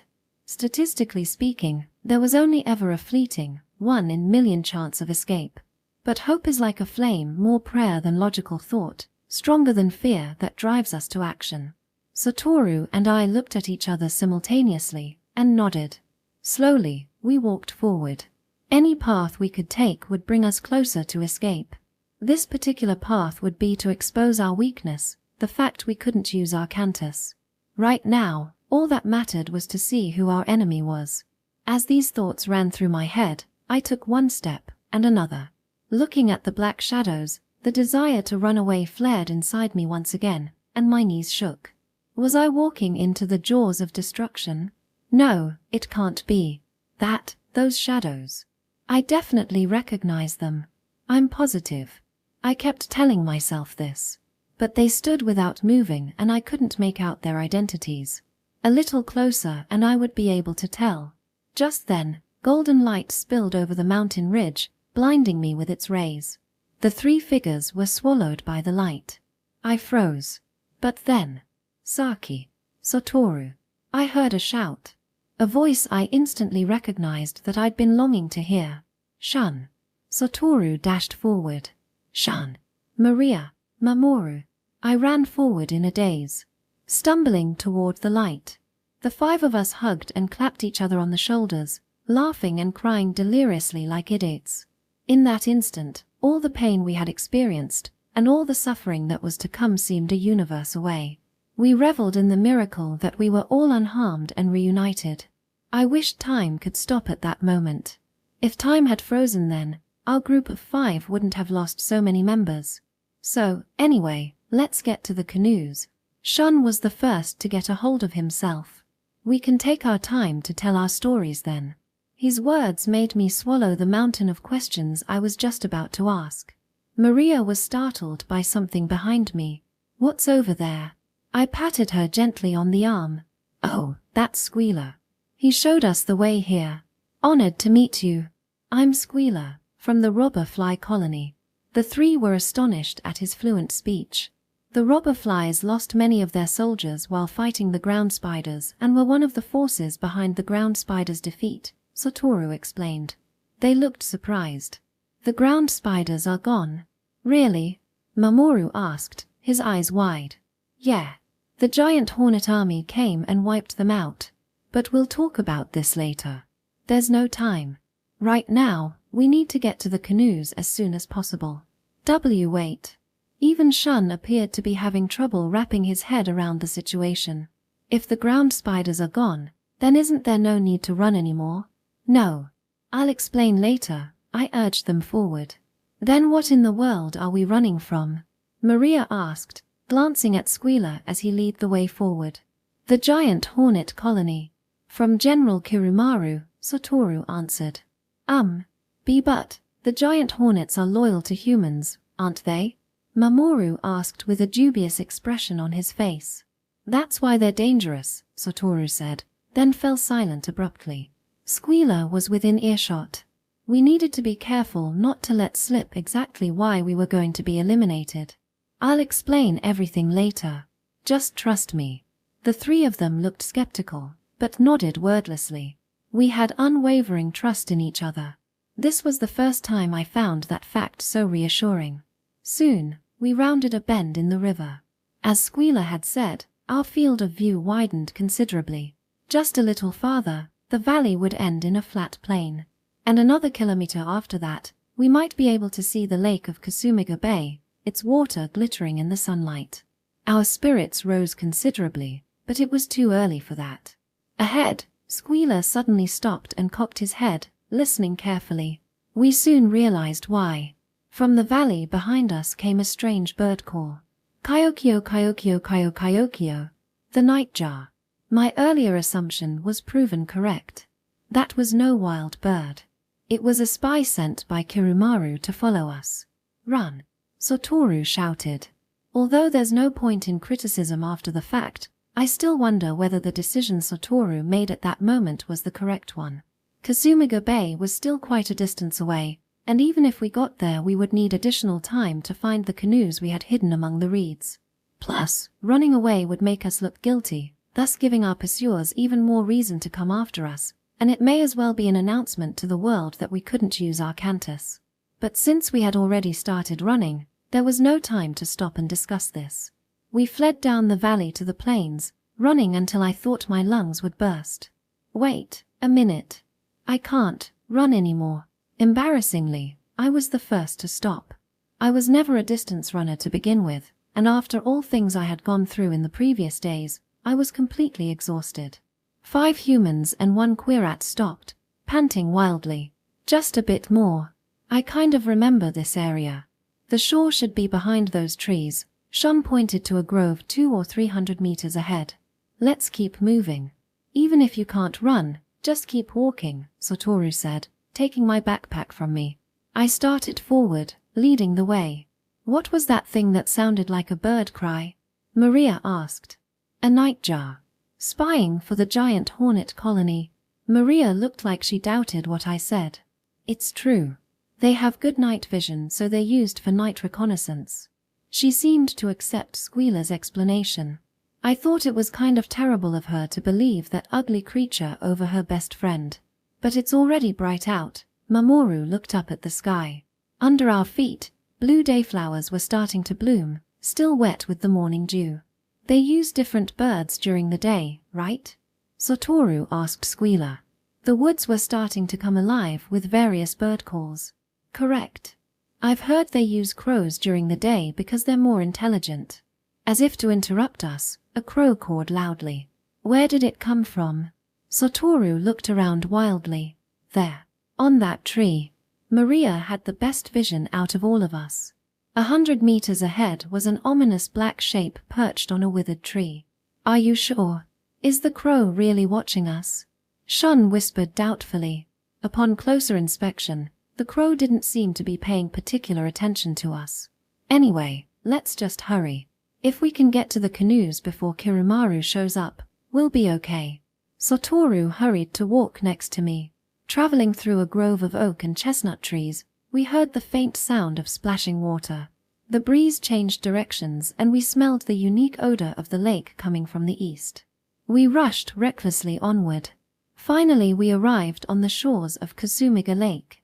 A sea of reeds rustled gently on the water's edge. Here. Shun pointed at the area where the canoes were hidden and dashed forward. We made to follow, but at that moment, a large shadow cut across the sky. I looked up and saw a crow. Was it the one from before? It soared lazily 4 or 5 meters above us and landed on a pine branch. It looked over and crowed provocatively. It didn't seem to know how scary people could be. It was a shame I couldn't use my cantis. I wanted to chuck a rock at its head. We waded through the reeds ankle-deep in the mud, looking for the canoes. They were nowhere to be seen. I was pretty sure this was the right place. After searching fruitlessly for 5 minutes, I started getting impatient. The crow was still sitting on the tree, watching our every move and letting out ear-grating caws. Weird. It couldn't possibly have been washed away. Even Shun was starting to doubt himself. Then, help came from the most unexpected person. Found it.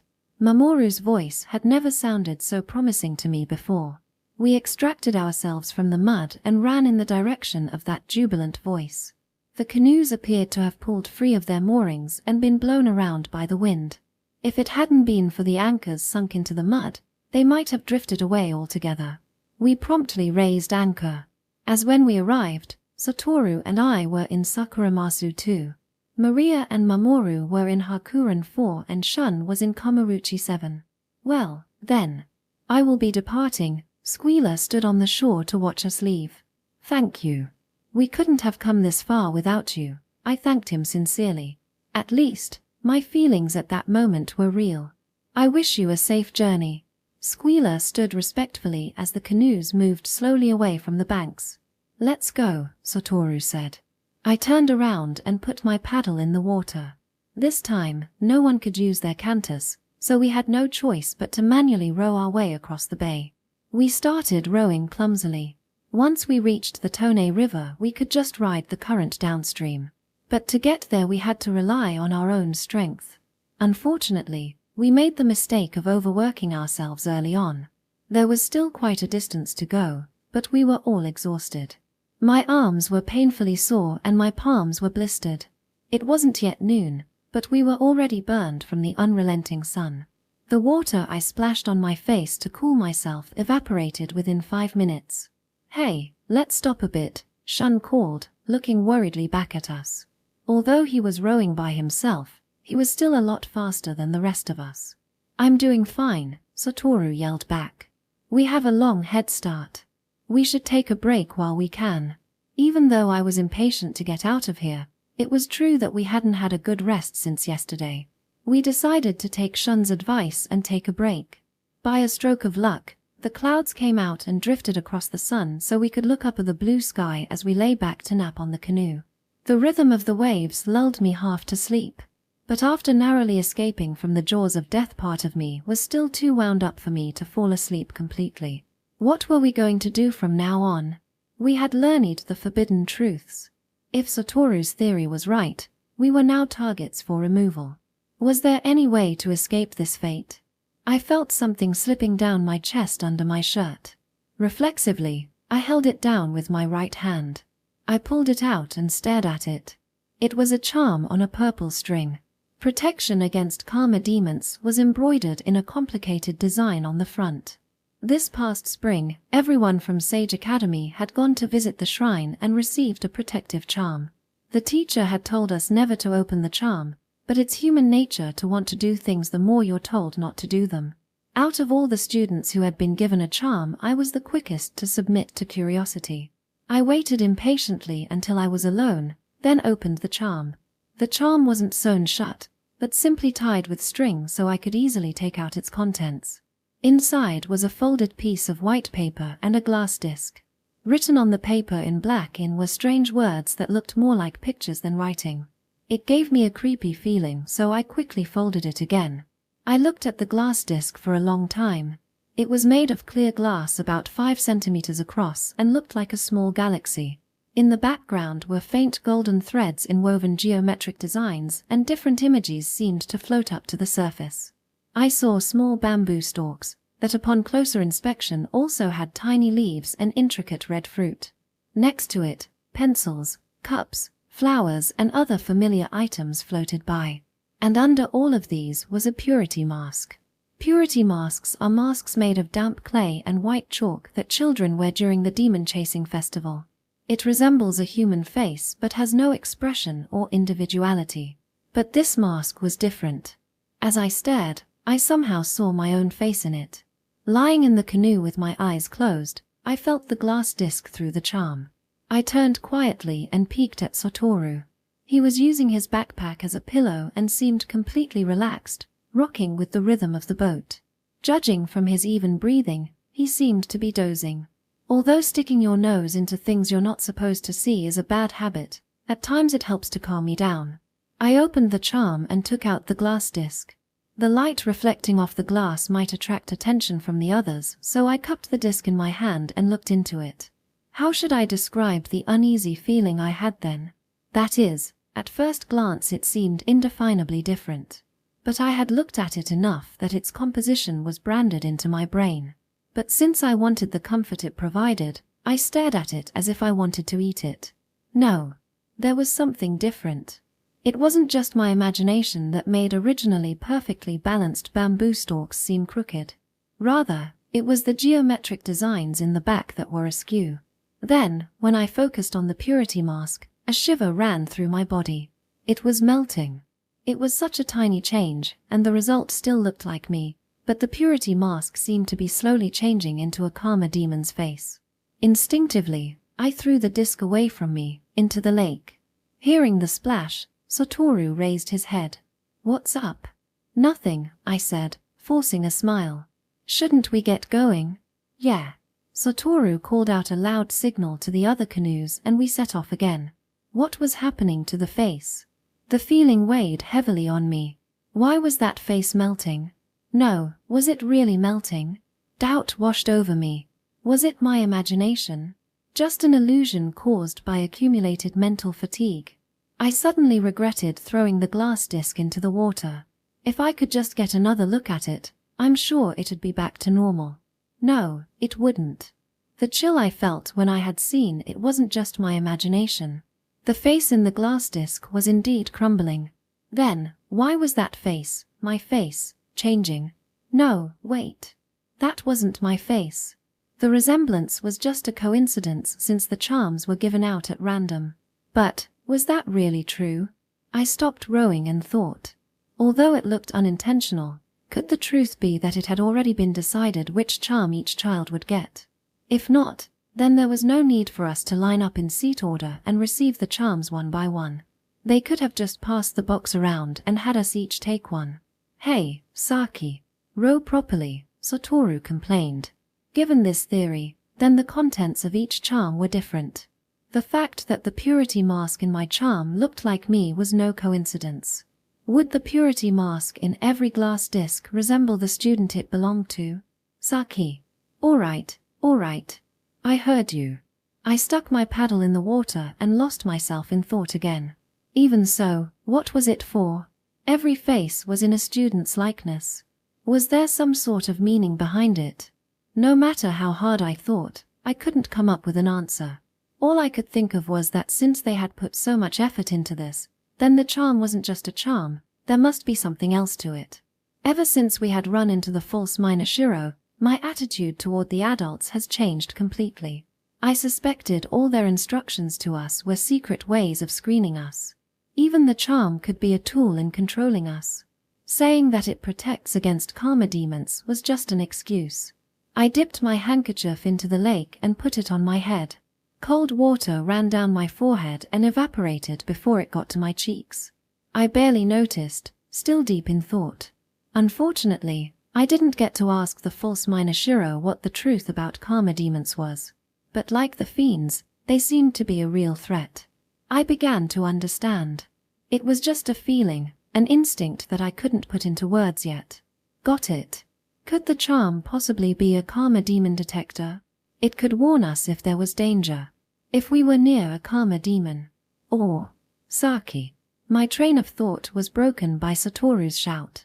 For a second, I thought he was getting angry with me for how I was rowing, but I quickly realized that wasn't the case. A shadow flew over my head.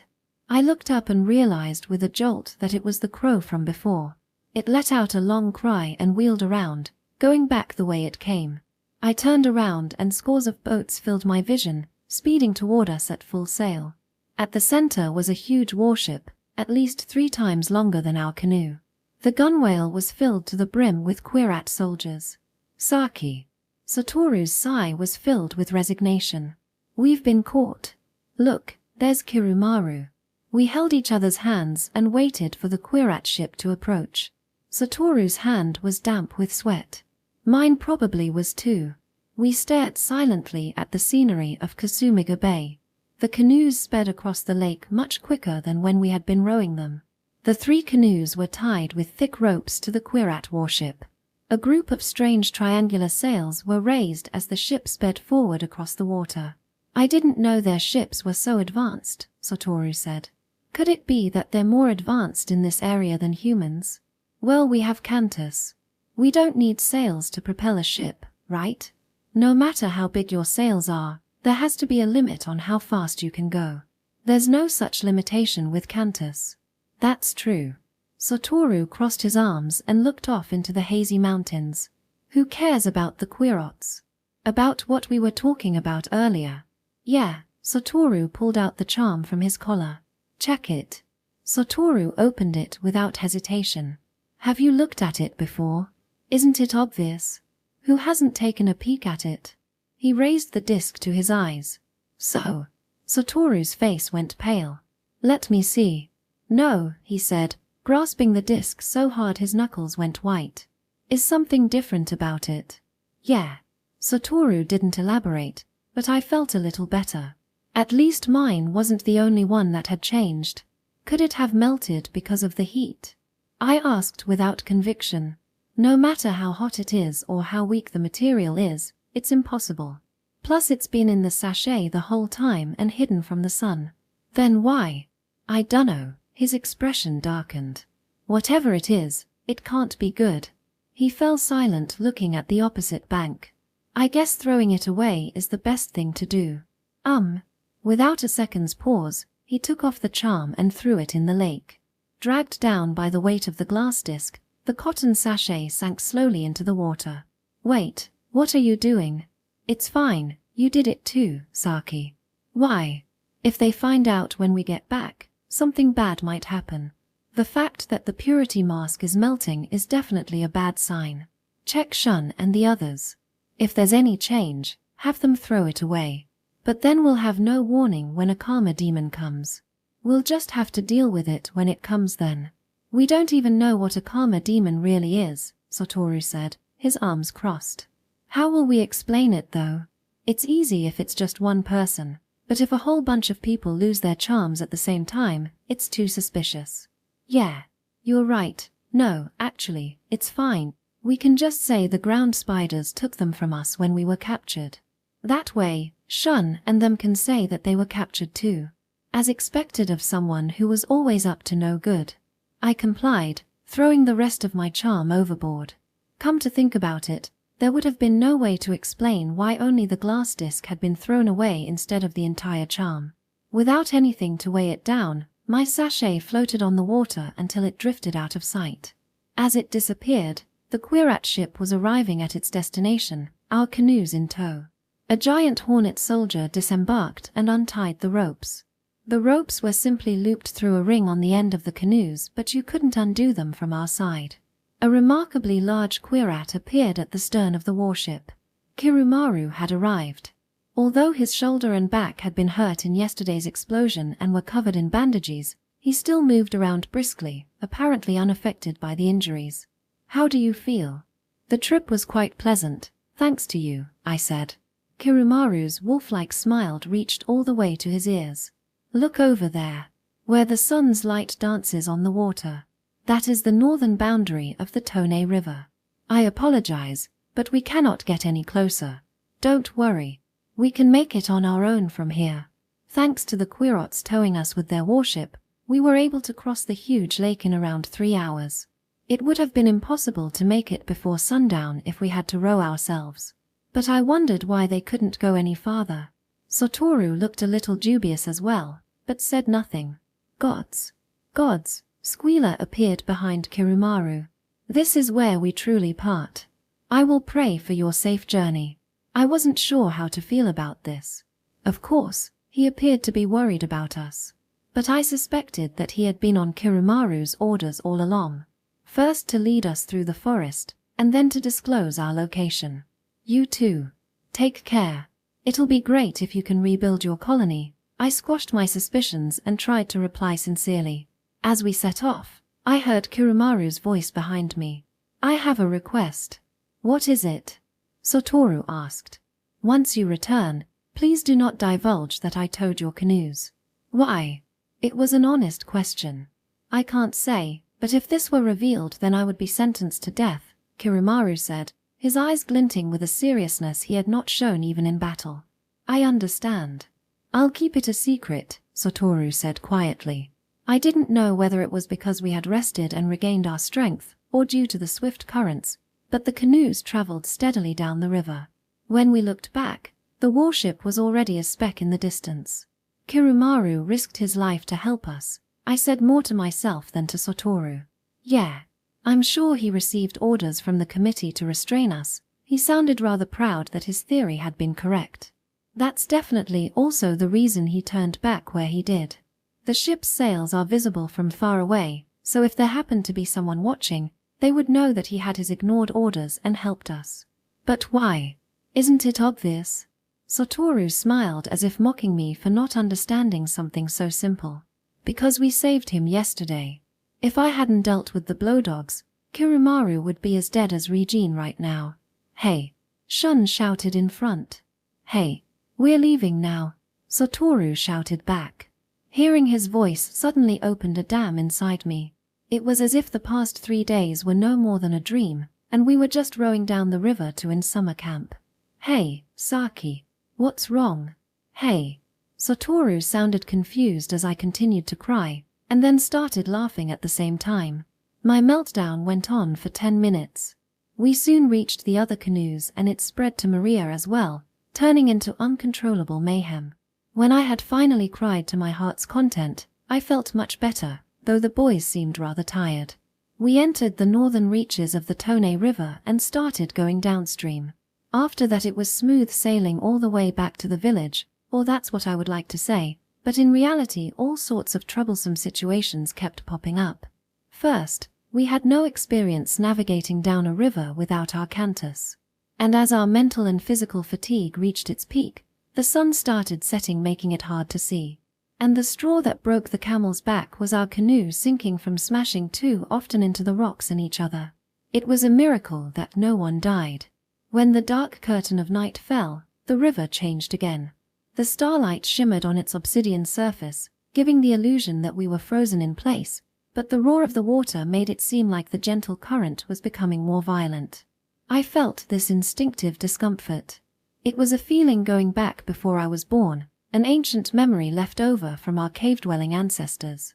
Exploring this feeling more carefully, I would say that it was a need to return home as soon as possible. Satoru and I both felt a strong anxiety towards something that awaited our return. Be that as it may, given our physical conditions right now, it would be suicidal to continue down the river at night. We had no choice but to make camp, but couldn't find a good spot for a long time. I remembered a dry riverbed we had passed by right before the sun set and felt a flicker of annoyance. Everyone had wanted to keep going as far as we could, so we continued on without stopping even though we already knew that it was impossible to get back to town even if we rode non-stop. We should have stopped then. We were exhausted when we finally found a place to set up the tents. It was so close to the river that if the water rose just a little we would be immersed, and the rocks were too uneven to make a nice bed. So needless to say, it was not a great spot. We used the last of our strength to set up the 3 tents by hand. We dug holes for the tent poles and covered them with canvas, tying it in place with leather straps. Somehow we couldn't get it to look as good as it did on the first day of camp. Weird. Why can't we get it right?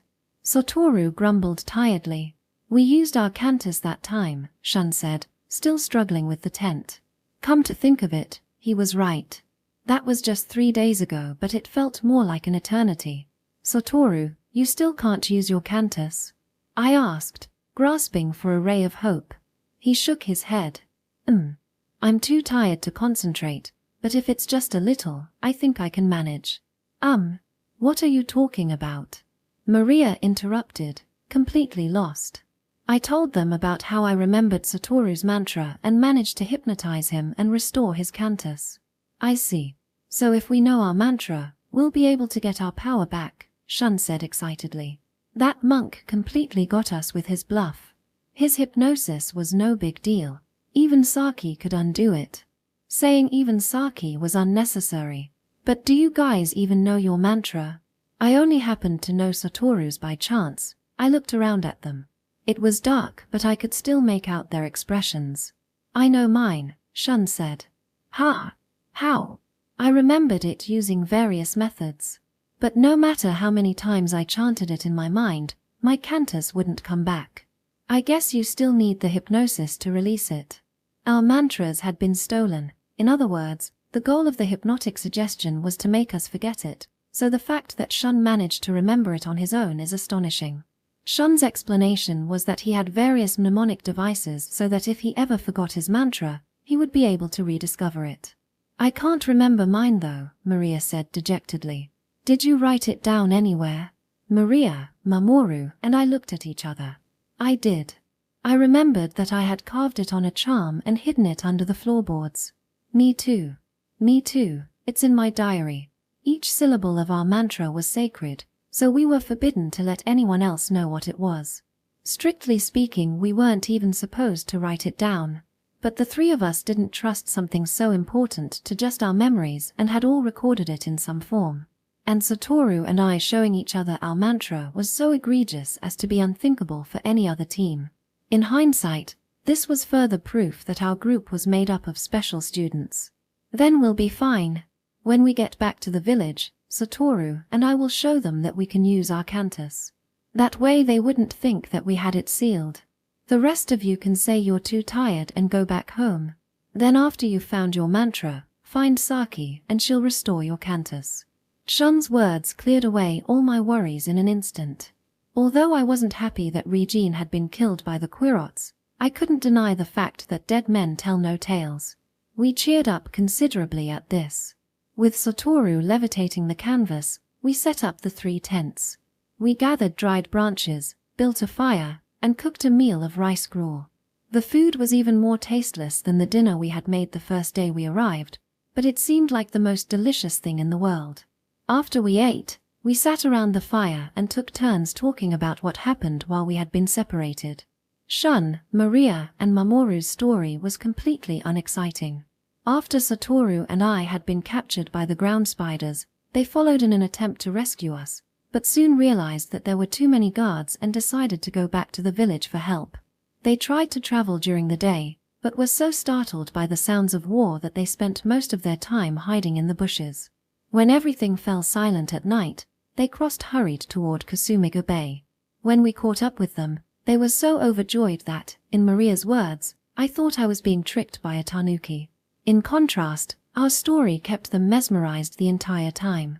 They questioned us relentlessly about when we were in the ground spider's cage and the part where we killed the sentry, but fell silent when we started talking about the robberflies being attacked and how we wandered through the underground tunnels. They cheered when Satoru miraculously recovered his powers at the last minute and launched an all-out counterattack, but fell silent again in mute amazement as the situation evolved beyond their wildest imagination. Since Satoru was the storyteller, I was left to correct and supplement his story. Satoru prided himself on being a talented storyteller, but he usually bluffed so much that I thought I would have to retell half the story. It was a needless worry. The 3 of them listened like a group of children, with their mouths half open and eyes shining with amazement. There was silence when Satoru finished his tale, filled with only the sound of the crackling flames. Then someone opened their mouth and the dam was released. Among all the questions thrown at us, the one everyone was most interested in was why we had been so keen on running away from Kumaru when he had protected us. Satoru explained again. I was prepared for a violent response to the news that we had probably been marked for elimination by the ethics committee, but they took it rather well. It helped that Shun seemed to agree with me that Satoru was overthinking the whole thing. Plus, we were all in such a good mood right now that the shock was diminished. If everything went as Shun said, we would be able to hide everything about Regene sealing our cantis. The most we would have to endure was a scolding from our teacher. Saki, I'm counting on you. Shun passed me a scrap of paper. Please restore my cantis. I took a deep breath and nodded. I unfolded the paper and read it by the light of the campfire. It was a rather long mantra, a total of 8 phrases, or 36 characters. I had planned on burning the note as soon as I read it, but with a mantra this long, I wasn't positive I could remember it. I crumpled the note in my hand. It's okay. I can do it. I just have to repeat what I did to Satoru. I tried calming myself with these words. In reality though, there are 3 major differences in these 2 instances. For one, Shun was completely conscious. Furthermore, he'd be fully aware that I would be hypnotizing him, and he already knew his mantra. But I didn't think of any of this at the time. Look at the flames. I called up my memories of the initiation ceremony, and directed Shun's attention to the campfire. Head priest Mushin had told me to imagine moving the flames, but it probably wouldn't have the same effect on someone whose cantis had been sealed. Look at the flickering flame. Right. Left. Swaying. Flickering, I whispered. Shun kept silent. The other 3 watched me with bated breath. I stirred the fire with a long branch, scattering bright sparks. I wasn't expecting it to replicate the same effect of the flames in the altar, but the sparks left traces in the air, creating a dreamy mood. Shun Aonuma. He didn't move an inch. I couldn't tell if he had been hypnotized or not. Shun Aonuma. You have broken the rules coming to a place you do not belong. Furthermore, you have been swayed by the words of a demon. However, the real problem is much greater. There was no response. You have violated the foundation of the Code of Ethics, the last of the 10 precepts. Do not desecrate the 3 jewels. You have fallen for the words of a demon and questioned the teachings of Buddha. Therefore I must seal your cantis. I thought I heard Shun sigh. It seemed to be working. I continued a little uncertainly. Look at the flames once again. No answer. Look into the flames. There was still no response, but I could see the fire reflected in his eyes. Your cantis is sealed in that human emblem. Do you see it? A much louder sigh this time. Then, yes. The emblem is cast into the fire. Everything is burned away. All your worldly desires are burned away, and the ashes return to the vast, wild earth. I took a deep breath and said loudly, the emblem has been eradicated. Your cantis is now sealed. A small choked sound came from the back of Shun's throat. His breathing sped up. Cast aside your worldly desires. To reach nirvana, cast everything into the cleansing flame. It was time. I stood up and went closer to him. Shun Aonuma.